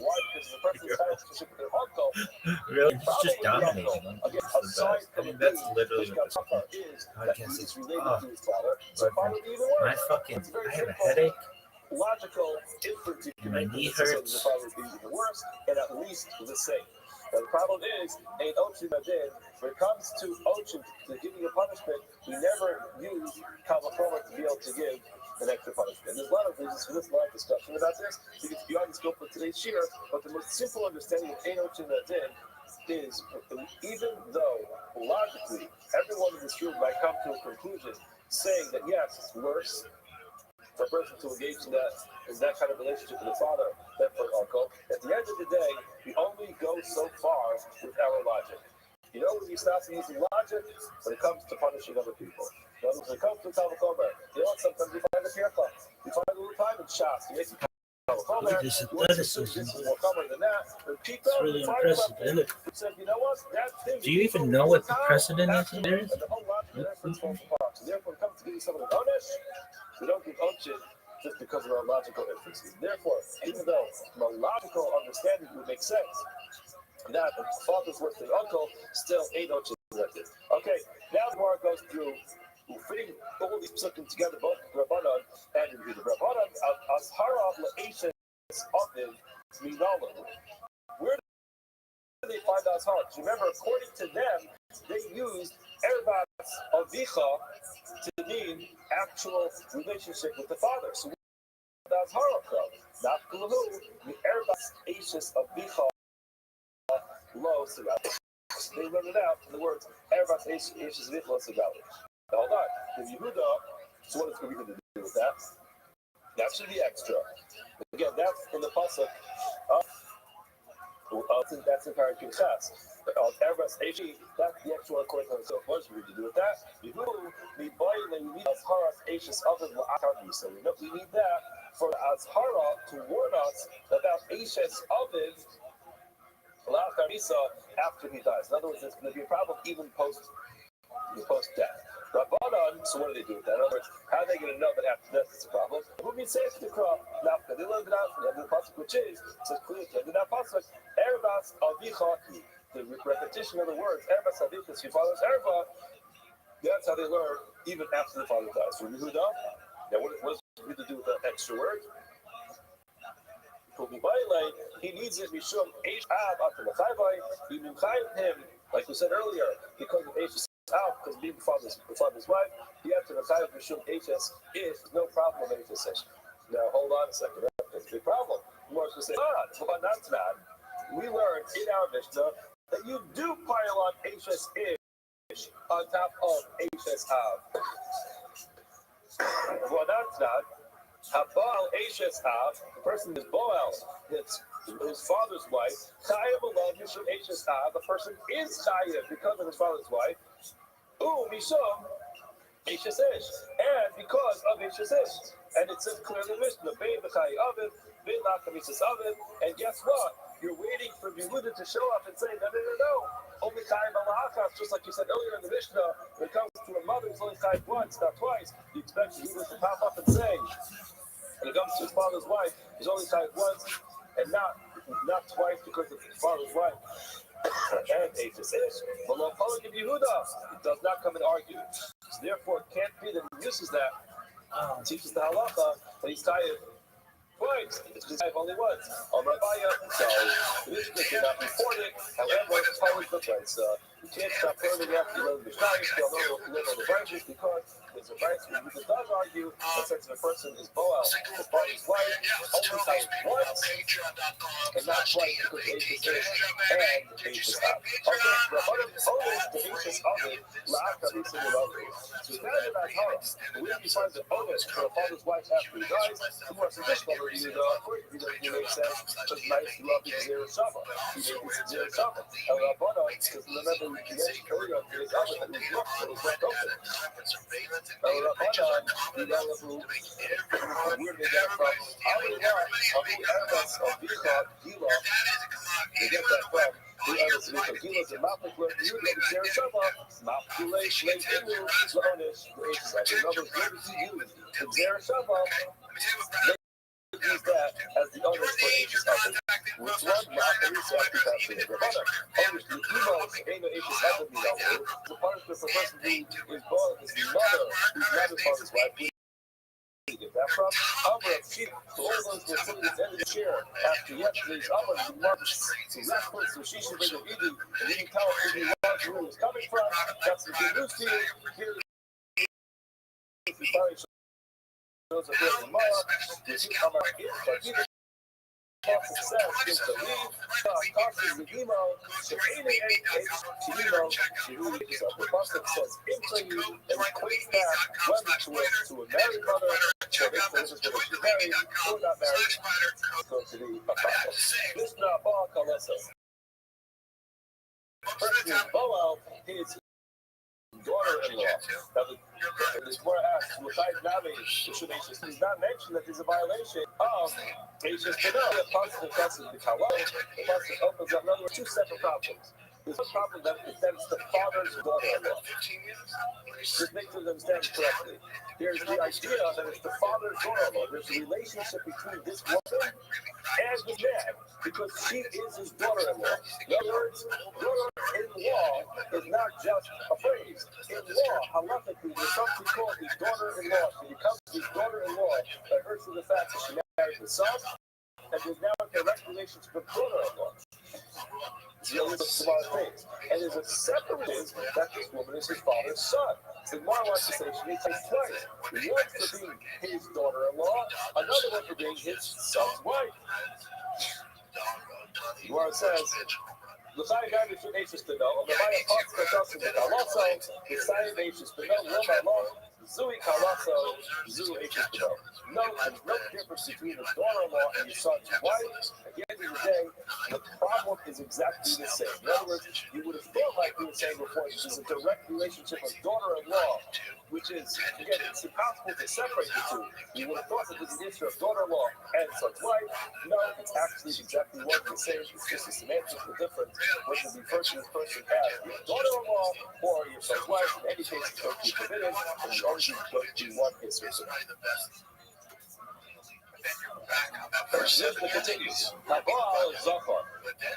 A person is Boel, a male. The Allah Behema, the person is Boel, an animal. The Isha Nadia, as a Behema is Gila. A woman who brings an animal upon herself, Allah is that there is Gila for all parties involved. Now the Mishnah, in a perhaps atypical fashion, the Mishnah asks the question, is Adam Shelter, the Behema Machata, the person did something wrong here.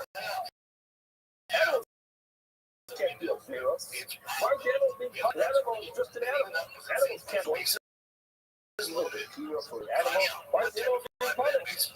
Gemara says,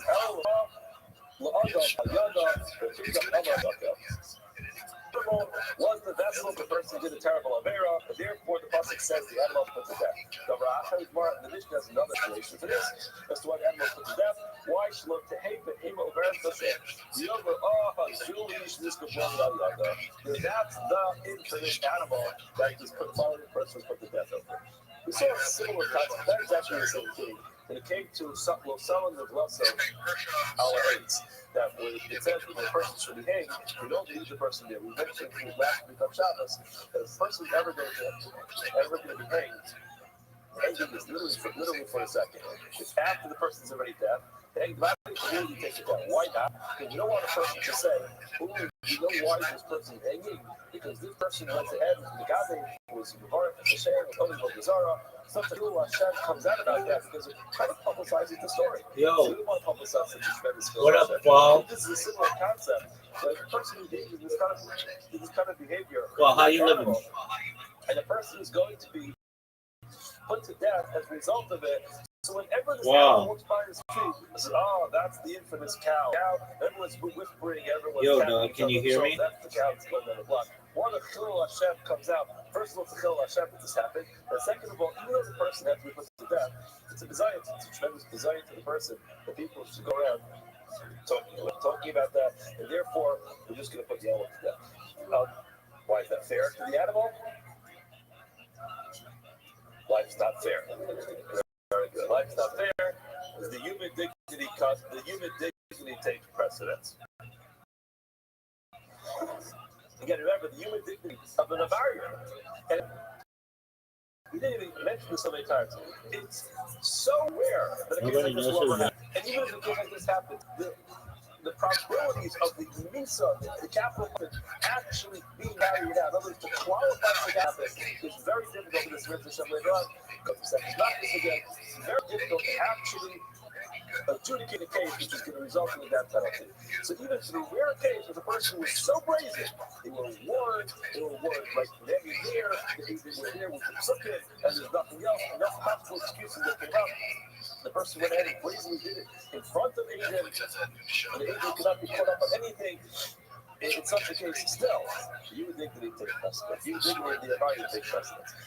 Zachar, we know what? How do we know that there's a huge schema for a person who engages in this relationship with the Zachar? Well, it says, the Torah Rabbana, we learned, it says in the Pasuk, just to read the Pasuk, it says, the Ish Asher Zachar Yishkevei Isha.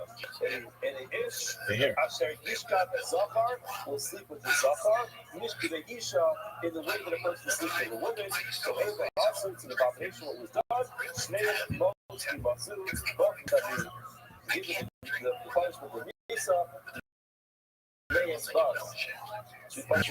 Now, the Gemara asks the Pasuk as follows: Ish, it says in the Pasuk, Ish, prop with context, fluid to context.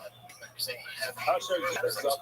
It's interesting that why do you have to exclude the context? So actually, at the end of today's Gemara, if you get to the stuff without it, we'll describe this more. But I mean, yes, you don't always why does have a Pasuk for this?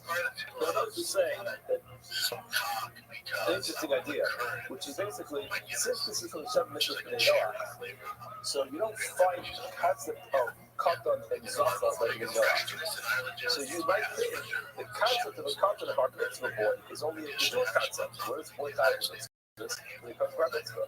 But that's only with regards to the chiyuvim that are relevant to it. Maybe when it comes to the chiyuvim that are relevant to it, Noah, that's always going to be the case, and therefore it makes no difference between the zakar in katan and a gadol. Therefore, ish slash lekatan. That includes the child.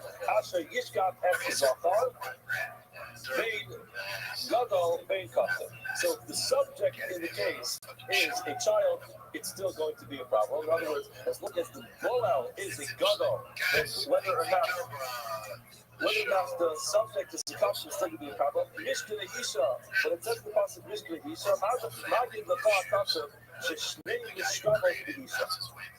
The pasuk teaches you that there are two types of Mishkavos Isha. In other words, the pasuk includes the Mishkele Isha. It's essentially telling you that by an Isha, it's possible for a person to be called Kedarka and Shalom Kedarka.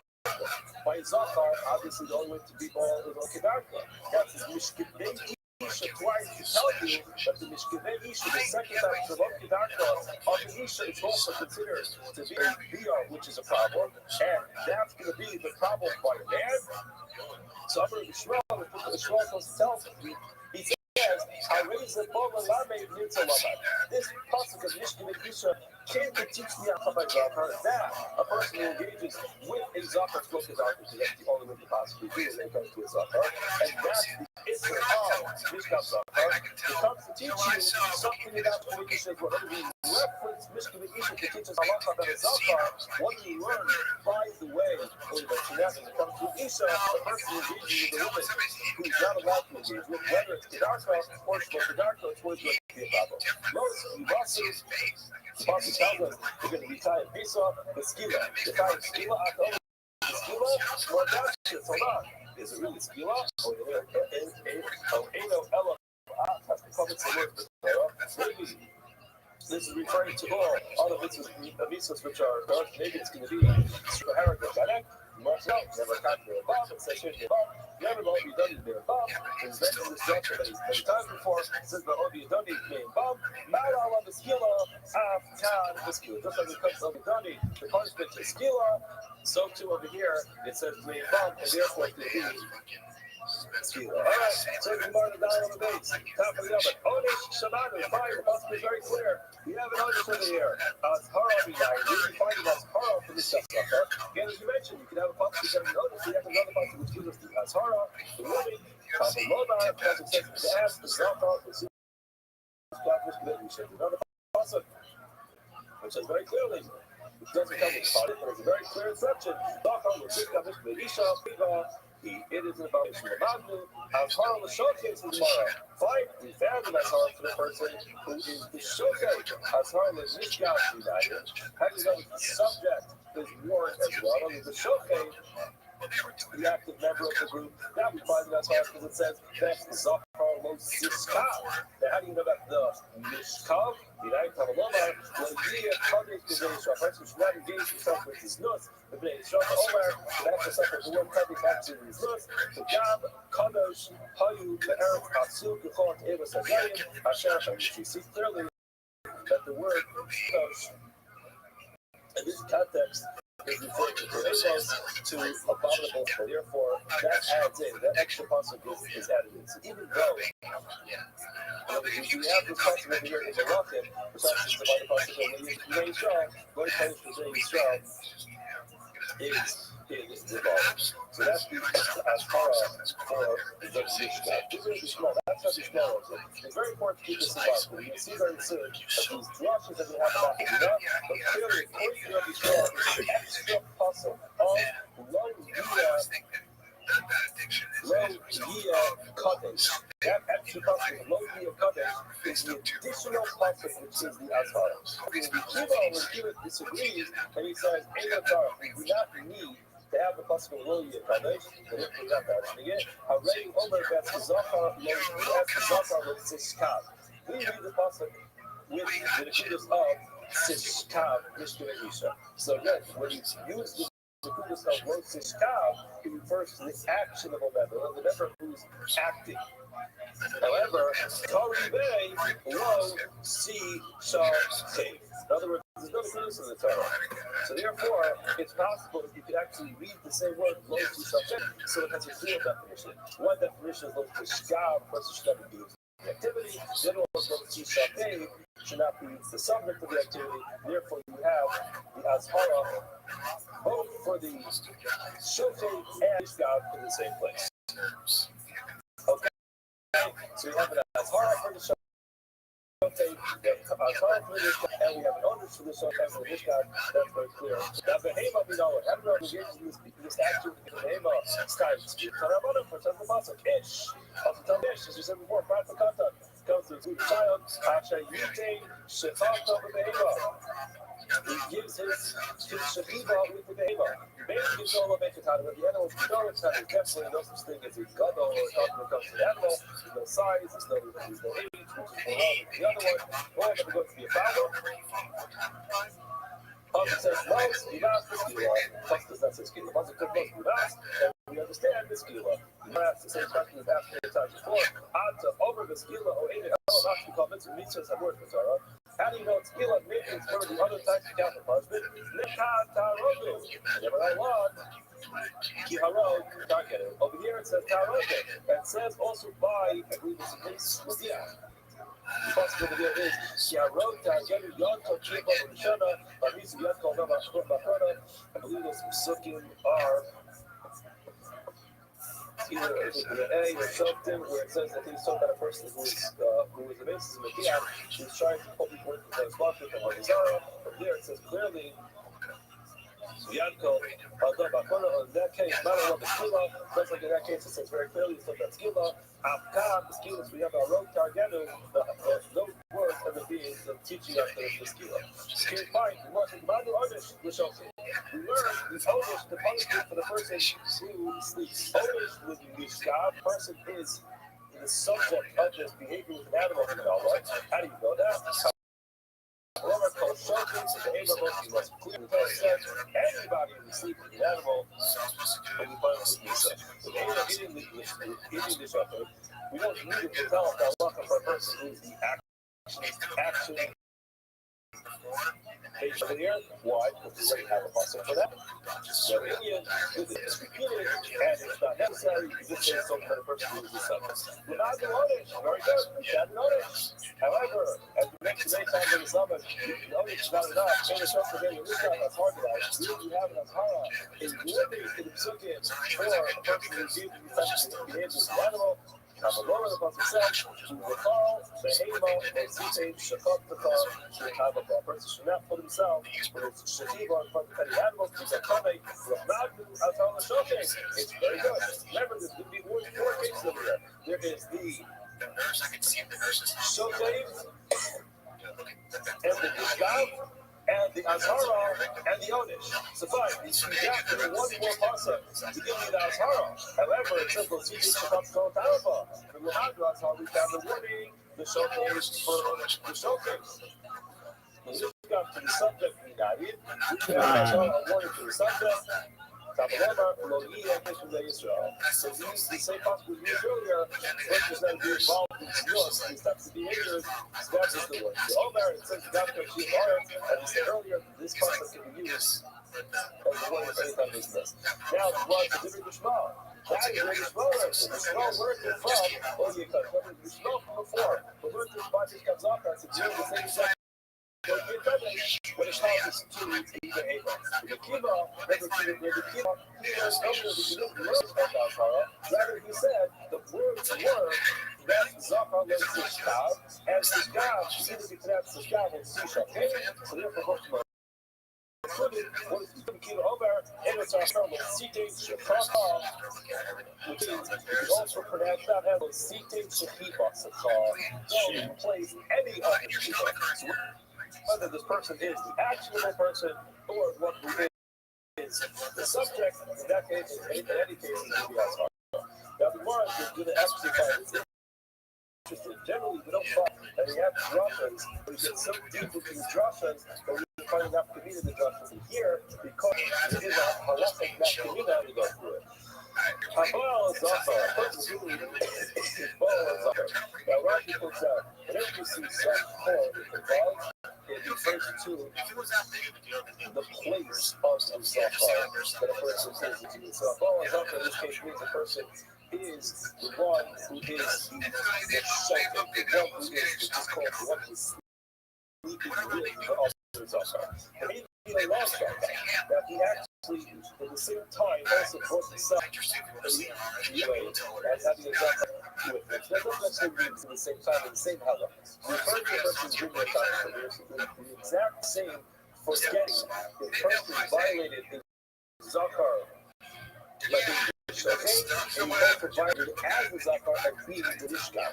Now, the Zilabal, you think about this. So the Rav, the Dvar of the Iber of Yishmael, according to Yishmael, is 5 times, it's 5 twice. Why? Because it's separate as hara for a Zachar, for a Sokeh, and a Rishkav. So the person is indeed both as a Sokeh and a Rishkav, it's 2 separate Averos.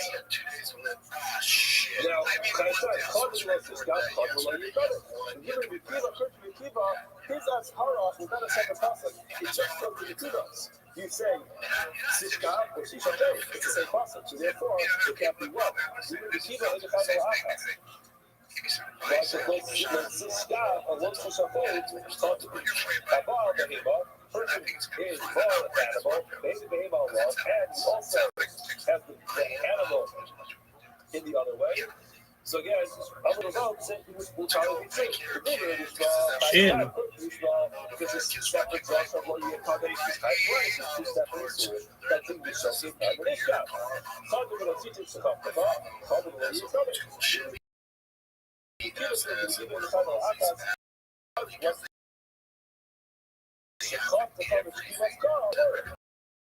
So if you just that works, you work separately, sir. So therefore, the answer of being the active one with an animal is the same answer. Therefore, the person who violates both at the same time, both times once. So Dr. Simon Scuba Saw probably disagrees with him well. He says, not in the time of Arachas. Even according to Bishmael, you only tie it once. Why? In other words, even though it says, Lo Yeh Kaddish, and that the Azhara, says the Baya, speaks of Lo Yeh Kaddish with Gav, that was a good thing given to the people. And therefore, you can't apply that to the babies. Oh, there's a small, I'll tell you something about it. So if you're telling me that it's not true, you can't use love via covenant to warn a person that is kind of engagement with an animal, so it's we know. The Azara. That's what you just mixed up what we said before. When it says half the leg with me, called showcase the day. Text verse call showcase the day. About both of you guys. So they didn't do this. You don't need a teacher's Azara. We did the showcase. You have to verse. Keep the point. Look at back to the rule comes to system. If you're comfortable with the repetitive, you don't need to get back to it. You always apply it to the same Indian, but the same concept. But a different part of that. In this case, you don't need to show up because you're building another Azara, and therefore you apply to the something. But I feel like one of this guy will have to show why did the Torah do that? Why the Torah used the showcase to describe the subject, not showcase Onish was it, just like we saw. Subject would tell us that there's an Onish and an Azara for the showcase. Onish is the subject, there's Onish, there's punishment, and there's Azara. Gemara says now, a Nirva with Zachar, a person is Nirva to a Zachar, is the subject of this Zachar relationship. The Nirva with a Heva is also Nirva in the same element to an animal. So again, our Rabbi Abel, the Rav says, Zibri Akiva, Koch Akiva, Tayyid Shtayim. You need to tie it twice. That again is two separate inserts. So according to Akiva, it says, it's two separate inserts. It's not really coming. It's two separate inserts. Chadalos is loud. Chadalos is just talking about Shabbat. You know, the Shmal, for the Shmal is what comes up to me, which one is west. Ain't a Tayyid. Elach, that's one side as well. It's easy when he comes in. They're both coming when he comes in. So the Gemara says, he's the one you come in twice. But it's not who, it's really good to know. Easy when he comes in. Abaya Omar, even according to Yishmael, not a tie. You still have to tie a tie if it's the subject of Zachar. And I'm sick, called showcase, the name of the Shema, the name of the showcase, the name of the showcase. If you don't use that function, you can tell you about that. Just mentioned before. For a showcase, you can borrow it from the showcase. The after a flow list of showcase, we said before, the time usually a showcase, the Nishka Russian showcase, not showcase, obviously, Israel, Nishka Russian Israel. Give the same word, this is the showcase, it's the punishment, it's the warning, I will call, I will have lost, a person who is the active member in the Zohar Zakar, the Amy Zakar Allah, and we also put a Zakar on him. Or a Baal Behema, a person who is all of Behema, Behema Allah, all those cases together.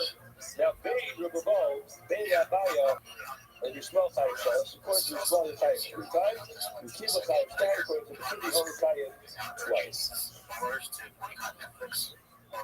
Let's go there. Turn about it.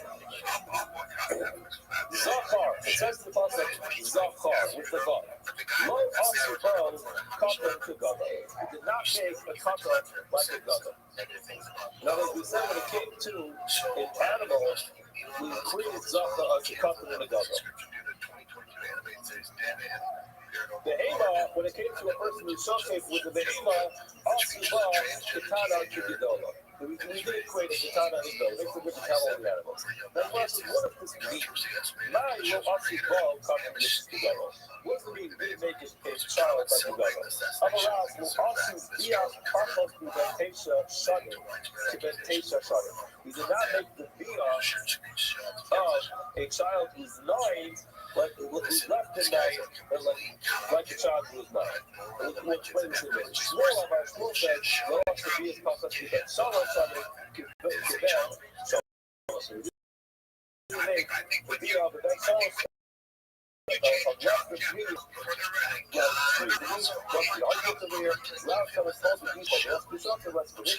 the person can't be a Boel, it can be a Mishkab, the love of the research that what is the Shabbat halacha is that the Bia of a male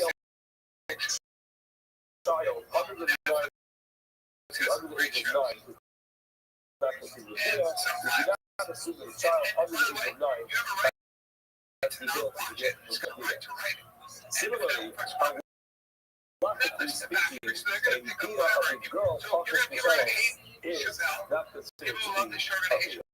The question is, when you have the male child subject, as disturbing as this whole conversation is, to say that since the male child can perform a bia above the age, not perform a bia until the age of 9, therefore the subject, if the child is the subject, it will not be considered to be a bia until the child is 9. So what do you say?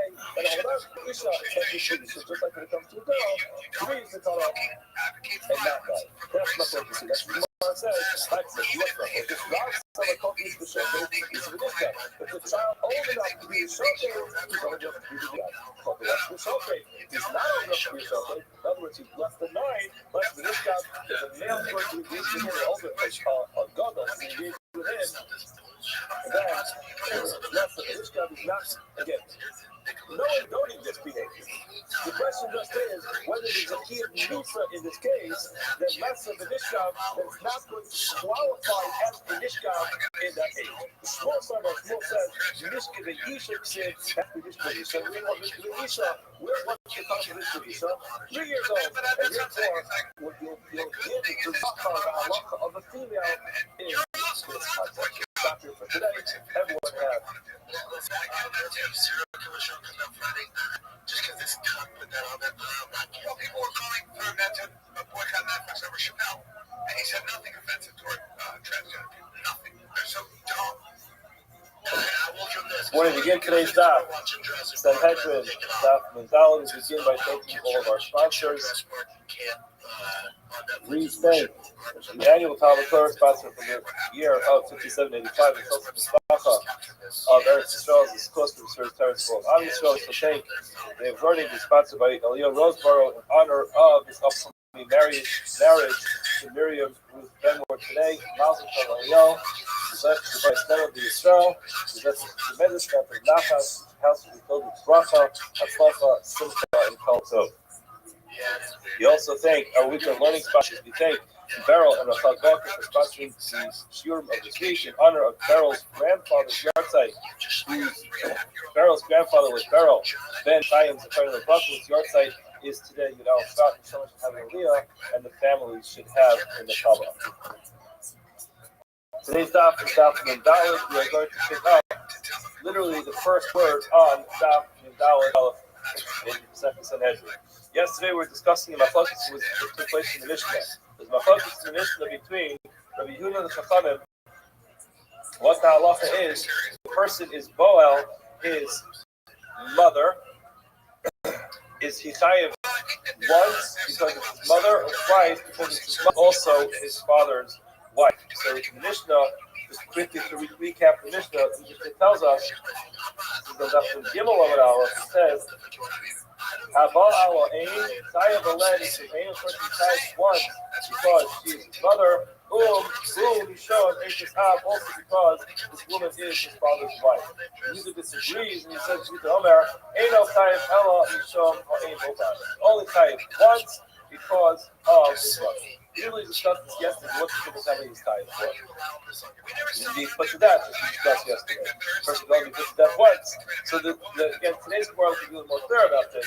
But the key is it's going to be clear if there is a shogi, if it was done by mistake, if for some reason there was a lapse of knowledge about what is going on over here.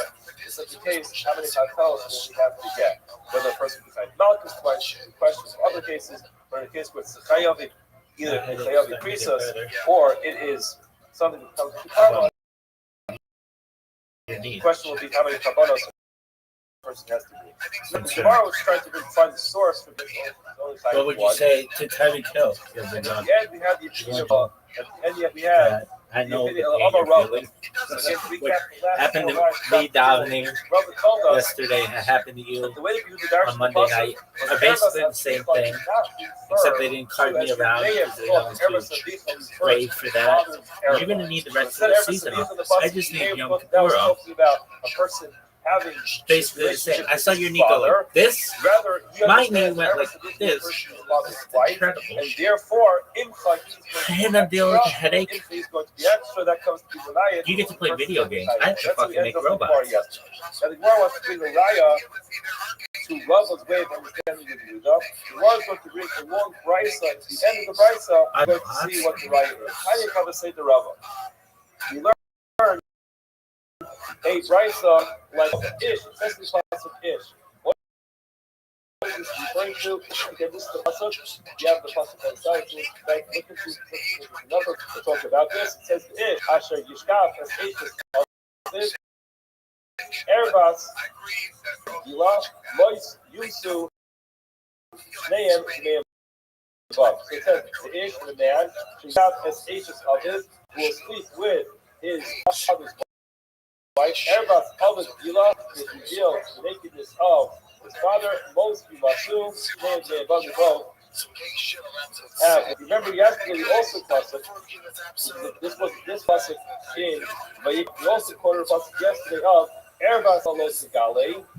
So that says Erbas Avicha, which refers simple translation should mean the father's Erbas, Erbas Imcha, and the mother's Erbas Alos Gale Imcha. So he says again, Imcha is the mother of the other pasuk. Now let's read together. Ish. It doesn't pasuk Ish. Yeah. What is Ish come to say? What does it come to exclude? When it says Ish, it always comes to exclude a child. Asher Yishkav as Ashes Aviv, who will sleep with his father's wife. Mashma Bain Ashes Aviv Yimo. This clearly says it's his father's wife. So regardless of whether this woman in question is his mother or not, Bain Ashes Aviv Shalomimo. Whether this woman is not his mother. In other words, in any case, it's going to be this deal. Now, how do you know? How do you know that a woman is not, his mother is not his father's wife? Hamalomar, Erbas Ovid. The pasuk repeats itself at the end.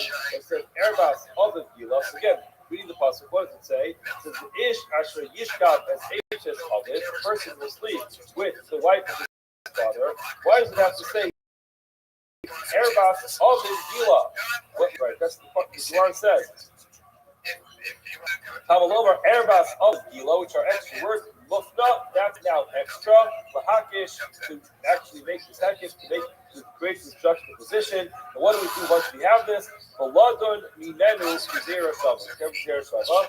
And therefore we can learn that there's a key for a mother who's not his father's wife. Okay, so what's the halacha? Pasuk tells us Yunsu. They're kind of how are they so says it? The skila, the person is going to be put to death with skila with stoning. Now, similarly, why are you assuming that because it says most of us that you can be put to death with skila? Maybe this could be one of the other types of capital punishment. So my answer is never account to me a bomb. This pasuk as well as the before to a bomb. And then remember Ovi Yitoni bomb. It says that Ovi Yitoni we mentioned yesterday. It's clear. It's very clear the person shall be stoned. Therefore, we learn Ma'ala love the skila. Just like when it comes to Ovi Yitoni, a person is engaged in some type of sorcery. We discussed yesterday. In some type of communication with the dead. Just like over there, it's the skila afkan the skila. We learn that in this case, a person is good for engaging in such an activity is going to be punished with skila. Now the Gemara says, all right, everything works out. We're still in the middle of the brisa. Onesh Shamani. We found the onesh. We found the pasuk which tells us what the punishment is for engaging in this kind of behavior. Azhar Minayim. Where do we have a warning? Now we have a cloud that whenever there's a halacha or isser in the Torah, and there's a punishment, you can't just have a pasuk that gives you the punishment. You have to have a verse. The pasuk clearly writes that there's an isser, there's a prohibition to do it, and then if the person is going to violate that isser, then it's going to come with the punishment. And we found the punishments. We never found the azhar, the warning. Where does that come from? The Gemara says, "Kamalomar Erbas Avicha Lo Sigali." It says Erbas Avicha Lo Sigali. The father's Erbas should not be revealed. Erbas Avicha Zu Ashes Avicha. This is what we were talking about yesterday. We mentioned yesterday that says the father's Erbas Avicha Lo Sigali. The person should not reveal the Erba of his father. Now, The simple translation of that word is the father's erva, the father's actual erva. This is the one that gets one's father. Now the Gemara says, "Abta Omer, O Eino Ela Erva Tzadika Mamish."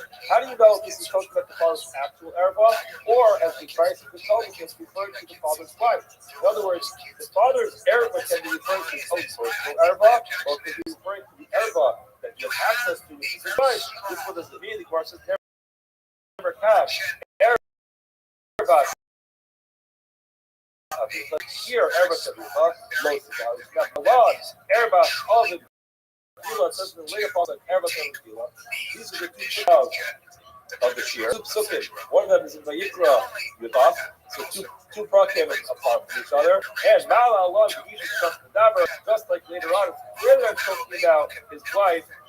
Afsam Ishus Hakas Medaber, from here as well, it must be talking about Ishus, and therefore it is not talking about a person engaging in his relationship with his father, rather it's talking about a person engaging in a relationship with his father's wife. Now the Gemara goes on. In other words, that was the main point. The point that we just brought out was that what it says clearly in plus it's Erebas Avicha. Yeah, when it says Erebas Ashes Avicha, Erebas Avicha, the Erebas Kimchol Sigale, Erebas Avicha was not referring to the father himself, but was referring to Ishus, and that's what we would have that Azhar for this perfectly Rabbi told us yesterday in the drasha for Rabbi Yehuda. Now the Gemara says, "Mashma, Bein Ashes Avid Shehi."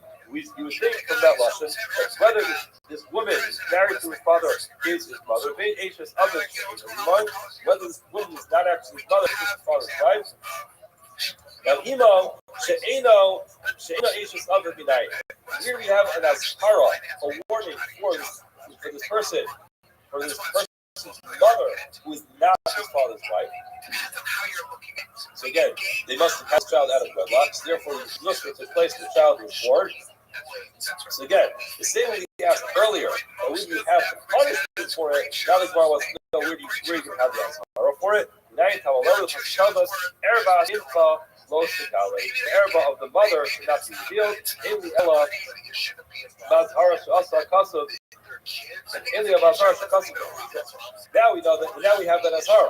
Now Shasa Kasav Emo Shino Ashes of it. Emo Shihik Ashes. Shihik Ashes of it. Onish Binayin. How are you going to know that the punishment is going to be the same? Never can ever savicha. Or Sagalim never learned ever other Gila. Now, the Gemara explains, Maba is hara, just like when it came to the Azhara, Asa Hakasim Imo. When it came to the warning, Asa Hakasim Imo in Ashes Aviv, Imo, the pasuk compared and equated a mother who was the father's wife, just like a regular mother, Imo, she Ashes Aviv, just like a married mother to the father, Onish, Asa Hakasim Imo. When it comes to punishment as well, the pasuk makes the Imo, his mother, in the Ashes Aviv, who's not married to the father, Imo, she Ashes Aviv, exactly the same as the mother who is married to the father. Now, the Gemara says imchahi. In other words, now you have this imchahi, you have this extra witness, because again, if Erebas of this referred to the wife, so then imcha, the mother's now going to the extra. It's the same. The Gemara says, we have to Makaibo, you show Ashes out. This is ultimately the end of Rabbi Yehuda. That's what Rabbi Yehuda comes for. Since he uses Erebas Avicha to tell you that refers to the father's wife. So now Imchahi is extra. The Imchahi being extra, now you have Xeris and Kasa finally after all this to tell you Yehuda is correct and saying there's only one chiyuv if this person engages in this activity with this woman. So there's only going to be one chiyuv, not two chiyuvs, one for mother, one for father's wife. It's only going to be one. That is the opinion of Yehuda. This is the Tanya. This is the Brisa that we're actually bringing to back up the way that we learned this. When I learned this on the previous level. The Brisa, but also we can bring it back to the Erev Avicha tells us already for the wife. Imchahi is redundant, and therefore we have this Xeris which is Imai After Matayvai, the person who engages in this relationship with his mother, who's also his father's wife, then it's to Chayiv because of his mother, but not Chayiv because of the father's wife. Okay, now that was the opinion of Rabbi Yehuda. Yehuda told us he's only one kid. However, the Chachamim now have a problem. The Gemara says, Rabbanon, Erbas Avicha, what are they going to do with the redundancy of Erbas Avicha and Imcha? Both of those seem to be saying the same thing. So why do we argue? Yehuda tell us that there's only one kid. The Gemara tells us, according to the Rabbanon, they didn't learn the pasuk that way. Therefore, the Rabbanon, Erbas Avicha Mamish. Well, the pasuk tells us very clearly, Erbas Avicha, Erbas Imcha Lo Sigale. Now we deal with the Erba of his father. You know what that meant? That meant literally a person should not sleep with his father. Gemara says, hold on a second. There's another problem over there. Hi, we need to ask the Zafar now. We know that there is prohibition against a relationship between two men. Therefore, his father is a man. He is a man. So therefore, you already have a problem with this. Why is it telling you the person should not reveal the erba of his father? Where it says, the Taiva Allah Taiva twice. In other words, the Chacham of the problem, the mentioned is Taiva twice. So now, why do you have a pasuk telling you to do your father's erba? There are two specific isurim which the person engages in a relationship with his father. One, the typical here of Zachal of Sishka Mishnah. The second one is the here of the person having this relationship with his father. Who could of Yehuda? Not ready. It's very important because some argue on the Yehuda. It says Rav Yehuda here to the person. Who Rav Yehuda, the number of Yehuda, Nachri Haba al Ovid. Rashi tells us the Gemara tells us that one line that this not referring to an actual Nachri, which is typically a talking about a Jewish person. Why do we call him a Nachri? We fathom that Yisrael engages behavior, therefore we use a Lishna Aliyah. When we say a Nachri, a stranger, Haba al Aviv, who engages with his father, Chayev Shtayim, Chayev twice. Who could serve Yehuda, from Yehuda, Nachri Haba al Aviv, Chayev Shtayim, person Chayev twice. Al person has relationship with his uncle, Chayev Shtayim, he is type 2 as well. Amarava, now Rava explained, Stavra, it makes sense. Stavra Nilson of Yehuda makes sense. What Yehuda was saying was the Yisrael Bishai. The case was talking about a story where the Nafri was not a Nafri, like I mentioned before. It's Yisrael, the Jewish person, engaged in this relationship with either his father or his uncle Bishai. His mind was not there. He didn't understand what's going on, wasn't paying attention. Maybe he got drunk or something. Ultimately, the bottom line is Bishai. Carbon. What's the discussion over here? The discussion of whether or not you type between one carbon to two different carbonos. Now, the height is oh my god, we watch the same number. We watch the first show. Three, Lishna, we watch Dina Lashem. Again, very hard for us to express something thrown out. If you're going to say Nachri Mamit, you actually talk about a real Nachri. Hold on a second, we have a much more significant problem. What's the halacha with the Nachri engagement in this behavior?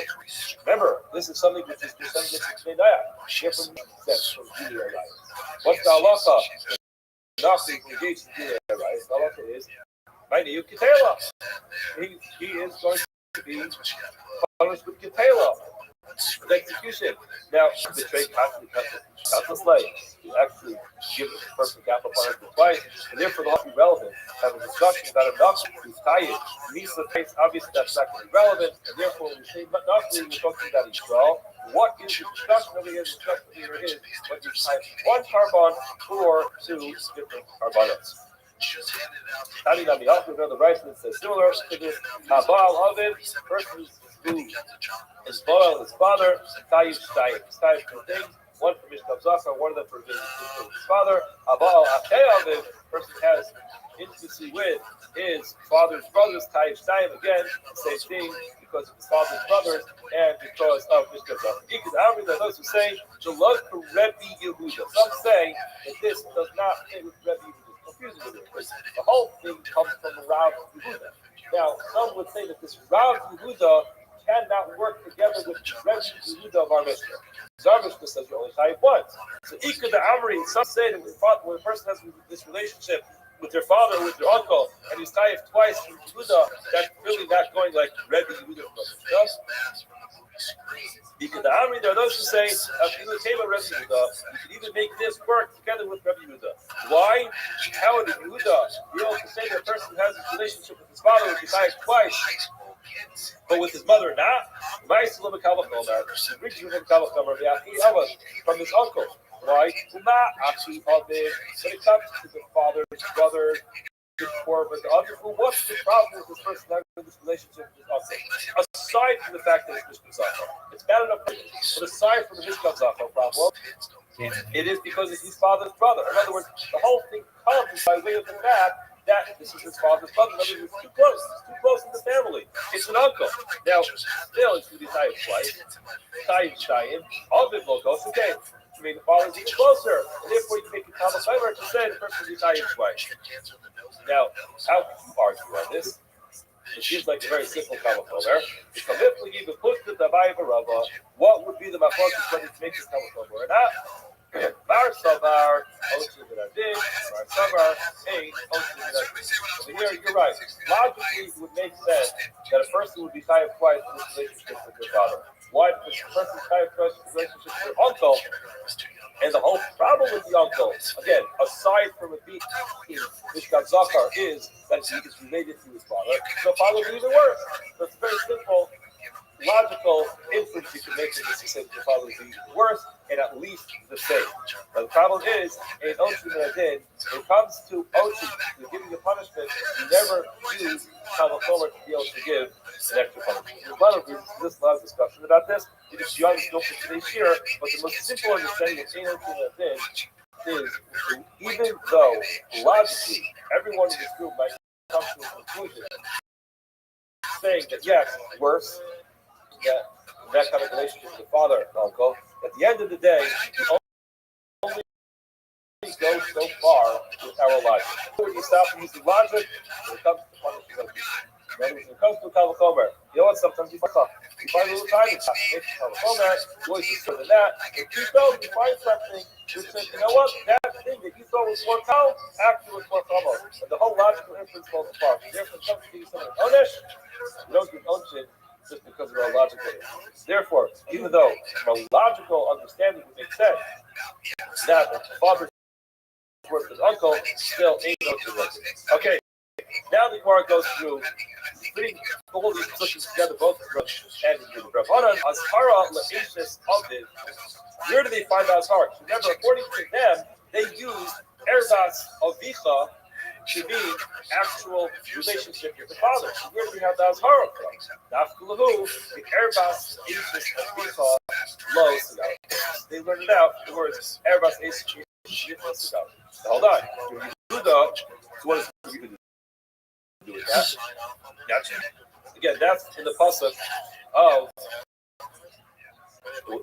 that's in Parakut Chas of Erbas Eishes Savichlos and Savichahi. That's the actual pasuk. Now, what are the ones we do with that? Yehuda the violate with Haras Eishes Aviv La'achar. We need that for the Azhara to warn us about Eishes Aviv La'achar Misa after he died. In other words, if you travel even post death. So what do they do with that? In other words, how are they going to know that after death is the problem? The who we say to Kra, they learned that the pasuk which is Erbas Avicha, the repetition of the words Erbas Avicha, your father's Erba. That's how they learn even after the father dies. Yehuda. Now what does it do with that extra words? Will be violated. He needed Mishum Eishes Av after the Chayvai. You besides him, like you said earlier, because of Eishes Av, because his father's life, yet the Messiah is there's no problem with it. Now hold on a second, that's a big problem. Hold on, but that's not. We learned in our Mishnah that you do pile on Ashes Ish on top of Ashes Av. Well, not that. A Baal Ashes Av, person is Boel, his father's wife. Chayav alone, which is Ashes Av, a person is Chayav because of his father's wife. Ooh, Mishum, Ashes Ish, and because of Ashes Ish. And it says clearly in Mishnah, Bein L'Chayi Aviv, Bein L'Acham Ashes Aviv, and guess what? You're waiting for Yehuda to show up and say, no, only Chayiv L'Acham, just like you said earlier in the Mishnah, when it comes to a mother, it's only Chayiv once, not twice. You expect Yehuda to pop up and say, when it comes to his father's wife, it's only Chayiv once, and not twice because of his father's wife. And Ashes Ish, below Polyg of Yehuda. does not come and argue. Therefore, it can't be that he uses that, teaches the halacha, that he's chayiv twice. He's chayiv only once. Rabbiya, sorry, Mishnah did not report it. However, Kalik B'Braisa. Can't stop learning after you know the science. You can learn all the Braisas because there's a Braisa that does argue that since the person is Boel, his father's wife, only chayiv once, and not twice because Ashes Ish and Ashes Av. Okay, Rabbanan Onish to Ashes Oven, La'achar Misa Nidalus. So we found in Azhara, where do you find the Onish for a father's wife after he dies? Of course, the Mishpah would do the first because it makes sense because nice love is there Shabbos. He made this there Shabbos. And Rabbanan, just remember, we next earlier to this oven, and it looks, and it's left open. El Rabbanan, we don't know where do they get it from? Amri La, Ahu Erbas Havicha Gila. They get that from whoever to be Gila, the Mafis Rosh Yudo, the Shava, Mafile, Lake Inu, the Onish, the Eish. In other words, whatever you use, the Shava, they use that as the Onish for Eish. Which one? The Akamisha, that's the Rabbanan. Onish, the Kimos, Eda Eish Oven, how do you know that there's a punishment for a person who is boiled his mother? Not his father's wife. Where do you get that from? Amr of Shisha Beit Davidi, all those that sit at the end of the chair. After yesterday's Amr, as far as the reference to Shisha Beit Davidi, didn't tell us who he was, where he was coming from. Got some good news for you. Here he is. He finally shows us here in the Gemara, which is Amar Kra in Fahi. The pasuk says in Fahi, Asa Kasim B'Imo, She'ene Eish Avet B'Imo. The pasuk says in Fahi, and place that whether to a married mother, so they can married or not married, any case is going to be upheld. Back to Mishnah Baal Kalasa. Person Boel is daughter-in-law. Now the Gemara asks, "L'chai nami Ashes Beno?" The Mishnah does not mention that there's a violation of Ashes Beno.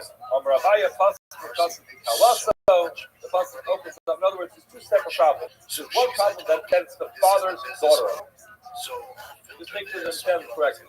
There's the idea that it's the father's daughter. There's a relationship between this and this man because she is his daughter-in-law. In other words, daughter-in-law is not just a phrase. In halacha, there's something called the daughter-in-law. She becomes the daughter-in-law by virtue of the fact that she married his son, and there's now a direct relationship with daughter-in-law. At least what the Gemara thinks. And there's a separate relationship with this, that this woman is his father's son. So Gemara wants to say she be tied twice. One for being his daughter-in-law, another one for being his son's wife. Gemara says, the Chayiv Rabbi should Ashes Beno, and the Maya Pasim and Pasim Kalaso, the Chayiv Ashes Beno, Lomar Loch, Zui Kalaso, Zu Ashes Beno. No, there's no difference between the daughter-in-law and your son's wife. At the end of the day, the problem is exactly the same. In other words, you would have thought, like we were saying before, it's a direct relationship with daughter-in-law, which is, again, it's impossible to separate the two. You thought that this is your daughter-in-law and son's wife. No, it's actually exactly one and the same. It's just the difference whether you refer to this person as daughter-in-law or your son's wife. In any case, it's going to be forbidden. It's always going to be one issue. Mishnah continues. Haba'al of Zachar. A person is Boel, a male. Al Behema, the person is Boel, an animal. The Isha Mavia, that's a Behema B'Sila. A woman who brings an animal upon herself, the halacha is that there is Sila for all parties involved.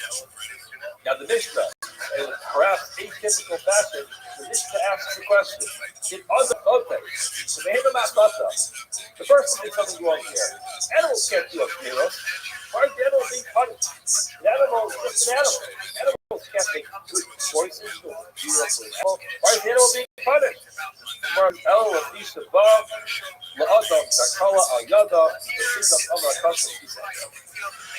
This animal was the vessel by which the person did a terrible avera, and therefore the person says the animal should be death. The Mishnah itself is this. That's why the animal is death. Why should they hate the evil very much? The over how truly used to blow the other. So that's the infamous animal that is the following purpose of the judgment. We saw a similar concept, not exactly the same thing. When it came to selling the Blosso, Allah H. That it says if the person should be hanged, you don't leave the person there. We mentioned in the last week on Shabbos that if the person ever goes there, everyone's going to be hanged. Hanging is literally for a second. After the person's already dead, the hanged body immediately takes it down. Why not? Because you don't want a person to say, "Ooh, you know why this person hanging? Because this person went to heaven, the God knows you, Baruch Hashem, was told the Gemara, such a still Hashem comes out about that because it publicizes the story. We didn't want to publicize the story. This is a similar concept.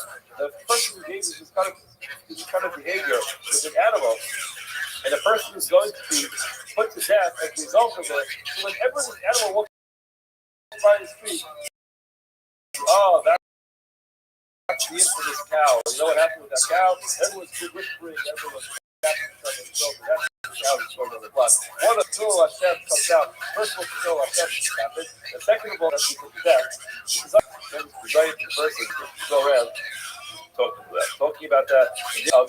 Why is that fair to the animal? Life's not fair. Very good. Life's not fair. The human dignity comes. The human dignity is taking precedent. You got to remember the human dignity of the Navari. And again, you didn't invent this so many times. It's so rare that it feels like this will ever happen. And even if you get this happen, the probabilities of the use of the capital punishment actually being carried out, in other words, to qualify for capital punishment to happen, is very difficult. We'll get to this some later on. Again, very difficult to actually adjudicate a case as a result of that penalty.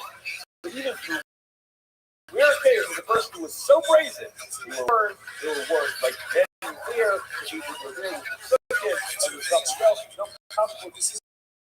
The person went ahead and brazenly did it in front of the agent cannot do anything. It's something you dignity is the very statement. Zachar, Nolan, how does that a person who engages in this relationship?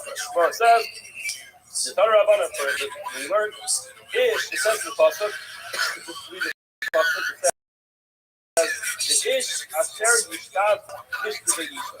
The Ish, Asher Yishkat, the Zachar, will sleep with the Zachar, Mishka Yisha, in the way that it sleeps with a woman, so Eva Asus, the abomination. Son, Sneim, both Masu, them shall be given punishment with Lisa, Leim, Bum. Now, the Gemara down to the Pasuk Ish, it says to the Pasuk Ish, Prat Mikata. That excludes the Kata. Asher Yishkat Eslacha, we mentioned this yesterday. Why do you have to exclude the Kata? But actually, at the end of today's Gemara, we're going to get to the end of the Dala, we'll describe it a little bit more. But when it's our always excluded. Why is it the Pasuk? Now, those who say that an interesting idea, which is basically, since this is from 7 mitzvahs of Noah, so you don't find the concept of kata and zachar by Bnei Noah. So you might think the concept of a kata of our mitzvah boy is only a Jewish concept. When it comes to our mitzvah. But that's only with regards to the yuvim that are relevant to a yid. Maybe when it comes to the yuvim that are relevant to a Ben Noah, that's always going to be the case. And therefore, makes no difference between a zachar, a kata, and a kedibah. Therefore, ish, prat, and kata. That excludes the child. Asher Yishkat es Zachar, Bein Gadol, Bein Kafin. So if the subject in the case is the child, it's still going to be a problem. In other words, as long as the Boel is the Gadol, then whether or not the subject is a concept is going to be a problem. Mishkele Yisha, but it doesn't pass with Mishkele Yisha. Magid the Far concept is named Mishkavos to Yisha. The Pasuk teaches you that there are two types of Mishkavos to Yisha. In other words, the Pasuk includes the Mishkele Yisha. It's essentially telling you that by an Isha, it's possible for a person to be both Kedarka and below Kedarka. By Zachar, obviously the only way to be both is only Kedarka. That's Mishkele Yisha's wife to tell you that the Mishkele Yisha, the second type below Kedarka, on the Isha is also considered to be a Bia, which is a problem. And that's going to be the problem by man. The Snow says, Hareza Bola Lame Misalama. This is the halacha by Zachar that a person who engages with a Zachar Orthodox that's always has to do it when it comes to a Zachar.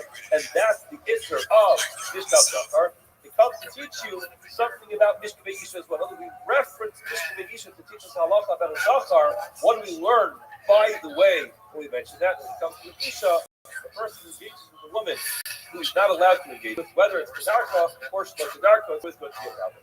Most Yumasu tells us you're going to be Chayiv Bisa, the Skila. The Chayiv Skila, October, the Skila, more doubts this. Hold on. This is really serious.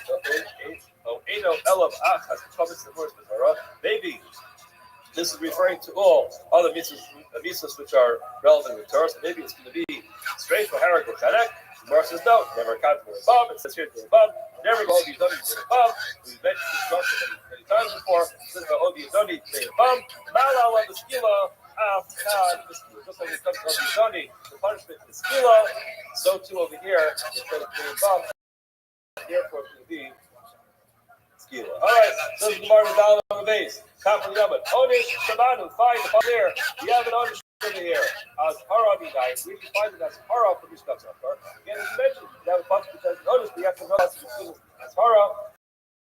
The warning, Lomar, to ask Zachar, the Mishkat Mishkat. Now the pasuk is very clearly it doesn't come with punishment. It's a very clear instruction that Zachar, the Mishkat Mishkat Isha, it is an abomination. Magnu, Hara with Shokeh tomorrow. Right? That's who is the Shokeh, the Mishkat. How do you know that the subject is warned as well? The Shokeh, the active member of the group, that we find in as hard because it says that Zachar lo Shishkav.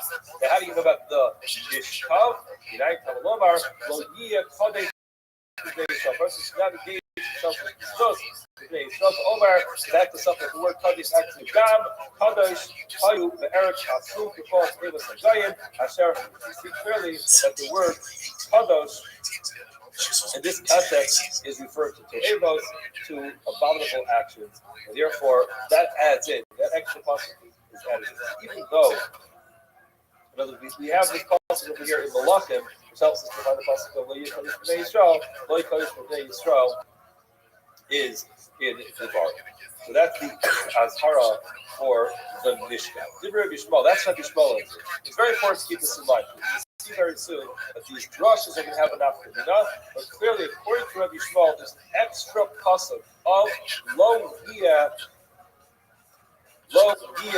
Kadesh. That extra pasuk of Lo Yia Kadesh is the additional pasuk which is the Azhar. However, Rabbi Kiva disagrees, and he says, Eino Tzar, you do not need to have the pasuk of Lo Yia Kadesh.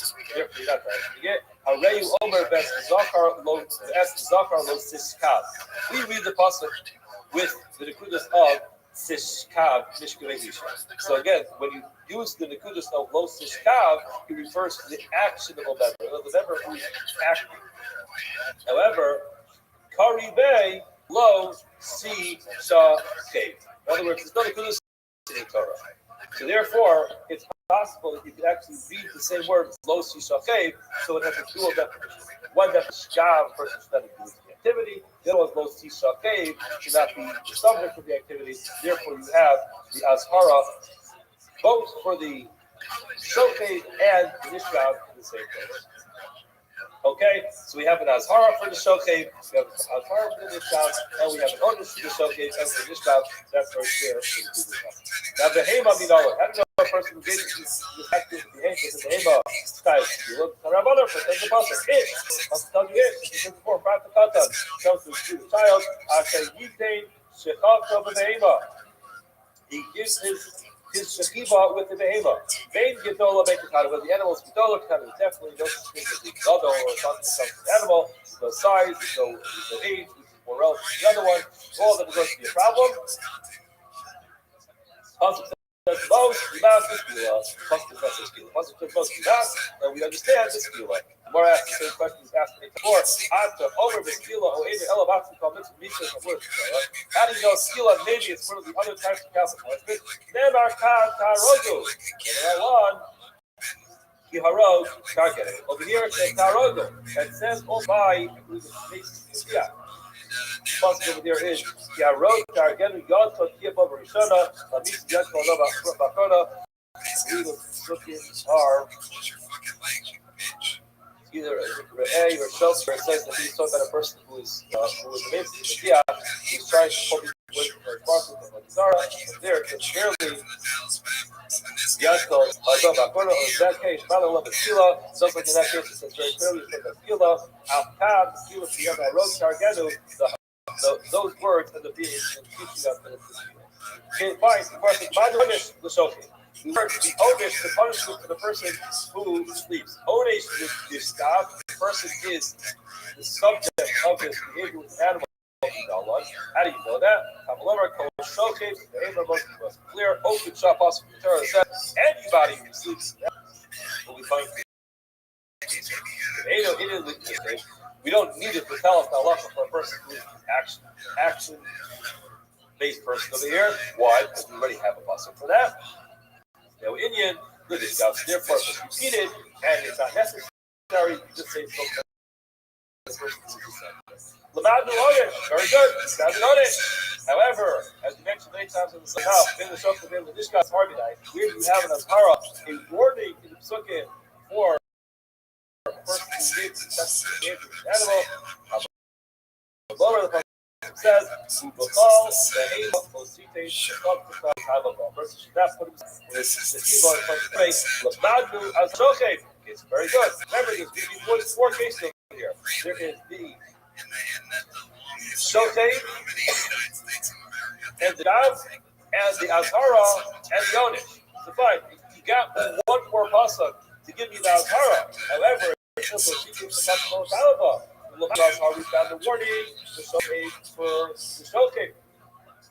This got the subject tonight. When you have an Azhara, a warning for the subject, so if you use the same possible we used earlier, the person should not be involved in those types of behaviors, so that is the word. Omar, it says that's the G of Aretz, as we said earlier, this pasuk can be used as the word for any type of stuff. Now, as far as the that is where the small words.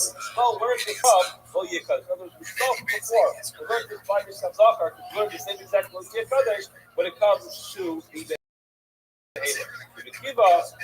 Rabbi Kiva, he learned earlier that this word when you come to Azhara, rather than the words were Chachalo Shishkav, and Shishkav to be pronounced Shishkav or Shishkav. So therefore, both are included. What is the Omer? Enosar Farei Omer was teaching the cross the Tav, which means we also pronounce that as was teaching the Kivasar. So, place any of the people, whether the person is an actionable person or one who is the subject, in that case, in any case, it's going to be alcohol. Now, the Gemara is going to actually find it's interesting.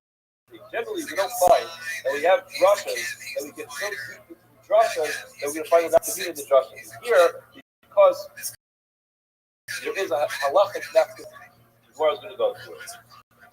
Habal is a person who is Baal is Zachar. Now, Rashi puts out, whenever you see Zachar, it refers to the place of the Zachar the person is engaged with. So Abala Zachar in this case means the person is the one who is the shofet, the one who is called the one who's sleeping with the other Zachar. And maybe a lot of Zachar. Now he actually, at the same time, also brought himself the other as having a Zachar with it. So it doesn't exactly the same time, at the same time. Referring to a person who's doing the exact same forgetting the person violated his Zachar by being the Shochet, and he was also violated as the Zachar as being the Nishkav. Now, such a case, you think about this. Says Rabbi, the Dvarah, the Dibur of Yishmael, according to Yishmael, type twice. Why? Because it's a separate Azhara for a Zachar, for a State, and a Nishkav. So if a person is indeed both as a Shochet and a Nishkav, now,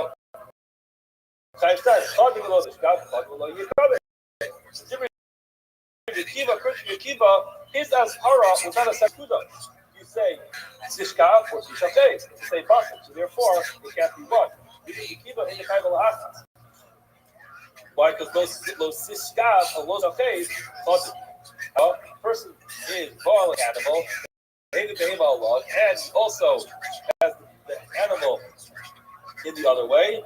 So again, Amar Baba would probably be true. Because it's separate Rosh and Lo Yekadesh, right? Twice, it's two separate issues that be Yishokim and the Nishka. Cause of the Lotif is the Kafka, cause of the Lo Yekadesh.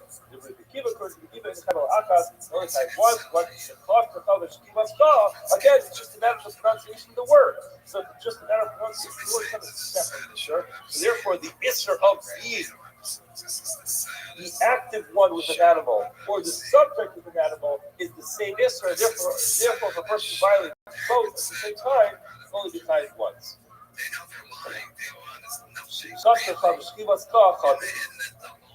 Abaye disagrees with me though. He says,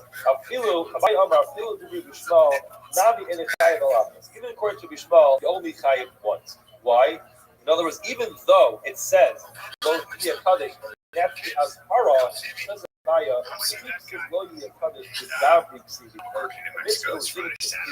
and therefore you can't apply that to today.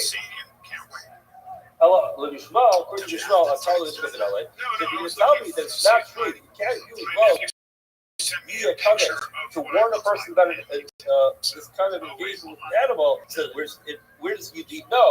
Tara, that is usually for yourself, we said before. It says now.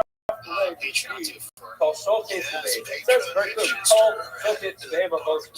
You don't need a piece of Tara for the one who is yourself. It's actually the verb. In English, then, you just apply to this job. That's the rule of Sukkim.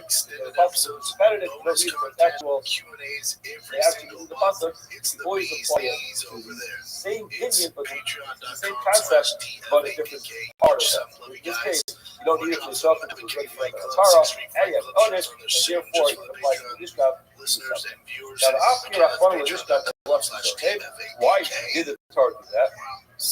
Why the Torah used Lashon Shokeh to describe the subject? Not Shokeh Onesh is here, just like we saw with Shokeh, to tell that there's the Onesh and the Torah. Dishkab Onesh is the subject, the Onesh, the punishment, and the Dashar. Gemara says now. A nirva with Zachar. A nirva with Zachar is the subject of this Zachar relationship. The Hanimala Behema. He's also nirva in the same element to an animal. So again, Omar of Rabbi Abo says the difference of Akiva, according to Akiva, Chayiv Shtayim. He'll be Chayiv twice. Why? Because again, it's two separate Isurim. Because according to Akiva, it makes sense. It's two separate Isurim. It's not Lo Yekadesh. Two separate Yisurim. Chadin was Tishkav, Chadin was Tishkav Shakavtata. Even Yishmael, according to Yishmael, this word comes out to be, according to Yishmael, this last. Eino Chayev, Ela'achas, only Chayev what? Idi, Lo Yekadesh. They're both coming from Lo Yekadesh. The Gemara said, use them both Yekadesh twice. Who? No. Idi, Lo Yekadesh. Abayar, even according to Yishmael, not in Chayev Shtayim. You still have Chayev Shtayim, which is the subsequent Zachar and animal is saved, called Shokeh, the Inu of Shimas, and the Inu of Shokeh, the Inu of Shokeh. You don't need that passage to tell you the halacha. Before, so Shokeh, you can borrow it for the Mishkan. The Ba'apti Rachman Mishkan of Shokeh, as you said before, the Torah uses the Shokeh, the Mishkan of the Lashon of Shokeh, not Shokeh, of Israel, Mishkan of get the same word. This is something. There's punishment. There's warning. I will have a person, the active member, will be behaving Zachar law, and also for Zachar out here. For Habal Behema, person is behaving Behema Allah, all those cases together. Now, Vein Rababo, Vein Labaya. If you small type cells, according to small type 3 times, you keep a type time, according to the only type twice. Let's go a little further. Turn about it. Yo. Zachar. Romo. Says the concept Zachar with the vav. Romo, how are you? Did not make a katan like a gadol. Romo. In other words, we said when it came to an animal, we Romo, you gotta be 18 to be in here, big dog. Behema, when it came to a person who's shokef with the behema, asuba kitana kigedola. We did it's been real. It's been fun. Says, what does this mean? It's been real fun. What does it mean? Didn't Come make back a when you child like the are. I'm around. Well, also, Pachos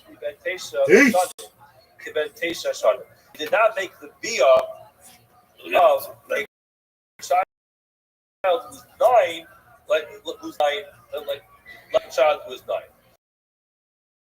We'll explain this in a minute. Shmuel Amo says, Lo Asabi is Pachos Ben Shalosh Shana Kiben Shalosh. So we didn't make Shalosh of less than 3 years. Like 3 years. Right?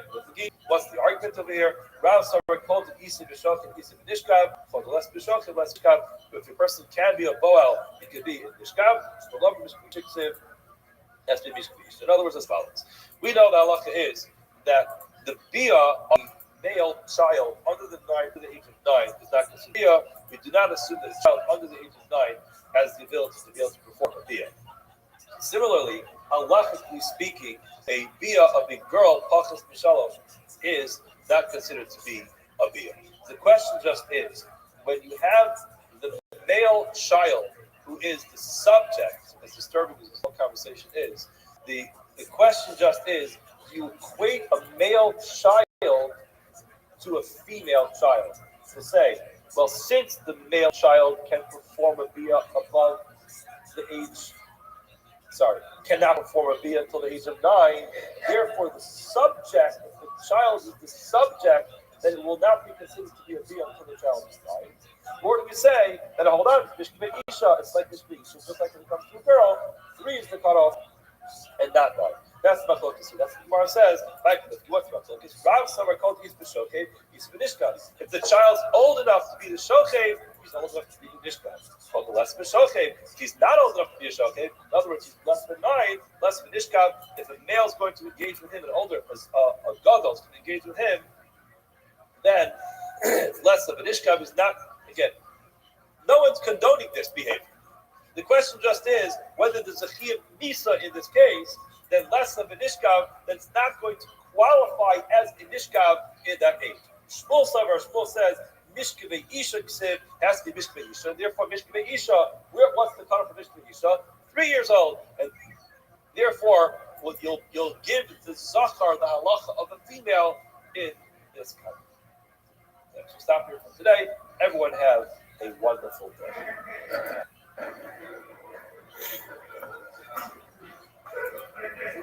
What's so fun?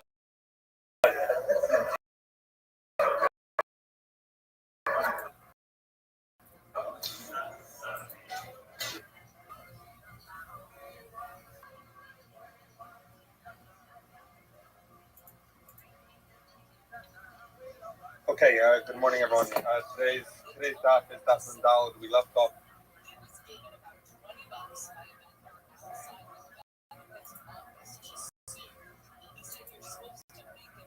yesterday on daf and base, and we're going to be 4 lines up from the bottom. So what we were dealing with there was that in the Mishnah we had a machlokes between the Tanakama and Rabbi Yehuda. That if someone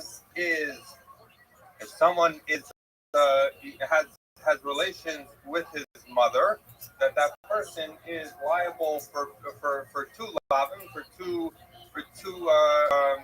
Isurei lav. What are first of all, because it's his mother, and second of all, because it is the wife of his father.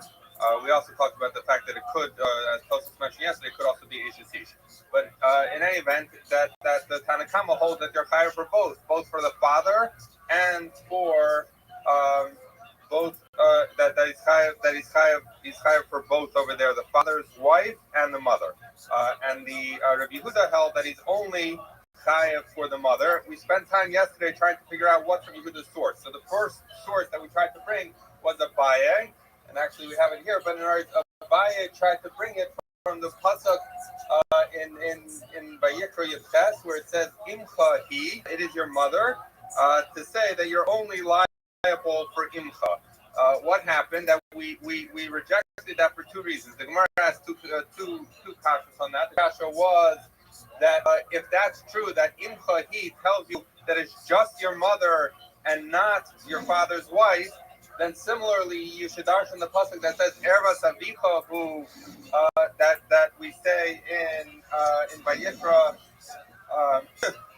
Yud Ches Ches, which is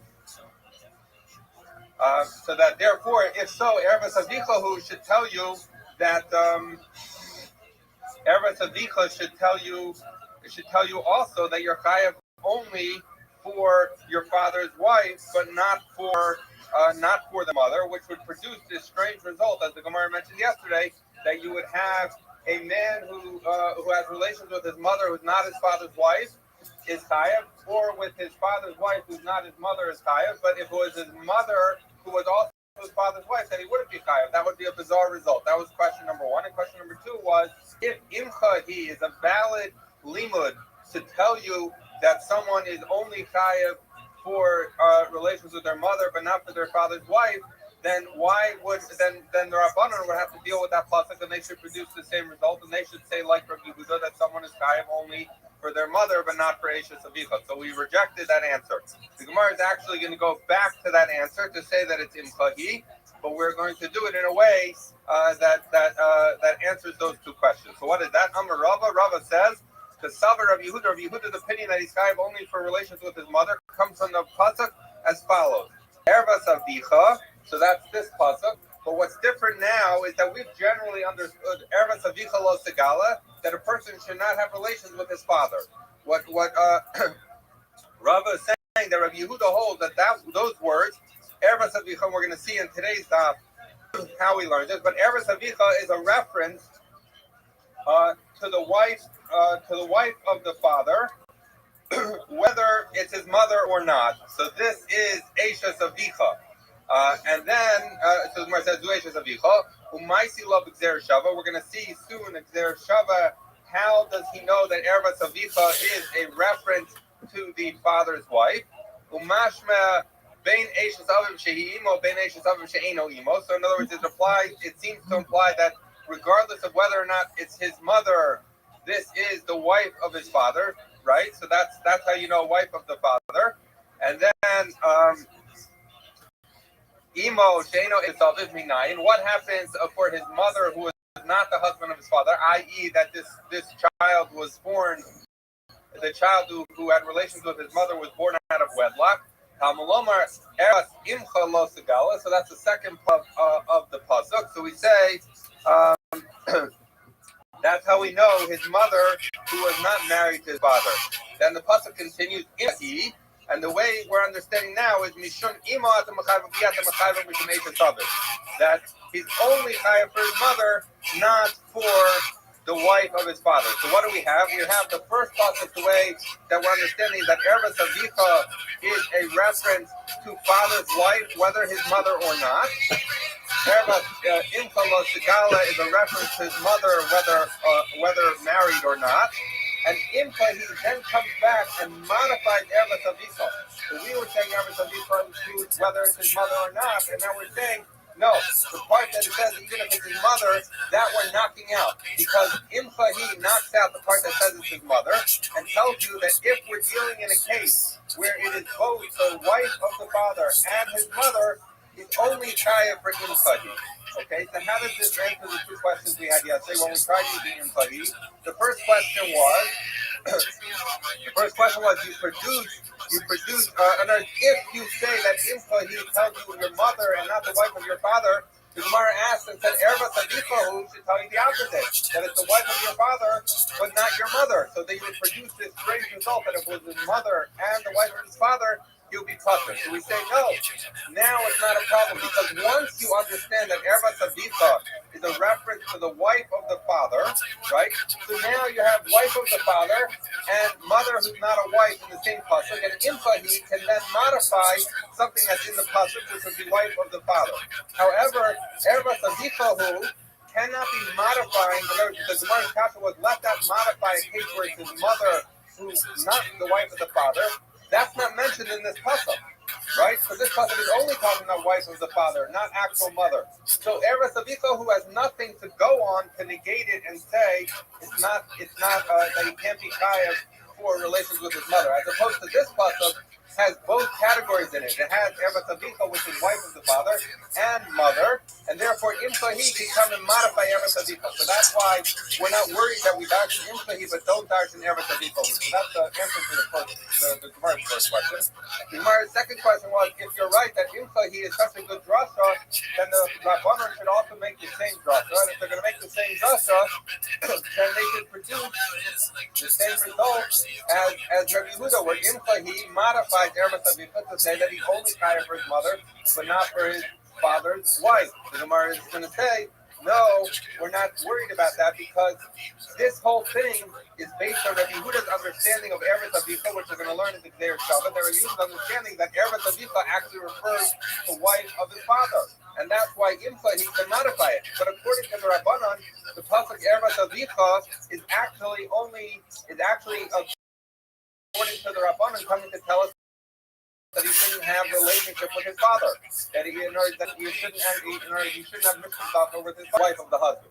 So therefore, according to that, Imcha, if you only have Eretz Imcha Lo Sigala, which is talking about his mother, so then Imcha, he has nothing to go on where it's talking about the wife of the father to negate it. So that's why it doesn't work for the Rabbanon. So we've now answered. We're not worried about Eretz Avicha because it has nothing to modify. Only Imcha, he has something to modify. And we're not worried that Chazal should make the same drashas from Yehuda from Imcha because they disagree fundamentally about what the beginning of the pasuk is talking about. Whereas Rabbi Yehuda holds that it's talking about the wife of the father, Rabbanan holds is talking about having relations with the father. Okay, so that is the answer for how Rabbi Yehuda knows it. Now, we reference Rabbi Yehuda making their Shabbat. The Gemara is going to bring a brayta that supports Rava's answer, and we're going to get into this whole thing in a little bit more detail. And it's technical, that's why we're doing the visual aid today. We'll see if this works. Okay, so half of Nandala Manal. Hanya Kavati the Rava. We learned the brayta in accordance with Rava, who Rava was explaining. The main kiddush of Rava was that Rabbi Yehuda learned Eretz Avicha to include the wife of the husband. Now, point out, how do you know that this brayta you're going to bring is in fact the view of Rabbi Yehuda? Because the brayta is from Safra, and we know that the Stam Safra Rabbi Yehuda, that any time we want to bring the Safra, anytime that you have plain Safra, that's Rabbi Yehuda. So we know this is Rabbi Yehuda's opinion. Safra, we're going to see that Rabbi Yehuda in fact holds like Rava said and how he dies in his part. Here we go. Ish, Prafla Katan. So it's talking about someone who the Ish Asher Yishkav and Eshes Aviv. Right? That's the pasuk we're going to dash. We say as follows: Ish Prafla Katan. We tell you that if a Katan has relations with the wife of his father, he's not chayav. Asher Yishkav and Eshes Aviv. So he says, who has relations with the wife of his father, Mashma Bein Eshes Aviv Kehi Imo, Bein Eshes Aviv Shalom Imo. Right? So this is telling you that relations with the wife of his father, whether it's his mother or not, is now we're talking about the end of the pasuk is written most yimtu shneim b'neim bam. So what are we talking about? Telling you the punishment. So we know every avera in the Torah, we need the onus and the atara. We need both the punishment and the warning. So the punishment we're going to deal with first. Isha Shayishka Vadation David tells you wife of father, whether his mother or not, is an onus, so he's going to get killed. Now the pasuk continues. Imo Te'eno Eshes David. What about his mother who's not married to his father, i.e. he was born out of wedlock? That's covered. Where do you know that from? Tamaloma Ervat Avin Gila.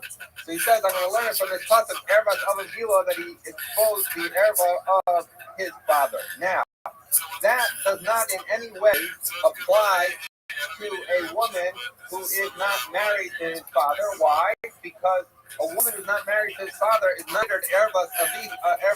It's not considered the erva of his father. So rather, so how does he learn it? He's saying mufnet lahakis v'lodom mimenet der shava. That therefore these words. Why do you need these words? These actually should be enough. Why do you need to say ervas aviv gila? It must be coming based on the der shava that we're going to learn shortly to tell you that not only is he chayav for wife of his father, but also chayav for his mother who is not married to his father. And then the Gemara is going to continue down in the pasuk. Most yomsu that they will surely die is skila. that this is with stoning. Now the Gemara says, the Gemara says, well, how do I know it's stoning? Now we should know this from yesterday, what the Gemara is about to say. The Gemara says, Nemer kan Demayim Bum, the Nemer Ba'obi Yidoni Demayim Bum, that we know that it says here, the pasuk continues, most Yumtu Shnehem Demayim Bum, and we know that the pasuk by Obi Yidoni, which explicitly says that when you have and there's someone who serves Obi Yidoni, who does Obi Yidoni, that commutes with the dead, that person, it says that you stone them. So just like by Obi Yidoni you stone, so here also you stone. And we had this yesterday when we were talking about the Zera and Ravina, that the limud of Obi Yidoni is from the words to Mayim Bar. Okay, so that's where we are. Malahom, the Kila not come to Kila, so that tells you that this is Kila. Okay, so Gemara says fine. So we now have Onesh Shemanu. We've heard this. Azhara Minayim. Where do we know the Azhara? So the Onesh, wife of father, whether it's mother or not. Mother, whether wife and father or not. Okay. Talmud Lomer. So now, how do we know the Azhara? Talmud Lomer. Ervas Avifa Lo Sigala. That the erva of the father you should not uncover. Ervas Avifa Zu Eshes Avifa. So he says this is talking about the wife of the father. So right here, by the way, is where we're going to know that this Raisa is Rabbi Yehuda. Because what did we say just now in our base? Rabbi's answer. The kiddush of Rabbi's understanding of Rabbi Yehuda is that he understands these words, Ervat Avicha, to mean the wife of the father, not talking about having relations with his father. So therefore, this is the proof, by the way, that Rabbi Yehuda, with this whole purpose for bringing this crisis, because we wanted to show, like Rava, that Rabbi Yehuda darshans these words, Ervat Avicha, to mean the wife of the husband. So the crisis says, Ervat Avicha lo tegala, Ervat Avicha zu Eshes Avicha. This is a reference to wife of the father. So the Gemara says, well, how do I know? So he said, well, how do I know that? Maybe it is a case of that is talking about he shouldn't have mishkazaka with his father. So the Gemara says no, because Nemer Khan, Erva Tadifa Lo Sigala, the Nemer Lahalas of his Gila. So he says that he's going to make as follows. We're going to see the Zer Shava now. So he says as follows. It says Erva Infa. Erva Tadifa Lo Sigala. It says Erva Tadifa Lo Sigala, following like that. So it says that there. We want to figure out, is that talking about a wife of the husband? He says, I'm going to make a Zer Shava to Ervas Aviv Gila, this pasuk up here. Once I have that Zer Shava, this pasuk is very clearly talking about someone who has the wife of his father. So we say, just as here, the pasuk is talking about wife of the father, so too here, we're going to be talking, Ervas Aviv Gila, talking about wife of the father.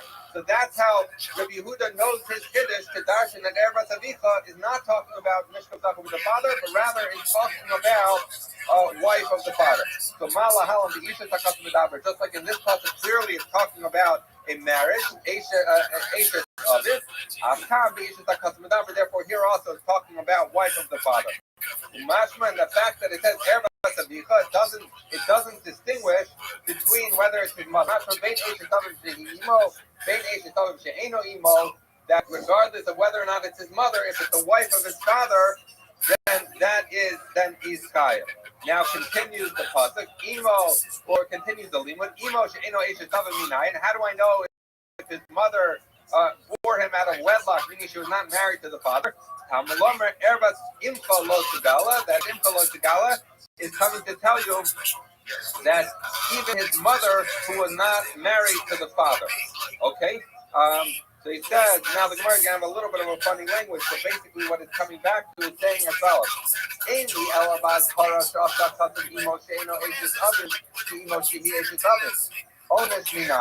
he says as follows. So now this is really the Zer Shava that we referenced earlier, but he's saying as follows. That I see in the Azhara, in the pasuk of Azhara, that it compares his mother, that is not the wife of his father, to the mother who is the wife of the father. So we have both of them in the same pasuk. But how do I know that at the Onesh level? So we say, Nemer kan Erva Savicha Lo Tegala. It's written here, Erva Savicha Lo Tegala. The Nemer Lahalon is written up here, Erva Aviv Gilo. Ma V'Azhara Asa Kasas Imo. She'eno Eshes Aviv Imo She Eshes Aviv. Just like in this pasuk, it compares when it's the wife of the father and it's the mother who is not married to him. So too, therefore, this pasuk also is talking about both, which tells you that both for purposes of Onesh and for Azhara, that the psukim based on that Xer Shabbat between Eretz Avicha, Lo Sigala, and Eretz Aviv Gila is coming to tell you that both of them, both the Onesh and Atara, apply to wife of the father as well as his mother who's not the wife of the father. Okay? So therefore, Aspa Onesh, Asa Katam, Imo, Sheino Eshisavim, Imo, Shehi Eshisavim. So therefore, just like in Atara, we have both wife of father and mother. So to here, by the Onesh, we have wife of father and mother. So now continues the Braita, and this is the second aspect of what we're proving, Rava. The pasuk continues, Imchahi. What does Imchahi tell you? Mishum imo atamachayvo, viatamachayvo mishum eshisav. That we're going to say that Imchahi comes to negate what we were learning from Eretz Avicha. From Eretz Avicha, we were learning wife of the father, whether it's his mother or not. And now we're saying Imchahi tells you, sorry, he's not Kaya for wife of his father if it's also his mother, right? So therefore, this is coming to tell wife of the father who's not his mother, and this is coming to tell you mother who's not the wife of the father. But if there would be only a case of mother, Imchahi negates the limud that Eretz Avicha, wife of the father, applies even when it's his mother, and therefore, if this aspect of Eretz Avicha, what are we left with? We're left with that person who has relations with his mother, who's also the wife of the father, that person is only chayav for Imchahi, because Imchahi took out of Eretz Avicha the liability with his mother who's married to his father, Eshes Avicha. So that's how we're going to learn. Okay, so now we've completed the Braita. What have we proven from this Braita? On the base that we actually did this morning, Rava said that the reason Imchahi can modify this pasuk, but we're not worried about Eretz Avicha, is because Imchahi negates half of what we learned from Eretz Avicha to say that Imchahi tells you he's only chayav for relations with his mother, the wife of his father. He's only chayav for the mother part because of the word Imchahi. And now seen a Braita that very clearly says exactly the way Rava explained Rabbi Yehuda. Okay, so now we have to figure out some things that are missing. Rabbanan, Rabbanan, what do Rabbanan do with this pasuk of Eretz Avicha? So we had Eretz Avicha, which is come to tell us Eretz Avicha, which is modified by Imchahi, to come to tell you that you're chayav only on relations with the mother, but not for the wife of his father. When he has relations with his mother, who is the wife of his father. Why don't the Rabbanan learn like that? So the Rabbanan say very simple why I don't learn like that, because I don't believe that Eretz Avicha is talking about relations with the wife of the father. I think Eretz Avicha is talking about having relations with your father. So that's what it says. Rabbanan, what do the Rabbanan say? They say Eretz Avicha mamish. So the Gemara says, well, if you're coming to tell me that the pasuk is coming to tell you that you can't have relations with your father, what do I need this pasuk for? I need to ask Zachar Nafko. So L'chayev, he says the pasuk says you have Zachar like this, a homosexual relation. So what do I need it to tell me that I shouldn't have relations with my father? I'm not having relations with any man. So the Gemara says L'chayev alav Stein, to make him chayev for two. And what does that mean? We learned yesterday that obviously, if we're talking about killing him, he gets killed for even one. What's the point of two? Is to say that if somehow he did it by accident, and by accident doesn't include accident, for whatever reason he thought it was permitted, that he has to bring two katas also. Rabbi Yehuda, this is similar like we learned like Rabbi Yehuda, which is different than Rabbi Yehuda who we've been dealing with is Rabbi Yehuda. Rabbi Yehuda, Nafri Habala Aviv Chayiv Shtayim. That it says a Nafri. Now we're going to see in the Gemara in a moment that this does not mean really a Nafri, it means a Jew. It says a Jew who comes on his father is Chayiv Shtayim. What is it too? He's Chayiv for Eretz Avicha Lo Sigala, that you shouldn't have relations with your father, and he's Chayiv for V'Yazakar Lo Tishkav Mishkav Isa, that you shouldn't have Mishkav Zakar, so he's Chayiv too. Similarly, Habalachi Aviv Chayiv Shtayim, that someone who has relations, who has homosexual relations with his uncle, is also Chayiv Shtayim. Why? Because how do we know? Because the pasuk says.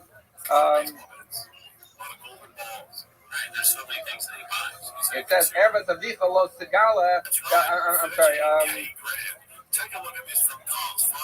clearly show his Basically, the pasuk says that someone cannot uncover the erva. Okay, the erva achi avicha lo sigala.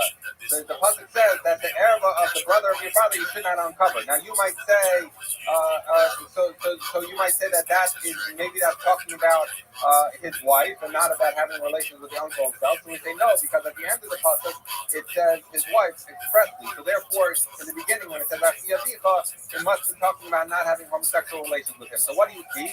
If you're saying that you're chayav two, right? So if you're chayav two, that if you're chayav two, it must be one because of eretz avicha or eretz achi avicha, and the other because of the general prohibition on homosexuality. Okay. So Amar Rava says, Mistabra Milta, the Yehuda, Yisrael, the Shogeg. So he says, what we're focused on right now is why does it say nothing? If you tell me it's a Jew, and we're talking about where he did it by accident, meaning he didn't realize that he was doing something wrong, and we're talking about karbanos, so then it's significant to understand why he would be chayav twice. But if we're talking behind the common nafri, and then why would it say nafri? So that, but the Esau to die. But if you would think that nafri mamish, so if you think that it's literally saying that a guy is chayav double misa, Dino Ma'idniu. What's the halacha of a guy who has a homosexual relationship? Kapla, he gets killed. You trade Katli slay, are you going to kill him twice?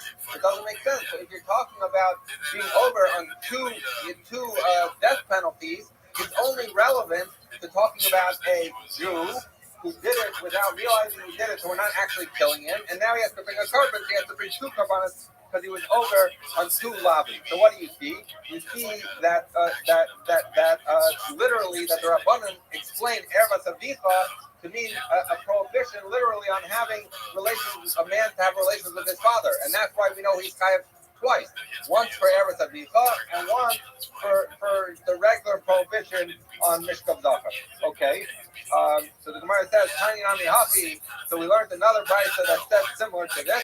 Haba Alav Chayiv Stayim.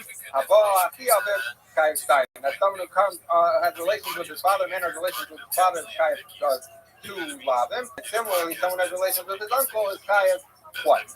Okay, so now the question will be, on its face, this would seem to negate the Los Rabbi Yehuda. So some say that this brayso that talks about him being chayav twice is not like Rabbi Yehuda. Why?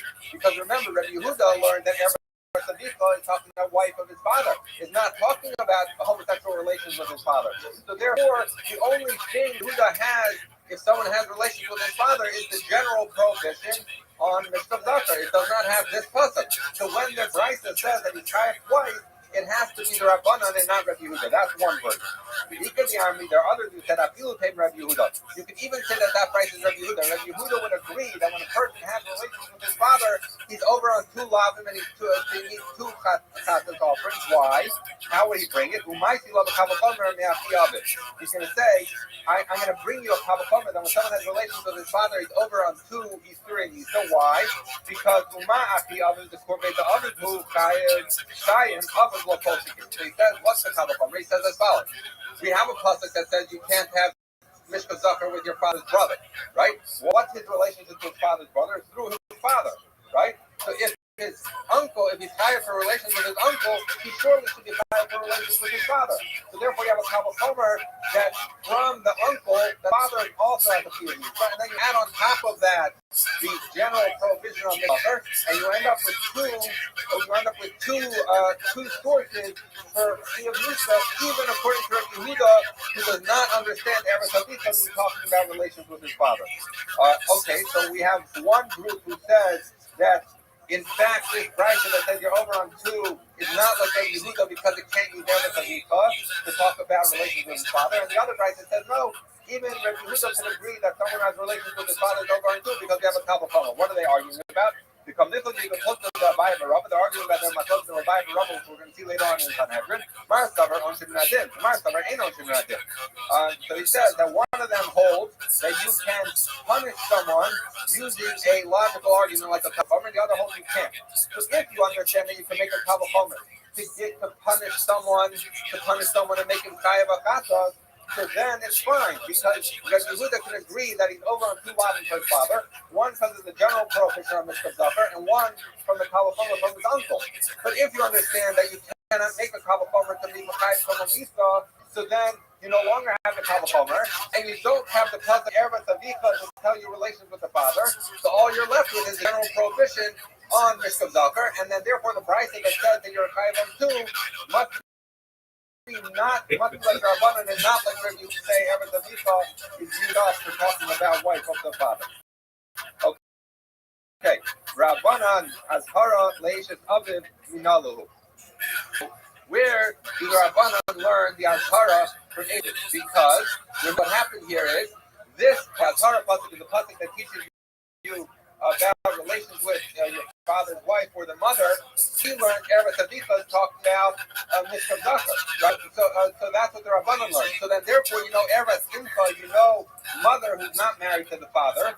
But how do you know where is the Atara for the wife of the father? The Gemara says, we have this other pasuk down here, Yud Tes Tes, which says Erev Eishes Avicha Lo Tegala, tells you that that's the Atara, according to the Rabbanan, to tell you that a man cannot have relations with the wife of his father, even if it's not his mother. Okay, so we say Rabbi Yehuda. So why does Rabbi Yehuda have to learn it from Erev Avicha? Why not? Why doesn't he learn it from a very explicit pasuk, Yud Tes Tes, which says Erev Eishes Avicha Lo Tegala? So the Gemara says. He learns that he needs that pasuk to tell you that a person is kind of, we actually saw in our mission yesterday, that if a man has relations with the wife of his father, that applies even if his father died. So if his father married a woman who's not his mother, and then his father died, he has relations with that woman, he's been over on the Isser of the Eishes Aviv. That's how Rabbi Yehuda would use this pasuk. Okay, so the Gemara says, Rabbanan, where would the Rabbanan know the halakha in our Mishnah, a man is chayav for relations with his wife's father even after his father died? So the Gemara says, Havu Misefa the Kranafka, Erev Avicha. So the end of the pasuk says, Erev Avicha. Those words are extra, and so therefore that's what the Rabbanan used to learn that a man is chayav for relations with his wife's father even after his father is no longer living. Rabbi Yehuda, what about Rabbi Yehuda? What does he do with those words? Erev Avicha. He violated Mishum Eishes Av Asai V'Biyasam Chayim Mishum. So he says he's going to teach you that these words, Erev Avicha, will come to tell you that when a person has relations with the wife of his father, who's married to his father still, that he's only chayav for relations with the wife of the father. He's not chayav for the general prohibition on Eishes. That's what Rabbi Yehuda learned from the word Erev Avicha. Now, hopefully someone will ask a question. Maybe that yesterday's Mishnah we said express not like that. Well, no, we learned in the Mishnah. Habal Eishes Av, someone who comes has relations with the wife of his father. Chayav Alei Mishum Eishes Av, Mishum Eishes Ish. That the person is chayav both for Eishes Av and for Eishes Ish. Bein b'chayav and bein achar misas, whether the father is living or not. And what happens? This is an uncontested statement in the Mishnah. Who oppose Rabbi Yehuda, and Rabbi Yehuda never argues. So if Rabbi Yehuda learned from Erev Avicha that when a person has relations with the wife of his father, he's chayav only for wife of the father, but not for general prohibition on Eishes Ish. So that Rabbi Yehuda, who dashes that pasuk, should have argued on the Mishnah and said, "Hold on, you're only chayav for relations with the wife of the father." So the Gemara says, "I'm going to buy a Polish for Brisa." And Rabbi Yehuda does argue. And it just happens to be in the Mishnah he didn't say, but in a Brisa somewhere it must be that he said it. Okay, Rabbanan. Okay, so we said that we talked about the fact that Rabbi Yehuda we talked about the fact that Rabbi Yehuda learned from Erev Avicha Lo Tegala that I'm sorry, Torah. So we have as follows that we're talking halacha that whether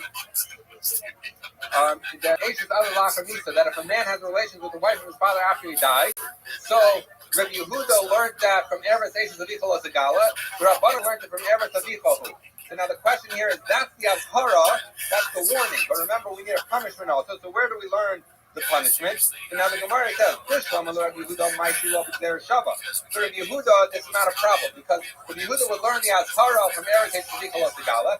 How would he know the Onesh? Because remember, we had a Gzer Shava that we compared Eretz Tzadikah Segala to Eretz Aviv Gila to tell you that there's a Gzer Shava between Onesh and Azhara, and if you know one, you know the other. So therefore, once Rabbi Yehuda knows Eretz Tzadikah Segala comes to touch that there's an Azhara, there's a warning not to have relations with the wife and the father.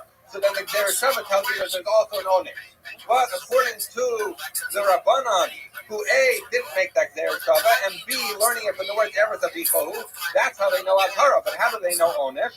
So we say, El Rabbanan Minolahu, where do they know it from? Amilacha, Ahu Eretz Aviv Gila, the Mafkila Rabbi Yehuda was Gzer Shava, Mafkila Inhu Lo Onesh Eishes Aviv Lachamisa. He says as follows. That if you remember that Rabbi Yehuda used these words Eretz Aviv Gila, which were extra, to connect a Gzer Shava between Eretz Aviv Gila and Eretz Avicha Lo Segala, right? And that was to teach a number of things. It was to teach that first of all that this pasuk is not talking about Mishkan Zachar with his father, but rather it's talking about the wife of his father, and it was also talking about the Gzer Shava to show how you know the mother even without marriage. But that was only Gzer Shava according to Rabbi Yehuda. The Rabbanan didn't mention that to Gzer Shava. So as Rabbi Yehuda pointed out, these words are extra.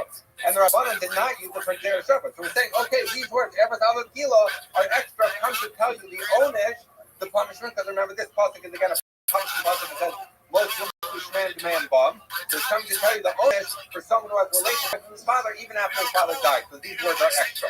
Okay? Rabbanan Onesh L'imo Sheina Eishes Aviv Onesh L'imo Sheina Eishes Aviv Minalu. Okay, so remember that we had, according to the Rabbanan, we had the Eretz Imcha Lo Segala was an Azhara that he shouldn't have relations with his mother who's not the wife of his father.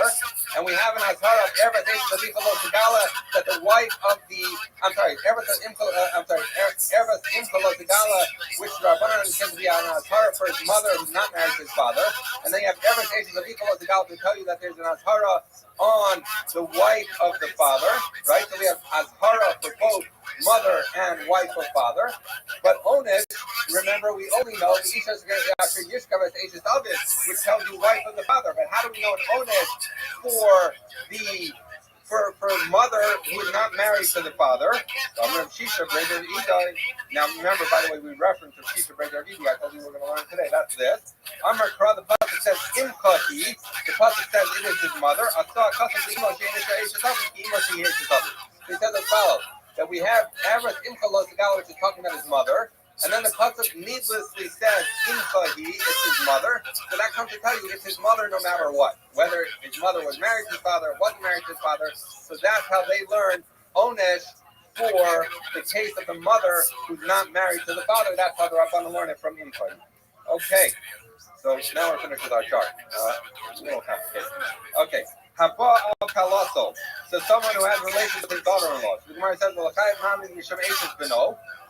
so what is the pasuk that says by son-in-law? It says, the pasuk says, Ervas Kalasta Lo Segala, the erva of your daughter-in-law you should not uncover. Eishes Simcha He Lo Segala Ervasa. It's the wife of your son, you should not uncover her erva. So what do you see? You see two things the pasuk is telling you. It's repeating itself. For one says Ervas Kalasta Lo Segala, and then the other one says Eishes Simcha He Lo Segala. It implies that there's two lavins that someone is over when they have relations with his daughter-in-law. So the Gemara says as follows.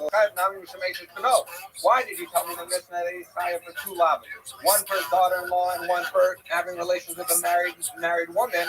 It should be one for married woman, one for his daughter-in-law, and another for his daughter-in-law, because there's two things in the pasuk that imply there's two lavins with the daughter-in-law. He says no. You're figuring out that it's two psukim. When it says Eretz Kalasa Lo Segala Eishes Fincha He Lo Segala Ervasa, you're saying that's two psukim. It's not really two psukim. It's the same person. It's both talking about the daughter-in-law, and therefore there's only one lav of the daughter-in-law and one lav of Eishes. This is what our Mishnah told us. So you might ask, well, if so, why does the pasuk repeat it twice? So they say, Rashi points out, this is in order to that to be Machayev him even after Misa. It says twice his daughter-in-law, once for his daughter-in-law when his son is still alive, and once for his daughter-in-law even after the son dies. But at the end of the day, it's still only one lav. Okay, and that's why our mission said he's over on two lavs, one for daughter-in-law and one the general prohibition on Ashes. Okay. Mishnah, Habala Dafabel Behemo, the Isha Mediata Behemo, the Shkilo. We said in the Mishnah before, we had 18 cases. This is the first three of them. Someone who has a relationship who engages affirmatively in an act, homosexual act, and Al Behemo, someone who engages in bestiality, and a woman who engages in bestiality by bringing a Behemo on her. All of those get the Shkilo. Now the Gemara asked the question, the Mishnah, because now we know the halacha is the Torah tells us that if someone has relations with a behema, not only does he get killed, but the animal gets killed. So the Mishnah inquires about this. This is an interesting halacha. He said, what did the animal do wrong? I get it. The man did a chet. What did the behema do?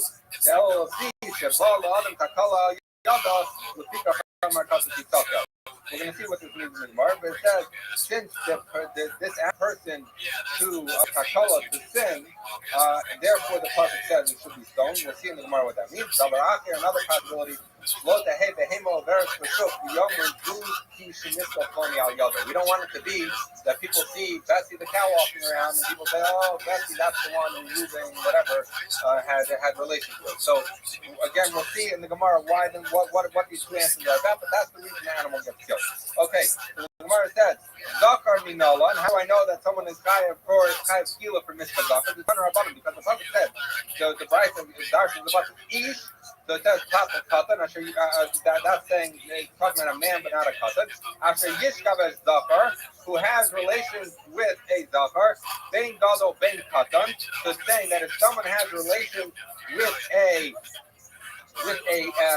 katan, so someone sodomizes a 10-year-old, that he's chayav, even though the recipient of his act was a katan.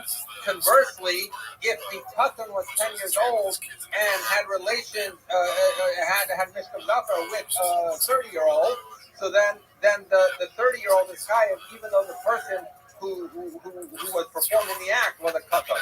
So we see that applies at some level. We'll get into a little more clarification on detail, hopefully we can get to the end of the dot. Okay, Mishkavei Isha, the pasuk continues, Mishkavei Isha which implies plural forms of relationship similar to a woman. So we say as follows, which is named Mishkavei Isha. But it's not coming to teach us anything about Mishkav Zafar, it's coming to teach us about relations with a woman. As follows, because since it says Mishkavei Isha plural, comes to tell you that if a man has relations, let's say with his sister, anyone he's not permitted to, it comes to tell you that not only is that true if he has ordinary relations with his sister, but even if he has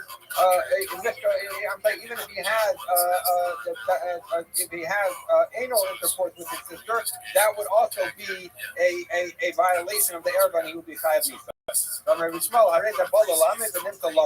says, interestingly, this you would think was coming to tell you a halacha of Mishkav Zafar, but actually it's coming to teach you from Mishkav Zafar that says Mishkavei Isha, and it equates the two forms of intercourse with a woman, with a woman, comes to tell you that therefore any case that relations with a woman is impermissible, that's true, whether it's in the natural or unnatural way.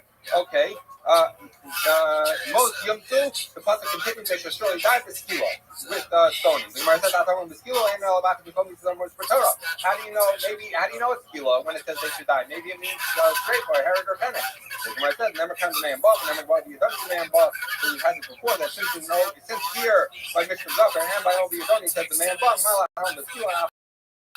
Just like in the case of Obi Yadoni, it's clear that it's skila. It's clear that it is skila. Okay, so the Gemara says fine. So now I have a pasuk that teaches us that people who engage in Mishka Zachar get killed. So that's the onesh. Onesh shamanu. How do I know that you're not supposed to have, that you have to be warned in the Torah to tell you that you're not allowed Mishkav Zafar? So we say, the pasuk says, you should not have, it's another pasuk that says you shouldn't have homosexual relations. Lamadnu azhara, Lamadnu azhara l'shokev, azhara l'mishkav minayin. So he says as follows. So what have we proven so far? We had an oneg, which talks about both of them, right? So both the person, it says that two people should not have it, the may and bum, both of them are chayav misa. So the oneg we know is true both for the performer, the actor, and the recipient of the mishkav zacher. But in the case of Azhara, we learned from the pasuk that as zacher l'tishka mishkav isa, you should not engage in homosexual relations with a man. That's talking about an actor. But how do we know that the recipient has an Azhara? Okay, Azhara. The pasuk says in Devarim that there should not be a kadesh ibnei Yisrael Omer, and we have a pasuk which says the gam kadesh hi ba'aretz. The gam kadesh hi ba'aretz. There was kadesh in the land. Asu kechol ha'toivas ha'goyim asher hori, that you did like all of the toivas of the goyim that the Rebbeinu Shalom kicked out of Eretz Yisrael. So what do you see? So you see. It says the word kadesh in Malachim Aleph by dealing with toevos, right? And we know that one of the toevos that's dealt with in the Torah is mishkav zacher. And so once we know that when it talks about kadesh being done in Eretz Yisrael, it includes mishkav zacher. Then when the pasuk in the Torah says, "Well, yeah, kadesh," we made sure that there shouldn't be a kadesh. It's coming to tell you that there should not be mishkav zacher. So you see that it is a azhara. How do you know that it's for the recipient? Because this we see by the oneg that it's true whether the person gets punished, whether they're the actor or the recipient. So here in the Torah, it applies when it says kadesh, well, yeah, kadesh, it's saying even the recipient. Okay, these are really small. If you want to hear that, I don't need to come onto this whole lo yeah kadesh business. Why? Because Hareyu Omer, it's written in the pasuk. We brought the Azhara we brought the Azhara, which we understood to be talking about only the actor, because it says the Azhara like Shishka Mishmei Isha. He says the Azhara like Mishmei Isha, three bait low Sishake. He says that pasuk that says you should not engage in acts of Mishka Zacher can be read lo Tishka, you should not be the actor, or lo Sishake, you should not have the act done upon you. So the same pasuk can teach us both cases, actor and recipient, for purposes of an atar. Behema minalan. How do I know that a person gets skila for relations with a behema? Because the Rabbanan learned ish. It says a man prat katan to tell you that if a katan has relations with a behema, he's not chayav misa. The pasuk continues that so he takes shechut of the behema that he so he says that he puts. That he engages in relations with behema, ben gedola, ben ketana, whether the animal is old, young, it doesn't matter. We're going to get into this because by people there's a distinction, but by animals there's no distinction. An animal could be 1 hour old and you're chayav for doing it. It could be 50 years old and you're chayav for doing it. Okay? Most you must, the pasuk continues, and you should surely be killed. We say it's a kilo. Same question we've had a bunch of times. So it says, how do you know kilo? Maybe it's straight by Herod Mechanic. Where it says, Nemarkan, it's written here, Taharogu.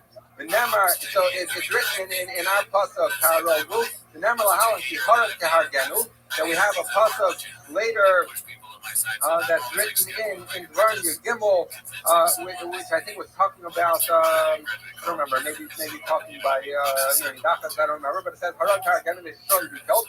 No, it's not I don't remember, but the pasuk is talking about skila. Malaham the skila we learned from that there Shabbat. And even though tehare that even though that taroku it says here is technically speaking about the behema, we assume that the man and the behema get the same punishment. So you see that a person gets the punishment of skila who engages in relations with a behema. Lamanu onesh l'shokev, onesh l'nishkav minala. So he says, okay, this pasuk that told us that the person died is talking about that's talking about ish asher yiten shechita v'lehema that put his shiva in the behavior, he's the actor, and that he gets killed. How do I know that a person who allows himself to be summarized, a man who allows himself to be summarized, gets death? So now the pasuk says any person who lies over the behema gets killed. Now technically this pasuk seems to apply to someone who's the actor. We're looking for something of someone who's the recipient. But why it is irrelevant? Because since we've already established that the actor gets killed, so what do you need this pasuk? We already learned it from Isha Shagitin Shashim over the Hema. So the Gemara says, therefore, it's an extra pasuk telling us that he gets killed. And so that if we have this concept that if you don't need it for a person who's an actor, then we'll use it instead for the person who's the recipient. Lamano Onish, Ben Lashoka Ben Lanishka. He says, okay, fine, I accept that, Joshua. So we learned the onus is the punishment, whether the person is the one performing the Mishkav Zafar or the one who's the recipient of the Mishkav Zafar. Atara Minayin, how do I know Atara?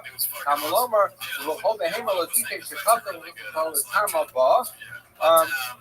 Okay, so it says that in any animal you shouldn't put I'm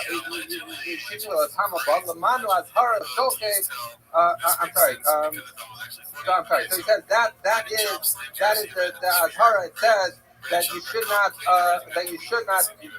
not have relations with the behemoth, the tamabas, and that's the Azhara for the Lomana Azhara L'Shofim. So we're warning that a person should not be the actor. L'Nishkav Minayin. How do I know that he shouldn't be the recipient?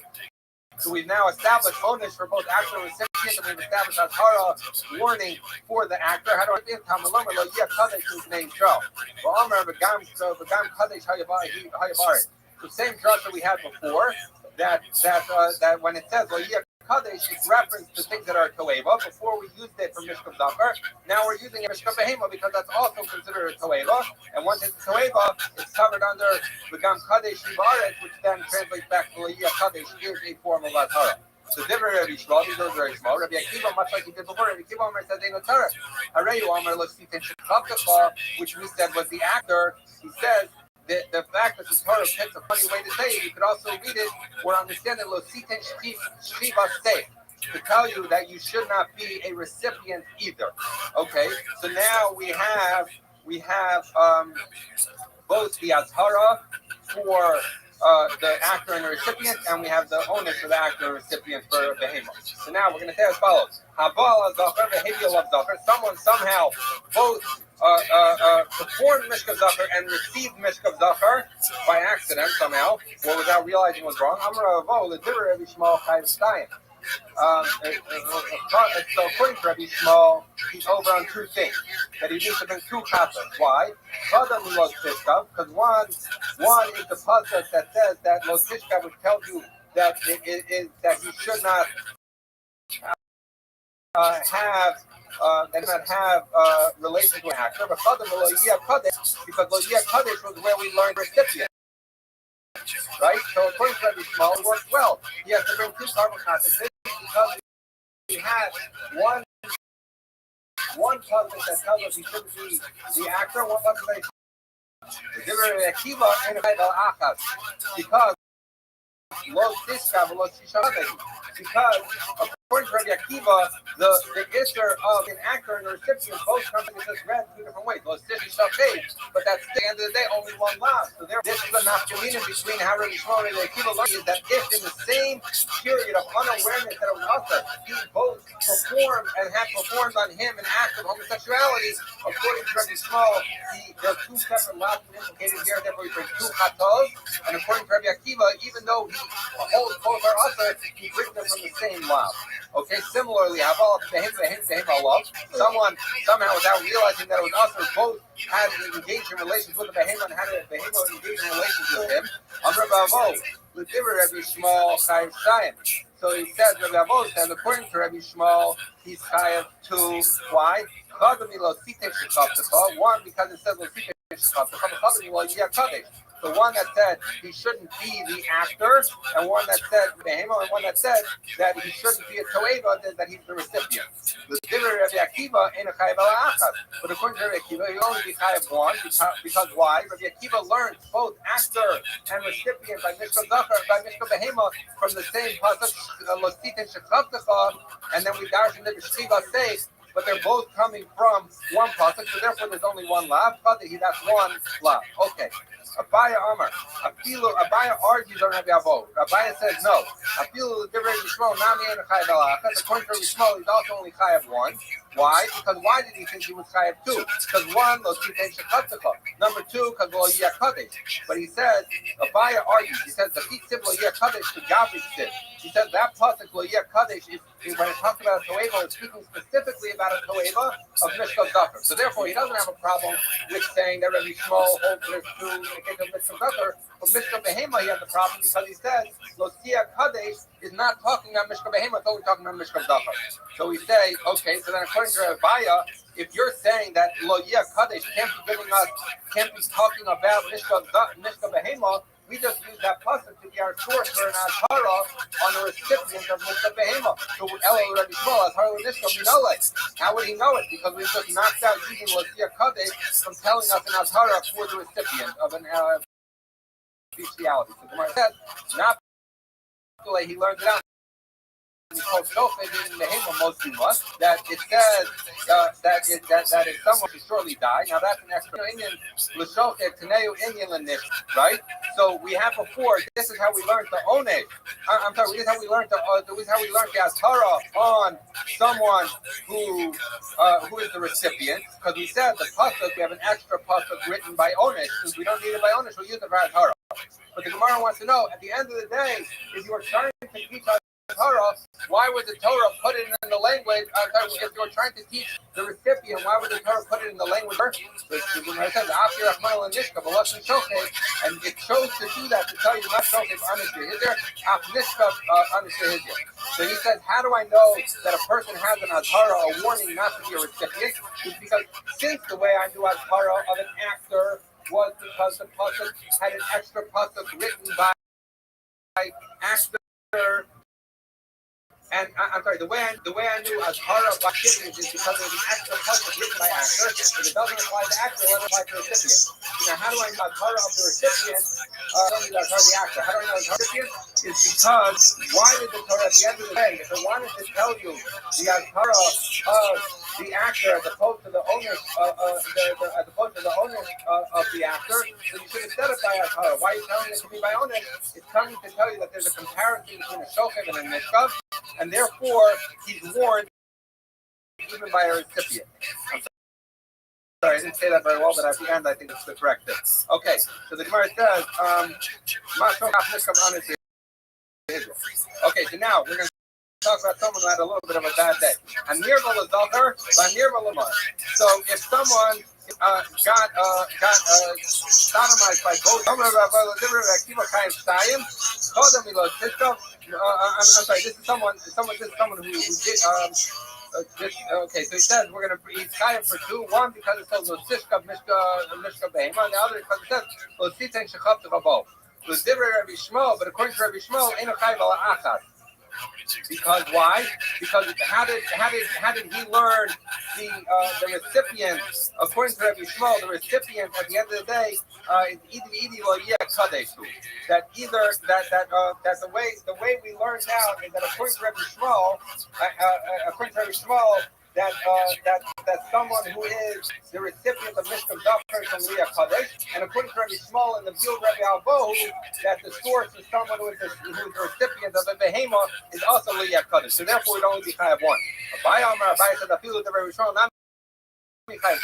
Abaya says, now they argued and said a recipient who's the recipient of Mishkav Behema cannot be learned from Liyah Kadesh because Liyah Kadesh cannot be referring to an animal, only refer to a man. So he therefore wanted so therefore, Abaya is consistent when he says, you're also chayav too because they don't. Most you must. So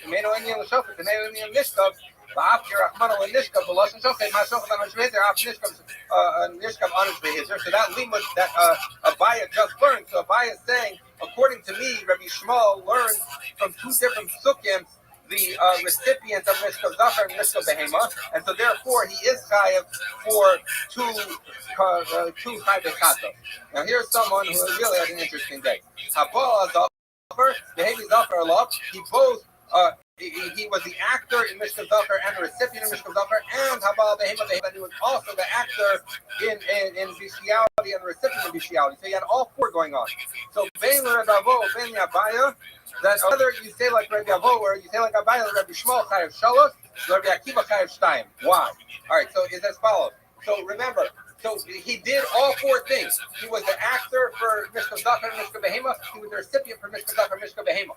So according to Rebbe, according to the Tahamino actor, one is as Zachar Losishka, that's one lav, and that's the actor by Zachar. Tahamino, the actor by Behema, that's two lavim. Then, when he's the recipient, according to Rabbi Shmuel, he knows Zachar from Lo Yeh Kadesh, so that is 3, right? And then Rabbi Avo, according to Rabbi Avo, he learned out the recipient of Behema also from Lo Yeh Kadesh. But therefore, you don't get a fourth because he changed Lo Yeh Kadesh a second time. So therefore, according to Rabbi Avo, it's 3. Now, according to Abaye, you also have only 3 because that as Zachar Losishka tells you that Zachar is the actor. So because Behema Losishka tells you actor by Behema. Lo Yeh Kadesh tells you a recipient by Zachar. But where did Abaye learn the recipient by Behema? He learned it from Behema Losishka, which is the same source for where he learned an actor by Behema. So he also only had 3.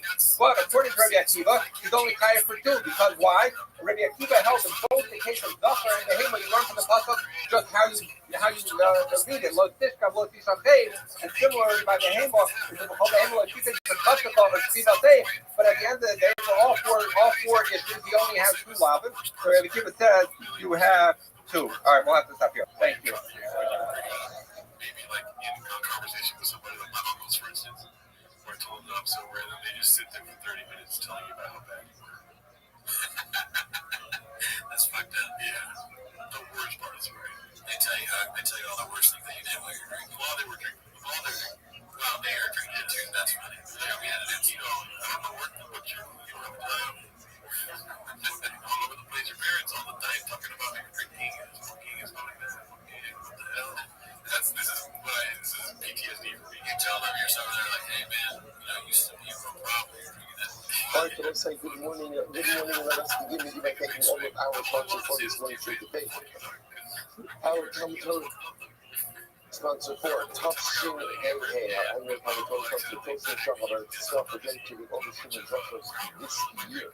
As his host, I'm so sorry about this. That's one of the sponsors for today. From Sharon Gold. Our family of Baltimore now, Lakewood Resorts in the memory of Bob's father, Bruce Gold, is supported roughly of the American Land Commodore. The show will have the family in the house. The real thing to show to see the release of the Lord hostages. This Shabbos and meditation in the coming days, and holy soldiers should be successful. The whole mass saving. Let's be back. Let us begin. Today's back is Mondays 52. We are giving up on the days 51 B. 51 B. Did we get up to Rabbi Akiva Omer?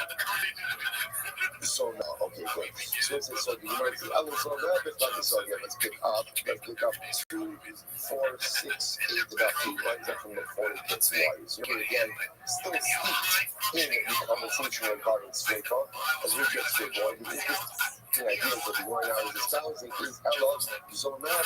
And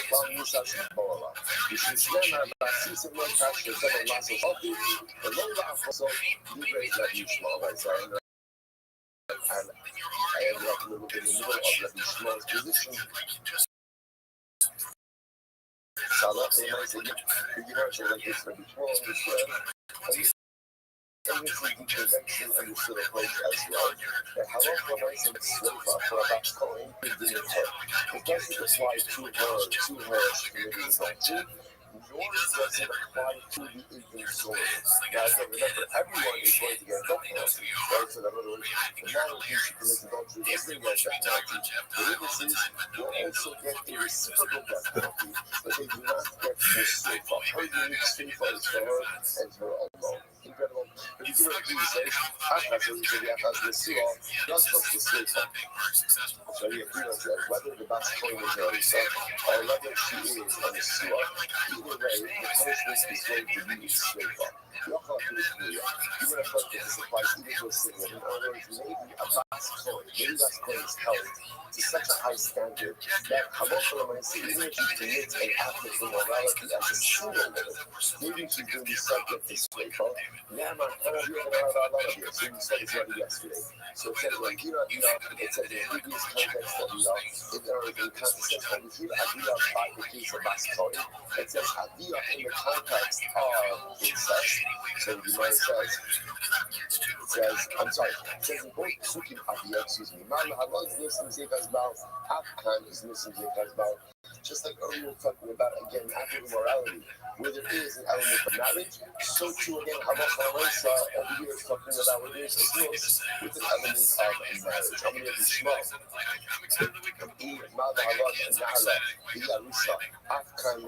So first one, none of us, and none of us, 51b. I, the Shmuel says, if that's the case, maybe you say just like in one passage, the context is that she's a Nara and she's a Risa. So too over here, the second passage should also be only applying she's a Nara and she's a Risa. And when you keep it Shmalati, Bas, Ubas, and Idorish. It's interesting enough, so you keep this is back to Shmuel. The passage just said Bas, but it says Ubas. The Bob is used here. The comes simply. So what is another song?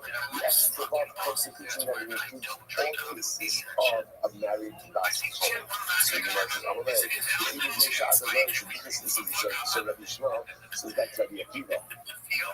And so like this, and he says, interestingly enough, the English, sorry, the English, second one, the English has no Bas, no teaching the Shrefa, so Shkaya, he dancing, he back, he dancing the bar. So first of all, he says that's a correct structure. So because you dancing an extra bar, never will take this bar out for Shrefa. And you know what, it's going to be clear. Remember, no one is disagreeing about the death penalty for adultery. Remember, what can disagree with over here? He loves the death penalty. So the Gemara says, maybe it's Hapnuya. The Mashma Lahotzi as Hapnuya, Hotzi is a Surah. So now that's what it is. If we're going to mention it, including the Surah, then by definition also include the Hapnuya. It includes all types of Bashkori and if she's unmarried. The Mashma Lahotzi is Hapnuya, and if you want to exclude a single girl, Hotzi is a Surah. In fact, you should include ultimately the Surah as well. Rabbi Akiva says as follows: Ahani Zir Shabbat, Yemeite Kirion, Ahani Bas Ubas, the Rabbi says Rabbi Akiva says like this: Zir Shabbat will help to exclude the single girl. Single Bas is not subject to any of these halachas, and ultimately again the Bob, the Bas, the extra you bring the rabbis as far as Surah comes to include the Surah. The Shmuel will say, in the common Bas, Shmani Hagir with Zir Shabbat. The Shmuel says, for the fact we're saying Bas, and it's the same as only holding the Zir Shabbat. The Shmuel, hi Bas, my birthday. So again, remember, that the Akiva uses the Ubas, the Bob to include all different pieces of a Bas can be married. The Shmuel rejects that. But the Shmuel also has to admit the fact that the Torah said Bas coin. Why does it say Ubas? What does it do with the extra Bas? So the Lord said, you violated the Tani Avili Yishmuel Bar Adam. Very interesting. Maxine Shekala Kasha is calling the team in the Bible. You have no singer. So I'm not talking like this. It's very interesting. I'm not talking similarly. Torah makes a distinction about Kohanim, but no Kohanim, people are called merged and honest Kohanim. And here, the distinction I love the nice and cold is about more. He's not able to do the Avodah. So there's a distinction between merged and unmerged Kohanim. I'm not a fan that that same distinction applies to a Bas Kohen, interesting, right? And maybe the din of Bas Kohen, specifically the din of Seifa by Bas Kohen, only applies to an unblemished Bas Kohen, to which we can now say, Talmud Bas, get the extra Bas is a reward. And you tell us that whenever you use a din that applies to a Bas Kohen, it doesn't make a difference. There's no din of moving by a Bas Kohen, only din of moving by Kohen. Interesting, Rabbi Akiva. But I'm going to keep laying this out. Then Rabbi Akiva, Megahem Makridim Abayu Kodesh. Rabbi Akiva says, you know, the Pasukah, if they're not given, they will offer up the Kabbalah Bahayu Kodesh. They will be sanctified. That's why that the sanctity of a male Kohen is fundamentally tethered to his Jews will call it unblemished state.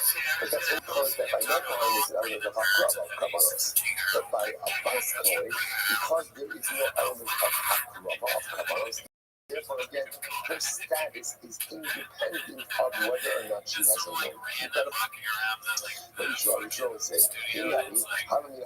Yo, Nerox, how you living? Nerox, what's new? Maybe their daughters don't have, I don't know, to which the okay. Just chilling. How'd you find out about me, Nerox? From the Discord server. Oh, okay. Which one? Yeah, absolutely. Yeah, 100%. What's on your? All right, so you're just chilling, Nerox? Yeah, I'm sure I had this on. How'd you do? Congratulations. What position do you play? What does that mean? I'm playing defense right there. Are you good at it? Yeah. He's actually telling us. Did you let that one goal score on your side, or was it the other guy's side? There you go. All right. What's your team? What's your team's record this year? Sorry? What's your team's record this year? No, what's that? I'm from Germany. Maybe not that good. That's okay. Can you say another time? Yeah. How many wins did your team have this year? So, for example, okay. Like this year? Yes. Okay. How many losses? 2. Oh, that's very good. You're on a really good team. Okay, excellent. Very, very high. Excellent. Very well. Well, I'm glad to hear that. All right. Well, I'm just chilling, listening to the podcast. Feel free to enjoy.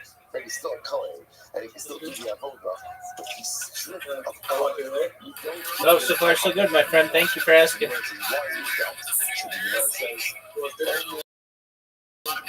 Yes, sir.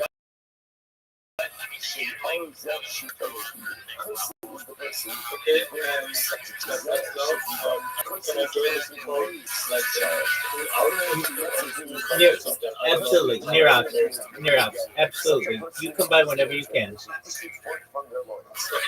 Because I don't know the time in America. How would you No, it's like noon. Okay, then. Excellent. Peace, man. You're always welcome. Goodbye. Bye-bye. Thanks, Big Dog. Bye-bye. So this is a fascinating discussion. This that's what people need to read notebooks are the only topics you need to find the time to really delve into a little bit. Because what you might say over here is that there is parental culpability for the actions and decisions of a child. Right? And therefore, again, Rachel, the daughter, commits adultery. You see, Aaron, clearly there's something fundamentally flawed in the home you gave your child. There's something fundamentally flawed in the home in which you raised your child. Because for a child to make these type of lifestyle decisions means that obviously, again, he did something wrong. He did something wrong. The Gemara says over here, this has an impact on the father. So now, father, we no longer give you the honor you raised. Person is the person who raised the child. Person is the person. So it's going to point out. You're fascinating. And I was going to point out this has all results in there is such a fundamental liability or responsibility of parents for how their children turn out. And you see very different competing motifs in Chazal. And again, we know this as parents. There are times where parents can do every single thing right. But yet, my kid makes their own decisions. Right? And children become adults, and adults make their own decisions. And a parent might have done every single thing and every single intention they're supposed to do. My kid is still going to make their own decision. But, on the other hand, it is also quite possible that the decisions that children make are absolutely steeped in the upbringing and the values or lack of values that we gave them. And that's a difficult pill to swallow because so the U.S. says Trump says it will us. Something that is bent, right? Something that is bent cannot be made straight. So that says. So the U.S. says, what does that mean? Right? We live in a world that Yo, hope in general or Yiddish type. cool. How you doing? So these are like that cannot be made straight. So the U.S. says, that's only the mindset. That's only the mindset. So I was going to the non-literary. Which is what we call a mindset. So for example, we talk about a disagreement as a mindset. No matter how bad you feel for what you did, no matter how much sugar you do, you can't what? You can't do it. The mindset is there. So I'll tell you, like, as I get older and like look back on raising a family, I feel like sometimes it's not just a mindset, but it also is just a thing. Sometimes the other thing you can't undo is the way you raise your children. And the influences you allow into your home, the things you allow your children to do, don't allow your children to do. But you can't undo it. And it's one of the hardest parts because often we learn to be a parent on the job. And when you realize my mistakes afterwards, so it's easy to say this, like, after I created the monster, like, in other words, like, again, I'm not quite accusing, but you understand that, like, after I made the mistake, and then I realized I really made some significant mistakes. And the incredible part is, you can't undo it. You can't. Clearly, it's one of those things where a lot of times, and again, I can go back and have open and honest conversations with my kids. And so, I just want to tell you, those things that I did, they weren't right. They weren't right. And I want to be clear that they weren't right.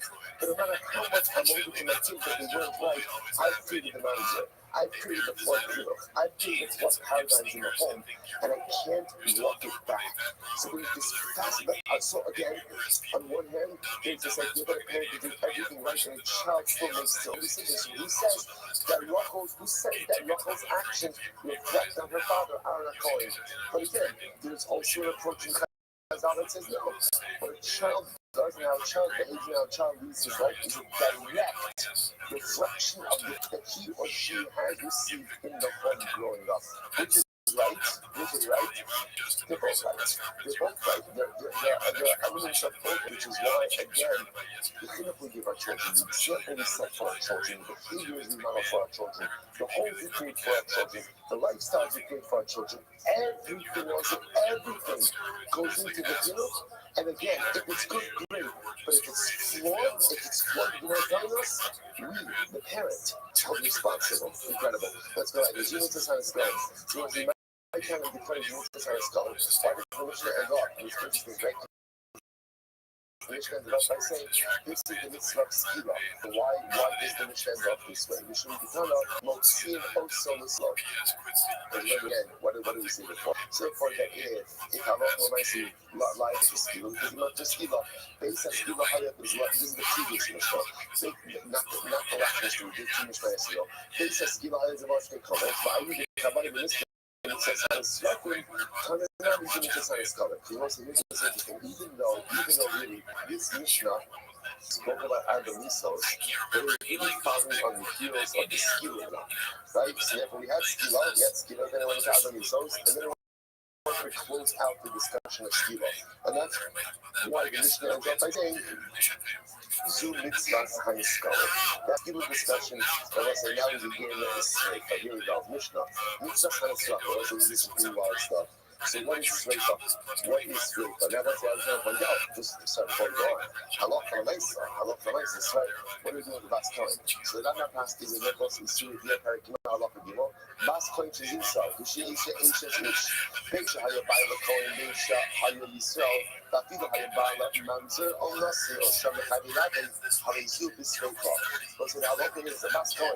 Whether she's in a Rusa or she's in a Whether she's married to a Kohen, Levi, Yisrael, Mamzer, Nisim, Klud, Yevoni, whatever it is, right? So, actually, that's not true. Has to be Jewish, right? So the nice again, her judgment for adultery is Sleifa. However, U'Ba'ala B'Chanak, right? But yeah, that's it. But the halacha is the man who thinks she commits adultery, and by extension also that doesn't say over here, but ultimately again, but eating Sunan as well will get Cherek. Cherek strangulation is the normal punishment for adultery. So if any person who gets this new punishment for adultery is the boss queen herself, wherever you know, but everyone else, about Cherek. Good, that's the Rambam. Mishnah. This is how it's roughly. We say, how do you administer the punishment of Sleifa? So you go ahead and you immerse him in manure up until his thighs. You immerse him in manure. Now, what's that? So it actually says over here in the chapter also, saying that the people have to not from the first. We're going to see if you need to keep him immobilized. So when you keep him immobilized, you can't move around, because you put him in manure up until his legs, up until his thighs. That he keeps him mobile. We don't consider the custom of soft haraka, and we take a soft rope. We take a soft rope. We take a rough rope, and we put it inside of a soft rope. So essentially, take a rough rope, and then again, on the inside of that rope is a soft rope. The soft rope is going to go around the neck of the guilty party. So we call it outside horror, and we wrap it around his neck. So it's just the next section. So moving this guy straight on. Step 1, put him in the order to his knees, immobilize him. Step 2, take a 2-5 rope. The outside rope is a coarse rope, the inside rope is a soft rope. We're tying that around his neck. Stand on either side of Ruvain, each one holding an end of the rope. And what happens is that motion catch slope. Each one holds the rope towards him until what results. Actually, from the this kid, until Ruvain is forced to open his mouth. Right? So the act of pulling the rope forces him to open his mouth. The madness of Siva, so see this expression means, but quite literally means we ignite the weight. We start from the soft kid, and we throw it down his throat. So split foot, interestingly enough, is you think of like a burning at the stake of a person. It's actually not what it is. We're going to see it's a pouring of molten lead down the throat of the person. That's straight up. So it works. He's immobilized, forces his mouth open, and we pour the molten lead. Cause it a seal, we'll see a wick, we'll see what's done. He's not going to self big. The Oregus and self nails, it goes then down into his kishkas. The Oregus has been in there, but essentially he is killed from the inside. Like his insides are incinerated, but he's incinerated internally. And we read says, the problem is, look, there's many problems, right? But the problem over here says is you're trying to administer it with a straight paw, but you may end up what? You may end up strangling the guy. Right? Which, by the way, is a different Yisrael, right? It's chenek. So the problem is if somebody is hiding straight off and you end up giving them chenek, isn't that problematic? So what should you do? So the Gemara says, you take tongs and you pry his mouth open. The Mavic is Hapsila, the Zarkal is soft pig, the Oredex is soft male, the Chomeres is good and bad. What do we do in these tongs? Now, obviously, somehow they must be immobilizing him also, right? Because if you're not immobilizing him, he's going to love, he's going to move, and the whole thing. Remember, again, the issue is the molten lead needs to go down his throat. So if it doesn't go down his throat, then it's going to burn him on the outside, and that's not straight up. Straight up is internal incineration. So, but yeah, you can say, the rope thing could be used. Strangulation, so it's that force is not like any time. Some of the rope side, Mazda last point apples, Shazisha, Vicky Fleck, Habilis, Milos, Siemens, one time, there was a Basque who committed adultery and therefore against straight up. And what did they do? They surrounded him with branches, roots are too off, and they burnt her. So we're saying, so the laws have been started, this seems to indicate that the din of shreifa ultimately again is actually burning someone. So which the Gemara says, Amullah with Nishlo, Hayya Basis, also shot Baki. That was a mistake. That you listen, remember again, it's a mistake in the manner of execution, it may not be a mistake in the execution. But the point of that was a misunderstanding of what's here. So first of all, what does it mean when it's a whip? I'm not specific. What is it? A whip of red. That actually points out over here. What they would do. Yeah, so sorry, Mr. points out, but they would do it like a long piece of lead, and they would mold it, and they would melt the pelts. They call it a psila because it was long, it resembled the wood. Okay, we know that. So first of all, what do you know this one? It's a little bit mind-blowing, because again, how do you know that srifa means internal incineration? Where does that come from? So this is quite interesting. You want to ask srifa the Abbas Korach. And you can say, srifa, and Korach means a son. Remember, Korach means a rebellion against Moshe Rabbeinu, and again, it is assembly. Some of them were swallowed up by the earth, and some of them were incinerated. Actually, that's the srifa. ב-HD, sorry, וכסיכוסו אשר הקריבו הסמוכים, מה להלום בקורח, remember again, part of what happened with Korach was that a bunch of people brought Kedoros. The people who brought Kedoros, remember everybody was shocking for the position of Kungadol, so everybody Kedoros was incinerated. It was killed by Srefa. So again, a large number of balls were swallowed up by the earth. Others who brought Kedoros were incinerated. It says Srefa over here, it says Srefa by Korach.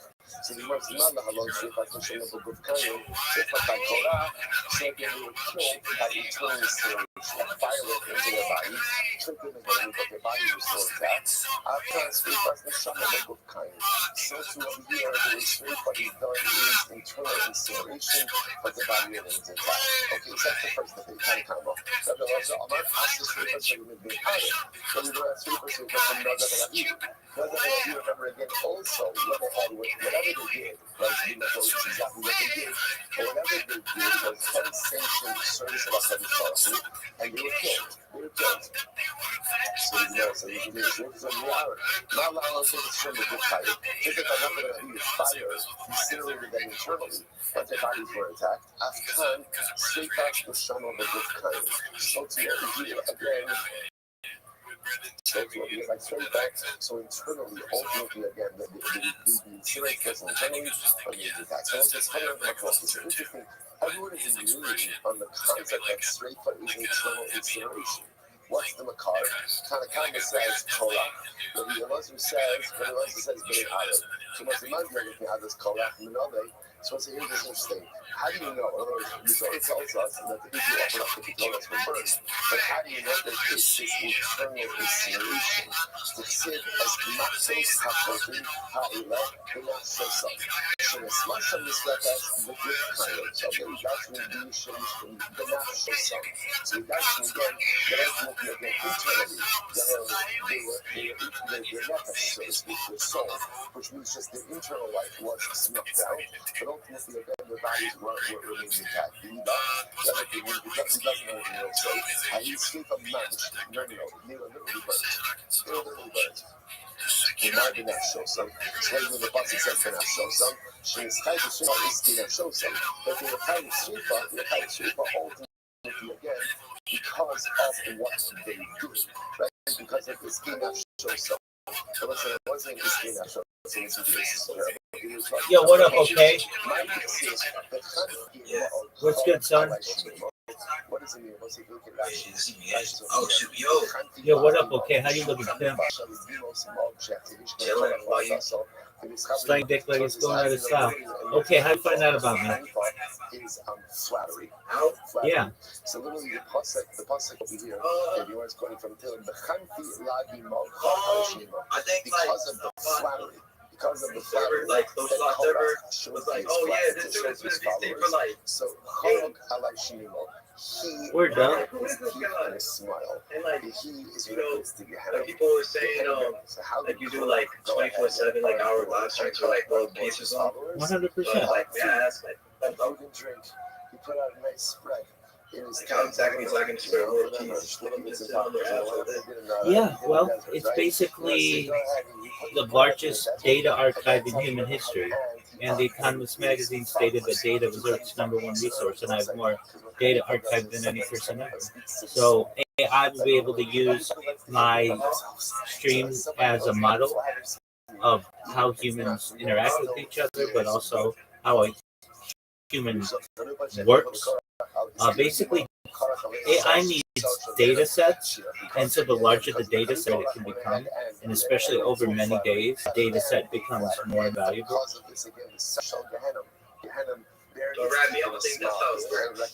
Okay, well, I appreciate your opinion. That's great.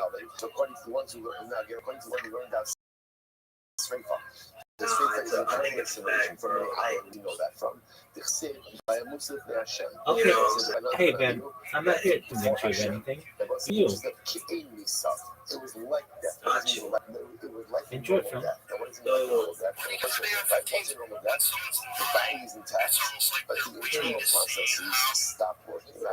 do you like to do? I like podcasts. I like to go outside. I like to play golf. I like to run. I like to create robots. I like women. I like making friends. I like playing games. I like sports, like fantasy sports as well. How about you? Okay, what do you like to do? And then spread externally. What do you do for a living? Oh, you play football. Okay. What position do you play? Well, I like football. I used to play high school. I was a running back. Very well. Were you a power back or a speed back?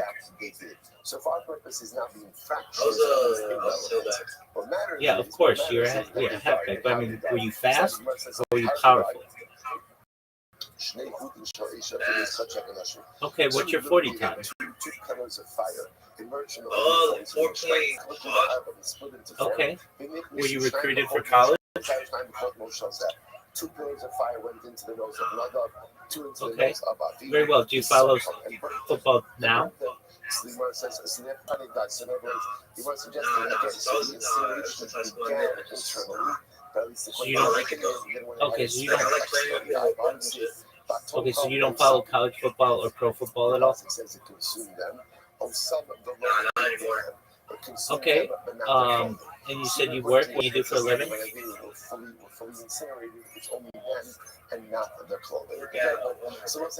That's a great job. Yeah, man. Do you work?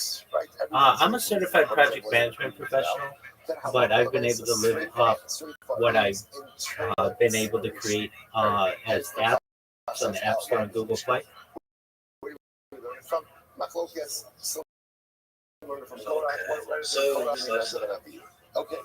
Well, every day my server improves, so I've got over 2,000 people here.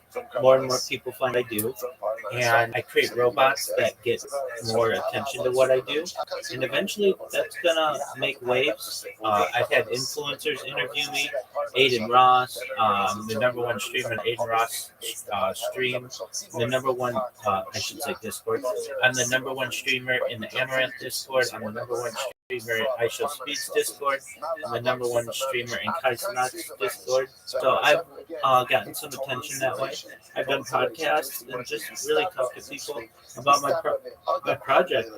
In addition to world peace, of course, I want to help end world hunger through the use of technology, which people don't talk about, like agricultural drones, floating greenhouses, saltwater greenhouses, hydroponics, vertical farming, cloud seeding. I want to help end world thirst.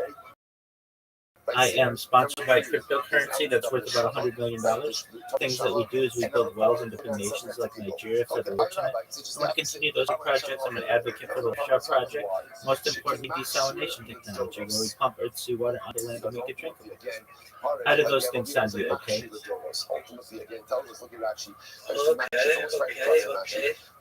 Yeah, dog. I talk about stuff that blows your mind. Absolutely, I talk about things that blow people's minds. So if you didn't know, data was Earth's #1 resource according to the Economist magazine. Welcome, fan. Fan, are you gonna be nice or are you gonna be an ass? Okay, well that's cool. So long as you tell me she, that's what I like to know. So fan, as I'm speaking right now, you, my friend, are gonna get the mute because I want to be able to talk. Okay, nothing against you, fan. Thank you for being so honest. I talk about things like not just data, and it's important. May I ask? Okay, did you ever see the movie The Truman Show or the television show Big Brother? Was it? Did you ever see the movie The Truman Show, or have you ever seen the movie The Truman Show or the television show Big Brother? Okay, essentially, it's a story of someone's life, camera 24 hours a day, and that's essentially what my life. That's essentially what my life is, and it becomes a phenomenon. And basically, what I do is going to be really important to the world. I feel as a time capsule or a timeline. It goes back 4 years, so you can go back to my life any day, 4 years, and watch what I'm doing. I mean, if you really want to see, and I'd like you to, in the upper left-hand corner of this Discord, you're going to see a red circle that says 24/7 live YouTube streams. Put that into your browser. You've never seen somebody who has more live streams than I do, and that's going to be really important for society. Okay, so you also have other streams, right? Yeah, dog, I'm live on 22 different YouTube streams right now.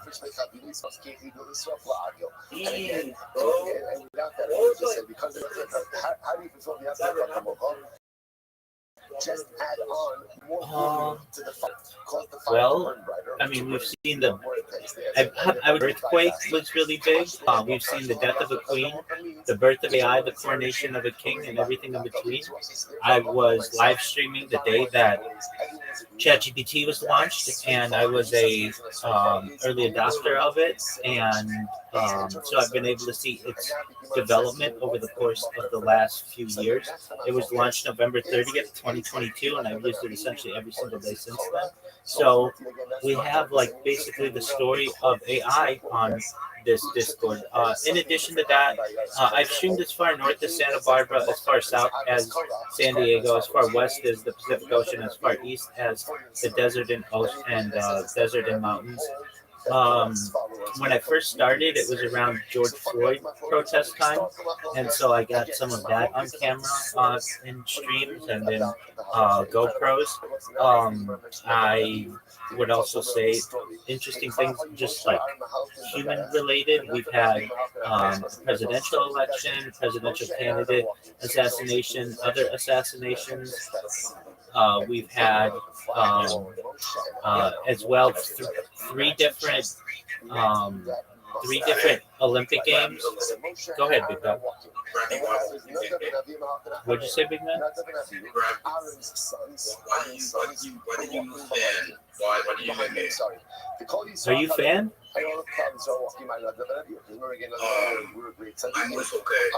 Okay, that's fine. You weren't being cool. I was trying to talk to okay. And you admittedly said that you were gonna troll me, so there you go.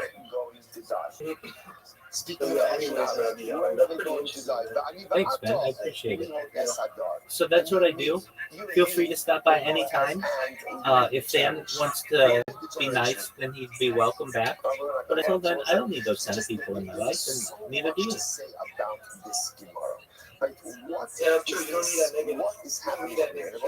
You're 100%. You're 100% right.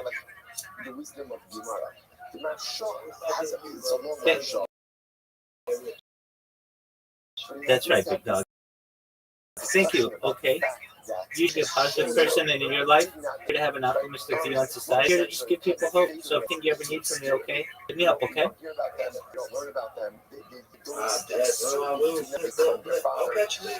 Peace, buddy. Peace, bro. The children of a great person. On one hand, it could be a source of inspiration.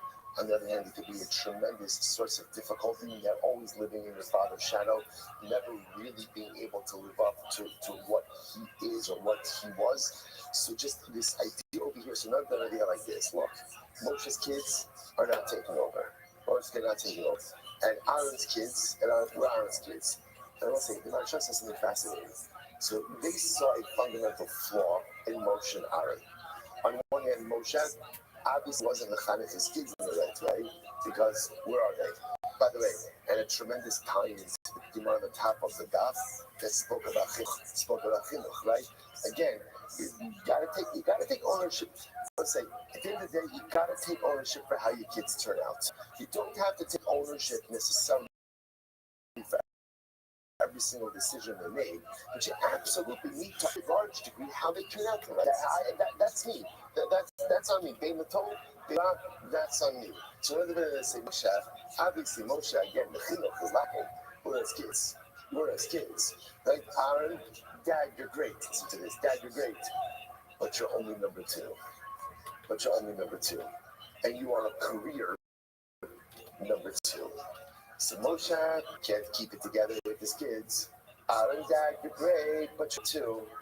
I think it's time for us to step in.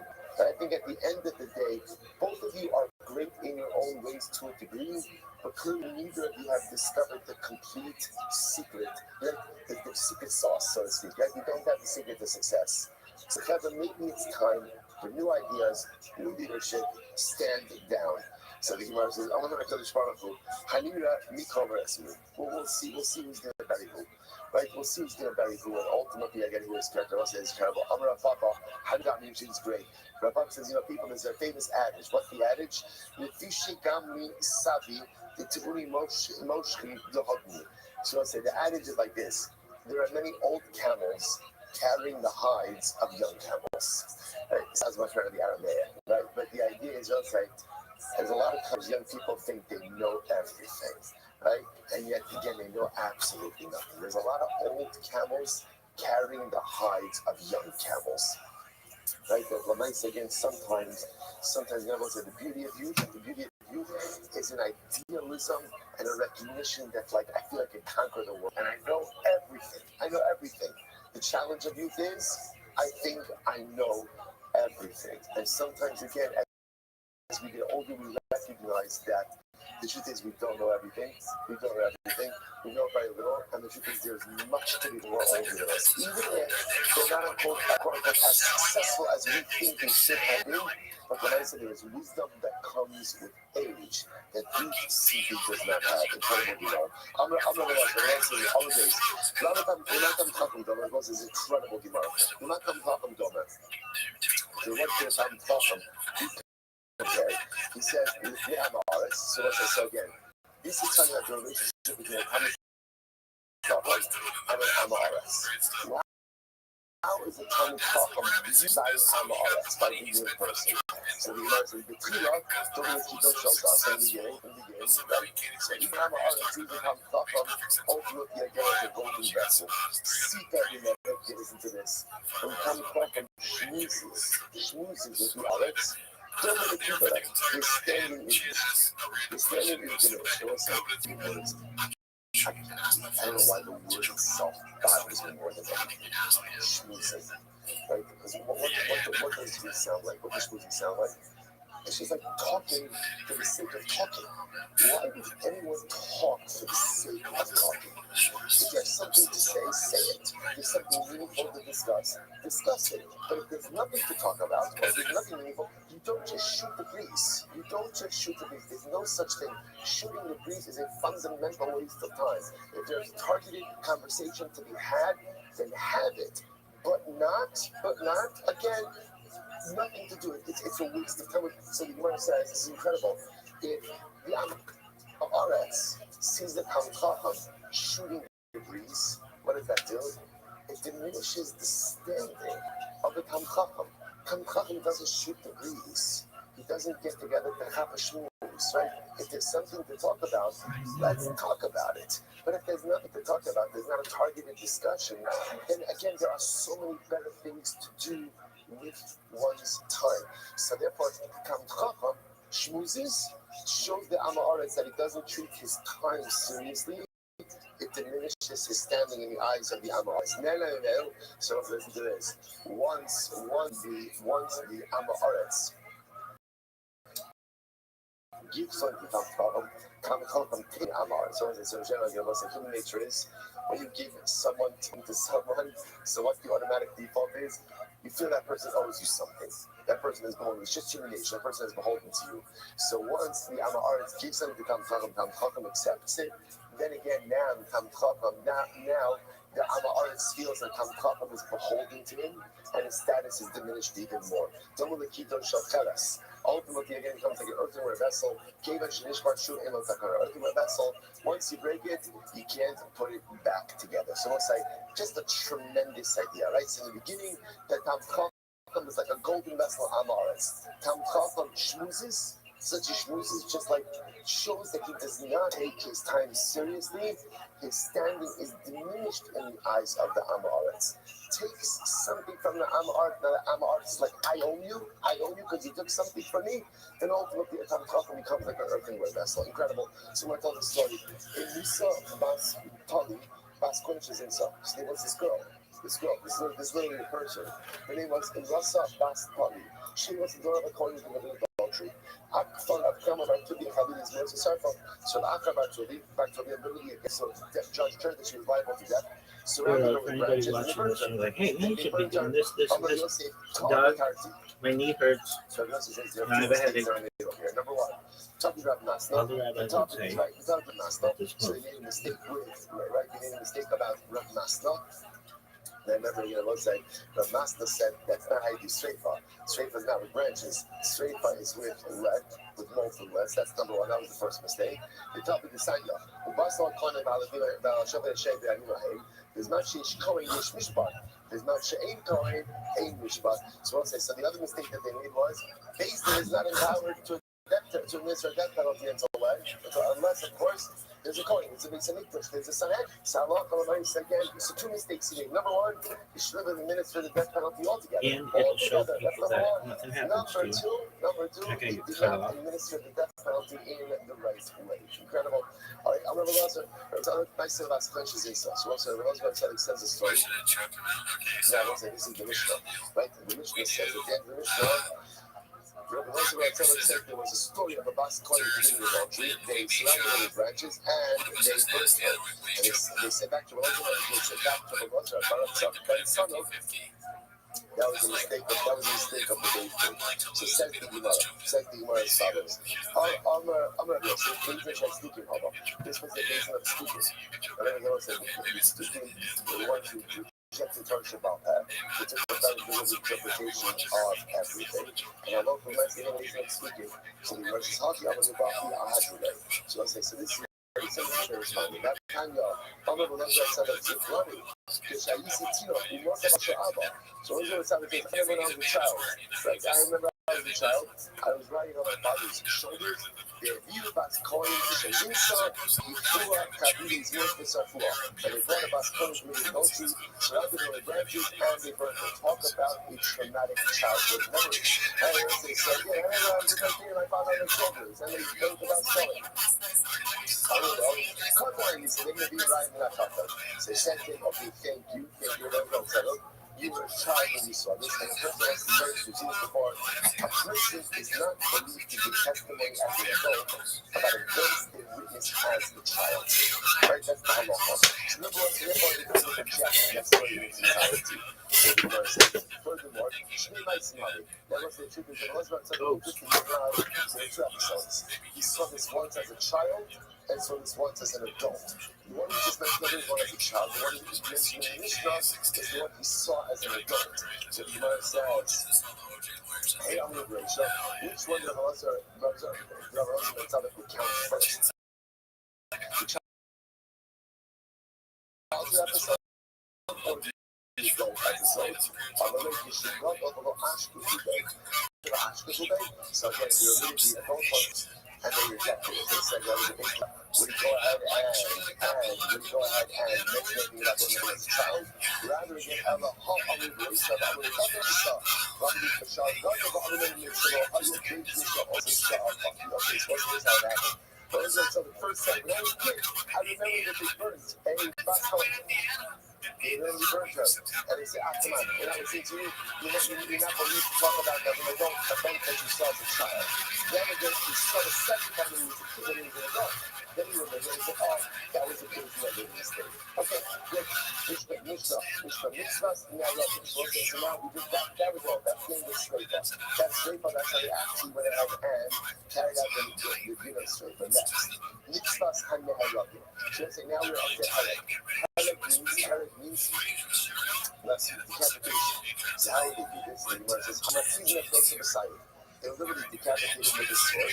The Gemara says to God, first of all, going to that Shamal was also the same way that the monarchy executes people. The same monarchy executes the sword, sharp sword, you decapitate the individual. He says, Nivo will go, that's a Shamal. That would create, Nivo means that would be a lack of respect to the dead.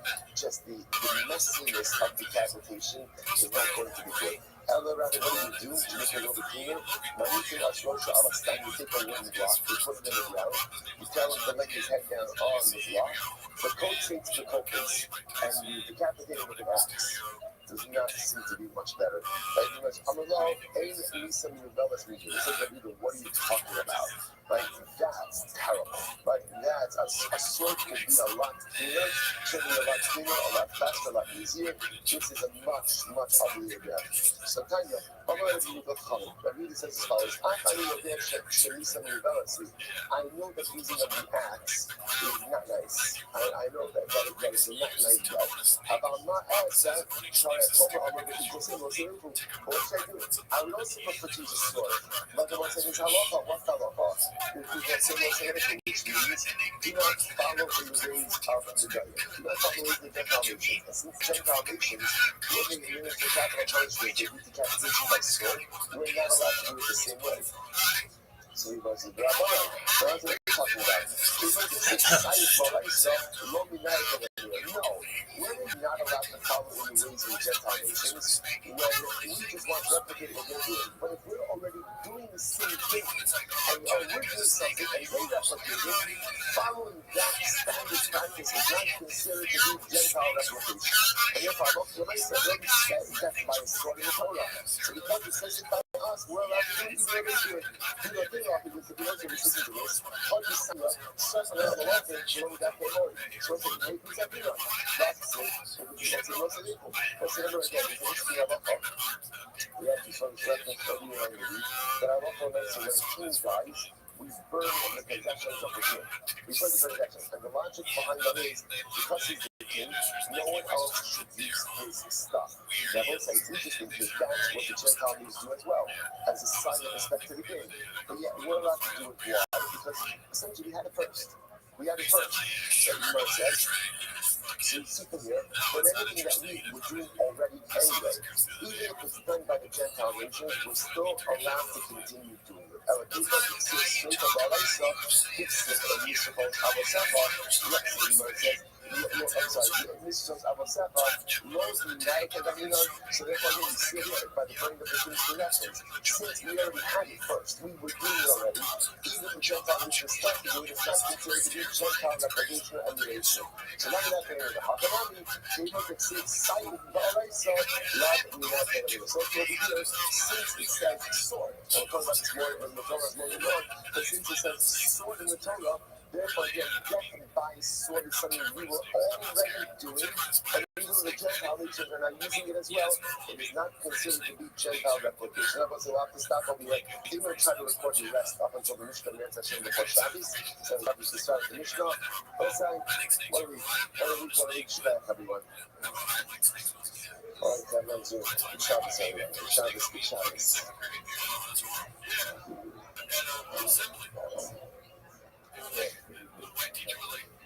Your barber reminds me of Steve Irwin, and that's the last thing I heard about him because I wasn't paying attention to what he said. Great, not just the class. And I was looking for it, and they threw a milk snack on my neck. No, threw a milk snack. I'm one of those animal fucking weirdos, dude. Like whoever came in. Okay, good morning. Today's stop is Daf on Gimel 53. We're going to check out what Daf on Vase on Vase. I also had a record in their class for the most occasion. She's like, that thing you do case, we've been analyzing the different forms of how Besson would administer a death penalty. So we've been talking about, we spoke about Sheila, stoning, about the Strafa, the burning. We've spoken about the Saya for Herod, the sword, and now we're going to analyze how Besson used to perform the Misa of strangulation. So the Mishnah says, Mitzvah Hanachnatim,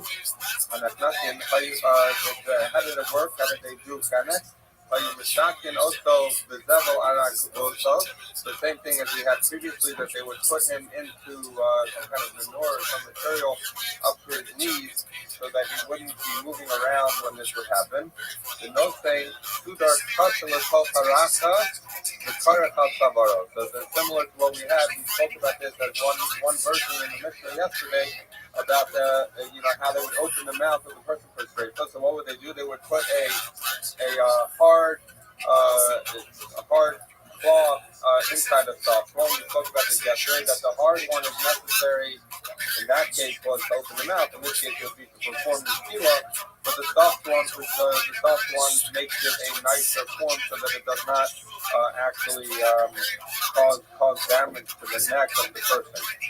So you take the hard sugar and you put it inside the soft one and you put it around the neck.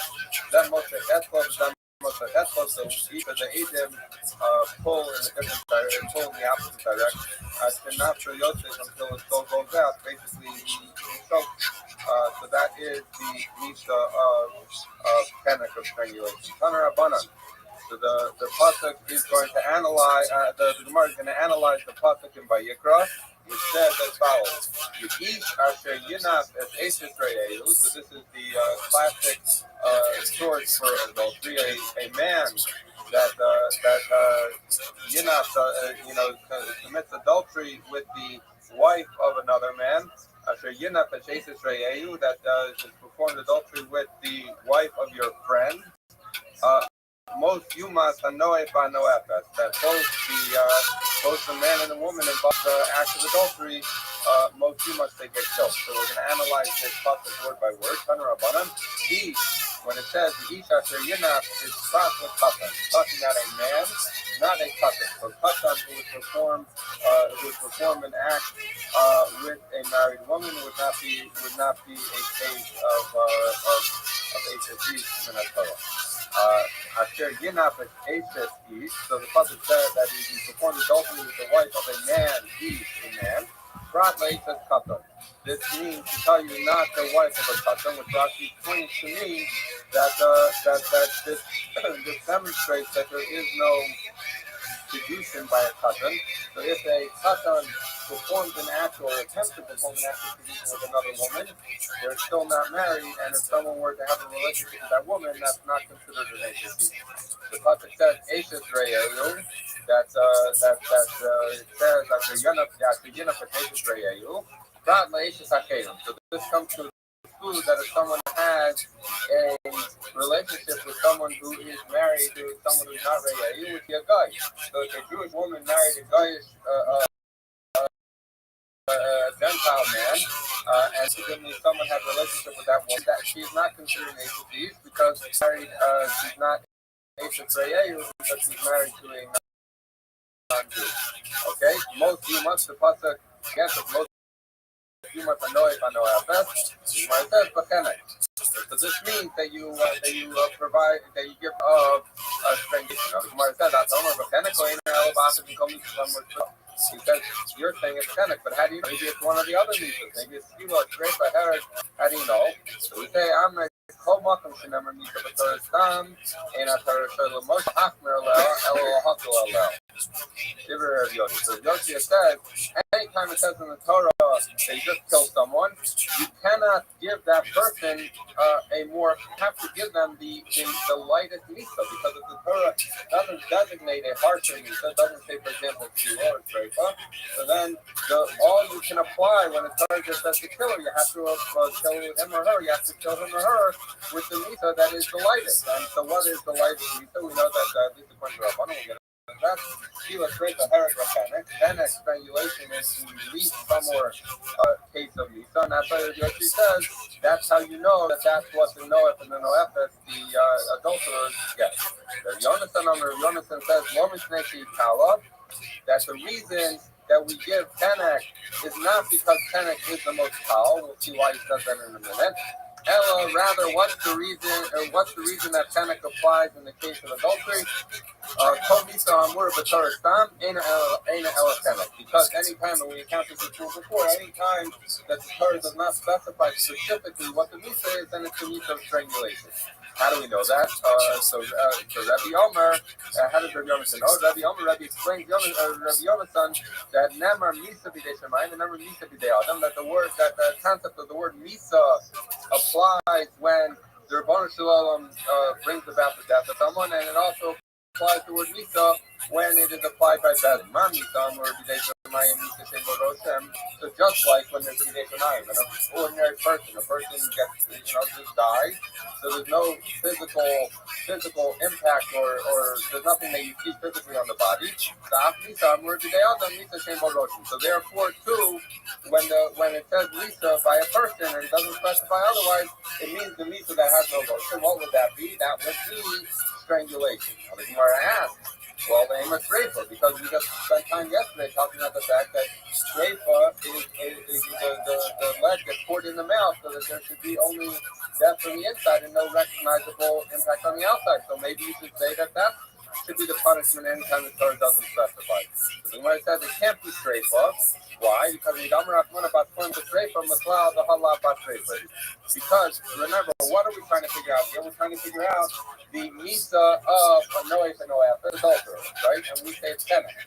Now we say, well, maybe it should be Shreifa, but that's another case where the death is not recognizable. The problem is we know that the Torah took out a bas kohen from the ordinary category of someone who is an adulterer and said a bas kohen gets something worse. What do they get? They get Shreifa. So therefore, a regular adulterer must be that they don't get Shreifa, and therefore they get Tenek.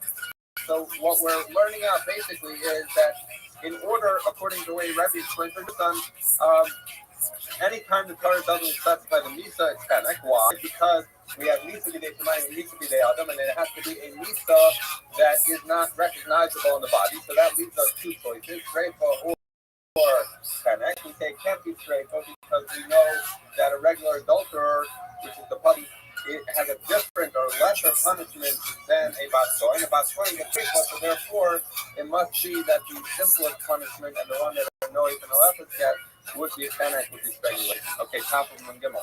This one, Rabbi Yona's son, to become a fire to Rabbi Taima. So he says, okay, so Rabbi Yona's son, we know that Rabbi explained the reason because you learn Misa b'dei Shemayim, Misa b'dei Adam. El Rabbi Yoshia, but according to Rabbi Yoshia, we might get a Tenek for Olam.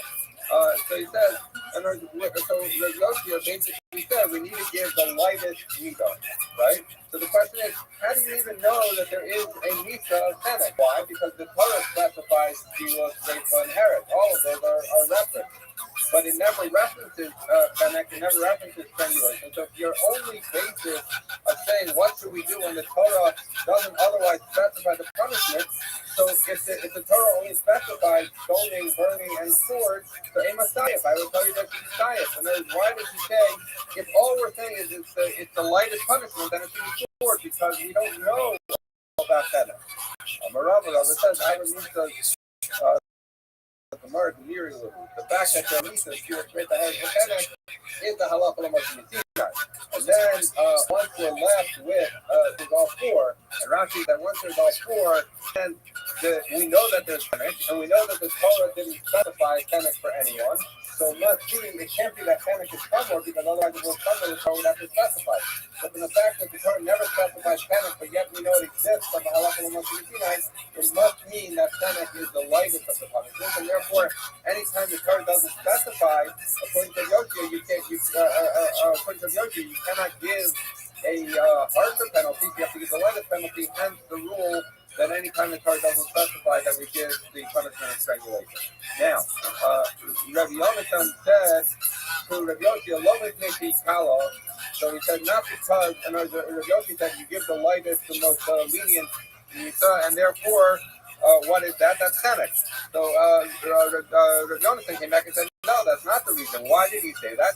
So if we remember, Rabbi Shimon in our Mishnah held that Senate was more chomer than Herod, than the court. So therefore, he cannot agree Yoshia about the reason we always get panic is because it's the least strict, it's the least somewhat, because according to Shimon, and that's how Rabbi Yonason holds as well, it's not the least somewhat. The least somewhat would be Sayef, so there must be a different reason, hence we rely on the comparison between Mitzvah and Mitzvah there. Okay, Amalei Rabbeinu Abaya, Sharon is stolen, the Lashivim Kilo, Miri Me'ogli Adoni, in my gummy, the most useful gummy of the man bum gummy. Okay, so long reading there, but this is actually going to become relevant in the next Mishnah, but we're getting a little bit of a preview here.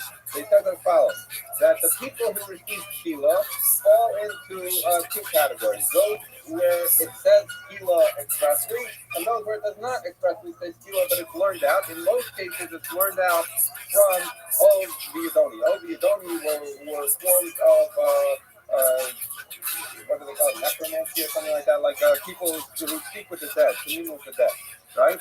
So, and that's Usher. And by Ov V'Yadoni, it is written specifically that they get Tefillah, right? And so what happens is as follows. In Ov V'Yadoni, it's written most you must, and it's written Demei and Bom. And now we have certain cases that Tefillah is written expressly, but where it's not written expressly, those categories also have the words most you must and Demei and Bom. So we're saying that in any case that Tefillah is not written specifically, we're learning it from Ov V'Yadoni. And what the Zayra is asking Abaya is, well, in all of those cases have most you must and Demei and Bom. Which one is the Zayra that tells you that they have the punishment of Tefillah? So the Gemara says, Amalei, you said back to him, the demand, Bom, Gamri. They learn it from the fact that in one case there's demand, Bom, in the other. That's how we learn it out. The most Yumtu Gamri, demand, Bom. Because in Lusty, we're learning out from demand, Bom.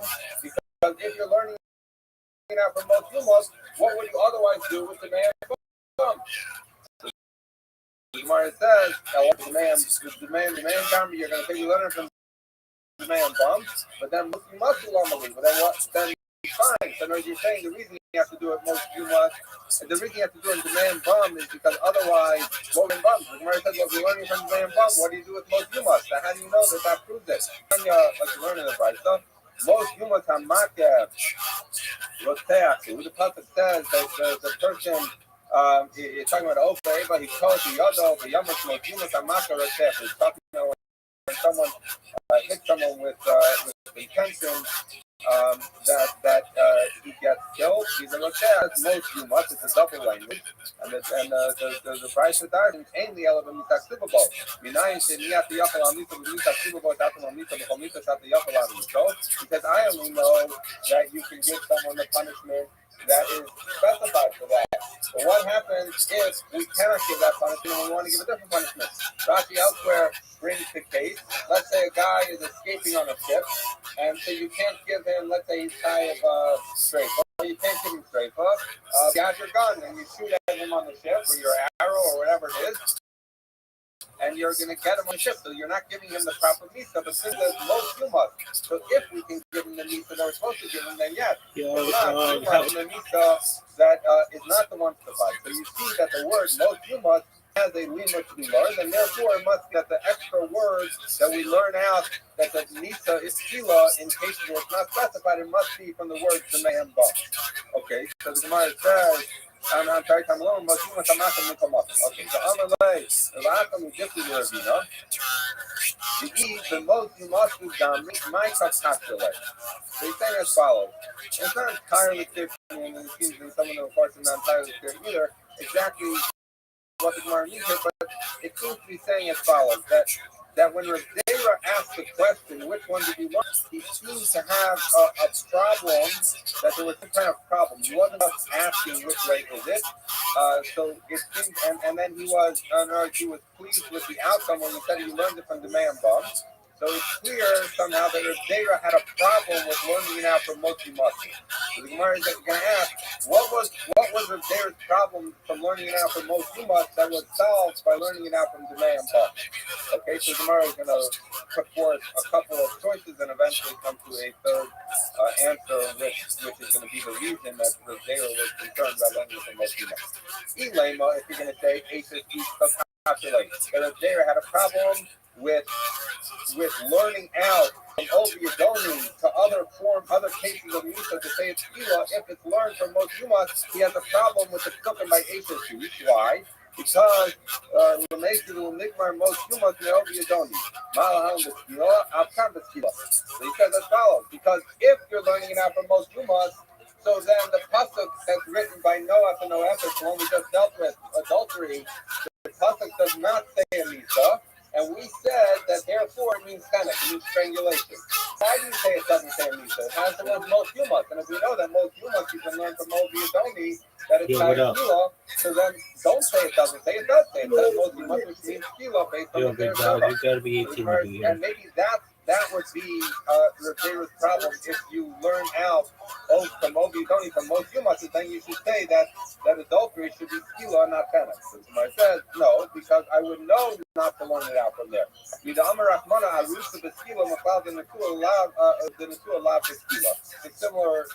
logic that we said before about Sreifa. He's saying as follows, that once I know that the Torah took the punishment of Arusa and made that a more serious punishment and gave it to you. So it took it out of the punishment of Kenek, right? So now if you're telling me every case of adultery is Kenek, because I would learn it from Moshe Moshe, from Ovi Adoni, I'm sorry, if you tell me that every case of adultery is Kila, because I learn it from Moshe Moshe, then what's the special punishment you're giving to an Arusa over in the Tua? So we would know that HSC can't be Kila, so that couldn't be what's bothering her there. We say, okay, no, rather, Rav Zera was bothered. If you learn it out from Moshe Moshe, he has a problem with our halakha of someone who hits his father or mother. Because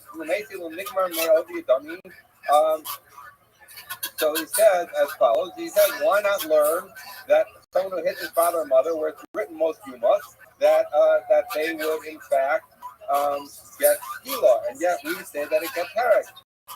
Where it says, at the government, the Adoni living in the HSC. No, even it's not a problem, because if you're telling me that the problem with learning it out from Moshe Moshe is the fact that the words Moshe Moshe are written by someone who hits his father or mother, and so instead of saying it's strangulation, instead you should say it's stoning, because I wouldn't do that. Why? Because when I have the pasuk written by hitting a father and mother, I have the word Moshe Moshe written, so I can either compare that to Ovi Adoni and say it's Kila, or I can compare it to Eshavish, which we just established is strangulation. So if I'm given that choice, strangulation or Skila, I'm always going to choose get strangulation, because that's the easier punishment. So there, I would not be. It is not a problem to learn from Moshe Moshe, because I would know not to change the halacha from Kenek to Skila, because you're given a choice, and given a choice, you'll always choose the more powerful. So the Gemara says, Amalei, Sharon is controlled this value for Kashala.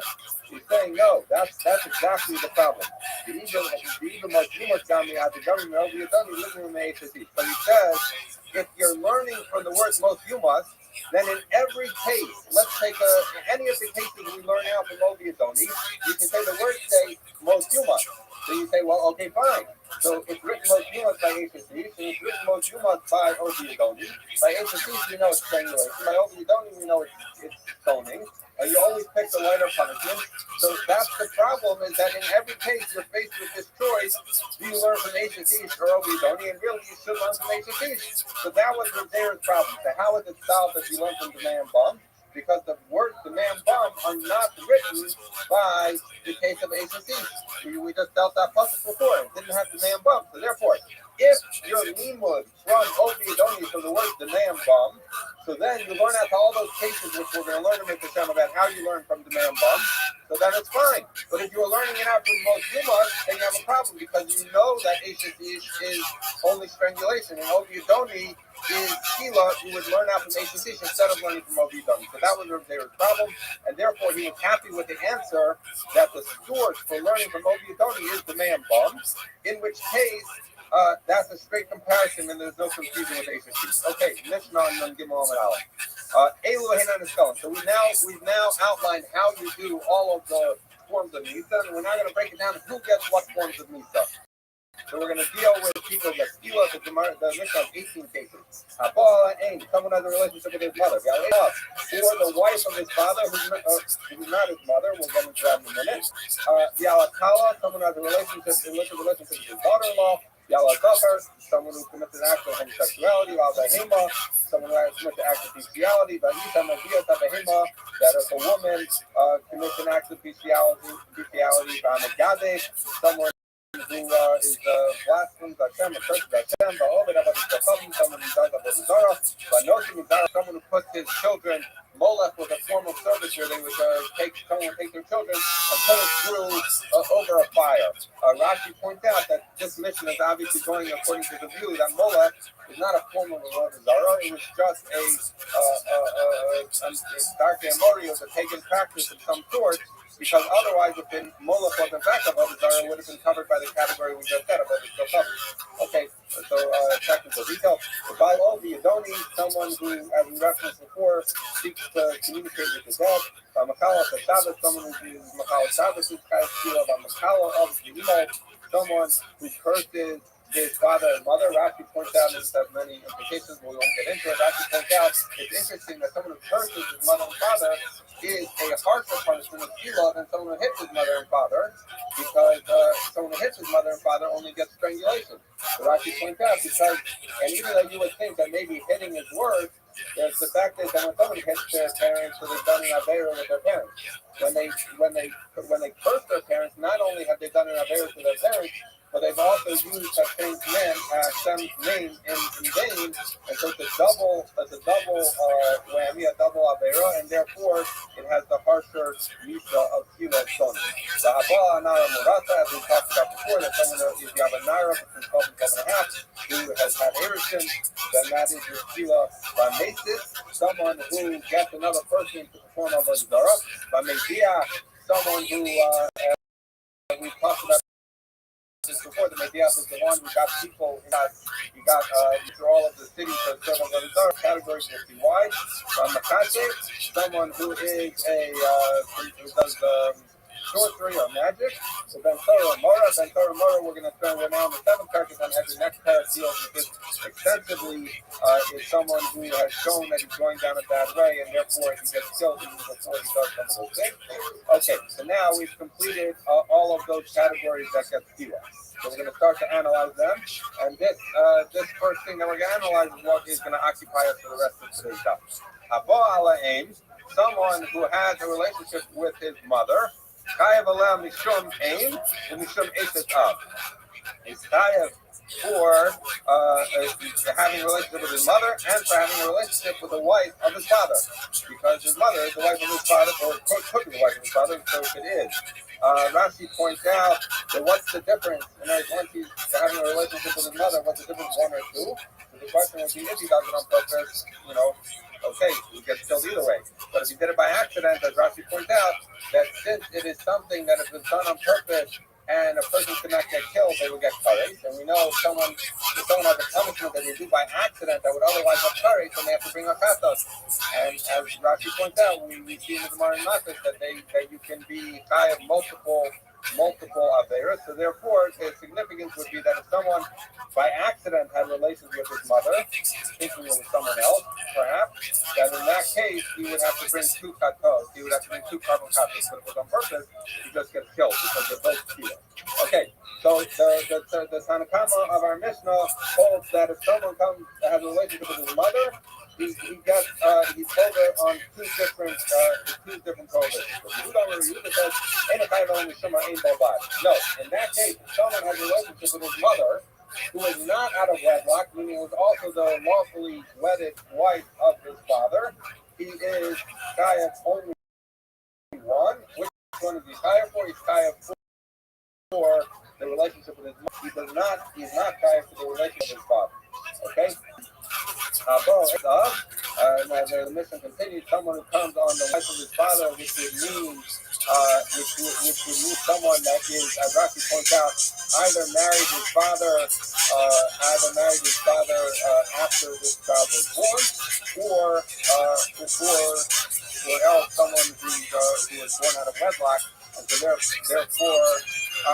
I'm sorry. So if it's talking about a case, it's about someone who is not his mother, but just his father. So the Gemara says, "Kai mishum eishav, and mishum eishav." But now we're talking about a case where the father is still married to this woman, and so therefore he's chayav on eishav and he's chayav on eishav. So two fathers.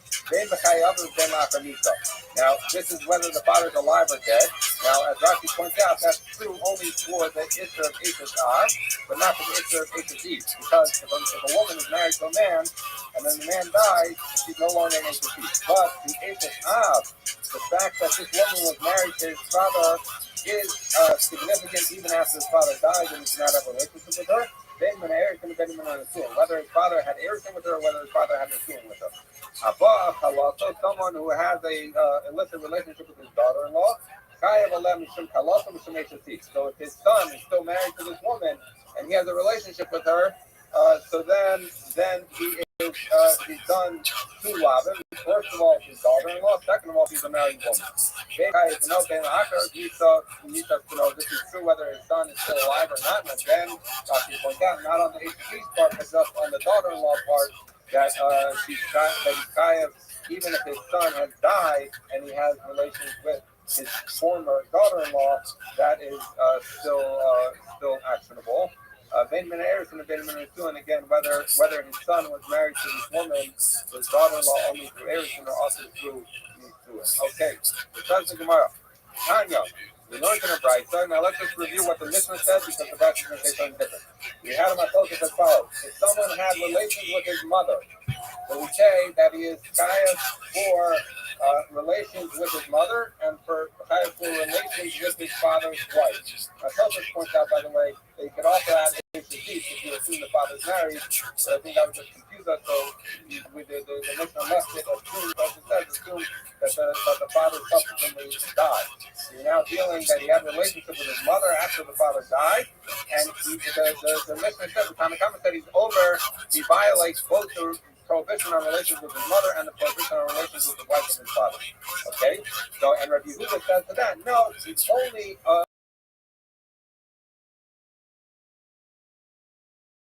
with his mother, but not on the prohibition on. So in the Brayta it says something different because Rabbi Yehuda says,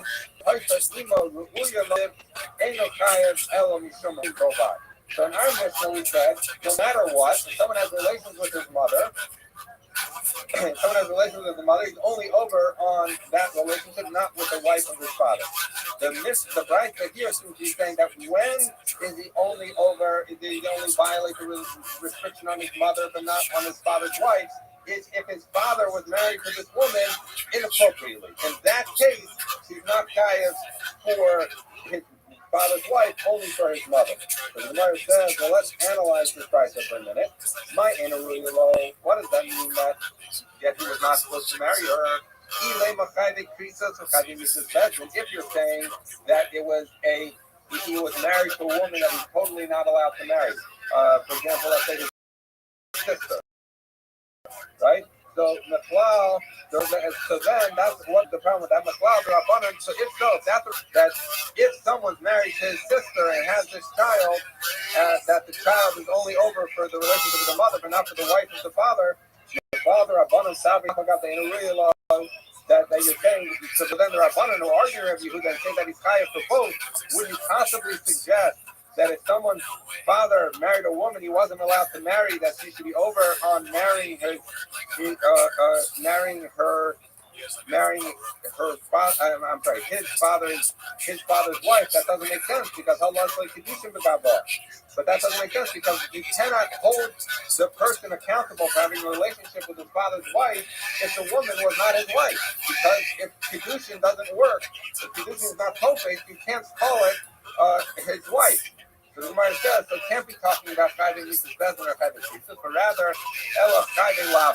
It must be talking about if his father was married to this woman in a way that was over on a lav. For example, Rashi says that his father married a mamzer or a nishin, or if his father was a kohen who married someone he shouldn't have married. Those are Chayve Lavim. Rabbi Yehuda Savalak Rabbi Akiva, the Amar Ein Kiddushin the Chayve Lavim. And Rabbi Yehuda holds, like Rabbi Akiva, that Kiddushin are not Tofes B'Chayve Lavim. And so therefore, that's the reason that Rabbi Yehuda is saying, according to this view, that he's only, the reason he's only chayav for his mother, but not for his wife or his father, is because Rabbi Yehuda holds like Rabbi Akiva that in fact, that Chayve Lavim, let's say someone marrying a mamzer, is just like someone marrying his sister. Kiddushin is not Tofes. If the Kiddushin is not Tofes, you can't say that this woman is his father's wife. If the woman is not the father's wife, then he can't be held liable for having a relationship with his father's wife, and therefore it's only he's only over on the prohibition of being married to his mother, of having a relationship with his mother, but not with his father's wife. Okay, so that is the Brisa, the understanding of Rabbi Yehuda and the Brisa. So what's the difference between the Brisa and the Mishnah? The Mishnah, Rabbi Yehuda says, a person who has a relationship with his mother, who's the lawfully wedded wife of, who whether lawfully wedded or non, or Chayve Lavim wedded, is only chayav for relationship with his mother, but not for a wife of his father. Whereas Rabbi Yehuda of the Brisa says that when is he only over on his mother is if his mother and father weren't lawfully wedded, which is the reason that he can't be over on having a relationship with his father's wife. Okay, so that's the difference between the Brisa and the Mishnah. Now, the Mishnah, the Gemara is going to get into a side topic of trying to figure out, is it true that Rabbi Yehuda holds like Rabbi Akiva? Because to understand this Brisa, we said that Rabbi Yehuda holds like Rabbi Akiva, and now we're going to say maybe that's not true. So Matzah Rabbi Yoshi, or Matzah Rabbi Shai asks as follows. Isser mitzvah, Isser kedusha, choltos lo misyasman. Okay, so let's take a minute to explain this. And remember from our Yevamim days. So we know that if a man dies and he doesn't have children, his brother marries his wife, and if he, which would be evil, and if not, he does chalitza. Now, let's say someone is married to someone that the Yevama cannot fault him. So, for example, let's say there's two brothers.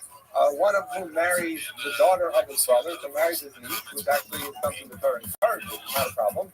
So they marry the niece, right? And so that's a perfectly valid marriage. Happens. The brother who is married to the niece now dies, and so his brother's supposed to be Yibam, but who's the wife of his brother is his own daughter. So he's not allowed to be married to his daughter. So therefore he can't do Yibam, and because he can't do Yibam, and there's no question of Yibam, he's not even relevant to Chalitza, nothing doing. So that if an Erva falls to a Yavam, then that's not Yibam, no Chalitza. However, there is a case where someone, a Yavama, can fall to someone who it's not a Chayve Krisos. It's not a case where it's not a case like that, but rather it's a case where there's only an Isser. Actually, it's only an Isser Rabbanan for them to marry. So in which case, you're not Torah, you could be from the Rabbanan, they're not allowed to get married. So therefore, we don't want them to use the say that she's so free to the world because in a Torah, they should have done Yibam or Chalitza. So therefore, we force there to be Chalitza. So we're saying there's two cases, Isser Mitzvah and Isser Kedusha, which are two Chalitza, not Yibam, because it's only the Rabbanan. We'll explain what those are in a minute, on the base. Isser Mitzvah, Shnios, Mitzvah Sofen. So what does it mean when it says Isser Mitzvah? It's talking about the Shnios, which the Chachamim put in, which are basically people who are similar to the Torah's Erevos. So what is a good example, the classic case of a Shnia, would be for someone to marry his grandmother. It doesn't say in the Torah you can't do that, but Chazal says you should marry your grandmother. So that's a Shnia, that is a secondary Ereva, which is only Rabbanan. So therefore, if someone's brother, and they do not share a mother.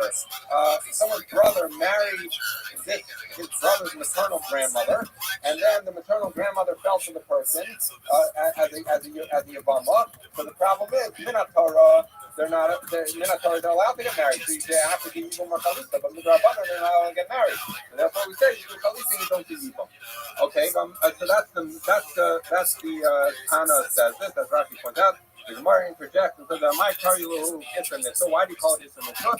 The mitzvah Lishma Deber Chachamim, because this is something that Chachamim put into place. It's a mitzvah to listen to Chachamim, so that's why we call it Isra Mitzvah. It's an Isra that comes